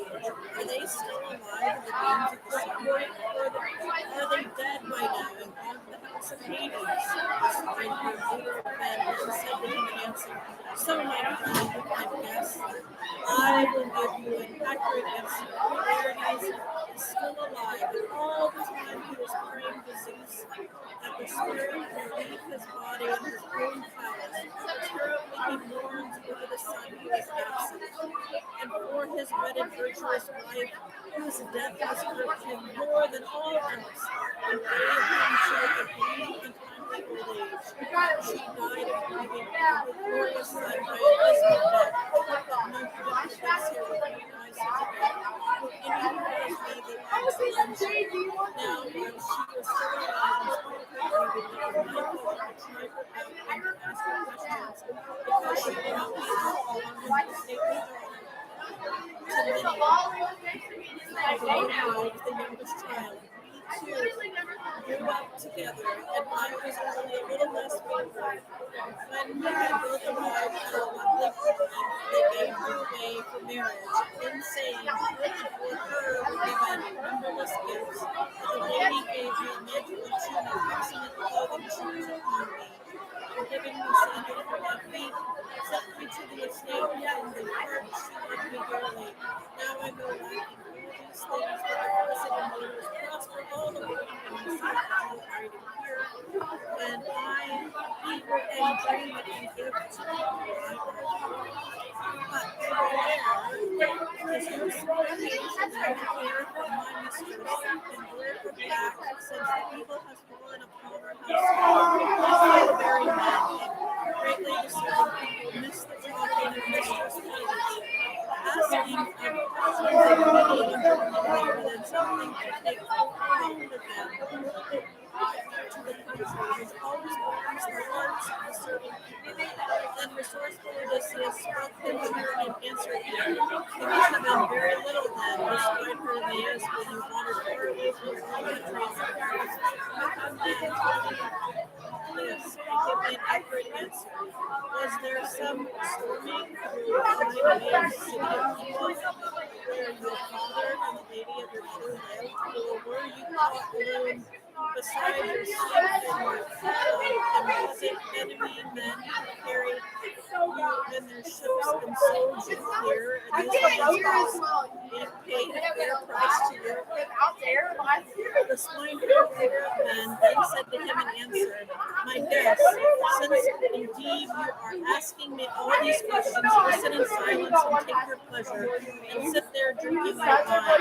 These nights are endless, and a man can sleep through them, or he can enjoy listening to stories, and you have no need to go to bed before this time. Tonight's sleep is only of you, and of the others, any one whose heart and spirit wash him, can go outside and sleep. And then when the dawn shows breakfast first, then go to the tend the swine of our master. But we two sitting here in the shelter, eating and drinking, shall entertain each other, remembering and retelling our sad sorrows. For afterwards, a man who has suffered much and wandered much has pleasure out of his sorrow. So I will tell you now the answer to all your questions. There is an island called Syria. You may have heard of it, lying above Ortygia, where the sun makes his turnings, and not much a populous island, but a good one, good for cattle and good for sheep, full of vineyards and wheat raising. No hunger ever comes on these people, nor any other hateful sickness, or such as befall wretched humanity. But when the generous of men grow old in the city, Apollo of the silver bow, and Artemis with him, comes with a visitation of painless arrows and kills them. Who's next? All right. A. Williams. And you start fresh there on the top. Yay, thank you. Hi. There were two cities, and everything is divided between them. And over both of these cities, there was one king, my father, Ketios, Ormond's son. In the likeness of the immortals, there came Phoenician men, famous seafarers, Nars, and other men's goods, with countless petty things stored in their black ship. Now in my father's house there was a Phoenician woman, both beautiful and tall, and skilled in glorious handiwork. And yet these Phoenician subtle men in their talk beguiled her.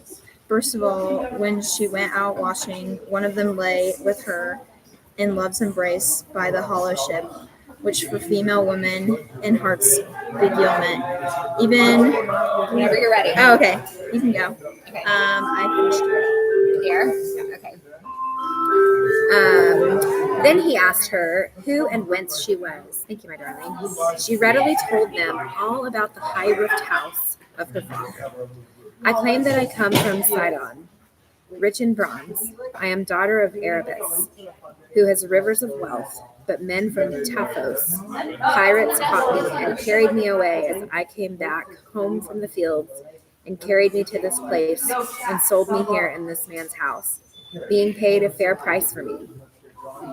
Then the man who had lain with her secretly said to her, would you then be willing to go back home again with us to see once more the high-roofed house of your father and mother and themselves too?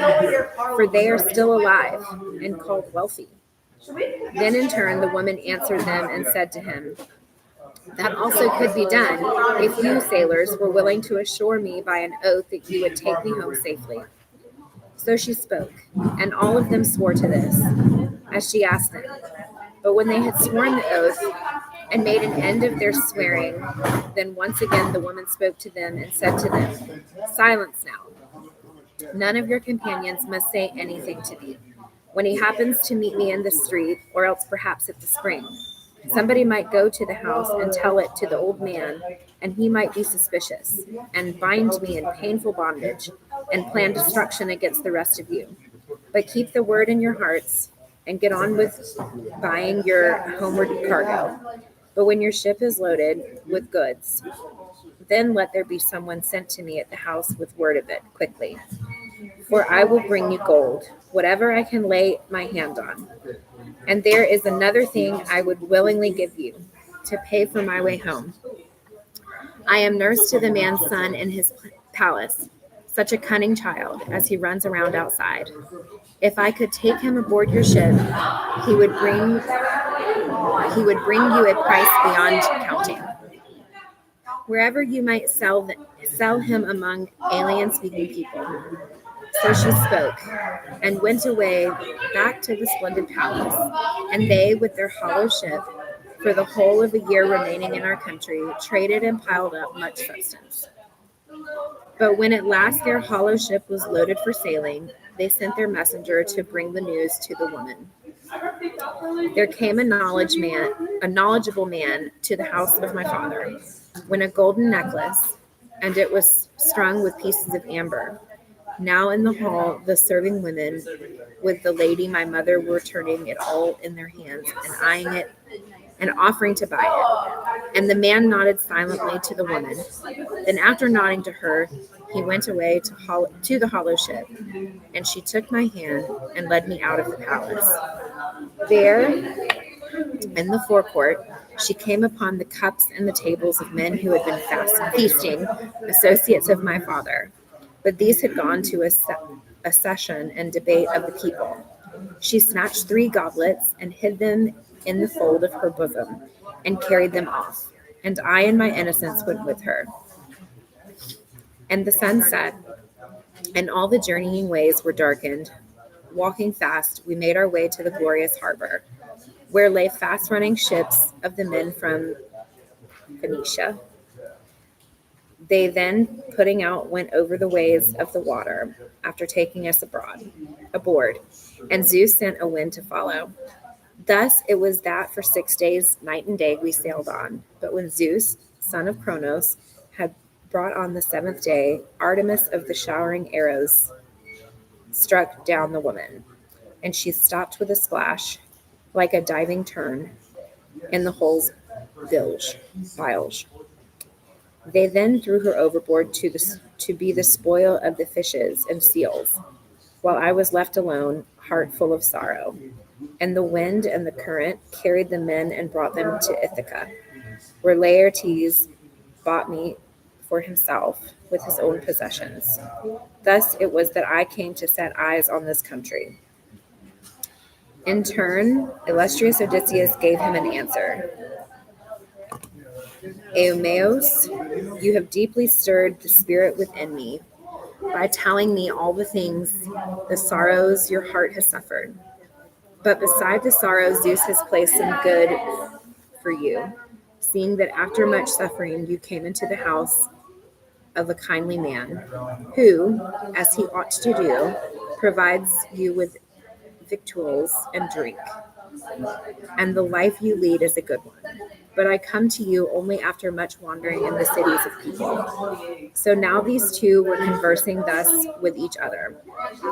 Then slept, but not for very much time, only for a little, since soon the glorious dawn came on.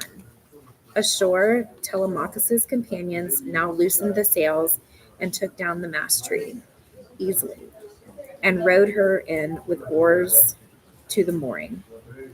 They threw over the anchor stones and made fast the stern cables, and themselves stepped out onto the break of the sea beach, and then made ready their dinner and mixed the bright wine with water. But when they had put away their desire for eating and drinking, then the thoughtful Telemachus began their discourse. The rest of you now take the black ship on to the city, while I go out and visit the estate and the herdsmen. In the evening, when I have looked at the holdings, I will come back to town. I will set a good feast before you, meats and sweet-tasting wine, to be my thanks for sharing the journey with me. Then in turn godlike, so Theomenos said to him, where shall I go then, dear child? Of the men who are lords here in rocky Ithaca, who is there whose house I can visit? Or shall I go straight to the house where you live, and to your mother? Then the thoughtful Telemachus said to him in answer, were things otherwise, indeed I would urge you to visit our house. We lack no means as hosts, and yet for yourself it would be worse, for I shall be absent, nor will my mother see you. With suitors there in the house she does not often appear, but stays in the upper room and works at her weaving. But I will indicate another man you could go to, Eurymachus, the glorious son of prudent Polybus, whom now the people of Ithaca look on as divinity, since he is their best man by far, and is the most eager to marry my mother and seize the rights and powers of Odysseus.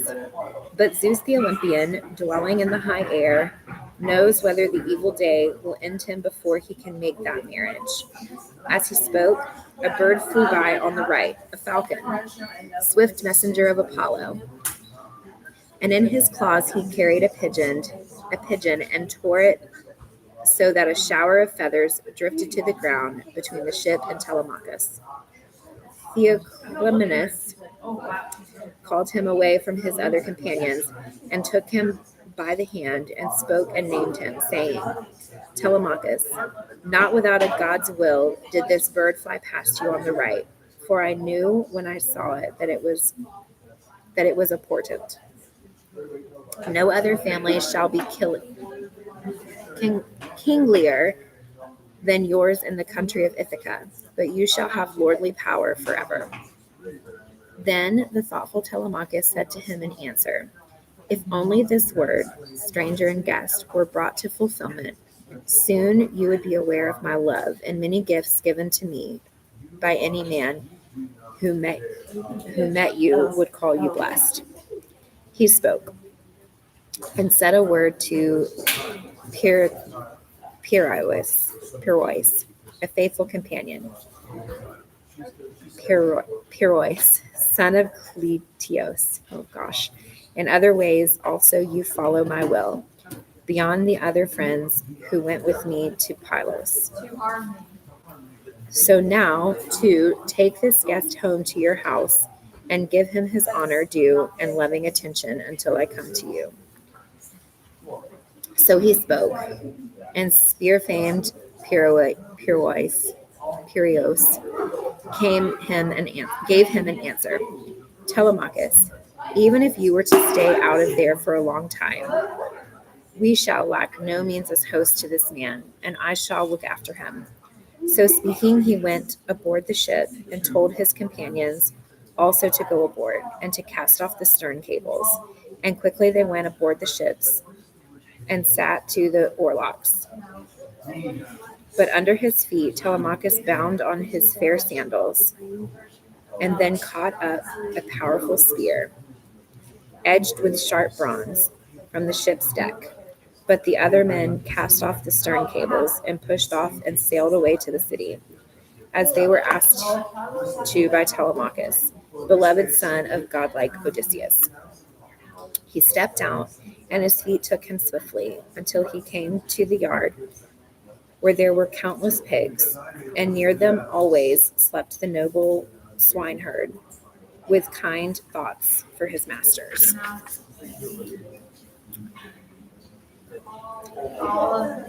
These two in the shelter, Odysseus and the noble swineherd, stirred the fire at dawn and arranged their breakfast and sent the herdsmen out with the pasturing pigs. At this time, the clamorous dogs came fawning around Telemachus, nor did they bark at him as he came. And great Odysseus noticed that the dogs were fawning. Above them he heard the loud noise of footsteps. Immediately he spoke in winged words to Eumaeus. Eumaeus, someone is on the way here who is truly one of yours, or else well known, since the dogs are not barking, but fawning about him, and I can hear the thud of his footsteps. His whole word had not been spoken when his beloved son stood in the forecourt. Amazed, the swineherd started up, and the vessels where he had been busily mixing the bright wine fell from his hand. He came up to meet his master and kissed his head, and kissed too his beautiful shining eyes and both his hands, and the swelling tear fell from him. And as a father, with heart full of love, welcomes his only and grown son, for whose sake he has undergone many hardships when he comes back into the 10th year from a distant country. So now the noble swineherd, clinging fast to godlike Telemachus, kissed him even as if he had escaped dying. And in a burst of weeping he spoke to him in winged words. You have come, Telemachus, sweet light. I thought I would never see you again, when you had gone in the ship to Pylos. But come now into the house, dear child, so that I can pleasure my heart with looking at you again when you are inside. For you do not come very often to the estate and the herdsman, but you stay in town, since now it seems you are even minded to face the deadly company of the lordly suitors. Then the thoughtful Telemachus said to him in answer, So it shall be, my father. But it was for your sake I came here, to look upon you with my eyes, and to hear a word from you, whether my mother endures still in the halls, or whether some other man has married her, and the bed of Odysseus lies forlorn of sleepers with spider webs grown upon it. Then in turn the swineherd, leader of men, said to him, All too much with enduring heart she does wait for him, there in your own palace, and always with her the wretched nights, and the days also waste her away with weeping. So he spoke, and took the bronze spear from him. Telemachus then went inside, and stepped over the sill of stone, and his father Odysseus rose from his seat, and yielded him place as he entered. But Telemachus from the other side checked him and said to him, No, sit, my friend, and we shall find us another seat, here in our own shelter. The man is here who will lay it for us. He spoke, and Odysseus went back again and sat down. The swineherd strewed green brushwood and fleeces on the ground for him. There the beloved son of Odysseus seated himself, and for them the swineherd brought and set beside them platters of roasted meat, which they had left over when they were eating earlier. Oh, yeah, I didn't see you there. Sorry, let me sign my name. Is it right here? Thank you so much. Sorry, bud. Yeah, you're good. There you go. He himself sat down across from godlike Odysseus. They put forth their hands to the good things that lay ready before them. But when they had put away their desire for eating and drinking, then at last Telemachus questioned the noble swineherd, Father, where did this stranger come from? How did the sailors bring him to Ithaca? What men do they claim that they are? For bring him to Ithaca. What men did? Okay. For I do not think he could have traveled on foot to this country. Then, O swineherd, Aeamnus, you said to him in answer, So, my child, I will relate you the whole true story. He announces himself by birth to be one from spacious Crete, but his wanderings have wheeled him through many cities of mortal men, for the divinity spun his thread for him. And now this time he has fled away off a ship of thrust Protean men and come to my steeding. I put him into your hands now. Do with him as you will. He names himself your suppliant. Then the thoughtful Telemachus said to him in answer, Amyalus, this word you spoke hurt my heart deeply. For how shall I take and entertain a stranger guest in my house? I myself am a young and have no faith in my hands, strength to defend a man.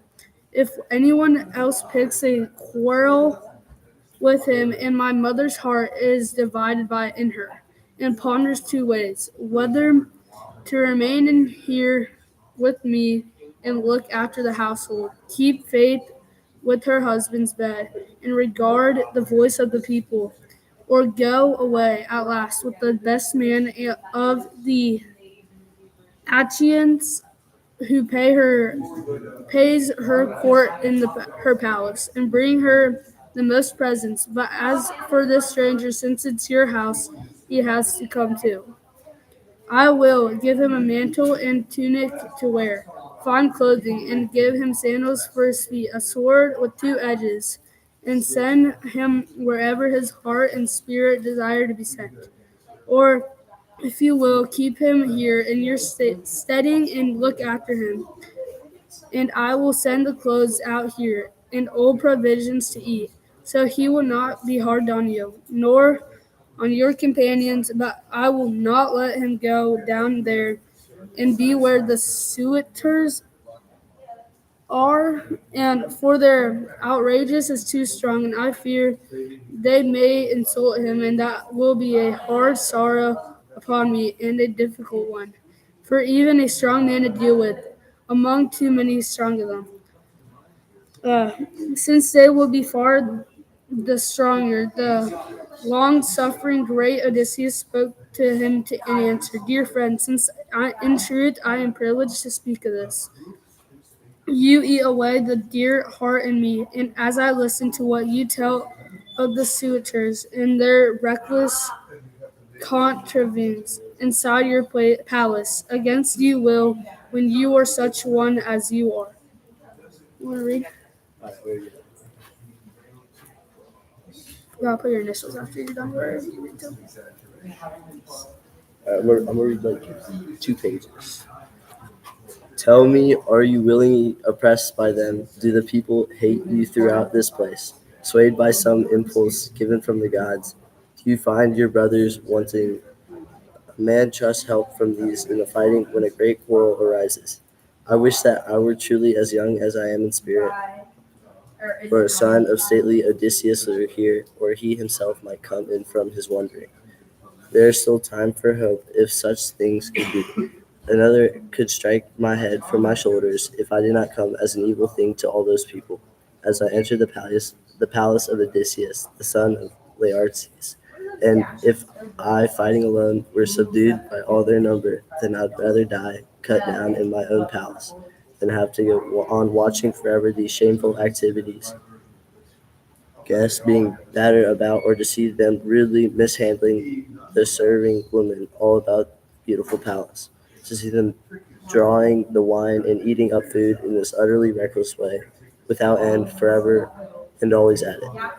Then the thoughtful Telemachus said to him in answer, "So, my friend, I will tell you plainly the whole truth of it. It is not that all the people hate me, nor are they angry, nor is it that I find brothers wanting, whom a man trusts for help in the fighting, whenever a great quarrel arises. For so it is the son of Cronos made ours a single line, for Chesios had only a single son, Laertes, and Laertes had only one son, Odysseus. Odysseus in turn left only one son, myself in the halls, and got no profit of me, and my enemies are here in my house, beyond number. For all the greatest men who have the power in islands in Ucilion and Sing, and in wooded Zakynthos, and all who in rocky Ithaca are holders of lordships. All these are after my mother for marriage, and wear my house out. And she does not refuse the hateful marriage, nor is she able to make an end of the matter. And these, eating of my substance, wasted away, and soon they will break me myself to pieces. Yet all these, the things that are lying upon the gods' knees, Father Eumaeus, go quickly now and tell the circumspect Penelope that I am safe and I have come from Pylos. I myself will stay here. You go there quickly and give this message to her alone, and let no other Aegean." So you have to like read that. Well, yeah, I signed mine. Alright, here. Then, O swineherd Eumaeus, you said to him in answer, "I see, I understand.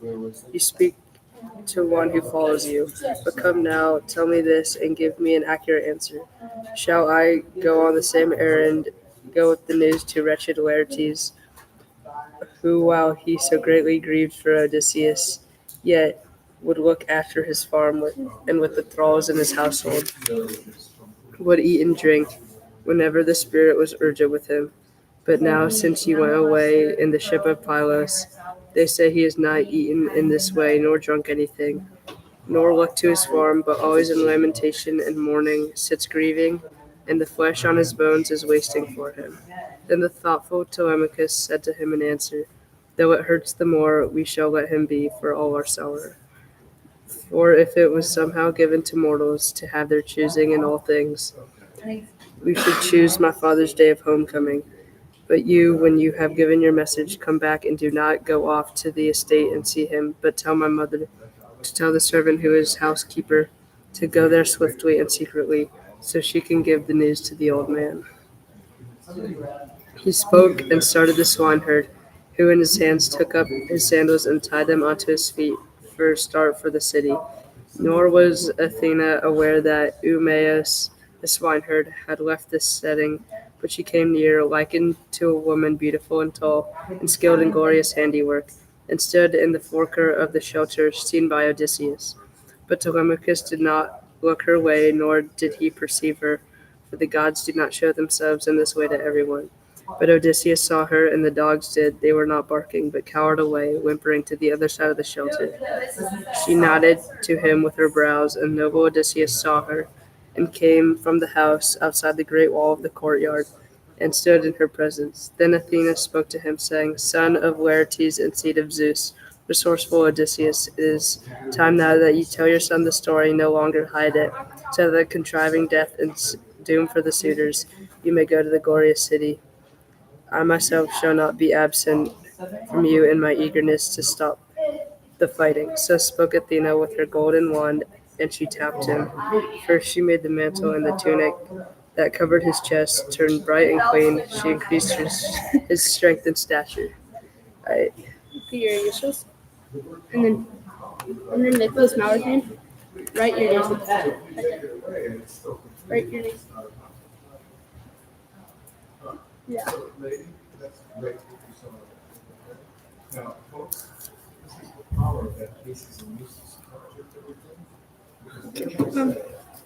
His dark color come back to him again. His jaws firmed, and the beard that grew about his chin turned black. Athena went away once more, having done her work, but Odysseus went back into the shelter.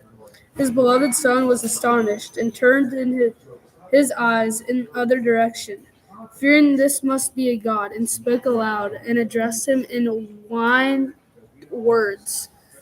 Suddenly, you have changed, my friend. From what you were formerly, your skin is no longer as it was. You have other clothing. Surely you are one of the gods who hold the high heaven. Be gracious, then, so we shall give your favorite offerings and golden gifts that have been well wrought. Only be merciful. Then, in turn, long-suffering, great Odysseus answered him, No, I am not a god. Why liken to the immortals? But I am your father, for whose sake you are always grieving, as you look for violence from others and endure hardships. So he spoke and kissed his son, and the tears running down his cheeks splashed on the ground. Until now, he was always unyielding. But Telemachus, for he did not yet believe that this was his father, spoke to him once again in answer, saying, No, you are not Odysseus, my father, but some divinity beguiles me, so that I must grieve the more, and be sorry, for what no man was mortal could ever have so contrived it by his own mind alone. Not unless some immortal deciding on him in person were likely to make him a young or an old man. For even now you were an old man in unseemly clothing, but now you resemble one of the gods who hold wide heaven. Then resourceful Odysseus spoke in turn and answered him, At your own father when he is here, nor doubt him, no other am I, as you see me, and after hardships and suffering, much I have come in the 20th year back to my own country. But here you see the work of Athena, the giver of plunder, who turns me into whatever she pleases. Since she can do this, and now she will make me look like a beggar, but then the next time like a young man in wearing splendid clothes on my body. And it is a light thing for the God to hold wide heaven, to glorify any mortal man, or else to degrade him. So he spoke and sat down. But now Telemachus folded his great father in the arms and lamented, shedding tears and desire for morning rose in both of them. And they cried shrill in a pulsing voice, even more than the outcry of birds, O praise, or vultures with the hooked claws whose children were stolen away by the men of the fields before the wings grew strong. Such was their pitiful cry, and their tears their eyes swept. And now the light of the sun would have set on their crying, had not Telemachus spoken a quick word to his father. What kind of ship was it, father dear, in which the sailors brought you to Ithaca? What men do they claim that they are? For I do not think you could have traveled on foot to this country. Sure.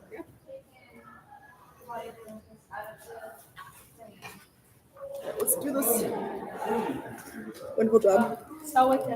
Then long-suffering great Odysseus said to him in answer, So, my child, I will tell you all the truth. The Phaeacians farmed for seafaring brought me here, and they carry other people as well, whoever may come into their country. They brought me sleeping in their fast ship over the open sea, and set me down in Ithaca, and gave me glorious gifts, abundant bronze and gold and woven apparel. All this by the god's grace is lying stored in the caverns. But now I have come to this place by the advice by Athene, so we can together can make our plans to slaughter our enemies. Come then, tell me the number of suitors, and tell me about them, so I can know how many there are, and which men are of them. And then, when I have pondered it in my thoughtless mind, I can decide whether we two alone will be able to face them without any help, or whether we must go looking for others. Then the thoughtful Telemachus said to him in answer, O father, I have always heard your name a great fame, and how you were a fighting man with your hands, and prudent in counsel. But what you have spoken of is too big, and I am awed, for it could not be that two men could fight against strong men in these numbers. The suitors are no simple number of 10, or nor twice that, but far more than that. Even now, you shall hear the number of those that are here. From Dulichian there are 52 young men, choice men, and there are 6 thralls of their following. And the number of men come from same is 24. And from Zathinos there are 20 sons of the Achaeans. From Ithaca itself there are 12, and all their best men. And Medon the herald is with them, and the divine singer. And there are 2 henchmen with them, both skilled in carving. And we set ourselves to fight against all who are in the palace. I fear your revenge on their violence may be grim and bitter for us. Then, if you think you can think of anyone to stand by us, and with forthright spirit to be our protector, speak of him to me.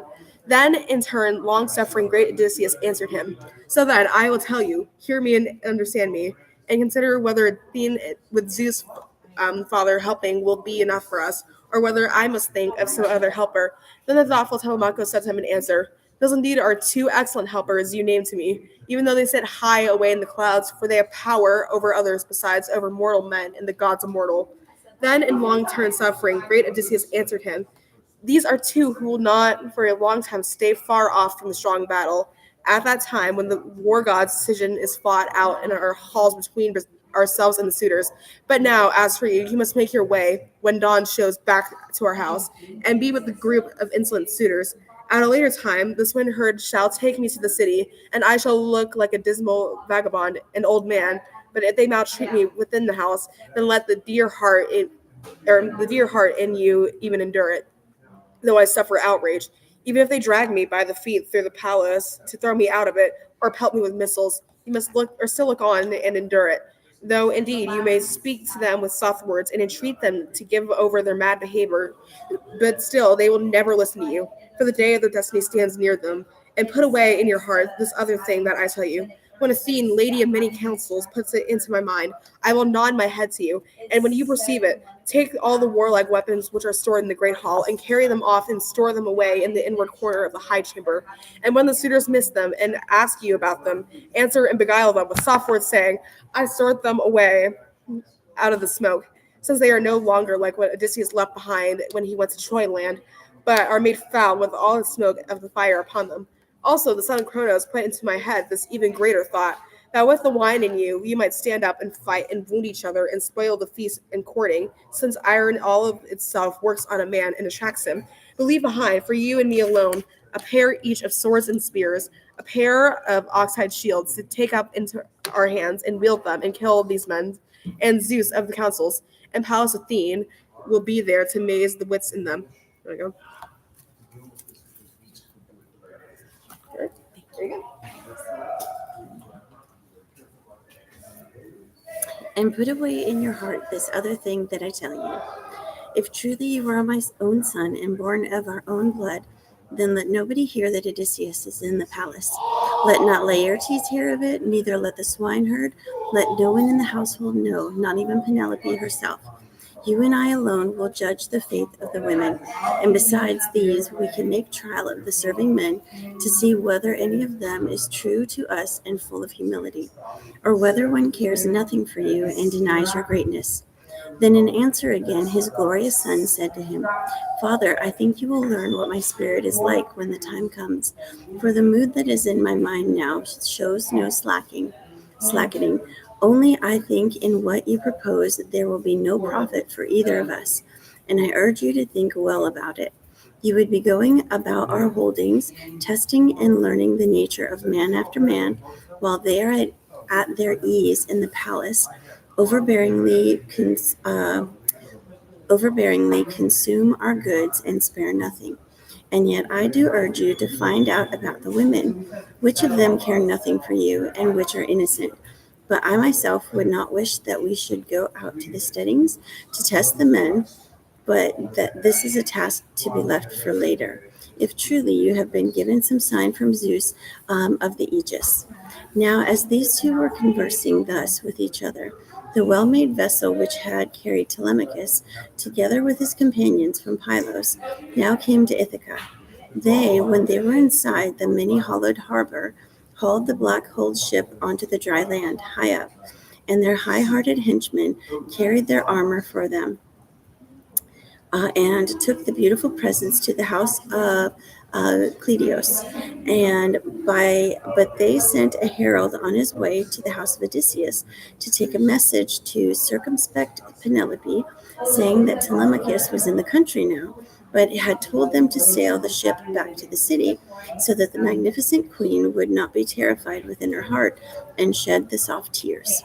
The two of them met, the herald and the noble swineherd, going by reason of the same message to report to the lady. But when they had come to the house of the sacred king, the herald stood in the midst of the serving maids and delivered his message. Now, O queen, your beloved son is back in this country. But the swineherd stood very close to Penelope and told her all the message that her beloved son had entrusted to him to tell. But when he had given her all the message, he went back to his pigs, leaving the palace and courtyard. But the hearts of the suitors were disturbed and discouraged. They went out of the palace and stood by the great wall of the courtyard. And there in front of the palace gates they held an assembly. First of them to speak was Eurymachus, son of Polybius. Friends, this is a monstrous thing, this voyage made by Telemachus, and insolently put through. We thought he would never achieve it, but come, let us drag a black ship, our best one, down to the water, and assemble sailors to row it, who can with all speed carry the message to give to our others, and tell them to come home quickly. He had not yet said all before Amphimenus, turning from his place, saw the ship inside the depths of the harbor, and they had the oars now in their hands, and they were taking the sails down. He laughed out sweetly and spoke a word then to his companions. We need send them no message now. Here they are, inside. Either some god told it to them, or they themselves saw the other ship pass by, and they were not able to catch her. He spoke, and they stood up and went down to the sand of the seashore. And others hauled their black-hulled ship onto the dry land, and their high-hearted henchmen carried their armor for them. They went in a throng to the assembly, nor did they suffer any of the young men or any of the elders to sit with them. Thereupon Antinous, the son of Eupeithes, addressed them. It is shameful how the gods got this man clear of misfortune. In the daytime we sat watchful along the windy headlands, always succeeding each other, but when the sun set, we never lay through the night on the dry land, but always on the open water, cruising in a fast ship. We waited for the divine dawn, watching to ambush Telemachus, so that we could cut him off, but all the time some divinity brought him home. Therefore, we who are here must make our plans for the grim destruction of Telemachus, so he cannot escape us. Since I have no thought that we can get our present purpose accomplished while he is living. For he himself is understanding in thought and counsel, and the people here no longer show us their entire favor. But come now, before we can gather the Achaeans and bring them to assembly, for I think he will not let us go, but work out his anger and stand up before them all and tell them how we designed his sudden murder, but we could not catch him, and they will have no praise for us when. Let me see. I think. Oh yeah. We're almost. Yeah. We're about to finish. Yes.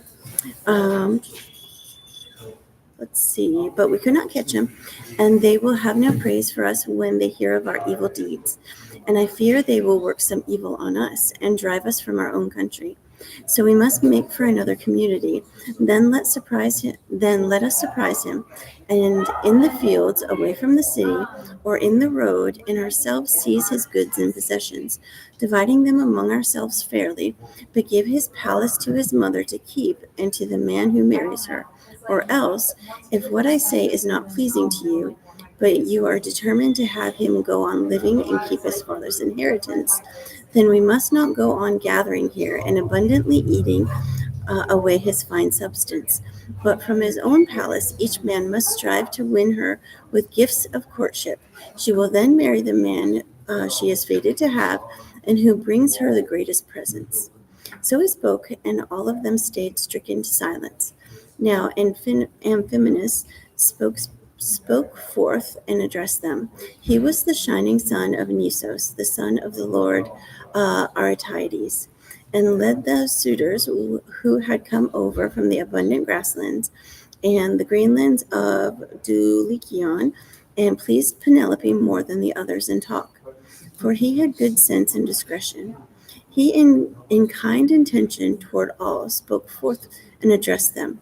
Dear friends, I, for my part, would not be willing to murder Telemachus. It is terrible to kill one of royal blood. We should first have to ask the gods for their counsel.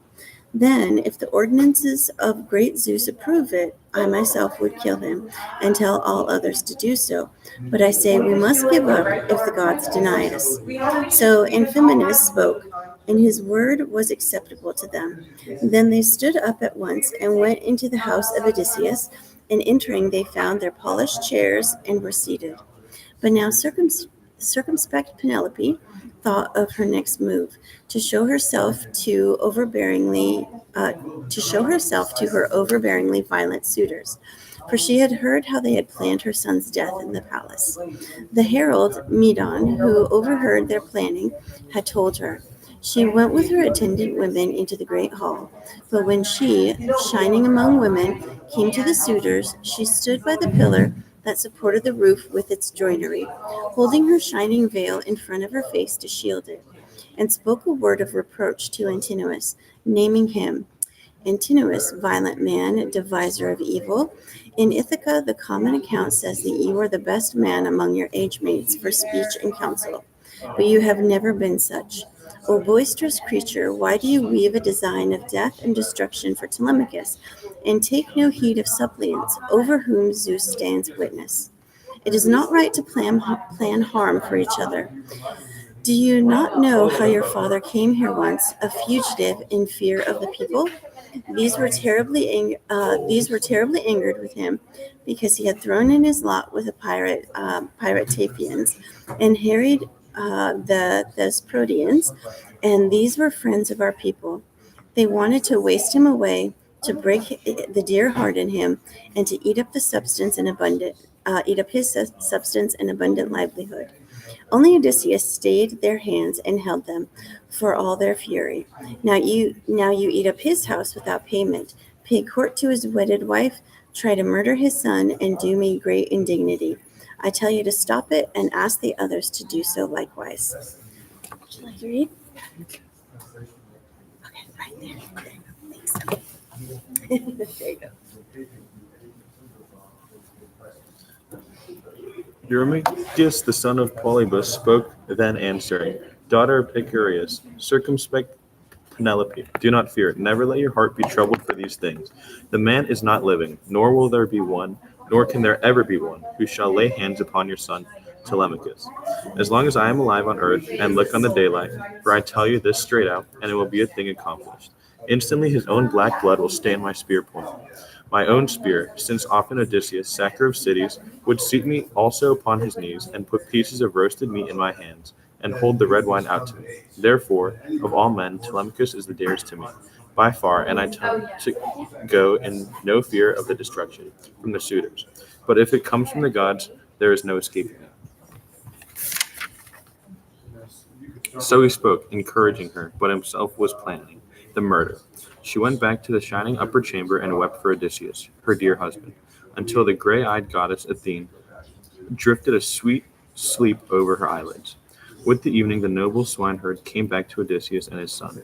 Then they stood over the evening meal to prepare it, and dedicated a young old sow. But meanwhile, Athene had come and stood close by Odysseus, son of Laertes, and tapped him with her wand and made him once more an old man, and put foul clothing upon his skin, for the fear of the swineherd might recognize him face to face and go with the message to circumspect Penelope and not keep fast the secret.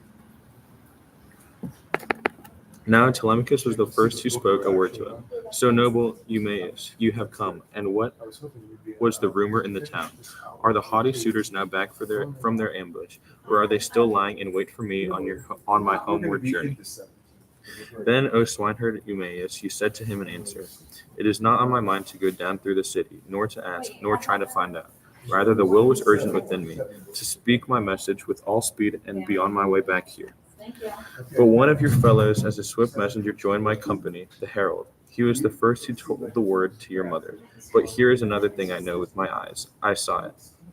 I was above the city, where the hill of Hermes is making my way along, when I saw a fast vessel coming into our harbor, making inshore, and many men were aboard her, and she was loaded with shields and leaf-headed spears.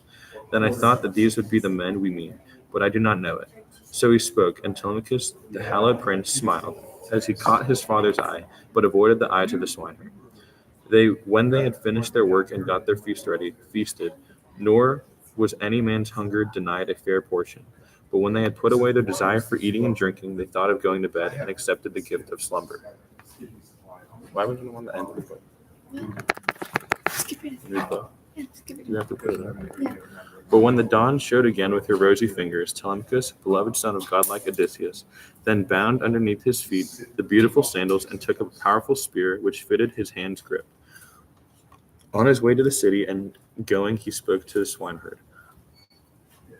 Father, I am going to the city so that my mother will see me, since, as I suppose, she will never give over that bitter lamentation of hers and her tearful crying until she sees me happy. But here is what I will tell you to do. Take this unhappy stranger to the city so that there he can beg his dinner, and any who will can give him his bit of bread and his cupful. It is not for me to put up with everybody now that I have troubles on my mind. Therefore, even if the stranger is terribly angry, it will be only the worse for him. Speaking the truth is the way I like best. Then resourceful Odysseus spoke in turn and answered him. Dear friend, neither do I desire that he should detain me. Here, a beggar is better begging his dinner in the city than in the country. Whoever wants to will give me something, for I am no longer the right age to stay on the farms, the right age to carry out any task the foreman imposes on me. Go on then, this man, the one you have asked, will take me. As soon as I have warmed myself by the fire and there is some sunlight, these clothes are very poor, and I hope no morning frost undoes me. They say it very far to the city.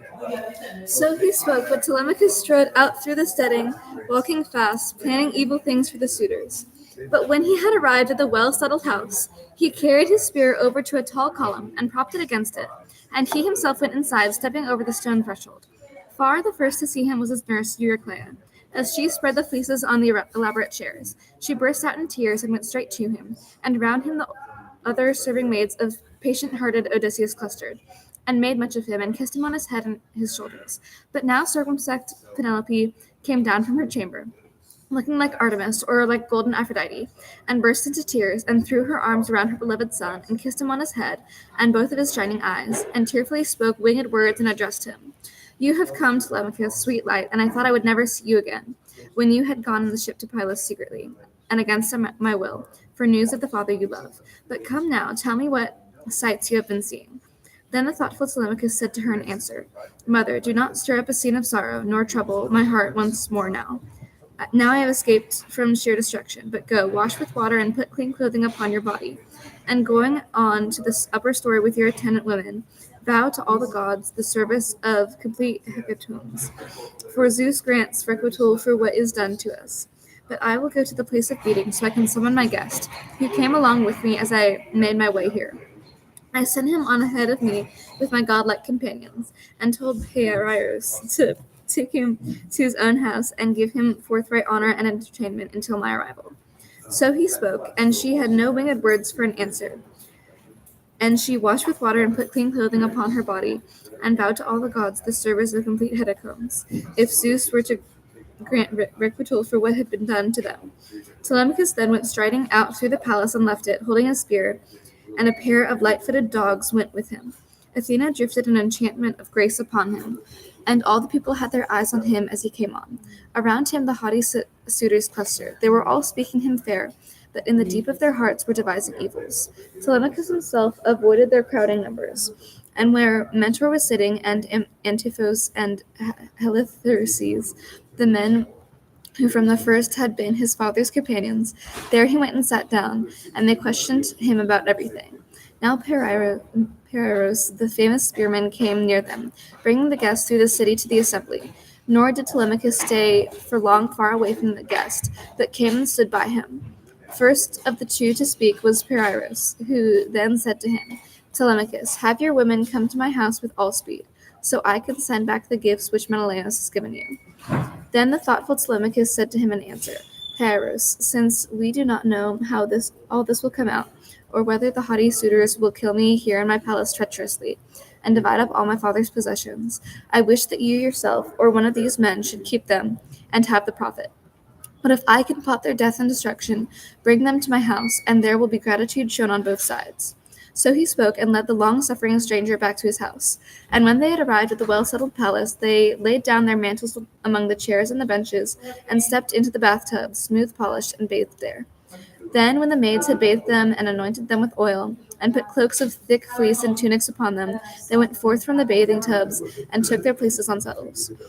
A maidservant brought water for them, and poured it from a splendid and golden pitcher, holding it above a silver basin for them to wash. And she pulled a polished table before them.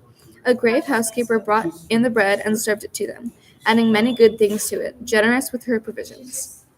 His mother sat opposite beside the pillar supporting the hall, sitting back on a chair and turning fine yarn on a distaff. They put forth their hands to the good things that lay ready before them. But when they had put away their desire for eating and drinking, it was circumspect Penelope who began their discourse. Telemachus, I will go back now to my upper chamber, and lie down on my bed, which is made sorrowful, always disordered with the tears I have wept, ever since Odysseus went with the sons of Atreus to Troy. And you have had no patience to tell me, before the haughty suitors arrive at my palace, any news you may have heard of your father's homecoming. Then the thoughtful Telemachus said to her in answer, Then, my mother, I will tell you the whole story. We went to Pylos and to Nestor, shepherd of the people, and he, in his high house, gave me hospitality, and loving free attention as a father would to his own beloved son, who was newly arrived from a long voyage elsewhere. So he freely took care of me, with his own glorious children. But he said he had heard nothing about enduring Odysseus, nor whether he was alive or dead, from any of the peoples of earth. He sent me to Atreus' son, spear-famed Menelaus, giving me passage with his own horses and compact chariot. There I saw Helen of Argos, for whose sake Argives and Trojans had undergone much hardship by the gods' will. Menelaus of the great war cry questioned me when I came to him, and asked what need had brought me to glorious Lacedaemon, whereupon I told him the whole truth of my story, and he in turn spoke to me then and gave me an answer. Oh, for shame, it was in the bed of a bold and strong man they wished to lie, they themselves being all unwarlike. And when a doe has brought her fawns to the lair of a lion, and put them there to sleep, they are newborn and still suckling, then wanders out into the foothills and the grassy corners, grazing there. But now the lion comes back to his own lair and visits the shameful destruction on both mother and children. So now Odysseus will visit shameful destruction on these men. O Father Zeus and Athena and Apollo, I wish that as he was when, upon a time, in strong-founded Lesbos, he stood up and wrestled Philomeleides from a challenge, and threw him strongly, so delighting all the Achaeans. I wish that such an Odysseus would come now among the suitors. They would all find death and quick, and marriage a painful matter.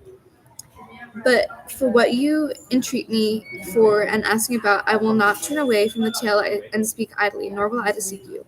But of what the ever-truthful old man of the sea told me, I will tell you all without concealment, and hold back nothing. He said he had seen him on an island, suffering strong pains in the palace of the nymph Calypso, and she detains him by constraint, and he cannot make his way to his country, for he has not any ships by him, nor any companions who can convey him back across the sea's wide reaches. So spoke Atreus' son, spear-famed Menelaus. After I had done all this, I came back. The immortals gave me a following wind, and brought me quickly to the dear land of my fathers. So he spoke, and stirred the spirit within him. And now Philomenos, a godlike man, spoke to both of them. O respectful wife of Odysseus, son of Laertes, attend my word, because he does not understand clearly. But I shall prophesy truly to you, and hold back nothing. Zeus be my witness, first of the gods, and the table of friendship, and the hearth of blameless Odysseus, to which I come as a suppliant, that Odysseus is already here in the land of his fathers, sitting still or advancing, learning of all these evil actions, and devising evils for all of the suitors. Such was the bird sign I interpreted, and I told it to Telemachus as I sat around the strong-benched vessel. Then in turn circumspect Penelope answered him.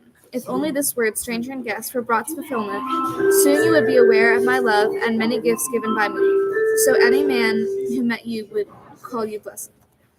So now these three were conversing thus with each other, but meanwhile before the palace of Odysseus the suitors amused themselves with discs and light spears for throwing, on a level before, unruly men, as they always had been. But when it was time for dinner, and the sheep from the fields had been coming in from all sides, and the same men as usual drove them, then Medon spoke to the suitors. It was he among all the heralds whom they liked best, as he used to wait on them at their feasting. Young men, since you have all taken your pleasure in exercise, go on into the house so we can make dinner ready. Nothing is any the worse when meals are taken in season. He spoke, and they stood up and went, and did as he told them. And they, when they had gone into the well-settled palace, laid their mantles down among the chairs and benches, and set about sacrificing great-sized sheep and fat goats, and sacrificing an ox of the herd, and fattened porkers, as they prepared their feast. But Odysseus now and the noble swineherd were stirring themselves to go to town from the country. First of the two to speak was the swineherd, leader of the people. Stranger, since then you are eager to go to the city today, as my master told you to do so, though I could have wanted you rather to stay here and guard the city. Even so I go in awe of him and fear him, and any reproaches he might give me. A scolding comes hard from a master. So then, let us be on our way, for most of the day is already gone. The evening is coming on. You may find it colder. Then resourceful Odysseus spoke in turn and answered him. I see, I understand. You speak to one who follows you. But let us be on our way. You be my guide on the journey. Only give me some kind of cudgel if you have any cut to lean on. They say the road is very slippery. He spoke, and over his shoulder slung the ugly wallet that was full of holes, with a twist of rope attached to dangle it. Eumaeus gave him a walking stick that suited his fancy, and the two of them went on, with the dogs and the herdsmen saying behind to guard the farm. He led his lord to the city, looking as he did like a dismal vagabond and an old man, propping on a stick, and wore wretched clothing upon his body. Now as they went down over the stony road, and were coming close to the city, and had arrived at the fountain, sweet running and made of stone, and there the townspeople went for their water. Ithacus had made this, and Neritos, and Polyptor, and around it was a grove of black poplars, trees that grow by water, all in a circle, and there was a cold water pouring down from the rock above. Over it had been built an altar of the nymphs, and there all the wayfarers made their sacrifice. Then Melanthius, son of Dolius, came upon them, as he drove his goats, the ones that were finest among his goat flocks, to the suitors' dinner, and 2 other herdsmen went along with him. Seeing the 2, he spoke and named them, giving them curses overbearing and shameful, and stirred the heat of Odysseus. See now how the rascal comes on leading a rascal about, like guides what is like itself, just as a god does. Where, ye detestable swineherd, are you taking this wretched man, this bothersome beggar who spoils the fun of the feasting, the kind who stands and rubs his shoulders on many doorposts, begging only for handouts, never for swords or cauldrons? If you would turn him over to me to keep my steading, then he could drink whey and build up a leg muscle, sweeping my pens and carrying green stuff into the young goats. But since he has learned nothing but mischief, he will not be willing to go to work, but would rather go begging all through the district, asking for handouts and feeding up his bottomless belly. But I tell you this straight out, and it will be a thing accomplished. If he ever comes near the house of godlike Odysseus, his ribs and head will feel the weight of plenty of footstools flung at him all over the house for the lands of heroes. So he spoke, and as he went by recklessly lashed out with his heel to the hip, but failed to knock him out of the pathway, for Odysseus stood it unshaken, while he pondered within him whether to go for him with his cudgel, or take the life from him, or pick him like a jug and break his head on the ground. Yet still he stood it, and kept it all inside him. The swineherd stared and cursed him, and prayed aloud with his hands uplifted. Nymphs of the fountain, daughters of Zeus, if ever Odysseus burned for you the 5 pieces of lambs or goats, wrapping them in the rich fat, then grant me this favor I ask, namely that the man himself will come home with the divinity guiding him. So Melanthius he would send flying all those glories you wear now in your insolence, forever loitering here in the town, while useless herdsmen ruin the sheepflocks. Then in turn Melanthius the goatherd answered him, shame on the speaking of this nasty-minded dog. Some day I will get him aboard a strong bench ship, and take him far from Ithaca, where he could win me a good livelihood. If only Apollo, silver boat, would strike down Telemachus today in his halls, or he were killed by the suitors, as surely as Odysseus, far away, had lost his day of homecoming. So he spoke, and left them there as they went uneasily. But he went forward, and quickly came to the house of his master. He went straight on inside, and sat down next to the suitors opposite Eurymachus, whom he was fondest of. The servants during the dinner placed a portion of meat before him. A grave housekeeper brought the bread and set it down for him to eat. Odysseus, on his way with the noble swineherd, stood close in front of the house, and around them came the clamor of the hollow lyre, for Phaemos had struck up music to sing. Odysseus took the swineherd's hand and said to him, Eumaeus, surely this is the handsome house of Odysseus. Easily it is singled out and seen among many. For one point is joined on to another, and the courtyard is worked on with wall and copings, and the doors have been well made, with double panels. Nobody could belittle this house. And also I realize that many men are holding a feast there. For the smell of the food comes to me, and there is the clamor of the lyre, which the gods made to be companion of feasting. Then, O swineherd Eumaeus, you said to him in answer, easily you perceived it, nor are you otherwise without sense. But come, let us think out how we will act in these matters. Either you go on first into the well-settled place, and go among the suitors, and leave me here on the outside, or if you will, stay here, while I go on ahead of you. But do not be slow, or someone here outside, seeing you, might strike you or throw something. Here, I bid you be careful. Then much enduring great Odysseus said to him in answer, I see, I understand, you speak to one who follows you, but you go on ahead, and I will stay here on the outside. I am not familiar with blows and things thrown at me. The spirit is in me is endured. since I have suffered much hardship on the waves and in the fighting. So let this adventure follow.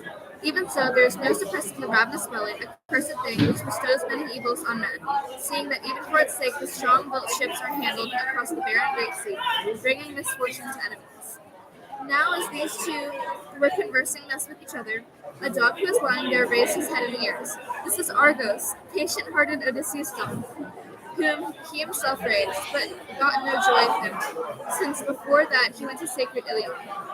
In the days before, the young men had taken him out to follow goats of the wild and deer and rabbits, but now he had been put aside, with his master absent, and lay on the deep pile of dung from mules and oxen, which lay abundant before the gates, so that the servants of Odysseus could take it to his great estate for manure. Then there the dog Argos lay in the dung, all covered with dog tears. Now, as he perceived that Odysseus had come close to him, he wagged his tail and laid both his ears back. Only he now no longer had the strength to move any closer to his master, who, watching him from a distance without Eurymeus noticing, secretly wiped a tear away and said to him, Eurymeus, this is amazing, this dog that lies on the dunghill.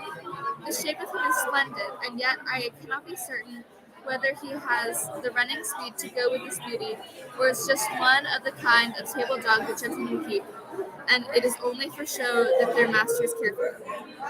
Then, O swineherd Eurymeus, you said to him in answer, This, it is too true, is the dog of a man who perished far away.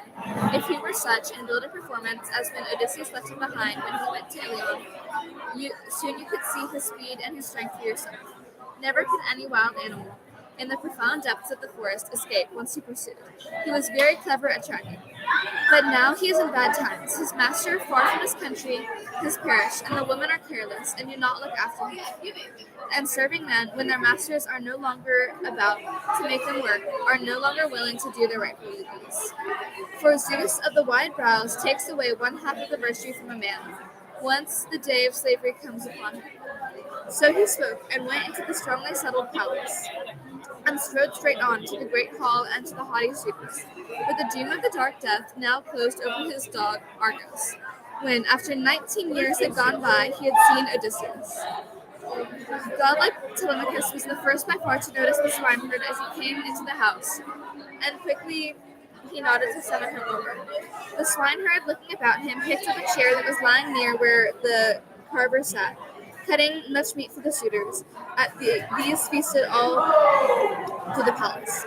This he took and placed it by Telemachus' table, facing them, then sat down there himself, and the herald took a portion and served him, and passed him bread from the basket.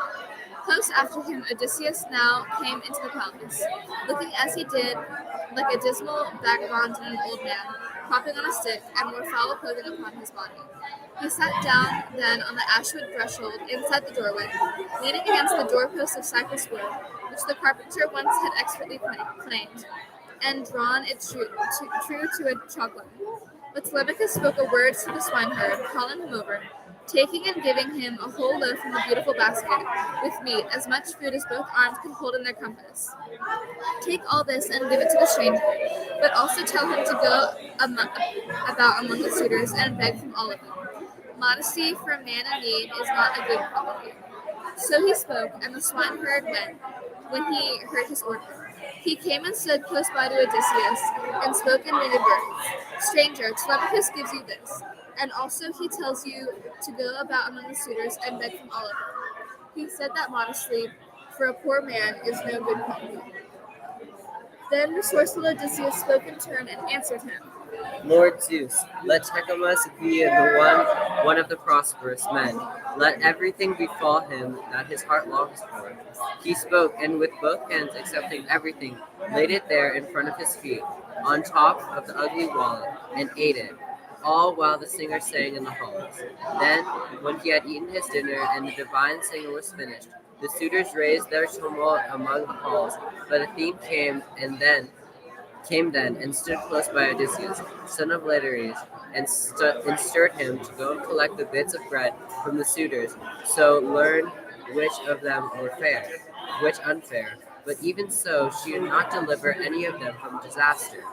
He went on his way, from left to right, so to beg from each man, reaching his hand out always, as for a long time he had been a beggar. And they took pity and gave, and they wondered at him. They asked each one another what man he was and where he came from. But now, Melanthios, the goat herding man, said to them, "Hear me now, you suitors of our glorious queen, concerning this stranger. For I have seen him before. I know then that it was a swineherd who guided him here, but I do not know clearly who the man is himself, or what race he claims to come of." So he spoke, and Tunis spoke, and then scolded the swineherd. "Oh, most disgusted swineherd, why did you bring this fellow to the city?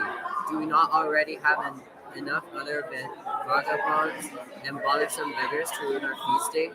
Or now that men gather here to eat up your master's substance, is that not enough?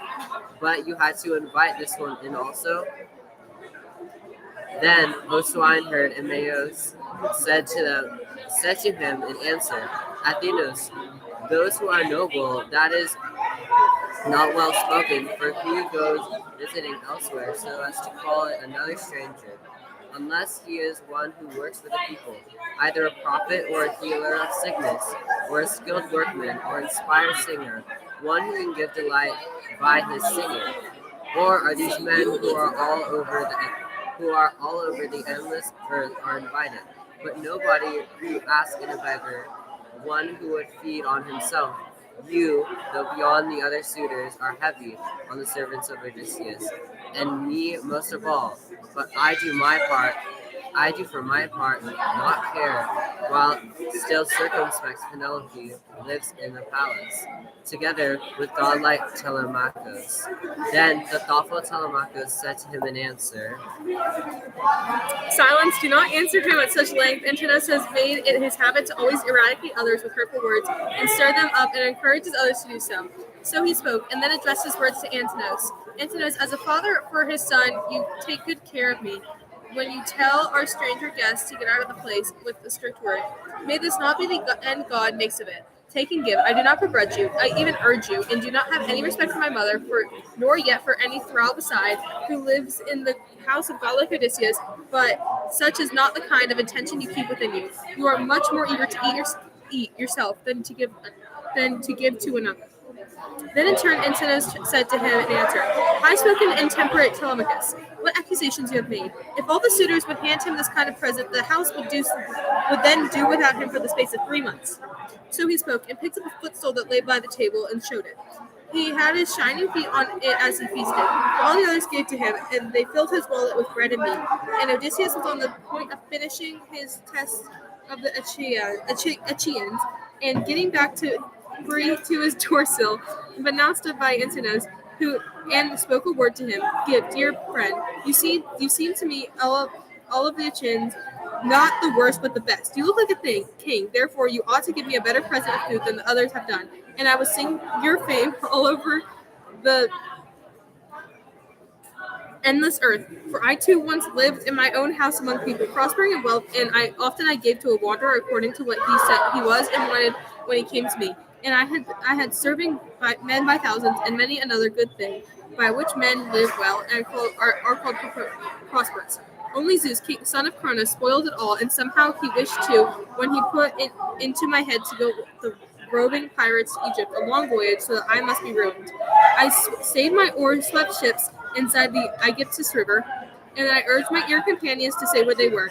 They are close to the fleet to guard the ships, but was urgent to them to send lookouts to the watching places, but they followed their own impulse in giving way to bartering violence, suddenly began plundering the Egyptians' beautiful fields, and carried off the women and innocent children, and killed the men, and soon the outcry came to the city. They heard the shouting, and at the time when dawn shows, they came on us, and all the plain was filled with horses and infantry, and the glare of bronze, and Zeus, who delights in the thunder, flowing down, and foul panic among my companions, and none was so hardy as to stand and fight, for the evil stood in a circle around them.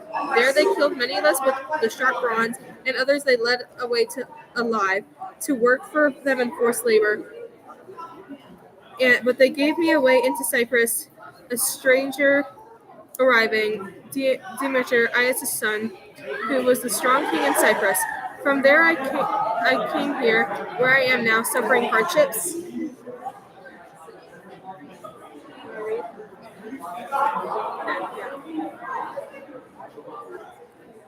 Then Antonius answered him in turn and said to him, "What spirit brought this pain upon us to spoil our feasting? Stand off so in the middle and keep away from the table, or otherwise you may find yourself in a sorry Cyprus or Egypt. You are so bold, O one, and a shameless beggar.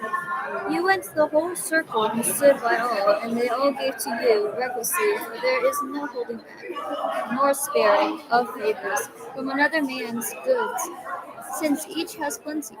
Now reasonably Odysseus spoke as he drew back from him. "Shame the wits in you, it is clear. Do not match your outward beauty. You will not give a bit of salt to a servant in your own house. Since now, sitting at another's, you could not take a bit of bread and give it to me. It is there in abundance," he spoke, and Antonius, in his heart, grew still more angry. Looking at him from under his brows, he addressed him in winged words. "Now I think that you can no longer make a respectable retreat out of the house, since what you say is scurrilous." He spoke and threw the footstool and hit him in the right shoulder, near the base and the back. But he stood up to it, steady as a rock, nor did Odysseus grow by Antonius shaking. But he shook his head, silent, swiftly devising evils. He went back to the still and sat there, and spread out before him the wallet that was well filled, and spoke a word to the suitors. "You who are suitors of the most glorious queen, hear me while I speak out, but the heart within my breast urges. There is no grief that comes to the heart, nor yet any sorrow, when a man is hit, fighting in battle for the sake of his own possessions, either to guard his shining sheep or his cattle. But Antonius struck me, all because of my wretched belly, that cursed thing, who bestows many evils on men. Therefore, if there are any gods or any furies for beggars, Antonius may find his death before he is married." Then Antonius, son of Ithacus, gave an answer, "Go in peace, stranger, and sit down, or go away elsewhere, or else the way you talk, the young men might take you and drag you by hands or foot through the house and tear the skin on your body." So he spoke. But all the rest were wildly indignant. And this is the way one of these young men would speak to him. "Antonius, you did badly to hit the unhappy vagabonds. A curse on you, if he turns out to be some god from heaven. For the gods do take on all sorts of transformations as strangers from elsewhere, and thus they range at large through the cities, watching to see which men keep the laws and which are violent." So spoke the suitors. But he paid no attention to what they were saying, but Eurymachus sustained in his heart a great sorrow over the blow. But he did not let fall from his eyes any groundward tear, but shook his head in silence, deeply devising evils.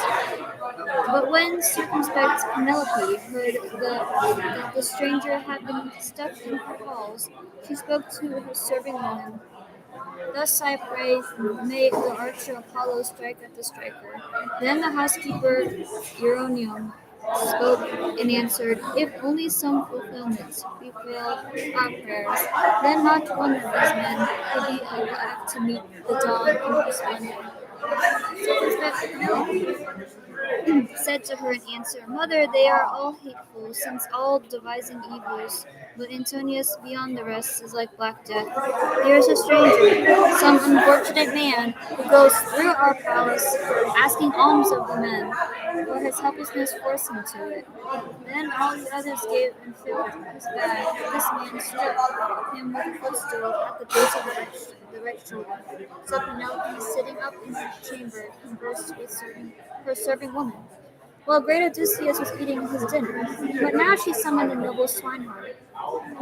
her to her, saying, "Go on your way now, noble Eumaeus, and tell the stranger to come, so I can befriend him, and so I can ask him if he has somewhere heard any news of steadfast Odysseus or seen him in person. He seems like a man who has wandered wildly." Then, O swineherd Eumaeus, you said to her in answer, "If only these Arcadians, my queen, would let you have silence. Such stories, he tells, he would charm out the dear heart within you. 3 nights I had him with me, and for 3 days I detained him in my shelter, for he came first to me. He had fled from a vessel, but he has not yet told the story of his suffering. But as when a man looks to a singer who has been given from the gods the skill with which he sings for delight of mortals, and they are impassioned and strained to hear it when he sings to them, so he enchanted me in the halls as he sat beside me. He says that he is a friend by family of Odysseus, with his home in Crete, where lives the generations of Minos, and from there he made his way to the place, suffering hardships, driven helplessly along. He claims he has heard that Odysseus is near in the rich country of the men of Desprotia, and alive and bringing many treasures back to his household. Then in turn, circumspect Penelope said to him, "Go now, call him here so he can tell me directly, and let these people sit by the door and play their games, or else go and do it at home, whenever the spirit favors, for their own properties are stored unspoiled in their houses, bread and sweet wine, but their own house people eat. Meanwhile, they, day by day, visiting our house and always dedicating our oxen and our sheep and fat goats, hold their festival and recklessly drink up on our shining wine, and most of it is used up, for there is no man here, such as Odysseus, who was to keep the plague from his household. But if Odysseus could come and return to the land of his fathers soon with his son, he could punish the violence of these people." She spoke, and Telemachus sneezed amain, and around him the palace re-echoed terribly to the sound. Penelope, laughing, spoke presently to Eumaeus and addressed him in a winged words. "Go please and summon the stranger into my presence. Do you not see how my son sneezed for everything I have spoken? May it mean that death accomplished in full befall the suitors each and all, not avoiding death and destruction. And put away in your heart this other thing that I tell you. If I learn that everything he says is truthfully spoken, I will give him beautiful clothing and to wear and a tunic and mantle." So she spoke, and the swineherd went. When he heard what she told him, and he came and stood by Odysseus and spoke in many words, "Father and friend, circumspect Penelope, mother of Telemachus, summons you, for her heart is urgent to find out from you about her husband. Though she is suffering troubles, and if she learns that all you say is truthfully spoken, she will give you a tunic and mantle to wear, what you have need of most all. And you, by begging your bread through the city, can keep your belly sustained, and who will can give to you." Then in turn, much endearing, great Odysseus answered him, "Eumaeus, by and by I will tell everything truly to the daughter of Icaros, circumspect Penelope. For I know well about him, we have suffered the same sad story. Only now I am afraid of the swarm of rough suitors, whose outrageous violence goes up into the iron sky. For even now as I went through the house, doing no harm, and this man struck me and gave me over to suffering, Telemachus could not save me from this, nor any other. Tell Penelope, therefore, for all her eagerness to wait for me in the palace until the sun has set. Let her then question me about her husband's day of homecoming, giving me a seat close to the fire, since there are wretched clothes I have. You know this yourself, you are my first patron." So he spoke and swore when he heard what he told him. But Penelope said to him as he stepped over the threshold, "You do not bring him, Minos. What is this vagabond thinking? Does he fear some indignity, or is he otherwise bashful about the house? A bashful vagabond makes a bad beggar. Then, O swineherd Eumaeus, you said to her in answer, he speaks with it reason, as another man might think so also, in keeping away from the violence of these insolent men. Therefore he tells you to wait until after the sun has gone down, for you yourself also, my queen, this way. It would be much better to talk in private to the stranger and hear his story. Then in turn circumspect Penelope answered him, so it shall be. The stranger's thought is not without good sense, since never yet among mortal mankind have there been any men who have been so violent in their wild endeavors. So she instructed him, and the noble swineherd went back into the crowd of suitors when he had understood all of it. At once he spoke his winged words to Telemachus, leaning his head close to him so that none of the others might hear him. Dear child, I am going back to guard the pigs and that other livelihood that is yours and mine. Let all be in your charge here. First of all, take care of yourself and be very watchful against harm to you. There are many Artemids who wish you evil. May Zeus destroy them before they can make any harm befall us. Then the thoughtful Telemachus said to him in answer, so it shall be, my father. Go when you have had your supper, but come again in the morning and bring us beautiful victims. I myself will see to things here, and will the mortals. So he spoke, and the others sat down again on a polished chair. But when he had his fill of eating and drinking, he went on to the back of the pigs, and left the courts and the palace full of banqueters, who took their pleasure in singing and dancing. By now the later part of the day had come.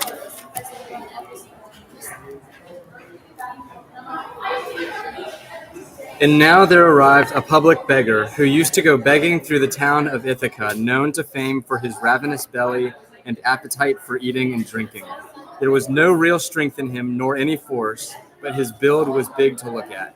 He had the name Arnios, for thus the lady his mother called him from birth. But all the young men used to call him Eros, because he would run and give messages when anyone told him. This man had come to chase Odysseus out of his own house, and now he spoke, insulting him, and addressed him in winged words. Give way, old sir, from the forecourt, before you are taken and dragged out by the foot. Do you see how all of the men are giving the signal and telling me to drag you? Still, I am ashamed to do it. So up before it comes to a battle of hands between us. Then looking at him darkly resourceful, Odysseus answered, Strange man, I am doing you no harm, nor speaking any, nor am I jealous if someone takes plenty and gives it to you. This door still is big enough for both of us, nor have you any need to be jealous of others. I think you are a vagabond as I am too. Prosperity is in the gods' giving. Leave blows alone. Do not press me too hard, or you may make me angry, so that, old as I am, I may give you a bloody chest and mouth. Then I could have peace, and still more of it tomorrow, for I do not think you will make your way back here a second time to the house of Odysseus, son of Laertes. Then in anger, Eros the vagabond said to him, Shame on how the old hulk rolls along in his speech, like an old woman at the oven. I have some bad plans for him. Hit him with both hands and spatter all of the teeth out from his jaws on the ground, as if he were a wild pig rooting the crops. Come, tuck up so all these people can see us do battle. But how can you fight against a man who is younger?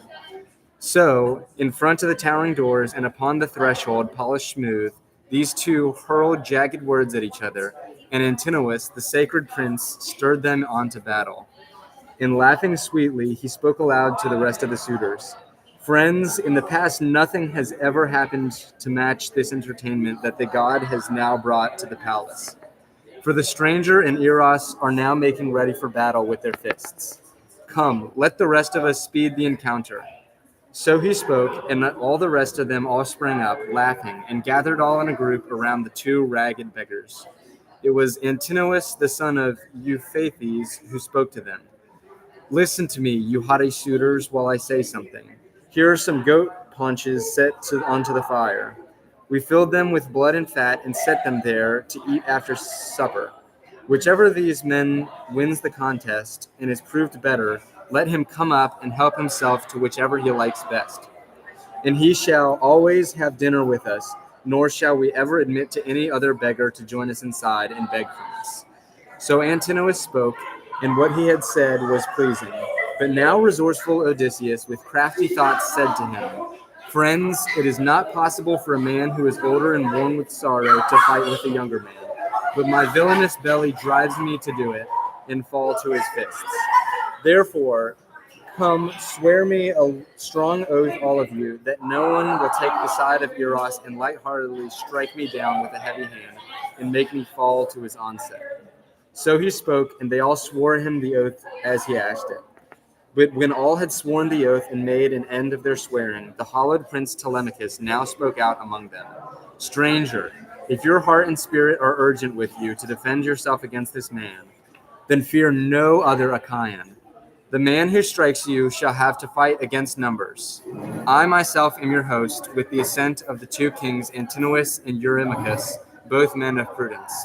So he spoke, and they all applauded him. But Odysseus girded up his rags about his body, displaying his thighs, splendid and large, and one could see the wide shoulders his chest showed, and his ponderous arms. And also Athene, standing close beside the shepherd of the people, magnified his limbs, and the suitors all in their insolence were astonished. And thus would one of them speak, looking over at his neighbor, "Eros will soon be Eros no more, with himself to thank for the evil. See what limbs the old man's rags have uncovered." So he spoke, and the heart in Eros was stirred with trouble. But even so, thralls girt him forcibly up and dragged him there. He was frightened, and the flesh shook all over his body. Antinous scolded him with a word and spoke out and named him. "I do not care if you live or die, you great ox, nor what happens to you when you are afraid of this man and tremble before him, an old man and worn with the sorrows that have come upon him. But I tell you this straight out, and it will be a thing accomplished. If this man wins the fight with you and is proved the better, I will throw you into a black ship and send you across to the mainland, to Echetos, who preys on all men, and who is king there, and he with the pitiless bronze will cut off your nose and ears, and tear off your privates and give them raw for the dogs to feed on." So he spoke, and the trembling even more took hold of his limbs, but they pulled him on, and both men put their hands up. At that time, much enduring, great Odysseus pondered whether to hit him so that the life would go out of him as he went down, or only to stretch him out by hitting him lightly. And in the division of his heart, this way seemed best to him, to hit him lightly, so the Achaeans would not be suspicious. They put up their hands, and Eros hit him on the right shoulder, but Odysseus struck the neck underneath his ear and shattered the bones within, and the red blood came in his mouth, filling it. And he dropped, bleeding, in the dust, with teeth set in a grimace, and kicking at the ground with his feet, and the haughty suitors held up their hands and died laughing. Meanwhile, Odysseus dragged him by the foot through the porch till he came to the courtyard and the portico doors, and propped him against the courtyard wall, sitting up, and stuck the staff in his hand to hold it. Then he spoke to him aloud and addressed him in winged words. "Sit there now, and scare away the dogs and the stray pigs. But you must no longer try to be king of the strangers and beggars, being such a wretch, or you may win yourself still more evil." He spoke and threw across his shoulders his ugly wallet that was full of holes, with a twist of rope attached to dangle it. He went back to the sill again and sat down, but the others went inside again, laughing sweetly, and drank to him, saying, "May Zeus, stranger, and all the other immortals give you what you want most of all, and what is dear to your spirit, when having stopped the wandering of this greedy creature in our neighborhood. Soon we will take him across to the mainland, to Echetos, who preys on all men, who is king there." So they spoke, and great Odysseus was pleased at the omen. Now Antinous sat before him, the great paunch pudding that was all filled with fat and blood. Amphinomus, talking, 2 loaves of bread out of the basket, set them before him, and drank his health in a golden cup, and spoke to him, saying, "Your health, father and stranger, may prosperous days befall you hereafter, but now you are held in the grip of many misfortunes." Then resourceful Odysseus spoke in turn and answered him, "Amphinomus, You seem to me very prudent, being the son of such a father, whose excellent fame I have heard of. Nisos, that is, of Dulicon, both strong and prosperous. They say you are his son, and you seem like a man well spoken. So I will tell you, and you in turn understand and listen. Of all creatures that breathe and walk on the earth, there is nothing more helpless than a man is of all that the earth fosters. For he thinks that he will never suffer misfortune in future days, while the gods grant him courage, and his knees have spring in them. But when the blessed gods bring sad days upon him, against his will he must suffer it with enduring spirit. For the mind and men upon earth goes according to the fortunes the fathers of gods and men, day by day bestows upon them. For I myself once promised to be a man of prosperity, but giving way to force and violence, did many reckless things, because I relied on my father and brothers. Therefore, let no man be altogether without the sense of righteousness, but take in silence the gifts of the gods, whatever they give him. Even so, now I see the suitors, they're reckless of devisings, how they show no respect to the wife, and despoil the possessions of a man, who, I think, will not for long be far from his country and friends. He is very close by, but I hope your destiny takes you home, out of his way. He is very close by. I hope you will never will face him at the time he comes back to the beloved land of his fathers. For I believe that once he enters his halls, there will be a reckoning, not without blood, between that man and the suitors. So he spoke and poured and drank the honey-sweet wine, and put the cup back into the hands of the lord of the people. But the other went back across the room, heart saddened within him, shaking his head, for in his spirit he saw the evil. But still he could not escape his doom, for Athena had bound him fast, to be strongly killed by the hands and spear of Telemachus. He went back and sat down on the chair from which he had risen. By now the goddess, gray-eyed Athene, put it in the mind of the daughter of Icarius, circumspect Penelope, to show herself to the suitors, so that she might all the more open their hearts, and so that she might seem all the more precious in the eyes of her husband and son, even than she had been before this. She laughed in an idle way and spoke to her nurse and named her Eurynomi. My heart desires, though before it did not, to show myself to the suitors, although I still hate them. Also, I would speak a word to my son, and that would be for the better, that he should not always go among the insolent suitors, who speak him well, but are plotting evil things for the future. Eurynomé, the housekeeper, said to her in answer, Now, all this you have said, my child, was fair and orderly. Go then, and speak a word to your son, hide nothing. Only first you should wash your body and anoint your face. Do not go down with the face so ravaged all over by tears, as it is now, since nothing is gained by indiscriminate sorrowing always. For now your son is come of age, and you know you always prayed the immortals, beyond all else, to see him bearded. Circumspect Penelope said to her in answer, Eurynomé, though you care for me, do not speak of such matters as washing my body and anointing myself with unguents. Seeing as the gods who possessed Olympus ruined my glory from that time when he went away to the hollow ships, but tell Adoni and Hippodama to come, so that they can stand at my side in the great hall. I will not go alone among men. I think that immodest. So she spoke, and the old woman went away through the palace and brought the word to the woman and urged them to go to their mistress. Then the goddess, gray-eyed Athene, thought what to do next. She drifted a sweet sleep over Icarus's daughter, and her joints were relaxed so that she slumbered reclining there on the couch. Meanwhile, she, shining among goddesses, endowed her with gifts immortal, to make the Achaeans admire her. First, for her beauty's sake, she freshened all her fine features with ambrosia, such as fair garland Cheiretheia uses for salve, whenever she joins the lovely dance of the Graces. She made her taller for the eye to behold, and thicker, and she made her whiter than sawn ivory. After doing so, she, Athene, shining among goddesses, departed, and the white-armed handmaidens came running from the great hall with clamor about Penelope, and the sweet sleep released her. She rubbed her cheeks with both her hands and spoke aloud, saying, That was a strange thing, that soft sleep that shrouded me. How I wish I could chase Artemis would give me a death so soft, and now, so I would not go in my heart grieving all my life, and longing for love of a husband excellent in every virtue, since he stood out among the Achaeans.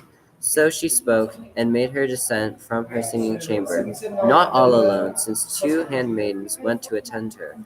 When she, shining among women, came near the suitors, she stood by the pillar that supported the roof with its joinery, holding her shining veil in front of her face to shield it, and a devoted attendant was stationed on either side of her. Their knees gave way, and the hearts of them were bemused with passion, and each one prayed for the privilege of lying beside her. But she spoke rather to her beloved son, Telemachus. Telemachus, your mind and thoughts are no longer steadfast. When you were a child still, you had better thoughts in mind. Now, when you are big and come to the measure of maturity, and one who saw you, some outsider, viewing your size and beauty, would say that you are a son born of a prosperous man, your thoughts are no longer righteous, nor your perception. Such a thing has been done now, here in our palace, and you permitted our stranger guest to be so outrageously handled. How must it be known if a stranger who sits in our household is to be made to suffer from bitter brutality? That must be your outrage and shame as people see it. Then the thoughtful Telecmamus said to her in answer, My mother, I cannot complain of your anger. I myself notice all these things in my heart and know of them, better and worse alike. But before now I was only an infant, but still I cannot see my way in the wise course always. For these men come from one place or another, and sit beside me with their evil thoughts, and distract me, and there are none here to help me. Yet it was not by the will of the suitors that this struggle took place between Iros and the stranger, and he was stronger than Iros in battle. Of course, O Father Zeus and Athene and Apollo, if only in our house, in such a manner the suitors who be defeated and bow their heads, some in the courtyard, and some inside of the house, and the limbs be unstrung in each of them. As now for Iros, as he sits over there by the courtyard gates, lolling his head like a drunken man and unable to stand upright on his feet again, and makes his way homeward, to wherever he makes his home, since there is no strength in his body. So these two were conversing in a way with each other, but Eurymachus now spoke out and addressed Penelope, daughter of Icarus, circumspect Penelope. If only all the Achaeans and eyed Argos could see you. At dawn of day tomorrow, there would be even more suitors. Come to the feast in your house. Come to the feast in your house, since you surpass all women for beauty and stature, for the mind well balanced within you. Circumspect Penelope said to him in answer, Eurymachus, all of my excellence, my beauty and figure were ruined by the immortals of that time when the Argives took ship from Ilion, and with them went my husband Odysseus. If he were to come back to me and take care of my life, then my reputation would be great and splendid. As it is now, I grieve. Such evil the god has let loose upon me. When he went and left me behind in the land of his fathers, he took me by the right hand and at the wrist, and then said to me, Dear wife, since I do not think the strong grieved Achaeans will all come safely home from Troy without hurt, seeing that all people say the Trojans are men who can fight in battle, that they are throwers of the spears and shooters of arrows and riders of fast-footed horses, who with the greatest speed settle the great and hateful issue of common battle. I do not know if the god will spare me or not, or if I must be lost there in Troy. Here, let everything be in your charge. You must take the thought for my father and mother here in our palace, as you do now, or even more, since I shall be absent. But when you see our son grown up and bearded, then you may marry whatever man you please, forsaking your household. So he spoke then, and now all this being accomplished, and there will come that night when a hateful marriage is given to wrench me, for Zeus had taken my happiness from me. But this thing comes as a bitter distress to my heart and spirit. The behavior of these suitors is not as it was in times past, when suitors desire to pay their court to a noble woman and daughter of a rich man, and rival each other. Such men themselves bring their own cattle and fat sheep to feast the family of the bride and offer glorious presents. They do not eat up another's livelihood without payment. She spoke, and much enduring great Odysseus was happy because she bugled gifts out of them, and enchanted their spirits with blandishing words, while her own mind had other intentions. Then Antinous, the son of Iphitus, answered, Daughter of Icarus, circumspect Penelope, whatever gift any Achaean wishes to bring here, take it. It is not honorable to refuse the giving. We will not go back to our own estates, nor will we go elsewhere until you marry whichever Achaean you fancy. So spoke Antinous, and his words pleased the rest of them. Each man set his herald off to bring back the presents. Antinous' herald brought within a great room, beautiful and elaborate, and in there were 12 double pins, golden all through, and fitted with bars that opened and closed easily. Eurymachus' man came back with an elaborate necklace of gold, strung with bits of amber and bright as sunshine. Eurymedes' servant came back bringing a pair of earrings with triplet drops in mulberry clusters, and there was a radiant charm in them. From the house of the lord of Cassandros, Clocutor's son, his servant brought a necklace, a wonderful offering. Each of the Achaeans brought a different beautiful present, and she, shining like a woman, went back to her upper room, and her maidservants carried the beautiful presents for her. But now the suitors, turning to the dance in delightful song, took their pleasure and awaited the coming of evening, and the black of night came on as they were taking their pleasure. Accordingly, they set up 3 crests about the palace to give them light, and about them laid piles of firewood pieces, long dried and seasoned, but lately split with the brazen axe, and put kindling in with it. And the maids of enduring Odysseus were ready to take turns keeping them burning. With illustrious, resourceful Odysseus himself spoke to them. You maids of Odysseus, whose master has long been absent, to go back to the house where the respected queen is, and in her presence turn your distaffs and sit beside her in the halls and comfort her, or comb her wool in your hands there. But I myself will provide the light for all of these people, and even if they wish to keep at it until the high throne dawn, they will not wear me out. I am very enduring. So he spoke, and they burst out laughing and looked at each other. But Melantho, of the lovely face, shamefully scolded him. Dolios was her father, but Penelope had taken her in, and cared for her like a daughter, and cheered her with presents. But even so, her heart had no sorrow for Penelope. But she used to sleep with Eurymachus, and she was his sweetheart. Now she spoke to Odysseus and gave him a scolding. Wretched stranger, you must be one whose wits are distracted when you will not go where the smith is at work and sleep there, or to some public gathering place, but staying here speaking out boldly at length among many men, and your spirit knows no fear. The wine must have your brains, or else always you are such a man in your mind, a blabber of nonsense. Are you so brave because you beat Vagabond Iris? Take care lest the better man than Iris stand up against you, one who can pummel you about the head in his heavy hands, beat you, draw blood, and chase you out of this palace.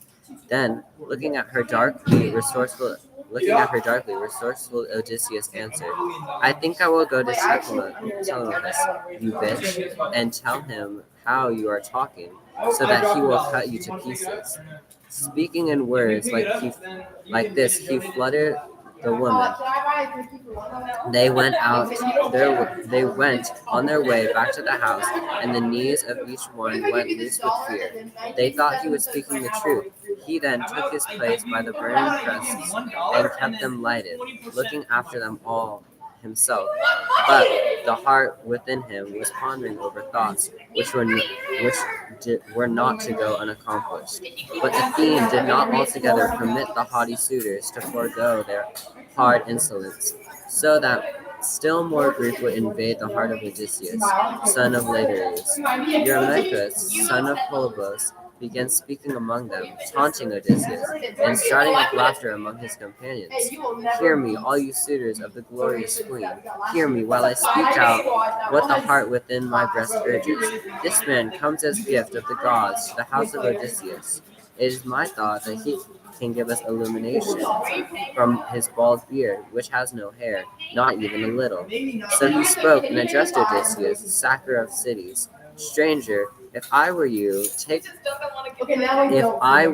take you up, would you be willing to work for me on my outer estate? I would give you adequate pay, assembling stones for fences and growing tall trees. There I would provide you with an allowance of victuals, and give you shoes to wear on your feet and clothing to put on. But since all the work you have learned is bad, you will not be willing to go off and work hard. No, you would rather beg where the people are, so that you are able to feed that ravenous belly. Then resourceful Odysseus spoke in turn and answered him. Eurymachus, I wish there could be a working contest between us in the spring season when the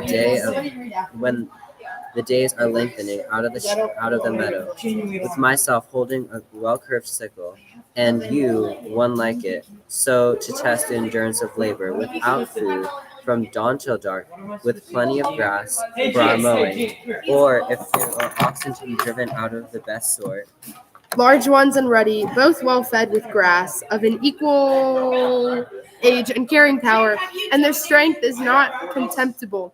And there were 4 acres to plow, with the glebe fitting to the plowshare.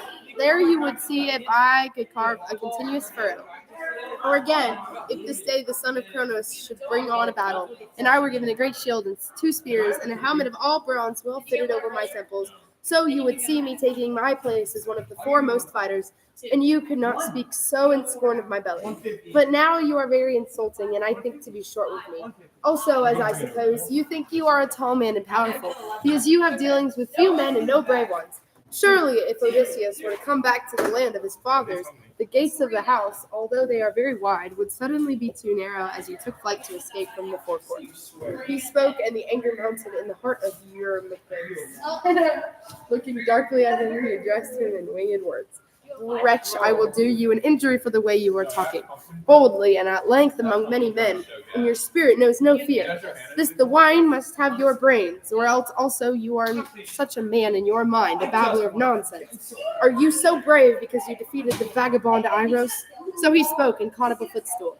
But Odysseus crouched against the knees of Dulichian Amphinomos in fear of Eurymachus, who threw and hit the cupbearer in the right hand. The pitcher fell to the ground, clashing, but the cupbearer fell on his back in the dust, groaning. But the suitors all through the shadowy hills were raising a tumult, and thus they would speak, each man looking at the man next to him. How I wish the stranger could have gone to perdition somewhere else before he came here. He has raised such a tumult, and now we are fighting over beggars.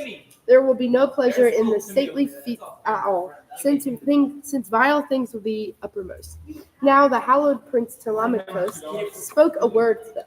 Fools, you are out of your minds and no longer conceal inside you what you have eaten and drunk.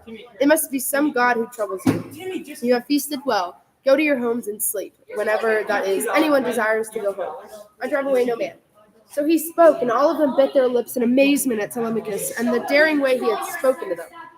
Now they were addressed and spoken to by Amphinomos, the glorious son of Nisus, son of the Lord Aretius.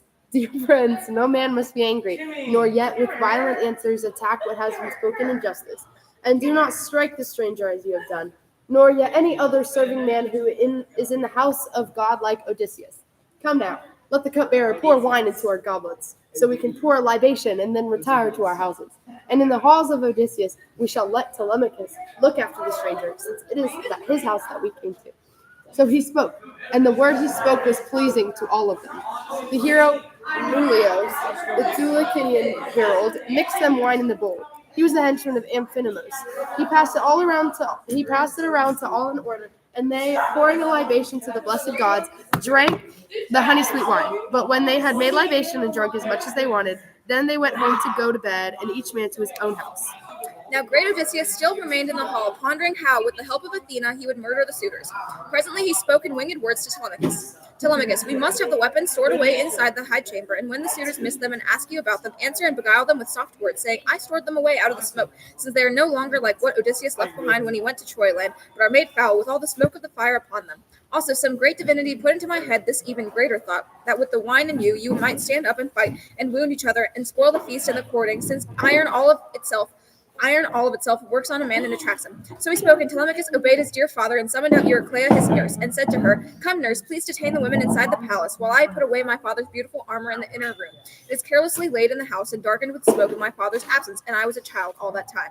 Now I would put it away where smoke from the fire will not reach it. Then in turn Euryclea his dear nurse said to him, I only hope, my child, that you will assume such foresight in taking care of the house and protecting all our possessions. But tell me, who is it will go with you and behold the light for you? The maids would have given you light, but you would not let them come out. Then the thoughtful Telemachus said to her in answer, This stranger will. I will not suffer a man who feeds from our stores and does not work, even though he comes from far off. So he spoke, and she had no winged words for an answer.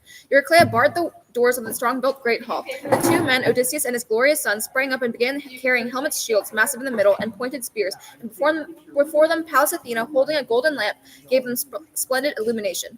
Suddenly Telemachus spoke a word to his father. Father, here's a great wonder that my eyes look on. Always it seems that the chamber walls, the handsome bases and roof timbers of fit and tall columns sustaining them, shine in my eyes as if if a fire were blazing. There must be surely a god in here, one of those who hold the high heaven. The resourceful Odysseus spoke in turn and answered him, Hush, and keep it in your own mind, and do not ask questions, for this is the very way of the gods who hold Olympus. You should now go to bed, and I shall remain behind here, so that I can continue to stir up the maids and also your mother, and she in her sorrow will question me about everything. So he spoke, and Telemachus went out of the great hall to his own chamber to go to bed, with torches to light him to his bed, where he always lay when sweet sleep came on him. There he lay this time and waited for the divine dawn, while great Odysseus still remained in the hall, pondering how with the help of Athena he would murder the suitors. But now circumspect Penelope came down from her chamber, looking like Artemis or like golden Aphrodite. They set a chair for her to sit on close by the fireplace. The chair was inlaid with ivory and silver. The craftsman Ichmaelus had made it, and for the feet he had joined on a footstool, all of one piece with it. A great fleece was spread out over the chair, and upon it circumspect Penelope took her place. Her white-armed handmaidens came from the palace. They cleared and carried away a great deal of food with the tables and goblets where the men in high spirits had been drinking, and shook the ash from the cressets onto the ground, and piled them again with pieces of wood to give them light and to warm them. Again for the second time, Melantha scolded Odysseus. Stranger, do you mean to stay here all night and bother us by poking all over the house and spying upon the women? Take yourself out of the door, you wretch, and be well satisfied with your feast, or you may be forced to get out with a torch thrown at you.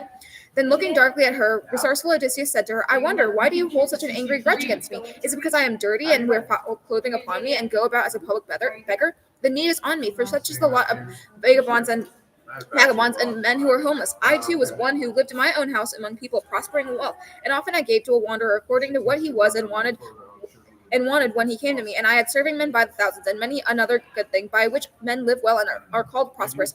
Only Zeus, son of Cronos, spoiled it all. Somehow he wished to. So, women, you should know, beware, lest you lose all of that glorious look with which you shine among the handmaidens. Beware of your mistress, who may grow angry with you and hate you, or Odysseus may come back.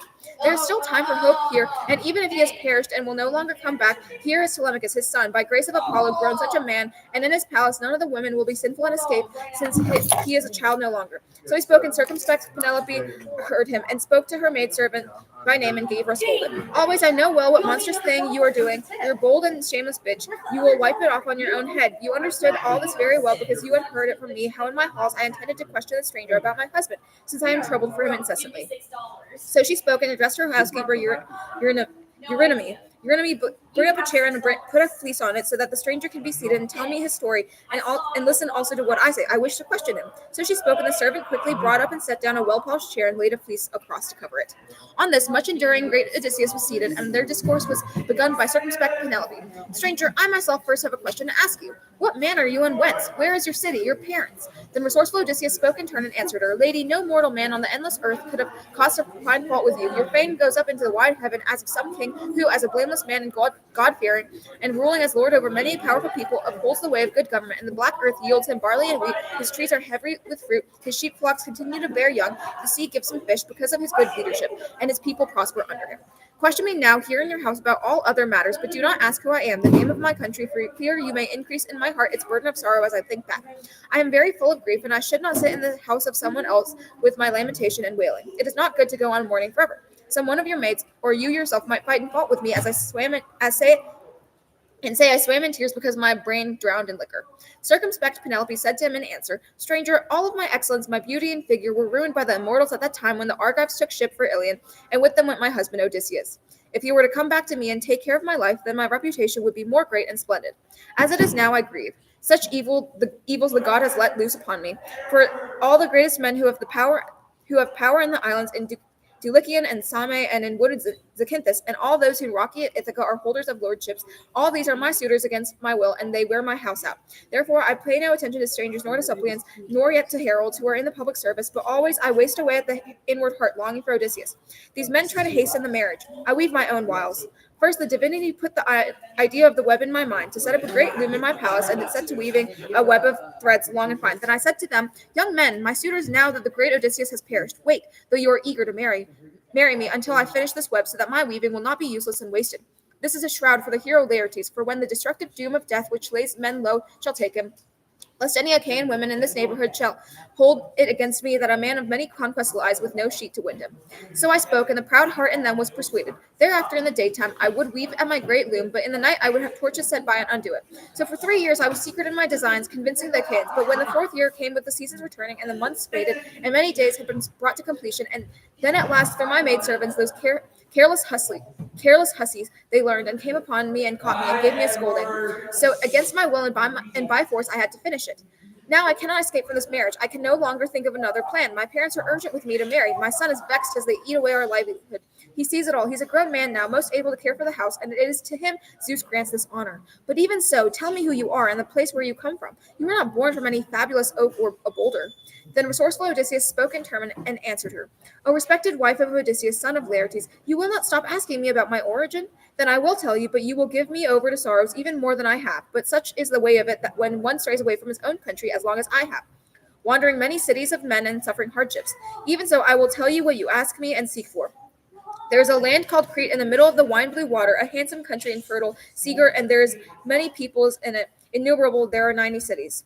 Language with language mixed there together. There are Achaeans, there are great-hearted Eteocretans, there are Sidonians, there are Dorians in 3 divisions, and noble Pelasgians, and there's Knossos, the great city, the place where Minos was king for 9-year periods and conversed with great Zeus.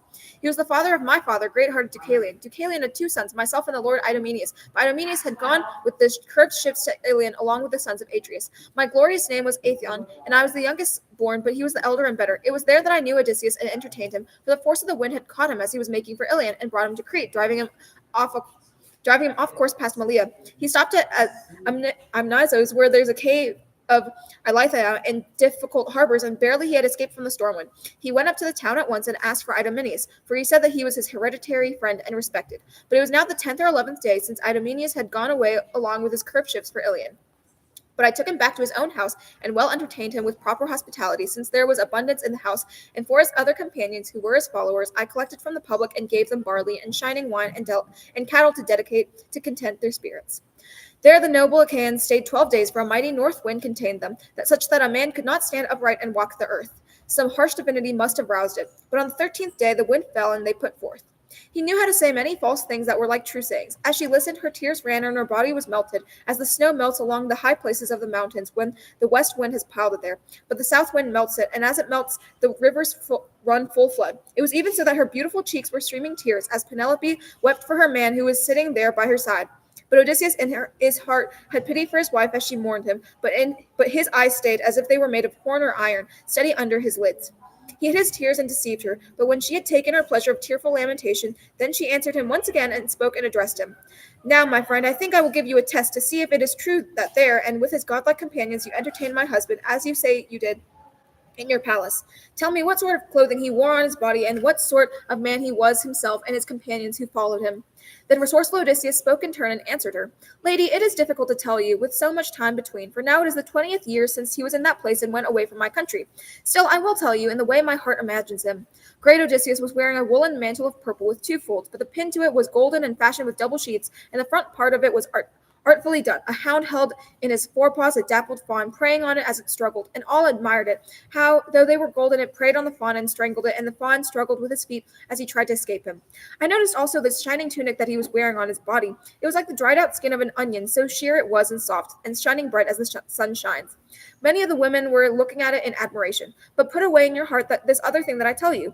I do not know if this clothing Odysseus wore had come from his home, or if some companion gave it to him as he boarded his fast ship, or some friend abroad, since Odysseus had friendship with many men.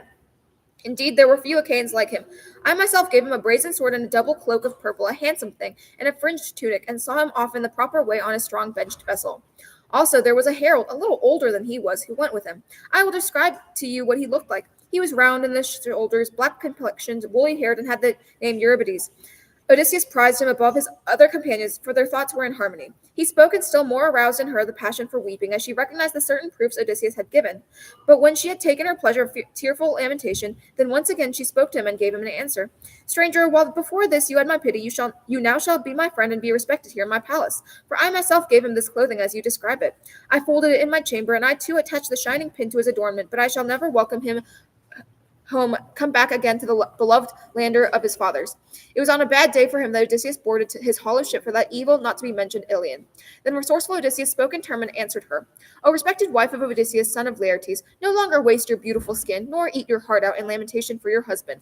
Yet I do not blame you, for any woman mourns when she loses her wedded husband, with whom she has lain in love and borne children, even a lesser man than Odysseus. They say that he was like the immortals. But now give over your lamentation, and mark what I tell you. For I say to you, without deception, without concealment, that I have heard of the present homecoming of Odysseus. He is near in the rich land of the men of Thesprotia, and alive, and bringing many treasures back to his household. He collects this about the district. His eager companions were lost him with his hollow ship on the wine-blue water as he left the island of Thrinacia, for Zeus and Helios hated him, since his companions killed the cattle of Helios. So they all perished in the wash of the great sea. Only Odysseus, riding the keel, was cast ashore by the sea swell on the land of the Phaeacians, who are near the immortals, and they honored him in their hearts as if he had been a divinity, and gave him much, and they themselves were willing to carry him home without harm. So Odysseus would have been home a long time before this, but in his mind he thought it more profitable to go about and visit much country, collecting possessions. For Odysseus knew profitable ways beyond all other men who are mortal. No other man could rival him at it.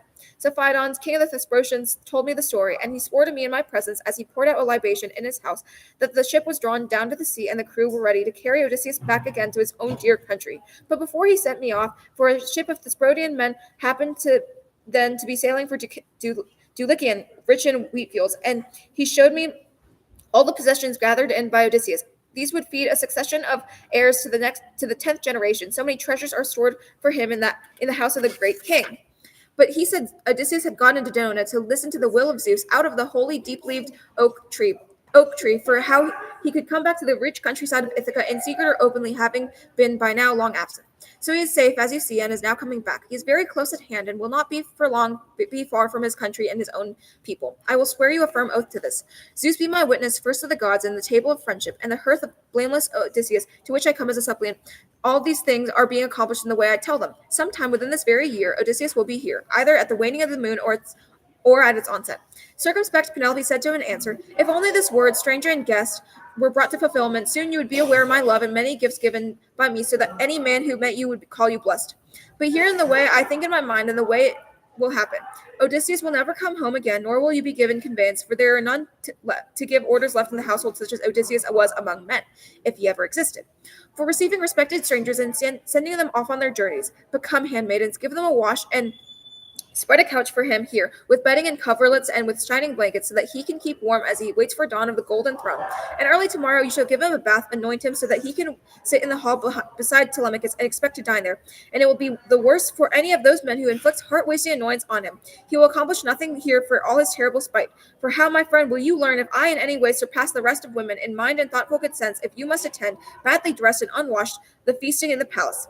Human beings live for only a short time, and when a man is harsh himself and his mind knows harsh thoughts, all men pray that sufferings will befall him hereafter while he lives. And when he is dead, all men make fun of him. But when a man is blameless himself and his thoughts are blameless, the friends he has entertained carry his fame widely to all mankind, and many are they who call him excellent. Then resourceful Odysseus spoke in turn and answered her. O respected wife of Odysseus, son of Laertes, coverlets and shining rugs have been hateful to me ever since that time when I left the snowy mountains of Crete behind me and went away on my long-oared vessel. I will lie now as I have lain before through the sleepless nights, for many have been the nights when on an unpleasant couch I lay and awaited the throned dawn in her splendor. Nor is there any desire in my heart for foot basins to wash my feet, nor shall any woman lay hold of my feet, not one of those such as do your work for you in your palace, not unless there is some aged and virtuous woman whose heart has had to endure as many troubles as mine has. If such a one were to touch my feet, I should not be angry. Then in turn circumspect Penelope answered, Dear friend, never before has there been any man so thoughtful among those friends from far places who have come to my palace as guests. So thoughtful and so well considered is everything you say. I do have one woman whose thoughts are prudent, who was nurse to that unhappy man and took care of him. She took him up in her hands when first his mother had borne him, and she shall wash your feet, though she has little strength for it. Come then, circumspect Eurycleia, rise up and wash the feet of one who is the same age as your master. Odysseus must by this time have just such hands and feet as you do, for in misfortune mortal men grow old and more suddenly. So he spoke, and the old woman covered her face in her hands and shed hot tears and spoke to him in words of compassion. How helpless I am to help you, my child. Surely Zeus hated you beyond all other men, though you had a godly spirit. For no man among mortals ever has burned so many thigh pieces to Zeus, who delights in the thunder, nor has given so many choice and grand sacrifices as you prayed might come to a sleek old age, and raise your glorious son to manhood. Now for you alone he took away your day of homecoming, so it must be for him also that in the house of far off friends whose famous homes he enters, the women tease him, and now these sluts are all teasing you, stranger, and it is to avoid their abuse and shameful speaking you will not let them wash your feet. But circumspect Penelope, daughter of Icarius, told me to do it, nor am I unwilling, so I shall wash your feet, both for the sake of Penelope, but also for yourself, since the heart is stirred within me by sorrows. But come, attend to me and the word I tell you. There have been many hard-traveling strangers who have come here, but I say I have never seen one as like you are to Odysseus, both to your feet and voice and appearance. Then resourceful Odysseus spoke in turn and answered her. So all say, old dame, who with their eyes have looked on the two of us. They say we two are very similar each to each other, as you yourself have noticed and tell me. So he spoke, and the old woman took up the shining basin that she used for foot washing and poured in a great deal of water, the cold first, and then she added the hot to it. Now Odysseus was sitting close to the fire, but suddenly turned to the dark side, for presently he thought in his heart that as she handled him, she might be aware of his scar, and all his story might come out.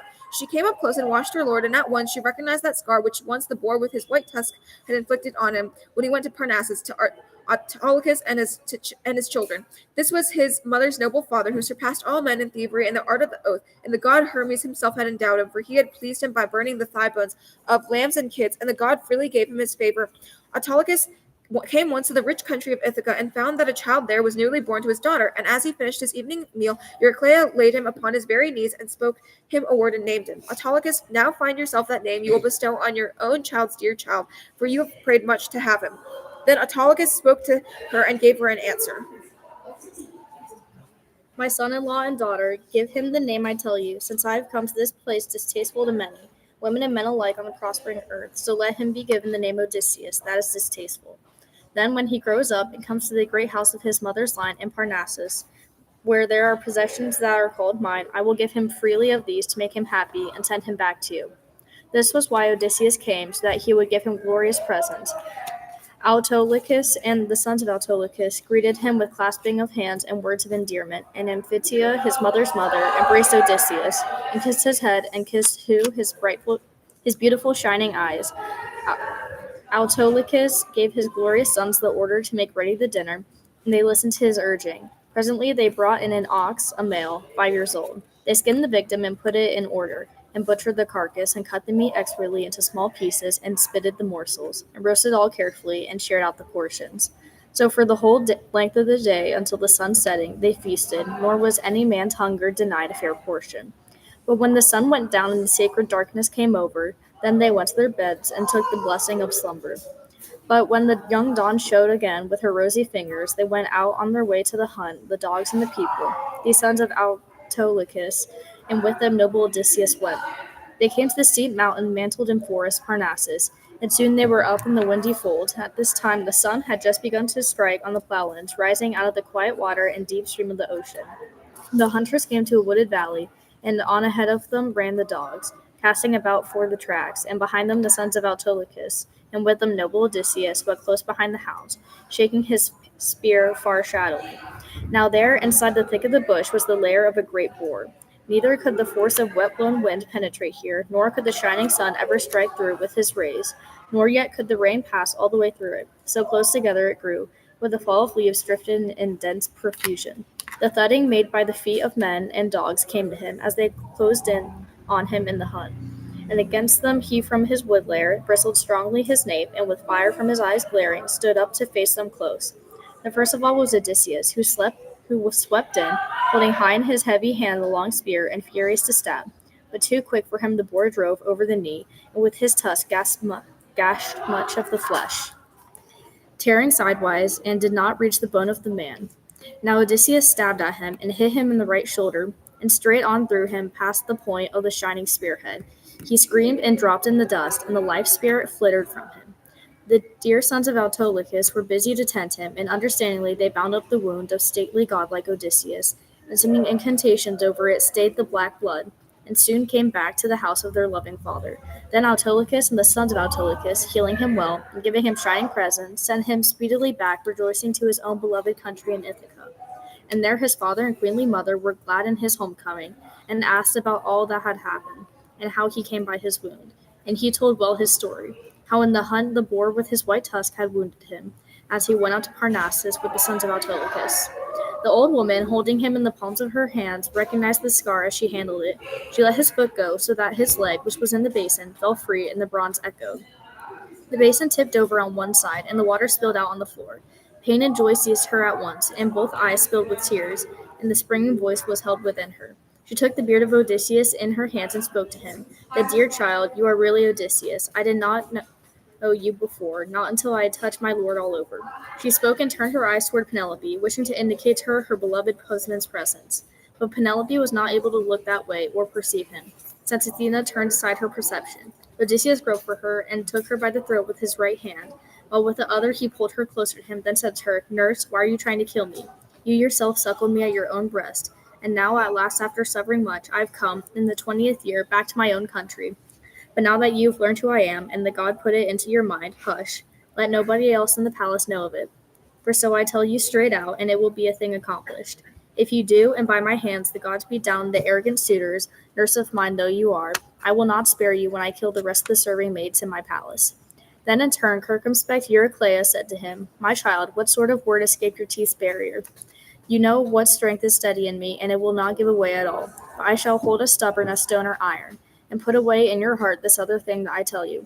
If by your hands the gods beat down the arrogant suitors, then I will give you the list of those women who are in your palace, have been mutinous against you, and tell you which are innocent." Then resourceful Odysseus spoke in turn and answered her, "Nurse, why should you tell me of them? There's no need to. I myself will properly study each and learn of each. Leave it to the gods and keep the story in silence." So he spoke, and the old woman went back through the hall to fetch another basin, for all the water that had been there formerly was spilled. When she had washed him and anointed him with oil, Odysseus drew his chair closer to the fire, trying to keep warm, but hid the scar under his ragged clothing. Circumspect Penelope then began their talking. "Friend, I will stay here and talk to you, just for a little. To be sure, it will soon be the time for sweet rest, for one delicious sleep takes hold of, although he may be sorrowful. The divinity gave me grief beyond measure. The daytimes I indulge in lamentation, mourning, as I look to my own task, and those of my maids in the palace. But after the night comes and sleep has taken all others, I lie on my bed, and the sharp anxiety swarming thick and fast on my beating heart torment my sorrowing self. As when Pandareos' daughter, the greenwood nightingale, perching in the deep of the forest foliage, sings out her lovely song, when springtime has just begun. She, varying the manifold strains of her voice, pours out the melody, mourning Itilos, son of the Lord Zethos, her own beloved child, whom she once killed with the bronze when the madness was on her. So my mind is divided and starts one way, then another. Shall I stay here by my son and keep all in order, my property, my serving maids, and my great high-roofed house? Keep my faith with my husband's bed and regard the voice of the people, or go away at last with the best of all those Achaeans who court me here in the palace with endless gifts to win me. My son, while he was still a child and thoughtless, would not let me marry and leave the house of my husband. But now that he is grown, a tall man, and come to maturity's measure, he even prays me to go home out of the palace, fretting over the property, which the Achaean men are devouring. But come, listen to the dream of mine and interpret it for me. I have 20 geese here about the house, and they feed on grains of wheat from the water trough. I love to watch them. But a great eagle with a crooked beak came down from the mountain and broke the necks of them all and killed them. So the whole 20 lay dead about the house, but he soared high in the bright air. Then I began to weep. That was in my dream, and cried out aloud, and around me gathered the fair-haired Achaean women, as I cried out, sorrowing for my geese killed by the eagle. But he came back and perched on the jut of the gabled roof. He now had a human voice and spoke aloud, Do not fear, O daughter of far-famed Icarius. This is no dream, but a blessing real as day. You will see it done. The geese are the suitors, and I, the eagle, have been a bird of portent. But now I am your husband. Come home, and I shall inflict shameless destruction on all the suitors. So he spoke, and then the honey-deep, sweet sleep released me, and I looked about and saw the geese in my palace, feeding on their grains of wheat from the water trough, just as they had been. The resourceful Odysseus spoke in turn and answered her. Lady, it is impossible to read this dream and avoid it by turning another way, since Odysseus himself has told you its meaning, how it will end. The suitor's doom is evident for one and all. Not one will avoid his death and destruction. Circumspect Penelope said to him in answer, My friend, dreams are things hard to interpret, hopeless to puzzle out, and people find that not all of them end in anything. There are two gates through which the insubstantial dreams issue. One pair of gates is made of horn and one of ivory.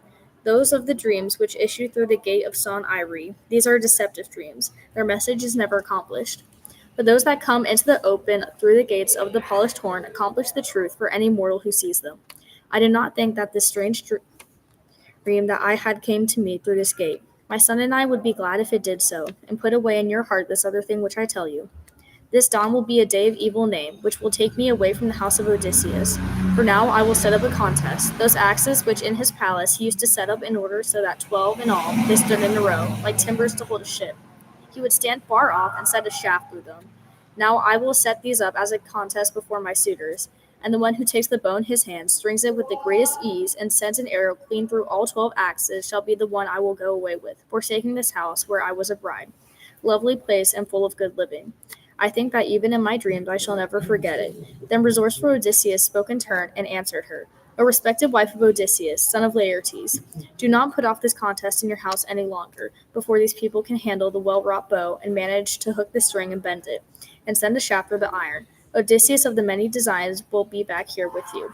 Circumspect Penelope said to him in answer, If my friends were willing to sit by me in the palace and entertain me, no sleep would be drifted over my eyelids.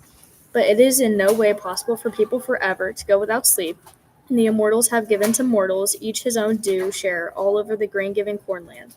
So I shall now go back again to my upper chamber and lie on my bed, which is made a sorrowful thing now, always disordered with the tears I have wept ever since Odysseus went away to that evil not-to-be-mentioned Ilion. There I must lie, but you can sleep here in the house, either bedding down on the floor, or they can make a bed for you. So she spoke and went back to her shining chamber, not alone, since others, her women, went to attend her. She went back to the upper story with her attendant women, and wept for Odysseus, her beloved husband, until grey-eyed Athena cast sweet slumber over her eyelids.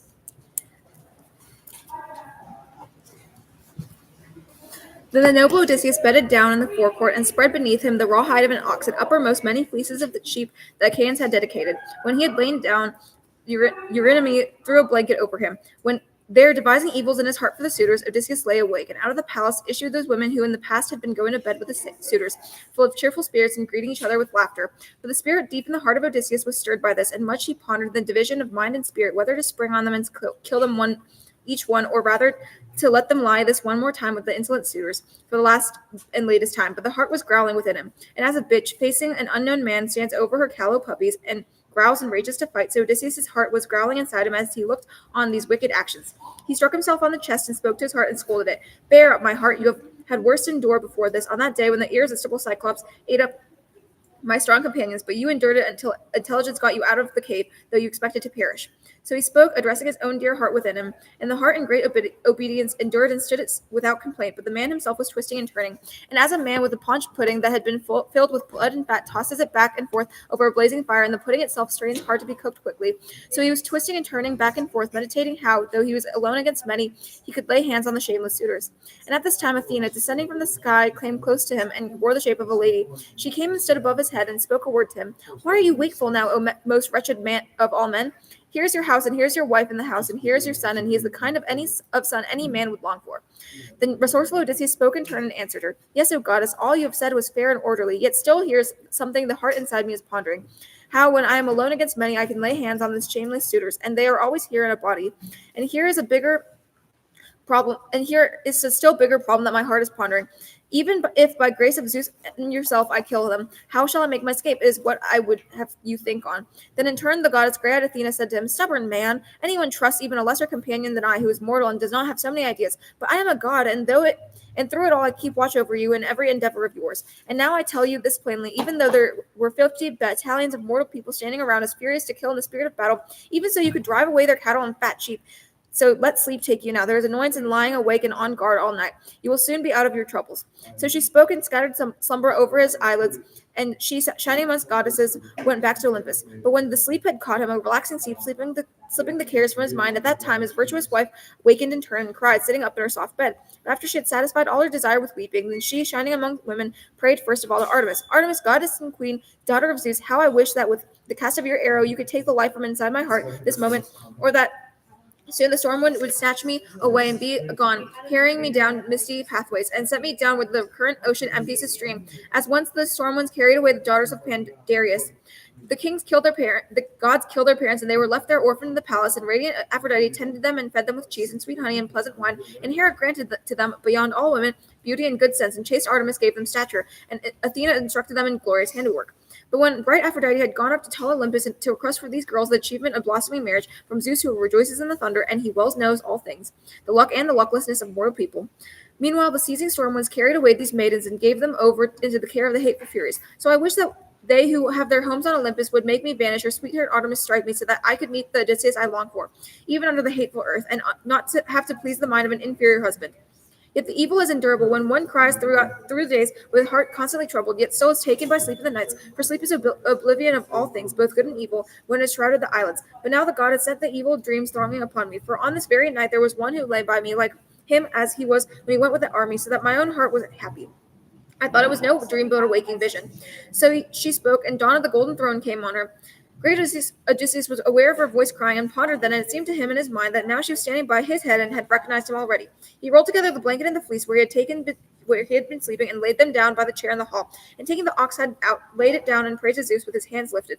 Father Zeus, if willingly you gods led me over wet and dry to my land after giving too much affliction, let one of the waking people send me an omen from inside the house, and let Zeus also show me an outside portent. So he spoke in prayer, and Zeus of the councils heard him. Immediately he sent his thunder from shining Olympus high above the clouds, and noble Odysseus was happy. And from the house a mill woman sent him an omen. She was nearby, where the shepherd of the house had set up his handmills, and there 12 women in all had been bending to grind the wheat and the barley flour, men's marrow. The others, since they had finished grinding their wheat, by now were sleeping, but this one had not yet ended her work, and she was the weakest. She stopped the mill and spoke aloud, a sign for her master. Father Zeus, you who are lord of the gods and people, now you have thundered loud from the starry sky, although there is no cloud. You show this forth, a portent for someone. Grant now also for the wretched me this prayer that I make you. On this day let the suitors take for the last and latest time their desirable feasting in the halls of Odysseus. For it is they who have broken my knees with hard sore labor as I grind the meal for them. Let this be their final feasting. So she spoke, and great Odysseus welcomed the ominous speech and the thunder of Zeus. He thought he would punish the sinners. The other serving women in the fine house of Odysseus had gathered, and were lighting the weariless fire on the fireplace. Telemachus, a man like a god, rose up from his bed and put on his clothes and slung a sharp sword over his shoulder. Underneath his shining feet, he bound the fair sandals, and then caught up a powerful spear edged with sharp bronze. He came and stood on the threshold and spoke now to Eurycleia. Dear nurse, how have you treated the stranger guest in our house? With food and a bed, or has he been left to lie uncared for? That is the way my mother is, though she is sensible. Impulsively, she favors the wrong man, the worst one among mortals, and lets the better man go unfavored. Then insert circumspect Eurycleia said to him, O child, do not find fault with her this time. She is blameless. For he sat here and drank his wine as he himself wanted, but he said he had no more hunger for food. She asked him, but afterward, when he was thinking of rest and sleep, then she did tell the serving women to make up his bedding. But it was he, as one forever wretched and without fortune, who would not sleep in a bed nor under blankets, but in the raw hide of an ox and under fleeces. He slept in the forecourt, and we put a blanket over him. So she spoke, and Telemachus went out through the palace, holding his spear, and a pair of light-footed dogs went with him. He went off to the assembly to join the strong-graved Achaeans. But Eurycleia, shining amongst women, the daughter of Ops, the son of Pisenor, gave orders to the maidservants to work. Some of you keep busy sweeping the palace and freshen the floor with water and lay the purple coverlets over the well-wrought chairs. Some others wash all the tables thoroughly clear with sponges and clean the wine bowls, also the wrought and double-handled drinking cups. Others be off now to the spring to fetch the water and come back quickly, for the suitors will not long be away from the palace, but will arrive very early, since this is a public festival. So she spoke, and they listened well to her and obeyed her, and 20 of them went on their way to the spring of dark water, while others, remaining in the house, did their work expertly. Then the haughty menservants came in, and these presently split the firewood well and expertly, and now the women came back from the spring, and next after them came the swineherd, driving in 3 porkers, which were the best in his keeping. These he left to graze inside the handsome enclosure, while he himself spoke to Odysseus in words of endearment. Friend, have the Achaeans been giving you more regard, or do they slight you still in the halls as they did earlier? Then resourceful Odysseus spoke in turn and answered him, How I wish you may, as the gods would punish the outrage these men do and the violence of their reckless designs here in the house of another man. They have no gift of modesty. Now as these two were conversing thus with each other, Melanthius, who was the herdsman of the goats, approached them, driving the goats that showed the best in all of his goat flocks to be the suitors' dinner. 2 other herdsmen followed him. Melanthius tethered the goats under the echoing portico, and he himself now spoke to Odysseus in terms of revilement. Stranger, are you still here to be here in the house to pester the gentleman with your begging? Will you not take yourself outside and elsewhere? I think that now you and I can no longer part until we have tried our fists. There is nothing orderly about your begging, and other Achaeans are feasting elsewhere. So he spoke. Resourceful Odysseus gave him no answer, but shook his head in silence, deeply devising evils. The third man to come was Philodius, leader of people, driving in for the suitors of barren cow and fat goats. The ferrymen had brought these over. They give conveyance to people generally besides, whoever comes to them.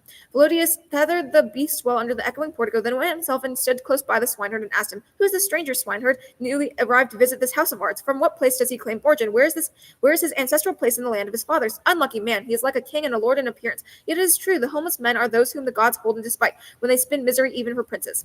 He spoke and stood close by Odysseus, and offered his right hand, and spoke to him aloud, and addressed him in winged words, saying, Welcome, father and stranger, may prosperous days befall you hereafter, but now you are held in the grip of many misfortunes. Father Zeus, no god beside, is more baleful than you are. You have no pity on men once you have created them.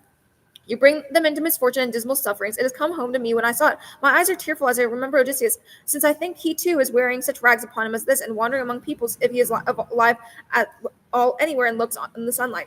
But if he is now dead and gone to the house of Hades, I mourn then for blameless Odysseus, who, when I was little, set me in charge of his oxen in the Cephallenian country. Now these cattle are marvelously grown, nor could one better gather an increase of broad-faced cattle than are these are bred. But other men tell me to drive them to them to eat, and they care nothing about the sun and the palace, nor tremble before the gods' regard. Now they are grown eager to divide the possessions of the master who has been absent long. But here's a problem that the heart deep within me has long resolved.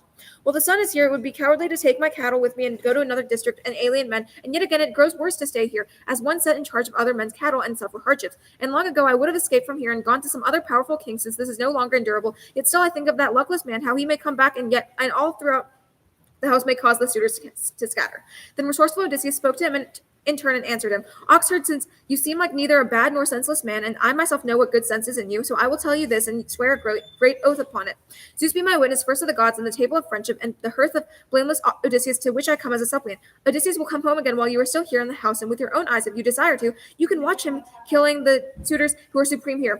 Then the herdsman of oxen spoke in turn and answered him, How I wish, my friend, that the son of Cronus would make good your saying. Then you would see what kind of strength my hands have. So you may also pray to all the divinities that they would grant the homecoming of thoughtful Odysseus. Now, as these men were conversing thus with each other, the suitors were compacting their plan of death and destruction for Telemachus, and a bird flew over them on the left side. This was a high-flown eagle and carried a tremulous tremulous pigeon.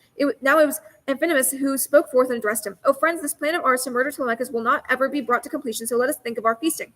So Amphinomus spoke, and his word was acceptable to them. They, when they entered the house of godlike Odysseus, laid their mantles down along the chairs and benches, and set about sacrificing great-sized sheep and fat goats, and sacrificing an ox of the herd and fattened porkers. They roasted the vitals and distributed them, and they just blended the wine in the mixing bowls, and the swineherd passed the wine cups about, and Philotius, leader of men, served them the bread in beautiful baskets, and Melanthius poured the wine for them. They put forth their hands to the good things that lay ready before them. Telemachus, his heart full of guile, seated Odysseus inside the well-constructed hall, and by the stone threshold, setting down a poor chair for him and a little table, and set before him a portion of vitals, and poured wine for him in a golden drinking cup. And then he spoke a word to him: "Take your place here and drink your wine in the men's company. I myself will defend you against the blows and insults of all the suitors. This house does not belong to the people, but it belongs to Odysseus. He acquired it. This makes it mine, and so you suitors hold back your spirit for insults and blows, or else there may be a quarrel and fight between us." So he spoke, and all of them bit their lips in amazement at Telemachus and the daring way he had spoken to them. Now Antinous, the son of Eupeithes, said to them, "We Achaeans must accept the word of Telemachus, though it is hard. Now he threatens us very strongly. Zeus, son of Cronos, stopped us. Otherwise we should before now have put him down in the halls,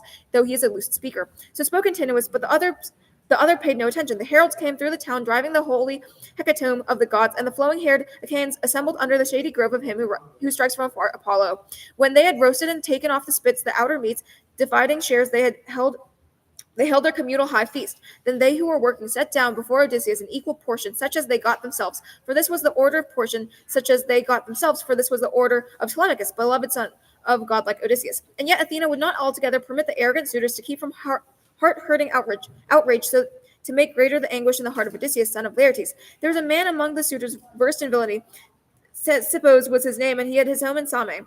He, in the confidence of his amazing possessions, courted the wife of Odysseus, who had been so long absent. This man now spoke forth among the insolent suitors: "Hear me now, you haughty suitors, while I say something. The stranger has had his share long since, as is proper and equal one. For it is not well not to just make light of the guests of Telemachus who come to him in his palace. Come, let me too give him a guest gift, so he can give it as prize to the woman who washes his feet, or to some other one of the servants in the house of godlike Odysseus." He spoke, and with his heavy hand he caught up an ox hoof that lay by in the basket and threw it. Odysseus avoided this by an easy shift of his head. He smiled at his anger, a very sardonic smile. The hoof bit the wall of the well-built house, and Telemachus spoke now and scolded to Sippos. "To Sippos, it was the better for your heart that it happened so. You missed the stranger. He avoided your missile. I would have struck you with my sharp spear fair in the middle, and instead of your marriage, your father would have been busy with your funeral here. Let none display any rudeness here in my house. I now notice all and know of it, better and worse alike, but before now I was only an infant. Even so, we have had to look on this and endure it, all the sheep flocks being slaughtered, the wine drunk up, and the food, since it is hard for one man to stand off many. Come then, no longer do me harm in your hostility. But if you were determined to murder me with that sharp bronze, then that would be my wish also, since it would be far better than to have to go on watching forever these shameful activities, guests being battered about, or to see you rudely mishandling and serving women all about the beautiful palace." So he spoke, and all of them stayed stricken to silence. At last Agelaus, son of Damastor, spoke forth among them: "Dear friends, no man must be angry, nor yet with violent answers attack what has been spoken in justice. And do not strike the stranger as you have done, nor yet any other serving man who is in the house of God like Odysseus. But to Telemachus and his mother I offer gentle advice, if this may be pleasing to the hearts of both of them. As long as the spirits and the hearts of you both were hopeful that Odysseus of the many designs would have his homecoming, then no one could blame you for waiting for him and holding the suitors off in the palace, since that was the better way for you in case Odysseus did come home and return to his palace. But now it has become evident that he never will come back. Come then, sit beside your mother and give her this counsel, to marry the one who is the best man and brings the most numerous gifts, so you can be happy and control your father's inheritance, and eat and drink while she looks after the house of another." Then the thoughtful Telemachus said to him in answer: "But by Zeus, Agelaus, I swear, and by the sufferings of my father, who died or is driven far from Ithaca, I do not delay my mother's marriage. Rather, I urge her to marry the one she wants, and I offer them countless presents. But I am ashamed to drive her unwilling out of the palace with a strict word. May this not be the end God makes of it." So spoke Telemachus. In the suitors' palace, Athena stirred up uncontrollable laughter and addled their thinking. Now they laughed with jaws that were no longer their own. The meat they ate was a mess of blood. Their eyes were bursting full of tears, and their laughter sounded like lamentation. Godlike Theoclymenus now spoke out among them: "Poor wretches, what evil has come on you? Your heads and faces and the knees underneath you are shrouded in night and darkness. A sound of wailing has been broken out. Your cheeks are covered with tears, and the walls bleed, and the fine supporting pillars. All the forecourt is huddled with ghosts, and the yard is full of them as they flock down to the underworld in the darkness. The sun has perished out of the sky, and a foul mist has come over." So he spoke, and all of them laughed happily at him. Eurymachus, son of Polybus, began speaking among them: "This stranger newly come from elsewhere has lost his senses. Come, young men, and give them an escort out of the palace and get them to the marketplace, since everything here is darkness." Then in turn godlike Theoclymenus answered, Eurymachus, I do not want you to give me an escort. I have eyes and I have ears, and I have both my feet and a mind inside my breast, which is not without understanding. These will take me outside the house, since I see the evil coming upon you, and not one of the suitors avoiding this will escape. For in the house of God, like Odysseus, you are outrageous to men, and all your designs are reckless. So he spoke and walked out of the well-settled palace and made his way to Piraeus, who hospitably received him. But the suitors now were glancing one at another, trying to tease Telemachus about his guests and laughing over at them. And thus would go the word of one of the arrogant young men. No one has worse luck with his guests than you, Telemachus. Here, for one, somebody has brought you into this vagabond who wants his food and his wine, who does not know how to do any work, who has no strength, but is just a weight on the good land. And now this other one stood up and began to prophesy. If you would listen to what I say, it would be far better. Let us put these guests in a vessel with many oarlocks and take them to the Sicilians. There they would fetch a good price. So spoke the suitors, but Telemachus paid no attention, but looked across his father silently, always waiting for the time when he would lay his hands on the shameless suitors. The daughter of Icarius, circumspect Penelope, had taken her beautiful chair and set it just outside the door and listened to every word the men in the hall were saying. These were laughing aloud as they prepared a dinner that was sweet and saying, for they had made a very big sacrifice, but there could not be a meal that was more unpleasant than this one. Such was to be the attack that the powerful man and the goddess would make on them, for they had first begun the wrongdoing. But now the goddess, great Athena, put it in mind of the daughter of Icarius, circumspect Penelope, to set the bow before the suitors in the great iron in the house of Odysseus, the contest, the beginning of the slaughter. So she ascended the high staircase of her own house, and in her solid hand took up the beautiful brazen and artfully curved key with an ivory handle on it. With her attendant women, she went to the inmost recess of the chamber. There were stored away the master's possessions. Brown was there in gold and difficulty wrought iron, and there the backstrong bow was stored away, and the quiver to hold the arrows. There were many painful shafts inside it. These were gifts from a friend whom he had met in Lacedaemon, and Iphitos, son of Eurytos, one like the immortal god. These two in Messene had encountered each other in the house of wise Artilochus at the time when Odysseus went there on an errand and joined by the whole community. For the men of Messene had come in ships with many oarlocks and shifted the 300 sheep from Ithaca, also their herdsmen with them. So Odysseus traveled far on the embassy while still a boy, sent by his father and the rest of the elders. Iphitos was there in search of his horses, 12 mares he had lost. Hard-working mule colts were there with him nursing. These mares presently were mean to his dorm and murder. At the time when he came to the son of Zeus, strong-hearted man called Heracles, guilty of monstrous actions, who killed Iphitos while he was a guest in his household, hard man without shame for the watchful gods, nor the table that he had set for Iphitos his guest. And when he had killed him, he kept the strong-footed horses for himself in his palace. In search of his mares, Iphitos met Odysseus and gave him the bow, in which once the great Eurystheus had carried, and left it afterward to his son when he had died on his high house. Odysseus gave him a turn and sharp sword and strong spear to begin their considerate friendship, but these two never entertained each other. Before that, the son of Zeus killed Iphitos, son of Eurytos, one like the immortal gods, who gave Odysseus the bow. But Odysseus never took it with him when he went to war on black ships, but always it was stored away in his halls in memory of a dear friend, but he carried it at home in his country. When she saw shouting among women had come to the chamber and had come up to the oaken threshold which the carpenter one had expertly planed and drawn to the chalk line, and fitted the doorpost to it and joined on the shining door leaves. First she quickly set the fastening free of the hook, and then she inserted the key and knocked the bolt upward, pushing the key straight in, and the door bellowed aloud, as a bull does when he feeds his pasture. Such is the noise the splendid doors made, struck with the key, and now they quickly spread open. Then she went on to the high platform where they were standing chests, and in these were stored fragments, pieces of clothing. From there she reached and took the bow from its peg where it hung, and in its own case a shining thing that covered it. Thereupon she sat down and laid the bow on her dear knees, while she took her lord's bow out of his case, while the weeping aloud. And when she sated herself with tears and crying, she went on her way to the hall to be with the lordly suitors, bearing in her hand the backstrong bow and the quiver to hold the arrows with many sorrowful shafts inside it. Her serving women carried the box for her, and there lay much iron and bronze, prizes that had been won by the master. When she, shining among women, came near the suitor, she stood by the pillar that supported the roof with its joinery, holding her shining veil in front of her face to shield it, and a devoted attendant was stationed on either side of her. Now once she spoke and addressed a word to the suitors. Hear me now, you haughty suitors, who have been using this house for your incessant eating and drinking, though it belongs to a man who has gone for a long time. Never have you been able to bring any other saying before me, but only your desire to make me your wife and marry me. But come, you suitors, since here is a prize set out before you, for I shall bring you the great bow of godlike Odysseus, and the one who takes the bow in his hand, strings it with the greatest ease, and sends an arrow clean through the 12 axes, shall be the one I go away with, forsaking this house where I was a bride, lovely place and full of good living. I think that even in my dream I shall never forget it. So she spoke and told the noble swineherd Eumaeus to put the bow in great iron in front of the suitors. Eumaeus accepted it in tears and put it before them. And the oxherd also wept when he saw the bow of his master. But Antinous scolded the two of them and spoke out and named them, You foolish countrymen, who never think of tomorrow. Poor wretches, why are you streaming tears and troubling the lady now and stirring her heart, when she is enough already of sadness her heart rests on? Now she has lost a dear husband. Go sit in silence and eat, or else take your crying out of the door and be gone. But leave the bow where you put it, a prize for the suitors to strive on, a terrible one. I do not think that this well-polished bow can never be strung easily. There is no man among the lot of us who is such one as Odysseus used to be. I myself have seen him, and I remember well, though I was still young and childish. So he spoke, but the spirit inside his heart was hopeful, so he would be able to string the bow and shoot through the iron, but he was to be the first to get a taste of the arrow from the hands of blameless Odysseus, to whom he paid no attention as he sat in Odysseus' halls and encouraged all his companions. Now the hallowed prince Telemachus spoke his word to them. Ah, how Zeus the son of Cronus has made me witless. My own beloved mother, though she is sensible, tells me that she will forsake this house and go away with another, and then in the witlessness of my heart I laugh and enjoy it. But come, you suitors, since here is a prize set out before you, a woman there is none like her in all the Achaean country, neither in sacred Pylos, nor Argos, nor in Mycene, nor in Ithaca itself, nor on the dark mainland. You yourselves also know this. Why should I praise my mother? But come, no longer drag things out with delays, nor turn back still from the string and the bow, so that we may see. I myself am willing to attempt the bow, then so I can put the string on it and shoot through the iron. My queenly mother would not go off with another and leave me sorrowing here in the house, since I would still be found here as one now able to take up his father's glorious prizes. He spoke and sprang upright, laying aside from his shoulders the red cloak, and from his shoulders too took off the sharp sword. He began by setting up the axes, digging one long trench for them all, and drawing it true to the chalk line, and stamped down the earth around them. Wonder seized the onlookers at how orderly he set them. He had never seen them before. He went on and eyed the bow, and standing on the threshold, 3 times he made it vibrate, straining to bend it, and 3 times he gave over the effort, yet in his heart was hopeful of hooking the string to the bow and sending a shaft through the iron. And now pulling the bow for the 4th time, he would have strung it, but Odysseus stopped him, though he was eager, making a signal with his head. The hallowed prince Telemachus said to them, Shame on me, I must be then a coward and a weakling, or else I am still young, and my hands have yet no confidence to defend myself against a man who has started a quarrel.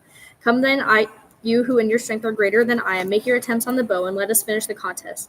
So he spoke and put the bow from him, leaning in on the ground and against the compacted and polished door leaves.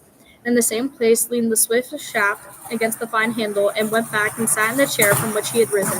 Now Antinous, son of Eupistes, said to them, Take your turns in order from left to right, my companions, all beginning from the place where the wine is served out. So spoke Antinous. His word was pleasing to all of them. Leontes was the first to arrive, the son of Eupistes, who was the diviner among them, and sat always in the corner beside the fine mixing bowl. To him alone their excesses were hateful, and he disapproved of all the suitors. He was the first to take up the bow and the swift arrow now. He went then and tried the bow, standing on the threshold, and could not string it. Before that he ruined his soft and callous hands, pulling at the string, and now he spoke to the suitors. Friends, I cannot string this. Let one of the others take it. Here is a bow such that it will sunder many the princes from life and soul. Since truly it is far better to die than go on living, and fail of that for whose sake we forever keep on gathering her, all our days in expectation. Now a man may be hopeful, and in his heart desirous of marrying Penelope, the wife of Odysseus, but when the bow has been attempted and all is made plain, then one must court some other fair rogue Achaean woman, and strive to win her with gifts of courtship. She will then marry the man she is fated to have, and who brings her the greatest presents. So he spoke and put the bow from him, leaning it on the ground and against the compact and polished door leaves, and in the same place leaned the swift shaft against the fine handle. He went back and sat in the chair from which he had risen, but now Antinous scolded him and spoke out and named him. Leodes, what sort of word escaped your teeth's barrier? Terrible, shameful word, I am outraged to hear it. If this is such to be the bow that will sunder the princes from life and soul, because you were unable to string it, you were not such a one when the lady your mother bore you, as ever to be able to manage the bow and arrows, but presently the other lordly suitors will string it. So he spoke and urged Melanthius the go there come now Melanthius, light us a fire inside the palace, and set it beside a great chair with fleeces upon it, and bring out from the inside stores of the great wheel of tallow, so that we young men, having heated the bone, rubbed it with fat, and then attempt to bend it and finish the contest. So he spoke, and Melanthius quickly he kindled the weariness fire, brought out the chair and laid the fleeces upon it, and brought out from the inside stores a great wheel of tallow. The young men heated the bow and tried it, but were not able to string it. They were not nearly strong enough, and all this time Antinous still had held back, as did godlike Eurymachus. Those lords of the suitors, out and away the best men among them. 2 men, the ox herd and the swineherd of godlike Odysseus, went out of the house in company, keeping close together. Great Odysseus himself came from the house to join them. But after they were out of the way and the doors of the courtmen, Odysseus spoke to the 2 of them in words of endearment. Oxherd, and you 2 swineherd, shall I say something to you, or keep it hidden within? My spirit tells me to speak out. What sort of fight would you put in defense of Odysseus if he were to come suddenly, so with the god leading him? Would you fight for the suitors, or would you fight for Odysseus? Tell me what your heart and spirit would have you answer. When the herdsman of oxen spoke in turn and answered him, Father Zeus, if you would achieve this prayer I ask for, that the man himself would come home with dignity guiding him, then you yourself would see what kind of strength my hands have. So you may also pray to the divinities that they would grant the homecoming of thoughtful Odysseus. But when Odysseus had recognized the infallible temper of these men, then he spoke to them again and answered them, I am he, I am here in my house. After many sufferings I have come home in the 20th year to the land of my fathers, and now I see that all my men, it was only you 2 who wanted me to come. I have not heard one of the others praying that I should return again and come to my own house. Therefore I will tell you the truth, and so it shall be. If by my hand the god overmasters the lordly suitors, that I shall get wives for you both, and grant you possessions and houses built next to mine. And think of you in the future, always as companions of Telemachus and his brothers. But come now, let me show you a proof that shall be manifest, so that you may know me for sure and trust my identity. That scar, once which which once the boar with his white tooth inflicted on me, so that I went to Parnassus with sons of Autolycus. So he spoke and pushed back the rags that covered his great scar. When these two examined it and recognized everything, they burst out weeping, threw their arms around wise Odysseus, and made much of him, and kissed him on his head and his shoulders.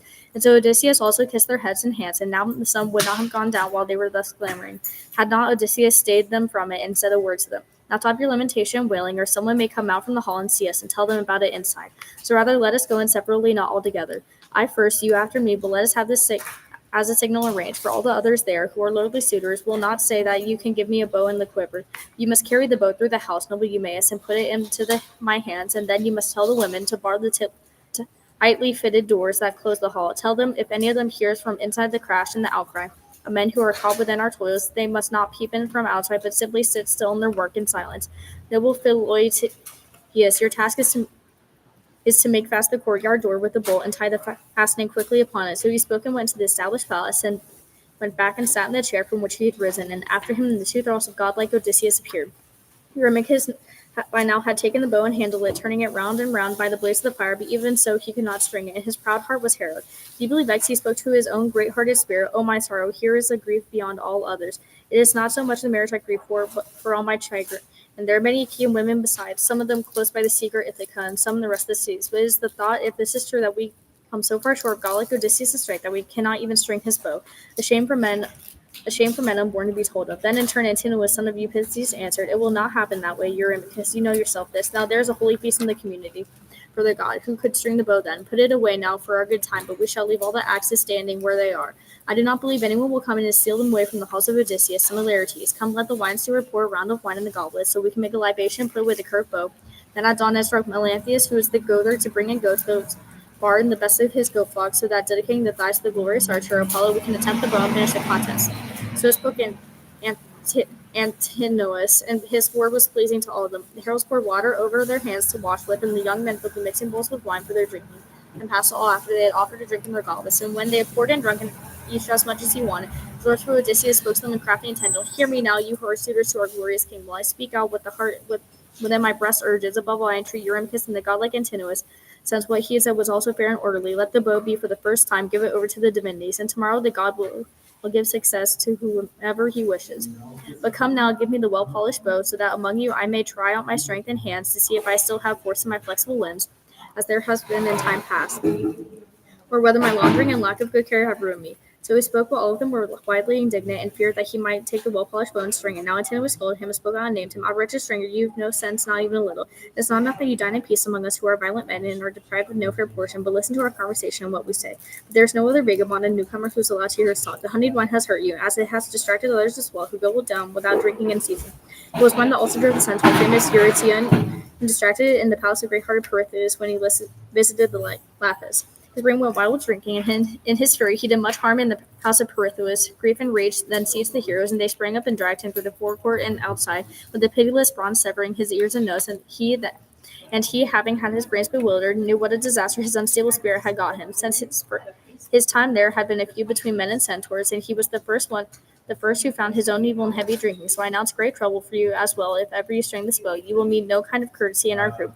But we shall put you into a black ship and take you over to King Echetos, one who mutilates all men. There you lose everything, sit and be quiet, and drink your wine, nor quarrel with men who are younger than you are. Circumspect Penelope said to him in answer, Antinous, it is neither fair nor just to browbeat any guest of Telemachus who comes to visit him. Do you imagine that if this stranger in the confidence of hand is tranquil should string the great bow of Odysseus, that he would take me home with him and make me his wife? No, he himself has no such thought in the heart within him. Let none of you be sorrowful at heart in his facing here for such a reason. There's no likelihood of it. Now Eurymachus, the son of Polybus, answered, daughter of Icarius, circumspect Penelope, we do not think he will take you away. That is not likely, but we are ashamed to base the talk of the men and the women, for fear some other Achaean, who is meaner than we are, might say far baser men are courting the wife of stately man, and they are not even able to string the bow. Then another, some beggarman, came wandering in from somewhere and easily strung the bow and sent a shaft through the eye.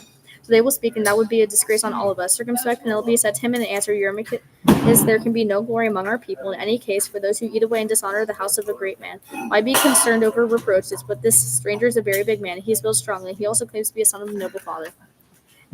Then give him a polished bow. Oh, let us see what happens, for I tell you this straight out, and it will be a thing accomplished. If he can string a bow and Apollo gives him that glory, I will give him a fine clothing to wear, a mantle and tunic, and give him a sharp javelin to keep men and dogs off, give him sandals for his feet, a sword with two edges, and send him wherever his heart and spirit desire to be sent. And the thoughtful Telemachus said to her in answer, My mother, no Achaean man has more authority over this battle than I, to give or withhold at my pleasure. Not one of those who are lords here in rocky Ithaca, and one of those in the islands of off-horse pasturing Elis. No one can force me against my will. If I want, I can give it to the stranger as an outright gift to take away with him. Go therefore back into the house and take up your own work, illumine the distaff, and see it to that your handmaidens imply their work also. The men shall have the bow in their keeping, all men, but I most of all, for mine is the power in the household. Penelope went back inside the house in amazement, for she laid the serious words of her son deep away in her spirit, and she went back to the upper story of her attendant women and wept with Odysseus, her beloved husband. And until great Athena cast sweet slumber over her eyelids. Now the noble swineherd took the curved bow and carried it, but all the suitors in the palace cried out against him, and thus would go the word of one of these arrogant young men. Where are you carrying the bow, you sorry and shiftless swineherd? Those swift dogs that you raise yourself will feed on you beside your pigs, forsaken by men. If only Apollo and the rest of the immortal gods are propitious towards us. They spoke, and he took the bow and put it back where it had been in fear, since many of the men were shouting at him in the palace. But from the other side Telemachus spoke and threatened him. Keep on with the bow, old fellow. You cannot do what everyone tells you. Take care, or younger though I am, I might chase you out to the fields with a shower of stones. I'm stronger than you are. I only wish I were as much stronger and more of a fighter with my hands than all these suitors who are here in my household, so I could hatefully speed any man of them on his journey out of our house where they're contriving evils against us. So he spoke, and all the suitors laughed happily at him and gave over their bitter rage against Telemachus. The swineherd took up his bow and carried it into the palace, stood beside the wise Odysseus, and handed it to him. Then he called aside the nurse Euryclea and told her, Circumspect Euryclea, Telemachus wants you to bar the tightly fitted doors and close the house, and then if any of you hear from inside the crash an outcry of men who are caught within our toils, you must not peep in from outside, but simply sit still at your work in silence. So he spoke, and she had no winged words for an answer. Euryclea barred the doors to the strong-built great hall. Philoetius sprang to his feet and went silently outside the house and closed the doors to the well-made courtyard. Lying beneath the portico was a fiber cable for an oar-driven ship. With that he made fast the doors and himself went in and sat again on the chair from which he had risen, looking toward Odysseus, who by now was handling the bow, turning it all up and down, testing it from one side to another to see if worms had eaten the horn in the master's absence. And thus would one of them say as he looked across at the next man, This man is an admirer of bows, or one who steals them. Now either he has such things lying back away in his own house, or else he is studying to make one the way he turns it, this way and that, our vagabond who is versed in villainies. And thus would speak another one of these arrogant young men, How I wish his share of good fortune were the same measure as is the degree of his power ever to get this bow strung. So the suitors talked, but now resourceful Odysseus, once he had taken up the great bow and looked it over, as when a man who well understands the lyre and singing, easily holding it on either side, pulls the strongly twisted cord of sheep's gut so as to slip it over the new peg. So without any strength, Odysseus strung the great bow. Then plucking it in his right hand, he tested the bowstring, and it gave him an excellent sound like the voice of a swallow. The great sorrow now fell upon the suitors, and all their color was changed, and Zeus, showing forth his portents, thundered mightily. Hearing this long-suffering Odysseus was happy that the son of devious devising Cronos had sent him a portent. He chose out a swift arrow that lay beside him uncovered on the table, but the others were still stored up inside the hollow quiver. And presently the Achaeans must learn their nature. Taking the string and the head grooves, he threw it to the middle grip, and from the very chair where he sat, bending the bow before him, and let the arrow fly, nor miss any axis from the first handle on. But the bronze-weighted arrow passed through all and out the other end. He spoke to Telemachus. Telemachus, your guest that sits in your halls does not then fail you.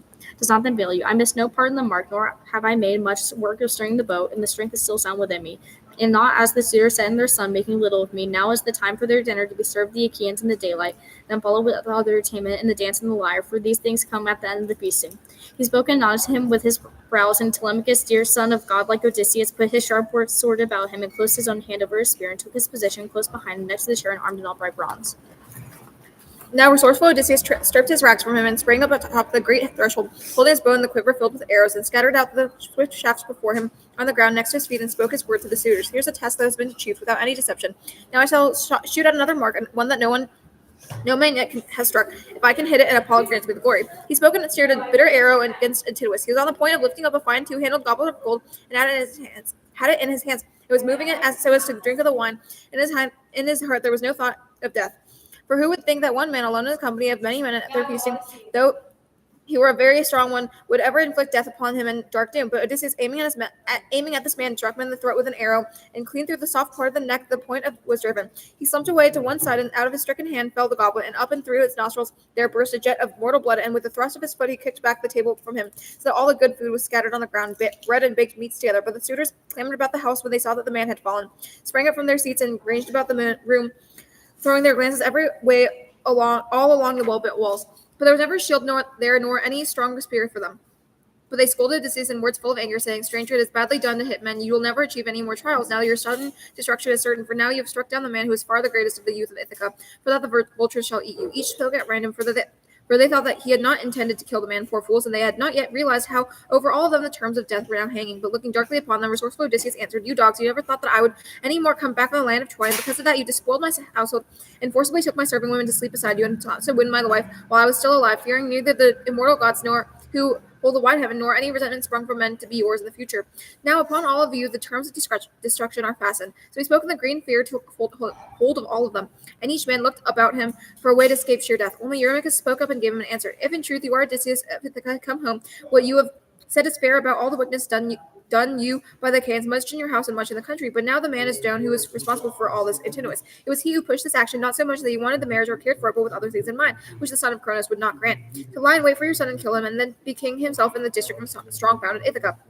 Now he has perished by his own fate. Then spare your own people, and afterward we will make public reparation for all that has been eaten and drunk in your hills, setting each upon himself an assessment of 20 oxen. We will pay it back in bronze and gold to you until your heart is softened. Till then we cannot blame you for being angry." Then looking darkly at him, resourceful Odysseus answered, "Eurymachus, if you gave me all your father's possessions, all that you have now, and what you could add from elsewhere, even so I would not stay my hands from the slaughter until I had taken revenge for all the suitors' transgression. Now the choice has been set before you, either to fight me or to run, if any of you can escape death with its spirits. But I think not one man will escape from sheer destruction." So he spoke in the others' knees, and the heart within them went slack. But Eurymachus cried a second time to the suitors, "Dear friends, now this man will not restrain his invincible hands, but since he has got the polished bone in the quiver, he will shoot us from the smooth threshold until he has killed us once and all. Then let us all remember our warcraft. Draw your swords and hold the table before you to ward off the arrows of sudden death. Let us all make a rush against him together and try to push him back from the doors and the threshold and go through the town, so the hue and the cry can be most quickly raised, and perhaps this man will now have shot for the last time." So he spoke aloud and drew from his side the sharp sword, brazen and edged on either side, and made a rush at him, crying his terrible cry. At the same time, noble Odysseus shot an arrow and struck him in the chest by the nipple, and the speeding arrow fixed in his liver, and the sword tumbled out of his hand onto the floor. As he, sprawling over the table, doubled and fell, and on the floor the good food was scattered in the two-handled goblet. He struck the ground with his forehead in his paroxysm of pain, and kicking with both feet, rattled the chair, and over his eyes the death mist drifted. Amphinomus, springing forward to face glorious Odysseus, made a rush against him and drew his sharp sword, thinking he might be forced to give away from the doors. But now Telemachus was too quick with a cast of the brazen spear from behind him between the shoulders, and drove it through the chest beyond it. He fell thunderously and took the earth full on his forehead. Telemachus sprang away and left behind the far-shadowing spear where it was in Amphinomus, turning back for fear that as he pulled out the far-shadowing spear, some other Achaean might drive at him in an outrush or else strike him from close up. He went on the run, and very soon he reached his dear father and stood there close beside him and addressed him in winged words. "Father, now I will go and bring you a shield and 2 spears and a helmet of all of bronze fitting close to your temples. I too will go on, put on armor, and give the swineherd an ox herd more to wear. It is better for us to be armored." Then in turn, resourceful Odysseus spoke to him in answer, "Run and fetch them while I have arrows still to defend me, or else while I am alone they might force me from the doorway." So he spoke, and Telemachus obeyed his dear father and went on his way to the inner room, where glorious armor was stored away, and took from inside 4 shields and 8 spears and 4 helmets plated with bronze and crested with horsehair, and carried them all back. And very soon he reached his dear father. He was the first of all to put the bronze armor upon him, and in the same way the 2 serving men put on their magnificent arms and stood beside the wise, resourceful Odysseus.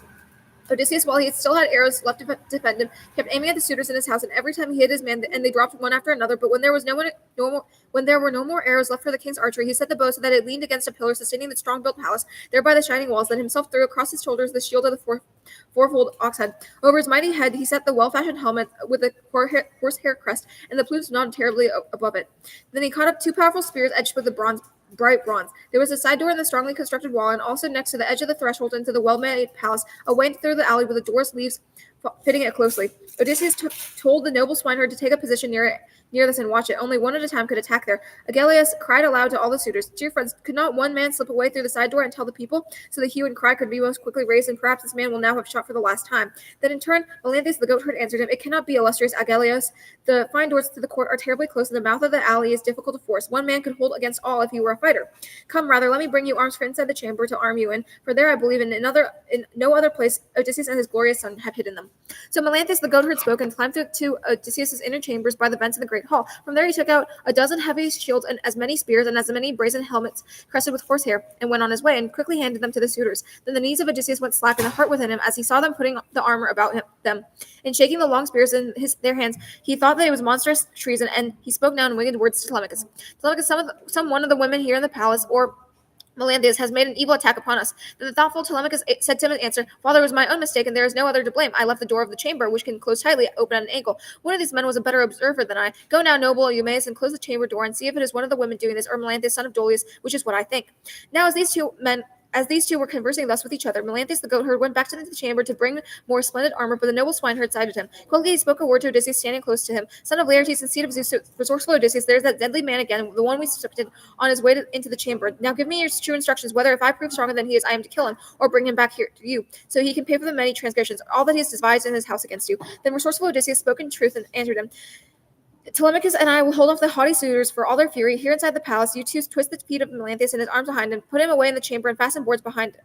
Then make him secure with a braided rope and hoist him upward along the high column till you fetch him up to the roof beams. Thus, while he still stays alive, he will suffer harsh torment." So he spoke, and they listened well to him and obeyed him. They went into the chamber. He was there, but he did not see them. Now he was searching out weapons deep in the back of the chamber, and they stood there waiting for him behind the columns on either side until Melanthius, the herdsman of goats, came over the sill. In one hand he was holding a splendid helmet, and the other the ancient shield, all fouled with mildew, and of the hero Laertes, which he had carried when he was a young man. It had been lying there, and the stitches were gone in the hand strips. Now they sprung out and seized him, caught hold of his hair, and dragged him in, and threw him down on the floor. There in his anguish of heart and in the hurtful bond they securely fastened his feet and arms, twisted all the way back, obeying the orders given by great enduring Odysseus, the son of Laertes. Then they made him secure with a braided rope and hoisted him high on the column until they fetched him up to the roof beams. Then you spoke and jeered in a most swineherd of Eumaeus. "Now the whole night long, Melanthius, you shall keep watch wakefully, late as you deserve, to rest on a soft bed, well aware of the dawn throned in gold as she rises up from the ocean rivers at the time when you used to drive in goats to the palace, so as to make a feast for the suitors." So they left him there, trussed up in his horrible bindings. The herdsmen closed the shining door and put on their armor, and went and stood beside the wise resourceful Odysseus. There both stood, breathing valor, the 4 men holding the threshold, but inside the house were many and brave men. Now to these men came the daughter of Zeus, Athena, likening herself in voice and appearance Mentor. Odysseus was happy when he saw her and beheld her, saying, "Mentor, help me if I'm hurt, and remember me, your companion and friend, who hath done you much good. We two grew up together." He spoke so, but thought that it was Athena, the leader of armies. On the other side of the palace, the suitors cried out against her, and the first to threaten was Agelaus, son of Damastor. "Mentor, never let Odysseus, by talking, persuade you to fight against the suitors and defend him. Consider what we propose to do, and I think that it will be accomplished. When we kill them, these men, the son of the father, you two shall be killed in their company for what you were trying to do here in the palace. You shall pay for it with your own head. But when with the bronze we have taken away the lives of all of you, all the possessions which are yours here, both here and elsewhere, we shall count in with those of Odysseus, nor will we suffer your sons to go on living here in your walls, nor your daughters and loving wife to go on about in this town of Ithaca." He spoke, and Athena in her heart grew still more angry, and she scolded Odysseus in words full of anger, saying, "No longer, Odysseus, are the strength and valor still steady within you, as when for the sake of white-armed illustrious Helen you fought 9 years with the Trojans, ever relentless, and many men you killed there in the dreaded encounter, and by your counsel the wide-wide city of Priam was taken. How is it now, when you have come back to your own possessions and house, you complain instead of standing up to the suitors? Come here, friend, and watch me work, and standing beside me, see what kind of men is Mentor, the son of Alchemist, and how against your enemies he repays your kindness." She spoke, but did not yet altogether turn the victory their way. She was still putting to proof the strength and courage alike of Odysseus and his glorious son, and she now, likening herself to a swallow on their side, shot up high aloft and perched on a beam of the smoky palace. Now Agelaus, son of Damastor, urged on the suitors with Demoptoleus, Amphimedon, and Pysandros, the son of Polyctor, Eurynomus, and the wise Polybus. For these and Warcraft were by far the best of the suitors who were still alive and fighting for their lives, but others had already fallen below the bow and showering of arrows.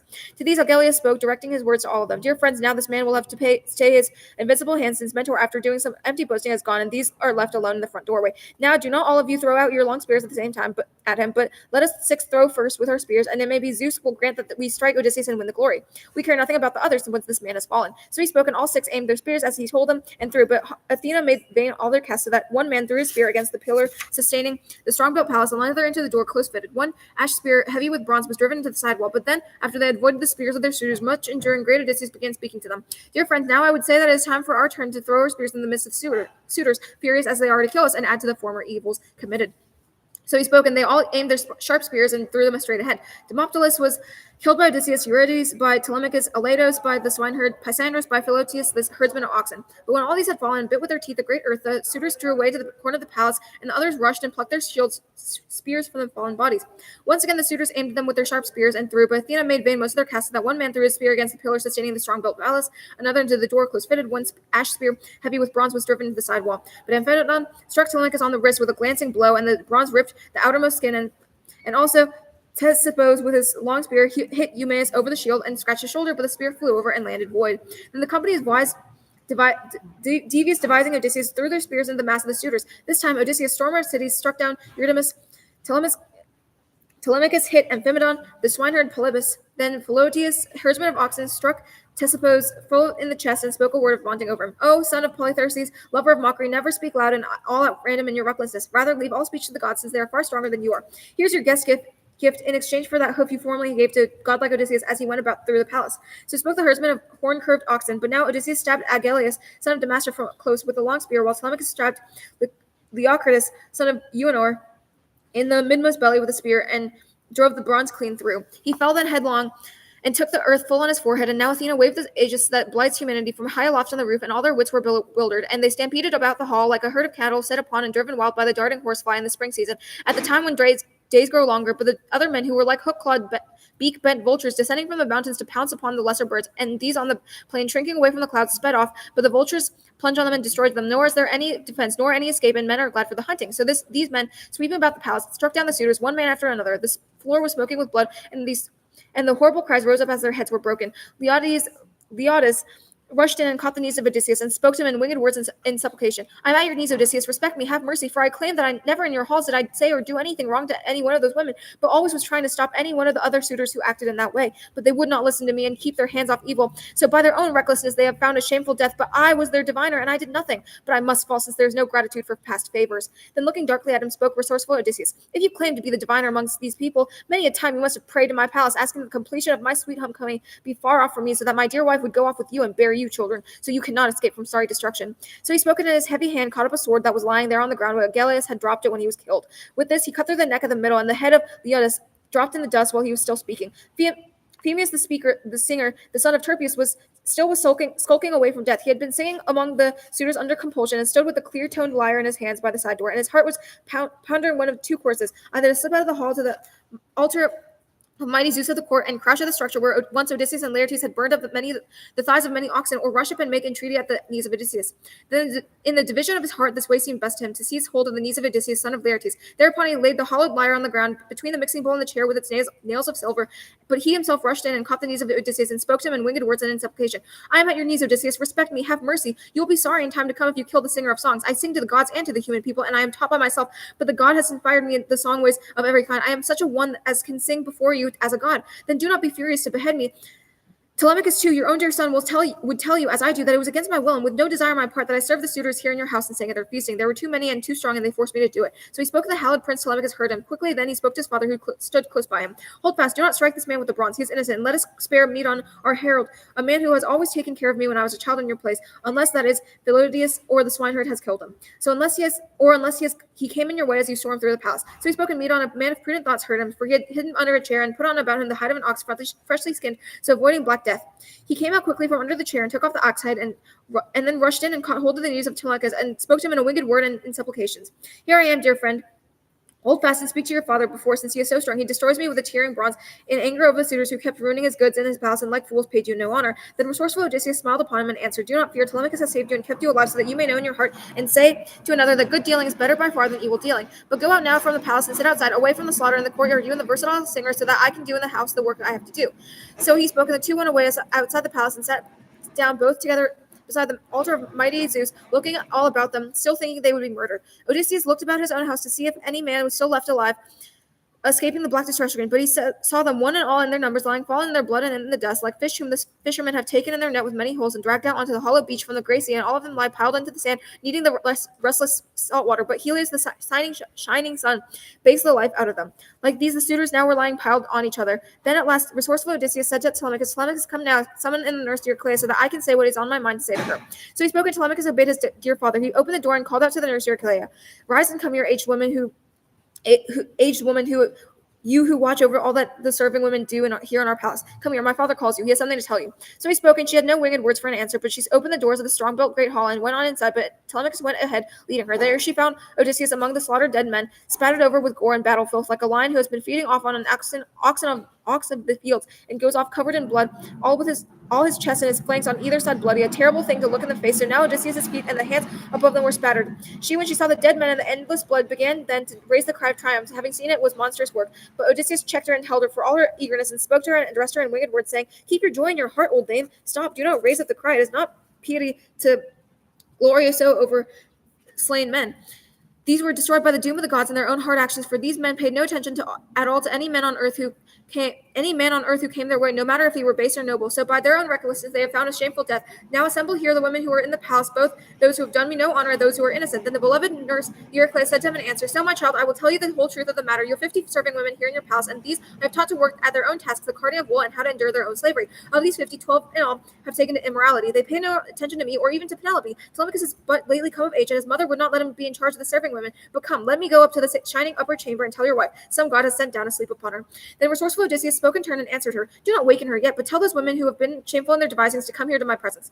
So he spoke, and the old woman went through the palace, bringing the message to the women, urging them onward. But Odysseus, calling Telemachus and the oxherd and swineherd to him, spoke to them in winged words, saying, "Begin the work of carrying out the bodies, and tell the women to help, and after that to wash the beautiful chairs and tables clean with water and porous sponges. Then after you have got all the house back in good order, lead all these maidservants out of the well-built palace between the roundhouse and the unvaulted wall of the courtyard, and hew them with the thin edge of the sword until you have taken the lives from all, and they forget Aphrodite, the goddess they had with them when they lay secretly with the suitors." So he spoke, and the women all in a huddle came out with terrible cries of sorrow and the big tears falling. First they carried away the bodies of all the dead men and laid them under the portico of the well-built courtyard, stacking them on each other. Odysseus himself directed them and hurried them on. They carried the bodies out. They had to. Then, after they had done this, the women washed the beautiful chairs and tables clean with water and porous sponges. After this, Telemachus, the oxherd, and the swineherd scraped out the floor of the strongly constructed house with shovels, and the women carried all the scrapings away and piled them outside. But after they had got all the house back in good order, leading the maidservants out of the well-built palace between the roundhouse and the unvaulted wall of the courtyard, they penned them in a straight place from which there was no escaping. Now the thoughtful Telemachus began speaking among them. "I would not take away the lives of these creatures by any clean death, for they have showered abuse on the head of my mother and on my own head too, and they have slept with the suitors." So he spoke, and taking the cable of a dark-prow ship, fastened it to the tall pillar and fetched it about the roundhouse, and like thrushes who spread their wings, or pigeons who have flown into a snare set up for them in a thicket, trying to find a resting place, but the sleep given them was hateful, so their heads were all in a line, and each had her neck caught fast in a noose, so that their death would be most pitiful. They struggled with their feet for a little, but not for very long. They took Melanthius along the porch in the courtyard. They cut off with a pitiless bronze his nose and his ears, tore off his private parts, and gave them to the dogs to feed on the raw, and lopped off his hands and feet in fury of anger. Then after they had washed their own hands and feet clean, they went into the house of Odysseus. Their work was ended. But Odysseus said to the beloved nurse Eurycleia, "Bring me brimstone, old dame, the cure of evils, and bring me fire, so I can sulphur the hall, and tell Penelope to come here now, together with her attendant women, tell all the serving maids to come here to the palace." And the beloved nurse Eurycleia said to him in answer, "All this you have said, my child, was fair and orderly, but come now, let me bring you out a mantle and tunic, and do not stand thus here in the hall, with your broad shoulders covered over with rags as they are. That would be scandalous." Then resourceful Odysseus spoke to him and answered her, "Before all this, let me have the fire in my palace." He spoke, and the dear nurse Eurycleia did not disobey him. She brought him out the fire and brimstone, and then Odysseus cleaned his palace, house, and courtyard alike with sulphur. The old woman went off through the fine house of Odysseus to take the message to the women and tell them to gather. They came from the main house, and in their hands held torches, and all the serving women clung to Odysseus and greeted him, and made much of him, and kissed him on his head and shoulders and hands, admiring him. And sweet longing for lamentation and tears took hold of him. He recognized all those women. The old woman, laughing loudly, went to the upper chamber to tell her mistress that her beloved husband was inside the house. Her knees moved swiftly, but her feet were tottering. She stood above Penelope's head and spoke a word to her. "Wake, Penelope, dear child, so that with your own eyes you can see what all your days you have been longing for. Odysseus is here. He is in the house. The late in his coming, and he has killed the haughty suitors who were afflicting at his house and using force on his son and eating his property. Circumspect Penelope said to her in answer, "Dear nurse, the gods have driven you crazy. They are both able to change a very sensible person into a senseless one and to set the light wit on the way of discretion. They have sent you awry. Before now your thoughts were orderly. Why do you insult me when my heart is heavy with sorrows by talking this wild way and waking me from a happy sleep which had come and covered my eyes and held them fastened? For I have not had such a sleep as this one since the time when Odysseus went to that evil, not to be mentioned, Iliad. But go down now and take yourself back into the palace. If any of those other women who are here with me had come with a message like yours and wakened me from my slumber, I would have sent her back on her way to the hall in a hateful fashion for doing it. It shall be your age that saves you." Then the beloved nurse Eurycleia said to her in answer, "I am not insulting you, dear child. It is all true. Odysseus is here. He is in the house, just as I tell you. He is that stranger guest whom all in the house were abusing. But he was Telemachus had known that he was here for a long time, but he was discreet and did not betray the plans of his father, so that he might punish those overbearing men for their violence." So she spoke, and Penelope in her joy sprang up from the bed and embraced the old woman, her eyes streaming tears, and she spoke to her and addressed her in winged words. "Come, dear nurse, and give me a true account of the matter, whether he has really come back to his house as you tell me, to lay his hands on the shameless suitors, though he's only one and they were always lying in wait in a body." Then the beloved nurse Eurycleia said to her in answer, "I did not see, I was not told, but I heard the outcry of them being killed. We, hidden away in the strong-built storeroom, sat there terrified, and the closed doors held us prisoner, until from its side the great hall your son Telemachus summoned me because his father told him to do it. There I found Odysseus standing among the dead men he had killed, and they covered the hardened earth, lying piled on each other around him. You would have been cheered to see him, spattered over with gore and battle filth like a lion. Now they lie all together by the doors of the courtyard while he is burning a great fire and cleaning the beautiful house with brimstone. He has sent me to summon you. Come with me then, so that both of you can turn your dear hearts the way of happiness, since you have had much to suffer. But now at last what long you have prayed for has been accomplished.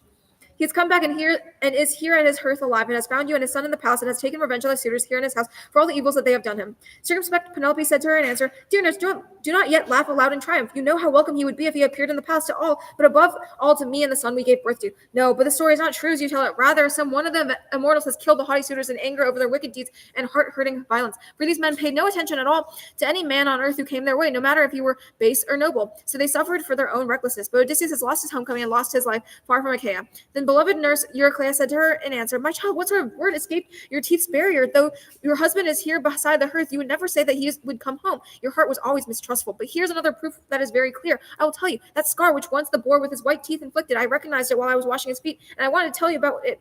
But he stopped my mouth with his hands, would not let me speak, for his mind sought every advantage. Come then, follow me, and I will hazard my life upon it.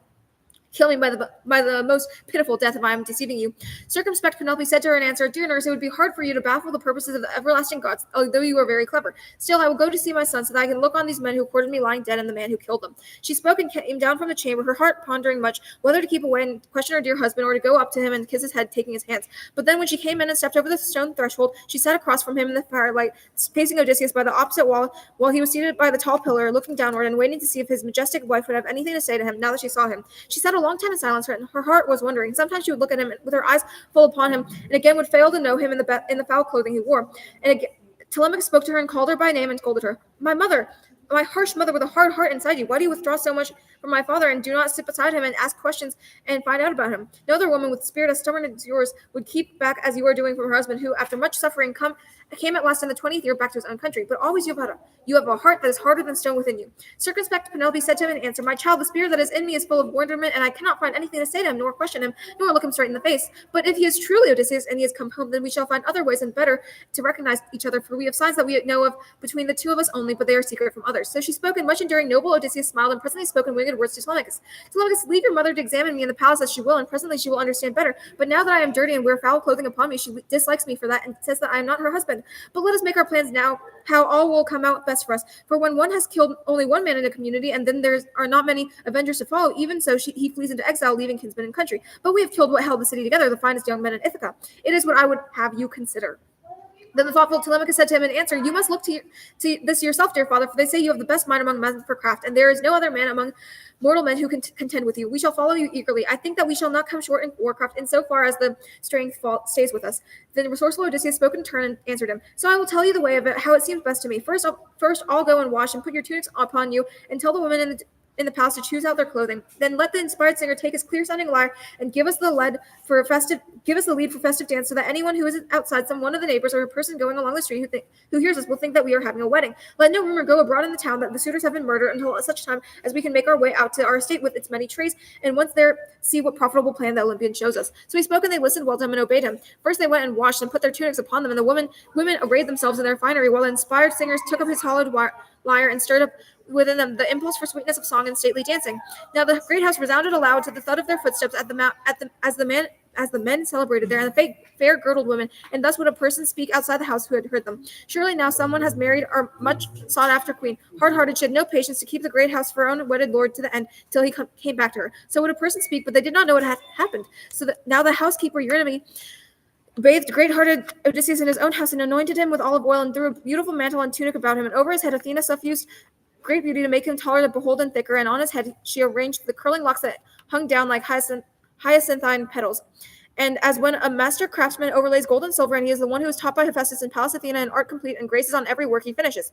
So Athena gilded with grace his head and shoulders. Then, looking like an immortal, he strode forth from the bath and came back then and sat on the chair from which she had risen, up opposite his wife. And now he spoke to her, saying, "You are so strange. The gods who have their homes on Olympus have made your heart more stubborn than for the rest of womankind. No other woman with spirit as stubborn as yours would keep back as you are doing from her husband, who, after much suffering, came at last in the 20th year back to his own country. Come then, nurse, make me up a bed so that I can use it here, for this woman has a heart of iron within her." Circumspect, Penelope said to him in answer, "You are so strange. I am not being proud nor indifferent, nor puzzled beyond need, but I know very well what you looked like when you went in the ship with the sweeping oars from Ithaca. Come then, Eurycleia, and make up a firm bed for him outside the well-fashioned chamber, that very bed that he himself built. Put the firm bed here outside for him, and cover it over with fleeces and blankets and with shining coverlets." So she spoke to her husband, trying him out, but Odysseus spoke in anger to his virtuous-minded lady. What you have said, dear lady, has hurt my heart deeply. What man has put my bed in another place? But it would be difficult for even a very expert one, unless a god coming to help in person were easily to change its position. But there is no mortal man alive, no strong man, who lightly could move the weight elsewhere. There's one particular feature in the bed's construction. I myself, no other man, made it. There was a bowl of an olive tree with long leaves growing strongly in the courtyard, and it was thick like a column. I laid down my chamber around this and built it until I finished it with close-set stones and roofed it well over, and added the compacted doors fitting closely together. Then I cut away the foliage of the long-leaved tree, olive, and trimmed the trunk from the roots up, planing it with a brazen adze well and expertly, and trued it straight to a chalk line, making a bedpost of it, and bored all the holes with an auger. I began this and built my bed until it was finished, and decorated it with gold and silver and ivory. Then I lashed it with thongs of oxhide dyed bright with purple. There is its character, as I tell you, but I do not know now, dear lady, whether my bed is still in place, or if some man has cut underneath the stump of the olive and moved it elsewhere." So he spoke, and her knees and her heart within her went slack as she recognized the clear proofs that Odysseus had given.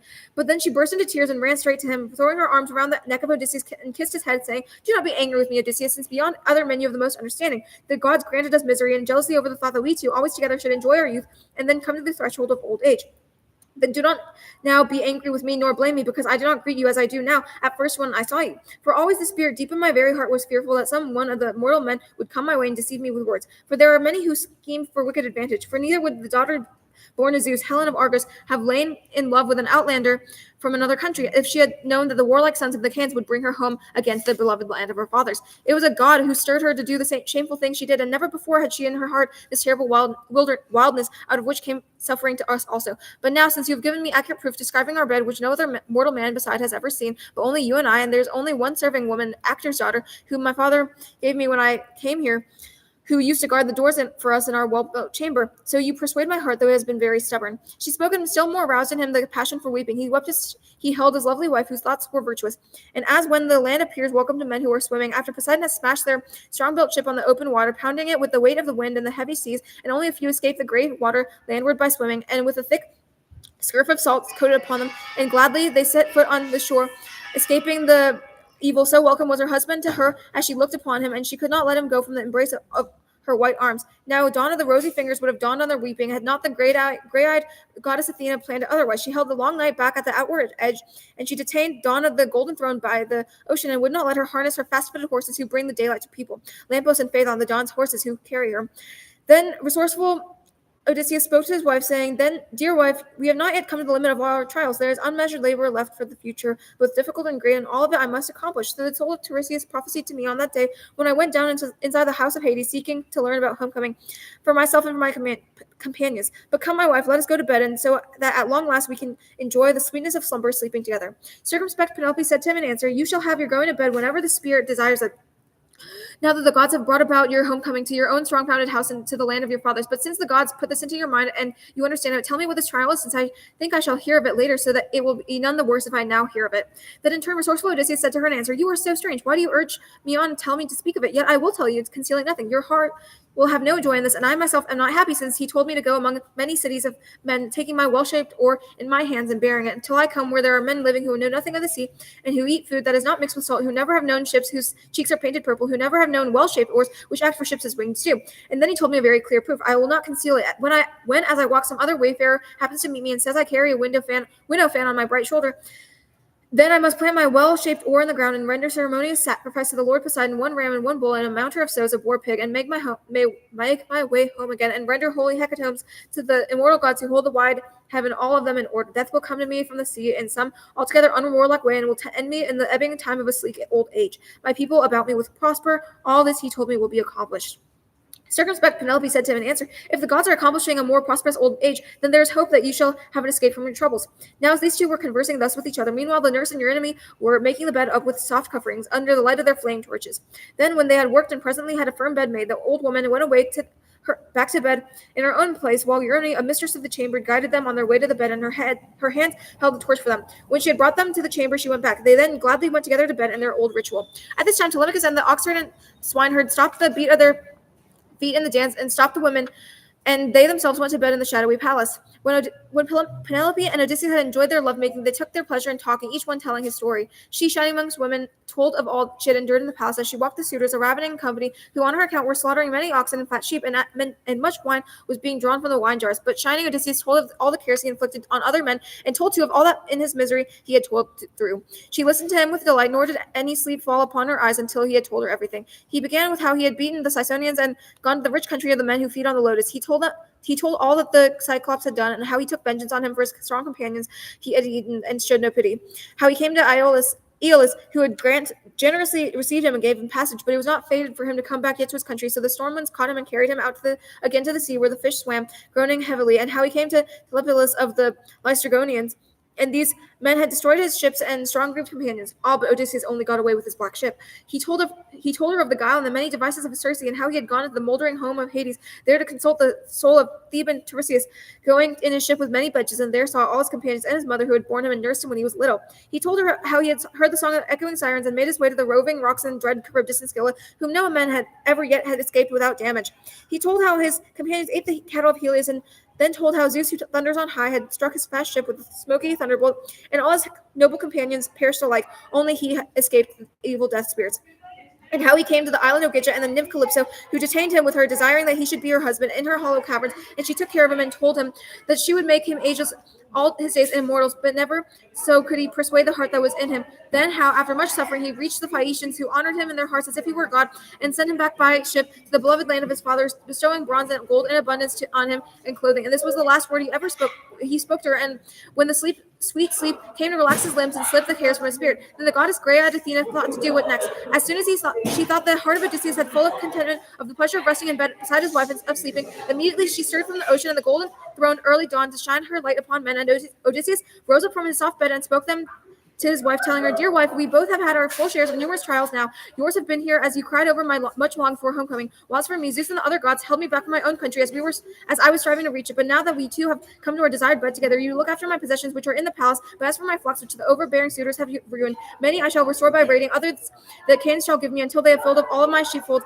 But now I shall go to our estate with its many orchards to see my noble father who has grieved for me constantly. But I tell you this, my wife, though you have your own understanding, presently when the sun rises, there will be a rumor about the men who courted you, whom I killed in our palace. Then go to the upper chamber with your attendant women, and sit still, looking at no one, and do not ask any questions." He spoke and put his splendid armor over his shoulders, and wakened Telemachus and the oxford and the swineherd, and told all to take up in their hands their warlike weapons. Nor did they disobey him, but armed themselves in their bronze, then opened the doors and went outside, and Odysseus led them. By now light was over the earth, but Athena, hiding these men in darkness, guided them quickly over the city. Hermes of Pylian summoned the souls of the suitors to come forth, and in his hand he was holding the beautiful golden staff with which he mazes the eyes of the mortals, whose eyes he would maze or wakes again the sleepers. Hurting them on with this, he led them along, and they followed gibbering, as when the bats in the death of the awful cave flitter and gibber, when one of them has fallen out of place in the chain, and the bats have formed by holding one another, so gibber. And they went on their way together, and Hermes, the kindly healer, led them along down moldering pathways. They went along and past the ocean stream and the white rock, and past the gates of Helios the sun and the country of dreams, and presently arrived in the meadow of Asphodel. There, the dwelling place of souls, images of dead men. And there they found the soul of Achilles, the son of Peleus, the soul of Patroclus, and the soul of stately Antilochus, and the soul of Aias, who for beauty and stature was the greatest of all the Danaans, next to the blameless son of Peleus. So these were gathered around Achilles, and now came to them the soul of Agamemnon, the son of Atreus, Ring, and around them were gathered the souls of those others who with him also died and met their fate in the house of Aegisthus. First of these two to speak was the soul of the son of Peleus, son of Atreus. We thought that all your days were favored beyond all those other heroes by Zeus, who delights in the thunder, because you were lord over numerous people and strong ones in the land of the Trojans, where we Achaeans suffered hardships. And yet it was to you that the destructive doom spirit would come too early, but no man who is born escapes her. How I wish that enjoying the high place of your power you could have met death and destiny in the land of the Trojans, so all the Achaeans would have made a mount to cover you, and you would have won great glory for your son hereafter. In truth, you were ordained to die by a death most pitiful. The soul of Agamemnon, son of Atreus, answered, O happy son of Peleus, Achilles, like the immortals, who died in Troy, far away from Argus, and around you others were killed. Trojans and the best men among the Achaeans, as they fought over you, and you in the turning dust lay mightily in your might, your horsemanship all forgotten. We fought on for the whole day long, nor would we ever have stopped fighting if Zeus had stopped us with a whirlstorm. But when we had carried you to the ships away from the fighting, we laid you out on a litter, anointing your handsome body with warm water and with unguents. And by you the Danaans shed many hot tears and cut their hair short for you. And also your mother, hearing the news, came out of the sea with immortal seagulls beside her. Immortal crying arose and spread over the great sea, and trembling seized a hold of all the Achaeans. And now they would have started away and gone with the hollow ships, had not a man of much ancient wisdom halted them. Nestor, whose advice had also shown best before this, he in kind intentions toward all spoke forth and addressed them. Hold fast, Argives, do not run away, O young Achaeans. It is his mother coming out of the sea with immortal seagulls beside her, to be with her son who's perished. So he spoke, and the great-hearted Achaeans strayed from their panic. Around you stood daughters of seas, ancient, mourning piteously, with immortal clothing upon them. And all the night music, with great antiphonal singing, mourned you, nor would you then have seen any one of the Argives not in tears, so much did the singing muse stir them. For 10 and 7 days, alike in the day and nighttime, we wailed for you, both mortal people and the immortals. On the 18th day, we gave you to the fire, and around you slaughtered a great number of fat sheep and horn-curved cattle. You were burning in the clothing of the gods, in abundant ointment and sweet honey, and while many Achaean heroes moved in armor around the pyre where you were burning, with horses on foot. And a great clamoring rose up, but after the flame of Hephaestus had consumed you utterly, then at dawn we gathered your white bones, Achilles, together with unmixed wine and unguent, and your mother gave you a golden jar with handle. She said that it was a present from Dionysus and was the work of renowned Hephaestus, and your white bones are laid away, O shining Achilles, mixed with the bones of dead Patroclus and the Menoetius, apart from those of Antilochus, whom you prize above all, and the rest of your companions after the death as the Patroclus.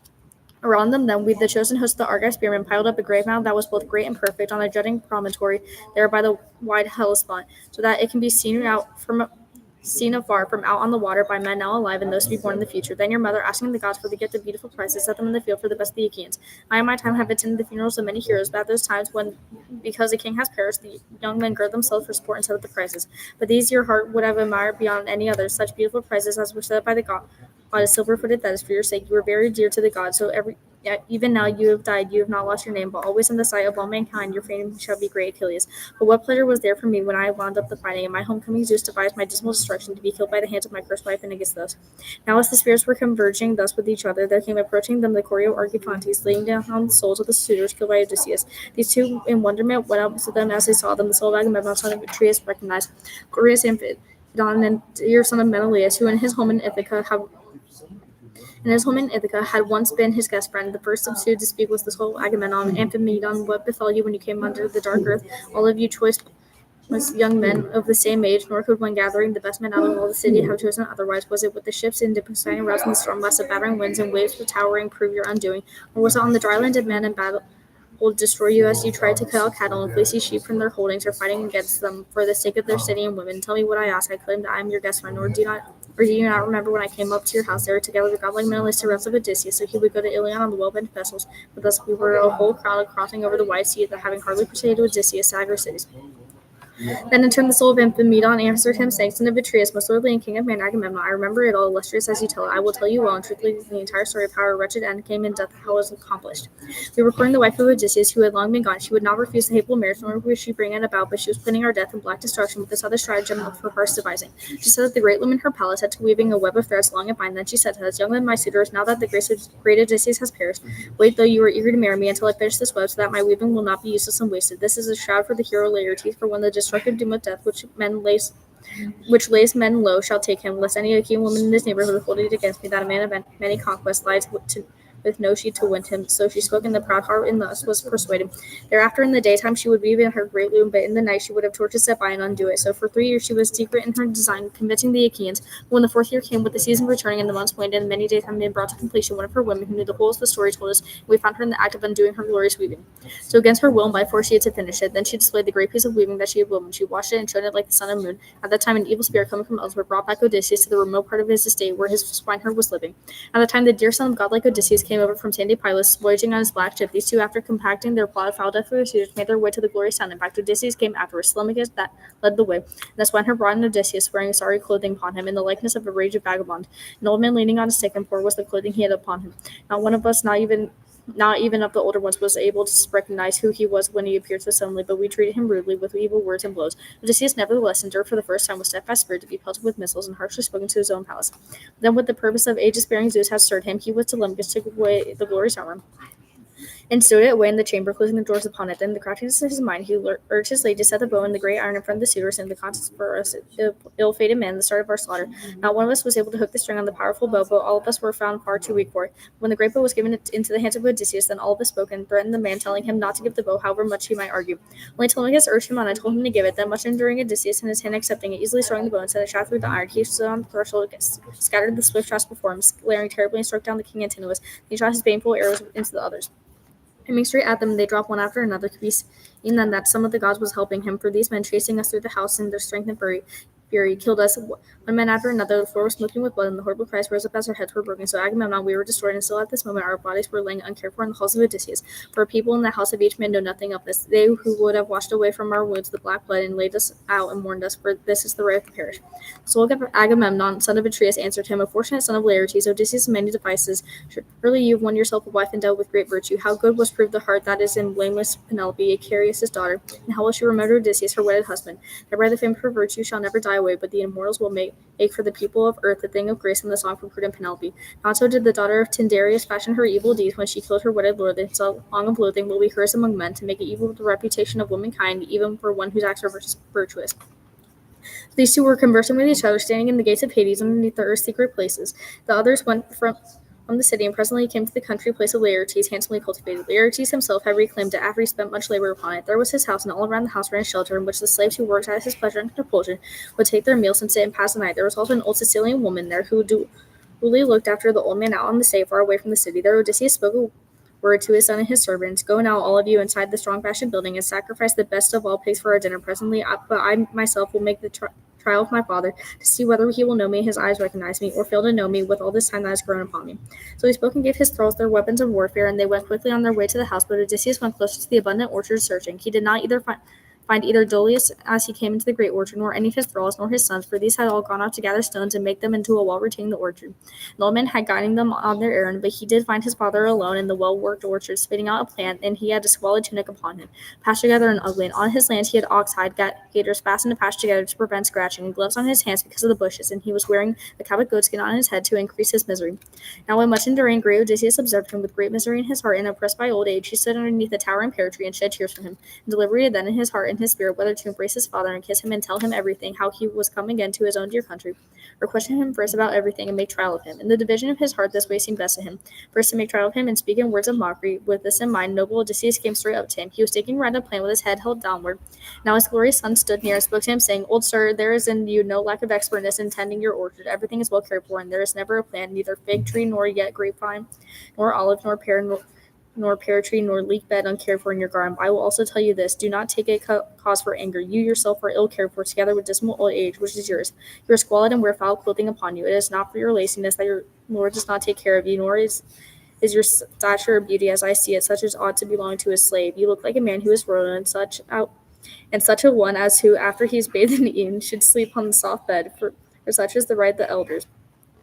But come now, tell me this, and give me an accurate answer. What man's thrall are you? Whose orchard are you laboring? Tell me this, tell me truly, so that I may know. Whether it is really Ithaca I have come to, as that man told me just now, as I encountered him on my way here, not a very sensible man, for he had no patience to tell me all or listen to what I said when I asked him about my friend from abroad, whether he still lives and is somewhere here, or is dead now and down in the house of Hades. And I tell you this, listen to me and understand me. Once I entertained a friend in my own dear country when he came to our house, nor is any man dearer to me among all those who have come from afar in my palace. He announced that he was by birth a man of Ithaca, and said that his father was Laertes, son of Arcasius. I took him into my own house and well entertained him with proper hospitality, since there was an abundance in the house, and gave him presents of friendship, as was becoming. I gave him 7 talents of well-wrought gold, and I gave him a mixing bowl made all of silver with flowers wrought in it, and 12 mantles to be worn single, as many as blankets, as many handsome cloaks, also the same number of tunics, and aside from these 4 comely women, whose skill in handiwork was without fault, and he could choose the ones he wanted. Then his father, shedding tears, said to him in answer, Friend, this land that you have reached is the one you were seeking, but violent and reckless men are in control of it. But the grace of those countless gifts you gave is all gone for nothing. But if you found him yet alive in the land of Ithaca, he would have sent you along with gifts in return and given good entertainment, as is right for him who is given. But come now, tell me this, and give me an accurate answer. How many years is it since you entertained an unhappy guest of yours, my son? Did he ever live? An ill-starred man, one who, far from his country and his own people, the fish have eaten in the great sea, or else on the dry land, he has been spoiled for wild beasts and for birds. And his mother and father, whose child he was, did not give him rice nor mourn him. Nor yet did his beautiful wife, circumspect Penelope, wail for her husband on his bier, as would have been fitting, nor close his eyes, for that is the right of those who have perished. But tell me this too, tell me truly, so that I may know it. What man are you and whence? Where is your city, your parents? Where is your swift ship standing now that brought you to this place, and your godlike companions? Or did you come as a passenger in someone else's ship, and they let you off and went on? The resourceful Odysseus spoke in turn and answered him, See, I will accurately answer all that you ask me. I am from Alybis, where I live in a famous dwelling, and son of Amphidas, son of the Lord Polypemon. My own name is Epiritos. Now the divinity drove me here on my way against my will from Sicania. My ship stands nearby off the country away from the city. But as for Odysseus, this is by now the 5th year since he went from here and took his departure out of my country.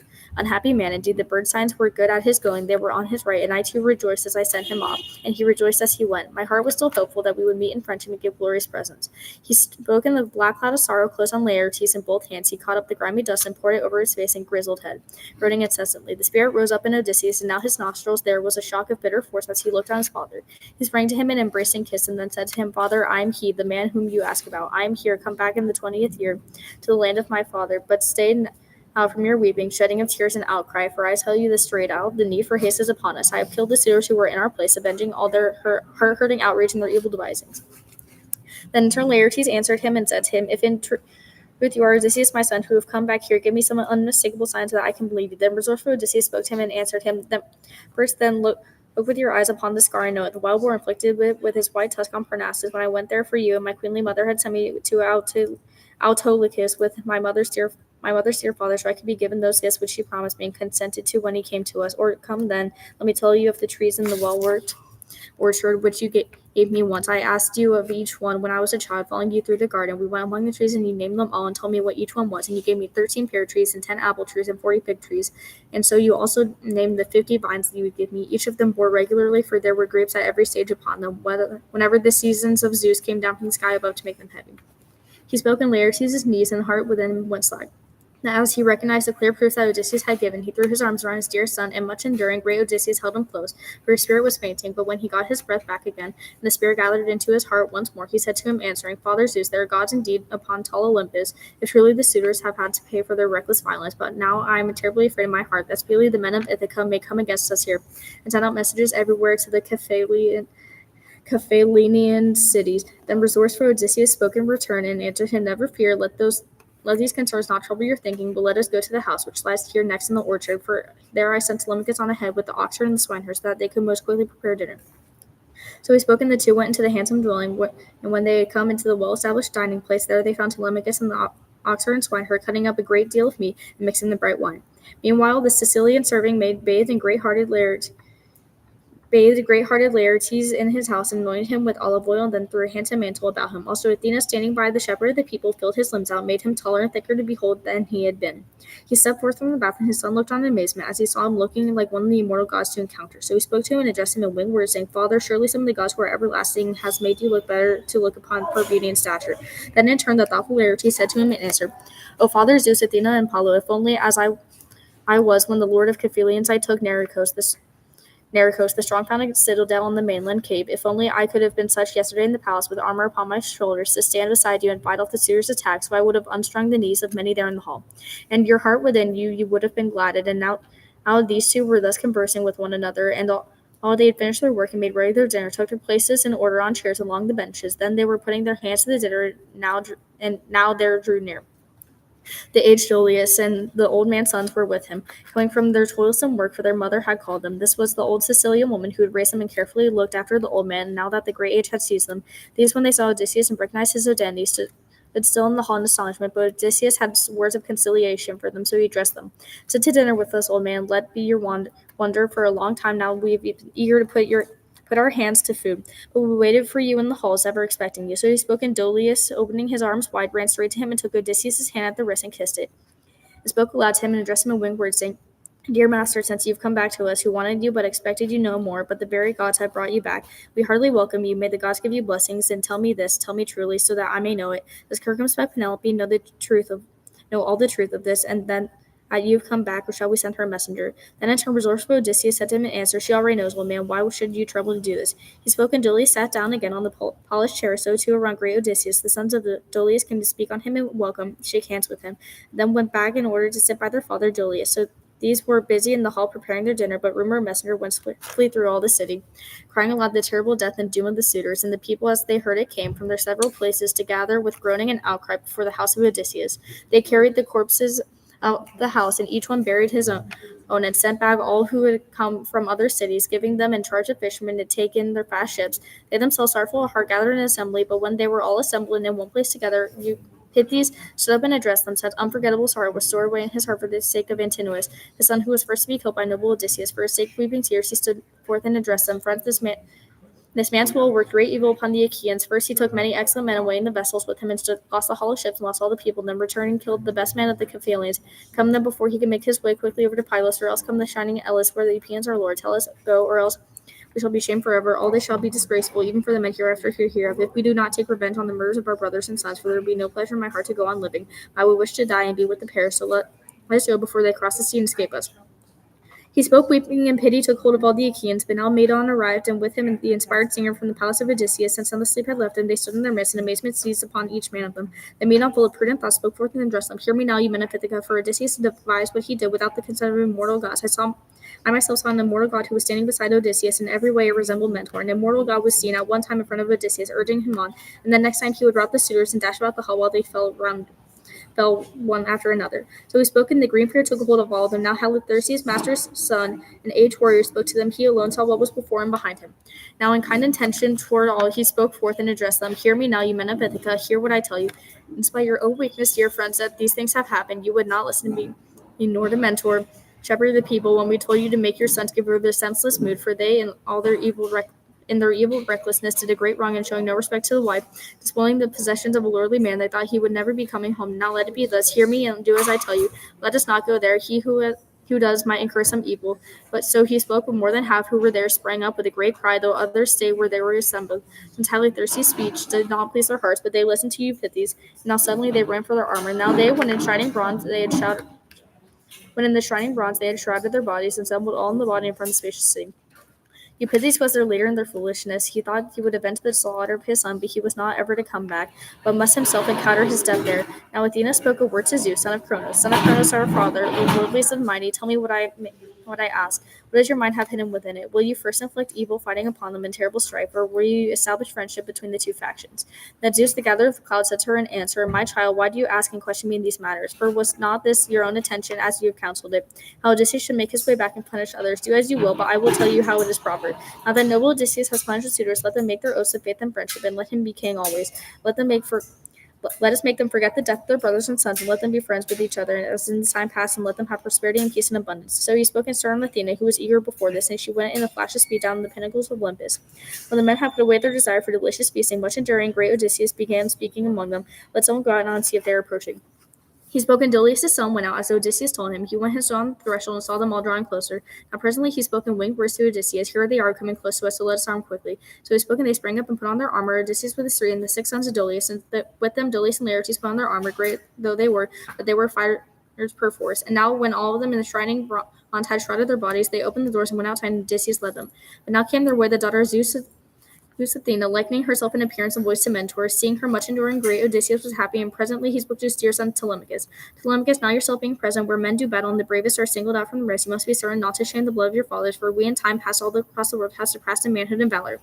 Then the thoughtful Telemachus said to him in answer, You will see, dear father, as you wish, that as far as my will goes, I will not shame my blood that comes from you, which you speak of. So he spoke, and Laertes also rejoiced and said to them, What day is this for me, dear gods? I'm very happy. My son and my son's son are contending over their courage. And then standing close beside them, great Athena said to him, Son of Marcisius, far dearest of my companions, make your prayer to the grey-eyed girl and to Zeus her father, and then quickly balance your far-shadowing spear and throw it. So Pallas Athena spoke and breathed into him enormous strength, and making his prayer, then to the daughter of great Zeus, he quickly balanced his far-shadowing spear and threw it, and struck Eupeithes in the brazen side of his helmet. Nor could the helm hold off the spear, and the bronze smashed clean through.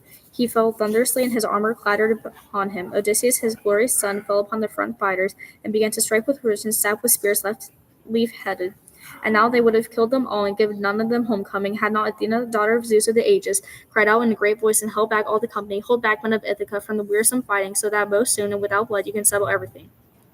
So spoke Athena, and the green fear took hold of them, and in their terror they let fall from their hands their weapons, which fell all on the ground at the cry of the goddess speaking. Striving to save their lives, they turned and fled toward the city. With a terrible cry, much enduring, Odysseus, gathering himself together, made swoop like a high-flown eagle. But the son of Cronos then threw down a smoky thunderbolt, which fell in front of the grey-eyed daughter of the great father.